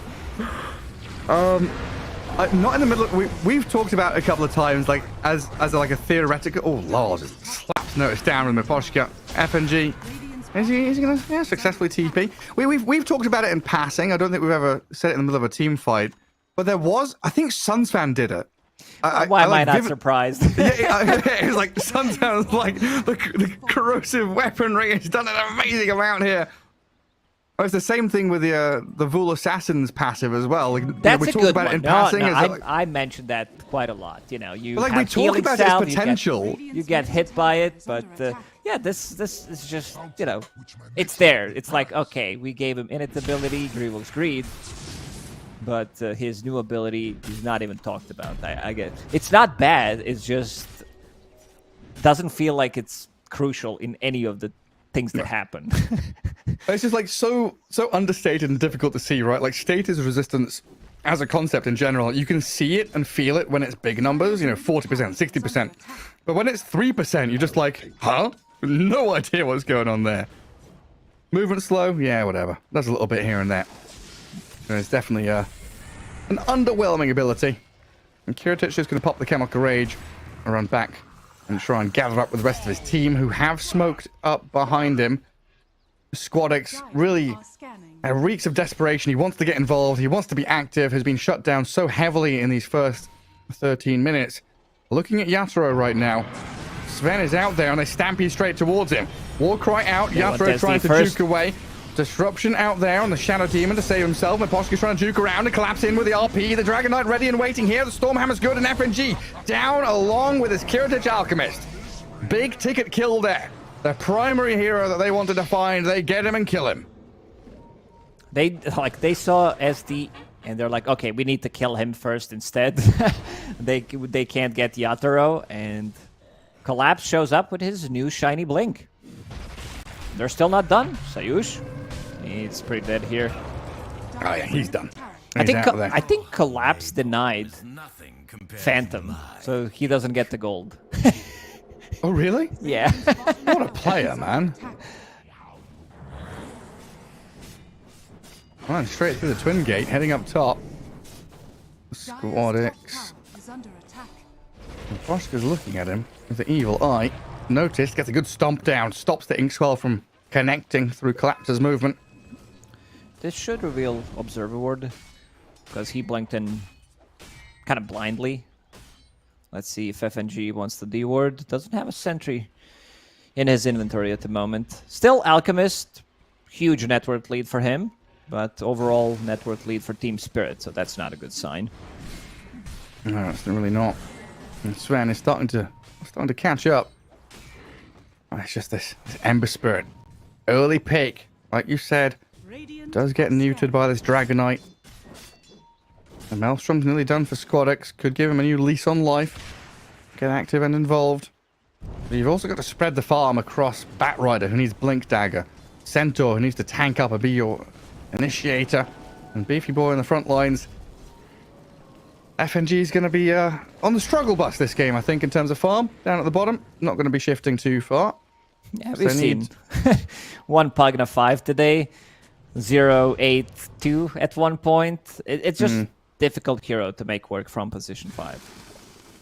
Yeah, very challenging. I mean, he's done his primary job, right? First 10 minutes, guard the Alk, get him to Radiance. Now FNG's like, okay, let me leech experience from you, daddy. Give me the good stuff. He's not even putting a point in the Cripify at the moment. Wants to kill them, wants to blast them with Nether Ward, which, one value point in the Cripify is always good. No, definitely can be useful, especially against a Sven, a DK, and a Magnus. Squadix trying to grab and push back this middle wave. A swift smoke, though, from Spirit. They show LOL. Collapses ready. Slider Fist used. Remnant right out of there. Squadix. Did he see them? Did he know they were coming? They do have Observer Ward, so yeah. In the middle. They saw the smoke. In the middle. Another Observer Ward placed. Squadix pinging it out immediately. It was FNG, never mind, but they will deward that. Squadix this time needed to get different item. He couldn't just go for Mage Slayer, instead opted to go for a greedier build. We'll still go back for Mage Slayer, but needed something to farm with, because he knows how bad in the situation he is. Oof. Ow. FNG in some serious pain. I'm getting some Tundra vibes from this draft. Because you have Shadow Demon, you have Dragon Knight, later on Dragon Knight Manta style, Aghanim Scepter, Octarine Core. Even if they don't want to come out of the base, they will lose. Like, you can easily split Dragon Knight in the flying form. Well, our biggest complaint about the games we've had in this qualifier has been the difficulty teams have faced, even with a 20k net worth lead, of pushing high ground, right? Can't do it. It's just... You can't do it. Yeah, this is going to help a lot. First of all, you have Magnus, so you can skewer people away. Now Shadow Demon plus Dragon Knight. Sven on one side. They don't need to commit to a fight. Let's keep soft pushing. Keep sending DK illusions in. Virtus Pro trying to make something happen here. High ground vision for Team Spirit down south. Likely going to see them on their way, and they also scan, knowing the Batrider is in the vicinity. Noticed, and his smoke going to wear out here, so he'll show on the lane in a second. Mid lane, the approach from VP coming in towards tier 1 should be met by some fierce resistance out of Team Spirit. And they're rainbow TPing in towards the mid tier 2. Let the tower fall for now. Do they have another smoke? Because they're kind of gathering up, huddling together, ready to strike, but no one from VP showing. Deceptive rune of invisibility. Horn toss available on Collapse. He's ready to go. Like, people having... you see Magnus collapse, you're like, oh no, you know it's coming. That's inevitable. There's no stopping it. With the green lights all lit up here for Spirit, Squadix has been annoying with this Invis rune, scouting them out on their path towards mid lane. But I think Spirit here is gonna ready themselves, move from a high ground, get some D wards, and pivot back down towards bottom jungle. This has been all space and time for Yatoro Sven to gather up his net worth. He's not nearby to join this fight, though, if it does kick off. VP are 5 heroes strong together, and Spirit quite split. 2 down bottom, 2 in triangle, 1 up top. So Magnus, the collapse, jump away, blinks out of danger just in time. Wrap around, though. Look at Notice, trying to find him. Might be able to catch Collapse here, but a skewer back down to the low ground. Oh, Beautiful what a play. Really gorgeous from Collapse. Flame Break was decent to push him back. Mirror there, trying to push forward with a DK, lassoed up, and Stormhammer in from Yatoro, cleaving through. Now onto the Alchemist as well. Squadix in the back line, trying to slide down the Grimstroke as Collapse is dropping low. The Skewer again, back in towards Alp, they can't finish him off. Kiritich, just tanky enough to slip away from danger. Squadix, yeah, causing some issues. Dragon Knight very low on HP, but the sword no. a 2-man stun. The combo comes, and Yatoro with a double. Might make it a triple. No, Mirror secures it, and Team Spirit a resounding victory. 4 heroes wiped off the face of the map. I mean, Collapse, we just praised him. This is some next level shit. How do you do that? He skewers him away mid-stun and then pushes him to the low ground so he can't even stun him. This is just wild. And afterwards, this was a fight also where Yatoro did not have BKB. He will have it for the next fight. They don't have anything other than lasso to stop this from going off. Just incredible scenes. The fact that Team Spirit weren't... it didn't look like they were super ready, right? But all of a sudden, Twin Gate, Sven comes in from behind. Team Spirit, they rally around the Magnus. They are ready, in fact, even if they were spread a little bit across the map. Virtus Pro, try as you might, just cannot break the back of this collapsed Magnus. He's got ETH Lens queued up next as well. Like you said, Blink Ag's already well done. And Alchemist, his inflated net worth, the lead that It's he not has. real. Nope. Oh. Doesn't exist. Especially not when, you know, your Ember and your Centaur are thousands of net worth behind. This is 20 minutes in, don't forget. And they are 3,000 to 4,000 net worth behind their counterparts. There is a massive gap now emerging here. A Spirit getting closer to victory. Jump in, collapse, straight up RP, blow him up. Squadix. DE_stroid.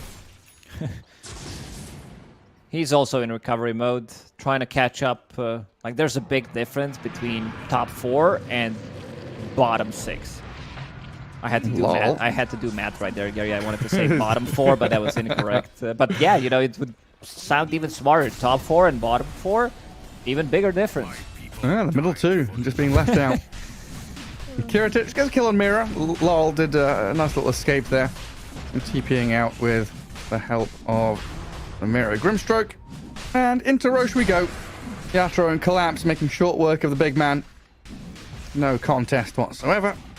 VP just out on the map trying to gather what they can.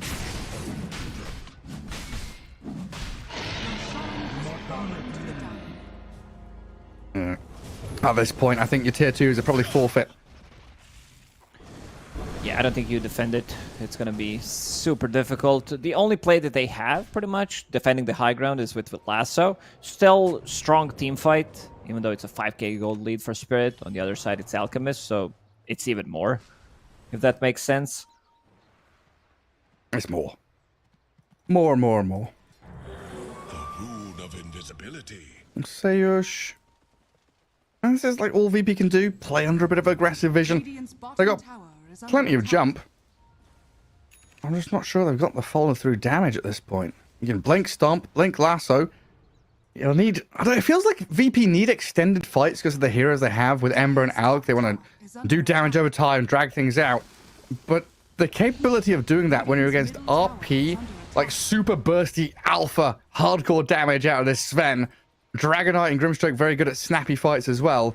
Team Spirit, they're in there, getting kills, not letting you drag things out for a minute or two. Dire are scanning. Not gonna be Nice easy scan. fights for them. They will need to commit with a couple of buybacks. That's for sure, if they want to win it. You have so many saves. You have Grimstroke with the shard. Oh no, not again, bottom. Oof. Dire's middle This tower is also under attack. just level 2 Phantom. Mira just put this like the third point in it because he wanted to farm, and one of the reasons why he is so farmed. Maxing Stroke of Fate, something that we usually don't see. In time for Ember to buy an Echo Saber or something to deal with this Phantom. FNG getting caught up top as well. Just one by one, we're falling flat as Virtus Pro lose traction on this map. Oh, losing track of how they're actually meant to win this. I always talk about win conditions. Right now, it's quite easy looking at Team Spirit because they've got freaking tons of them. They've got DK with Manta. You can have Aghanim Scepter soon. He's a win condition. Sven's a win condition with Aegis and all the damage he does. Magnus collapse in the hands of this fella. What more can you say? Is Alk the win condition from VP? Is it like what? Well, he's what fallen is their off. goal now? Yeah, that's the problem. Your Centaur, he doesn't scale unless he gets to like super late game. But the question is, how is he getting there? Ember Spirit, he's a mean hero. Overall, it's just that Squadix got destroyed in the laning stage. This Dragonite really countered him. He has almost double his net worth at the moment. Yikes. That is a big, big gap. Long arrow drawn by Yatoro, saying, guys, time to go for a little holiday down through the bottom jungle. And as you Batrider smoke broke. said goodbye to your tier 2 towers. Oh, and say goodbye Horn to Squadix toss. again. Oh, dear. Alchemist is in. They're trying to force this fight. They don't have Ember at all. Self-disruption buys time. Mira trying to bail away on the right-hand side. Miposhka still alive somehow, getting away from Kiritich. The life drain there, chopping Alk up. Alk But is getting Sven and kited. Magnus, RP whiffs, but they've still got the control and damage to surround him. Noticed in to try and deal with the Magnus. Yatoro moving back towards this Alchemist, cleaving back into Noticed and Kiritich and blowing them up one by one. Oh, VP just getting taken down here in game 3. A double kill for LOL. Yes, you killed the mag. Yes, you initiated decently. But Ember Spirit dying so early and the inability to contend with Yatoro, very apparent here. Yeah, we also said that they need to use some buybacks. Maybe Ember, if he had it, would have bought back because they're committing to a fight. Alchemist gets kited way too much. Shadow Demon ulti on top of him during BKB. He's not moving throughout the whole duration pretty much. And now the real kiting starts. You have Laurel, Aghanim Scepter, level 18 on Dragonite. So that's going to be super difficult. Like, you don't have heroes to deal with that. The good thing is Pugna did pick up the shard, so he can destroy those illusions. So maybe FNG can be that deciding factor. Kill those Dragonite illusions. Use it on ward, so you kill all the illusions instantly. Can they catch Bat here? Collapse is giving it a good old try. Phantom's Embrace is out and back in again. The Horn Toss. The gap closed from Collapse, just allowing him to chase and chase for days and days. Meanwhile, brewing off to the left-hand side, Squadix looks like he's being pummeled by the Lal DK. Kiritich just... he can't. Like, the Dragonite's untouchable. So they're Silver backing onto Dragonite. Notice now. Yeah, I don't know, man. I don't know, man. This game feels like it might just be over. They're gonna start munching on the last tier 2 tower, and they'll probably go for high ground even though Yatoro's Aegis is about to expire. He still has Daedalus, he still has BKB, that's 8-second BKB. They could try to slow siege, maybe pick off FNG so that he can't kill those illusions instantly. But yeah, very difficult game for Virtus Pro. They need the perfect jumps, the perfect catches. I just don't know if Spirit are going to give it to them. Very disciplined squad here. Again, they drop a game and their potential is unlocked. unleashing the Collapse Magnus, the Laurel DK. We're breaking up to high ground now. Looking at this tier 3 with the Ancient Black Dragon. Laurel sending illusions forward. One of them gets tagged by that ward in the life drain. Radiant's bottom tower is There's just so much freedom for Yatoro to pick his moment, though. Radiant structures are fortified. Look at them just huddling together, having a bit of a cuddle party. VP, what are you going to do? You gotta do something. You're losing the game right Get here. your stick out. Get your stick out, Lacoste. Poke them. Okay, I'm poking Virtus Pro. Do something. It's an angry bear. You better be careful, hey? We'll let the dragon do the poking here. Structures are Glyph. fortified. We'll buy a bit of time for VP. Is there a saying, Smoke? poke the dragon? I don't think Poke the think there bear. is. Well, yeah, I don't know. I'm just thinking about, the Hobbit. They're poking Smog. Yeah. Trying to steal his gold. What was his name? St. George killed a dragon, apparently. He poked him with a sword, but I think he came out unscathed. Managed to kill it off. Bears, on the other hand, much scarier beasts. Stampede, notice, Squadix. Laurel, just look at him. Walks forward. Horn toss, grabbing FNG and dragging him back towards Yatoro. Got strength up and Kiritic has moved in. Scary times, but they do lasso up the Magnus from Collapse. Kiritic, Glimmer Caved and pushed back. Soulbind is there though, and Yatoro can open up. Sees the target he wants while FNG's blown up. Sayush follows, and in we go with Laurel's Dragon Knight. Chasing Notice, backed up by Mira and Miposhka. Centaur isolated while Yatoro, he's in a battle of his own, a world of his own. 1v3 with no follow-up backup. Noticed will finally get taken down as Yatoro screaming for help. The Sven was almost destroying them 1v3 with a little bit of assistance. He could have done the job.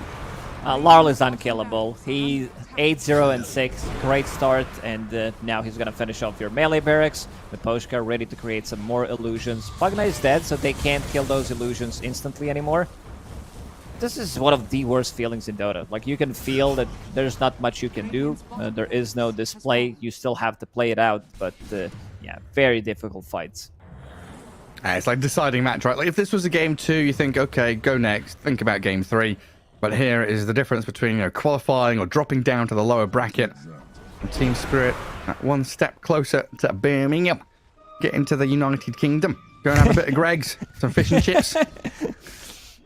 You're all right there, having a giggle, mate. Yeah, I'm good. I'm good. It's the way you pronounce it, Birmingham.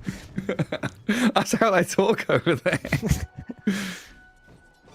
Yeah, I'll have some chicken and chips and a can of Coke. Yeah, from Birmingham. Funny fellas out there. Yeah, you can make fun. You're from UK. It's allowed.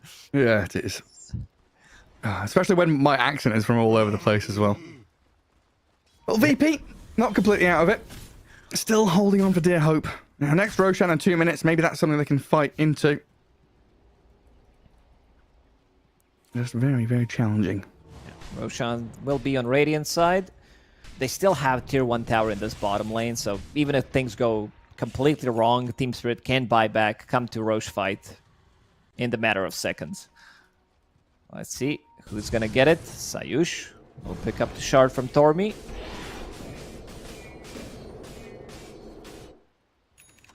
A little holiday through the twin gates up towards top. We've seen a lot of the Twin Gate movement in the last 2 days in the qualifiers. Sven popping the God Strength, he's in. Oh my god. Centaur disappears. Dead with buyback. Team Spirit starting to run into the triangle, prep themselves for this multi-pronged approach. Push out mid, push out top, get towards tier 3 in that top lane. The natural move for the Dire side. Instead, they in fact just dive. Yatoro is looking past tier 4s at potential kills on supports. Blindly blinking in. Dragonite is providing some vision, but yeah, you need to take the fight. This is pretty difficult. Laurel, 0 deaths. Same goes for Yatoro. Barracks has fallen. 806. Level 25 Sven. This time around, he will pick up God Strength damage. Both of them holding on to Nemesis Curse, so they want to dish out as much as possible in short period of time. Amplify damage bottom. Mira is pinging it out. For the DK? Yeah, for the Sven? I think Yatoro takes it. For the Grimstroke? One night, twice the damage. Sven is the one to take it. Yeah, DK Lyle already in the pit, ready and waiting. Not nearby enough. 20 seconds for Roshan. 2.5 minutes for Knight. So it will be down in this Radiant corner. And Team Spirit even scanning, trying to preempt and see if someone's taking the Watcher or moving across towards them. But they'll see now with that lane ward on the left side of the map that Squad X has shown out on the top lane. And he's got a few heroes behind him as well. Roshan with his goodies. The banner and the Aegis. Going to quickly dispatch the big man. That took them 10-15 seconds to kill. 1,500 critical strikes from Sven without even popping the God Strength. He's pushing the top lane, rest of the team ready to back him up through the Twin Gates. They might backstab them here. Oh, Squad X. Yeah, he remnants away. Doesn't want to stay involved. Yatro was right on the tail of FNG. Look at that crit, hey? 995. Immediately clears through an Ogre camp. Alchemist with a rapier. Let's see if that's going to be enough damage to kill these big targets. Team Spirit showing up on the front lines. Not your usual Divine Rapier carrier, but yeah, he disassembled Radiance and bought it. It's like, maybe that's how we make a comeback into the game. Can't really blame him. They have to risk it. Yeah, they've got to do something drastic. It has to happen here. And they've shown in these fights, you know, they can kill Collapse, they can get into the back and find supports. It's just finding those additional kills have been the big challenge. Breaking past the DK and the Sven, the beefy boys, has been close to, if not completely, impossible. 708 on Sven. Untouched Yatoro in these past couple of games. Perfect Morphling, perfect Sven, and perfect Collapse with a Horn Toss back. Pugner has buyback and will immediately use it. Okay, Empowered Dragonite. Are under attack. Going for your buildings. Yeah, I mean, what is the approach? Long wraparound here. Squad X coming in from behind, really wanting to find SD or Grimstroke. They know. Look at Team Spirit, how they are positioning on every single possible entrance. Mira keeping the... What's the call? These gates that you can't go through them. Barrier? Barrier, there we go. Oh, Mira does get found, though. Notice Blink stomps the SD. Mira still alive, barely, finally falls. In comes Collapse, looking for the go onto Kiritich. Misses. Oh, they're losing the DK, though. He's been burst down by this rapier damage now. The lasso back. Yatoro moves in, does cleave through onto the Batrider. Notice Squad X into the back. Magnus about to fall. The Yatoro, the life drain onto the Alchemist. They're keeping him alive. The kill is there. They got the takedown. Aegis claimed, Magnus DK gone, Sven left all alone. Blinks off to the left-hand side, trying to sprint through the forest and try to juke and break some ankles to break away, but he's being caught what a out. play! He's Down on to the low ground. He's harpooned down. FNG might get taken down. Look to cleave off the creeps, but he doesn't get it done. Squad X and Kiritich can still chase forward. Another slow and stun with Notice jumping back in, and Team Spirit, they've been wiped and cleared off. They lost the Alchemist. barracks, but Alchemist with Divine Rapier, he's doing the damage. The insane amount of damage from Yatoro, over 10,000 damage. They still have one last set of barracks, but Alchemist, AC, Divine Rapier, and he's building into what it seems to be his Swift Blink. Or maybe a Butterfly. I think it's Butterfly. Yeah, it's Butterfly. Wants to have that evasion against Sven, because he lost evasion once he sold the Radiance or disassembled it. Signs of life. Okay, Gary, we might have a game now. Hibernation is over, the winter has ended, spring is coming, and the bear is hungry. Radiant's Metabolism kicking back in. DK and Sven have felt unkillable this entire game, but two swift deaths there. First one's of the match for Laurel and Yatoro, even with that Aegis. Kiritich showing that Alchemist, even once he's out there kind of six-slotted, no slouch when it comes to these team fights. Pretty much perfect execution by VP. You know, it comes back to Squad X, right? Starts with him, the really giga-long wraparound. He walked 4,000 range to get in behind Mira. Pretty much. That's the target you want to go for. Kill immediately these two supports if possible. Alchemist now doesn't have boots, so that's going to be a bit of a problem. And also FNG. He died, instantly buys back. He has one job. Use Life Drain on the Alchemist. Yeah. Pretty much. Tier 4 neutrals. Even though we're in Shiva's meta, there is not a single Shiva's guard. on Team Spirit. Oh, Life Drain, Alchemist, Chemical Rage. So would be nice if somebody picked that up. yeah, I guess it would be. It's usually the offlaner or the mid's job, but DK doesn't want to. Collapse might be the most natural to buy it in this kind of lineup, but Yeah, but he's opting to go for other items. But he also, like 2 times in a row, didn't hit anyone with RP. Just some random damage on the ground, cancelled it. Radiant are scanning. it's been a challenge for him. Like Batrider, Firefly, all sorts of stuff being spammed out with Sleight of Fist and all that. Bottom lane always naturally pushing in, though. Something Team Spirit trying to use to their advantage. Setting up a little bit of a trap around that bottom wave. Virtus Pro set up in their triangle, though. Looking to do a similar job around mid. I think that's a DK illusion showing. No one else out on the map. Everyone hidden back in the fog. The Squad X. Careful. Horn toss into the stun, the silence, and the kill. He's gone. No 90 buyback. seconds. Need 175. There are 2 bounty runes bottom if they want to pick it up. You can see Sayush immediately trying to scout if there are any bounty runes. But yeah, 70 seconds. This is going to be a long time. Plugging up, instantly kills those illusions. Life Drain onto ward. Yatoro wants to end it. They want to go and play with Mega Creeps. Radiant's middle Now, barracks. you can kill the illusions, but you can't deal with the real thing. The actual dragon battering away at your base. Mega Creeps incoming. Radiant's middle barracks has fallen. The horn has sounded, and Virtus Pro have another hurdle to get over, another challenge to face, as if this game hasn't been hard enough. Are scanning. Radiant's middle tower Spirit is under re-smoke. attack. Move back up to the triangle. They're hunting, aren't they? They're looking for anyone who's like lurking. Where's noticed? Centaur's farming top. Is Alchemist out here? Is there someone else we can find? And Yatoro Sven sees no one's touched his creeps. They're all safe and sound back in the ancient spot. Alchemist, Aviana's Feather, Butterfly. It's going to be a lot of evasion. Yatoro already prepped for it. Monkey King Bar. He did sell his boots. No power treads anymore on him. Has that extra move speed from Ninja Gear. And also Warcry now passively provides you with the 3% movement speed with Shard. So that's pretty cool. Nice.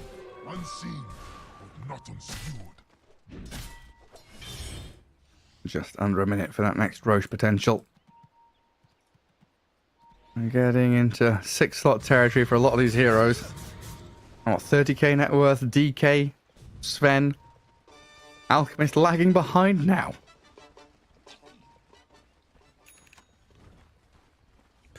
Another And big they have to start item. Keeping... They have What's that? so much armor. Dragonite with AC, Sven with his Shard, plus Warcry. Everyone will have like 50 armor. What is Dragonite sitting at? For now, just 44. Just.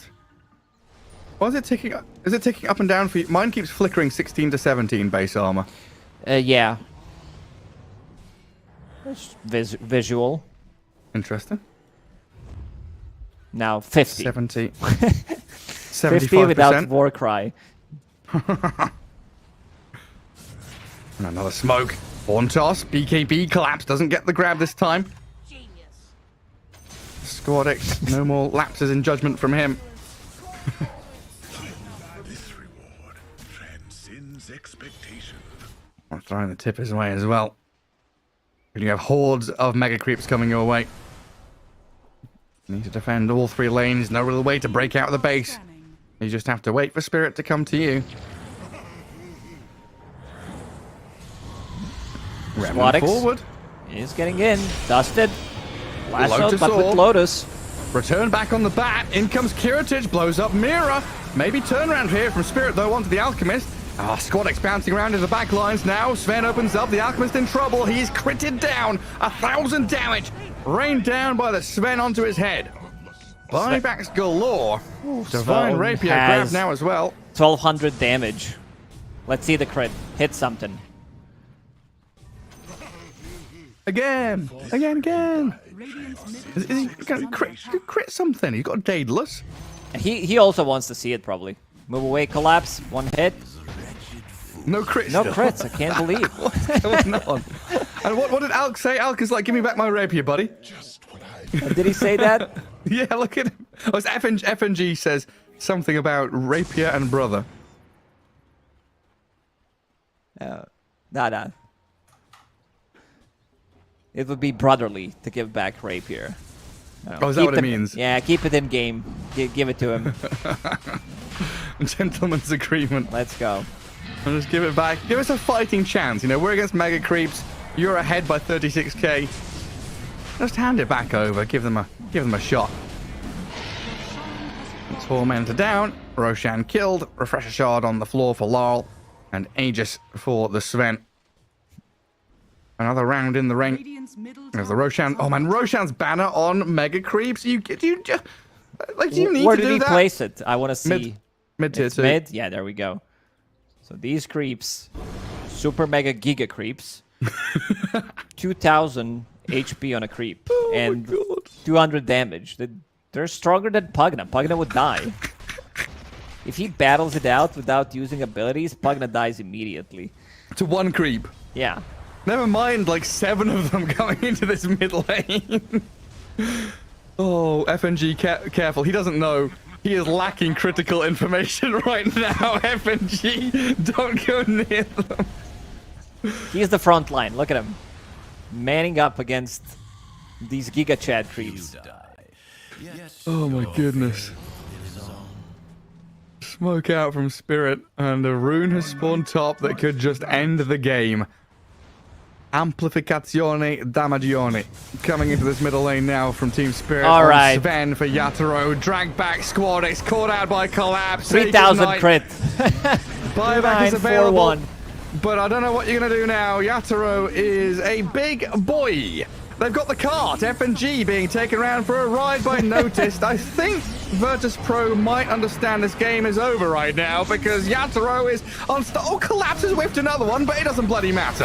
Buybacks come out from VP now. Lol. Yatoro, they're dropping low. They've got the backup of Collapse here now as he does land a decent stun back onto 3. And the throne is fallen. That's what matters in the end. GG called. And Team Spirit will be your first Eastern European team qualified for ESL 1 Birmingham.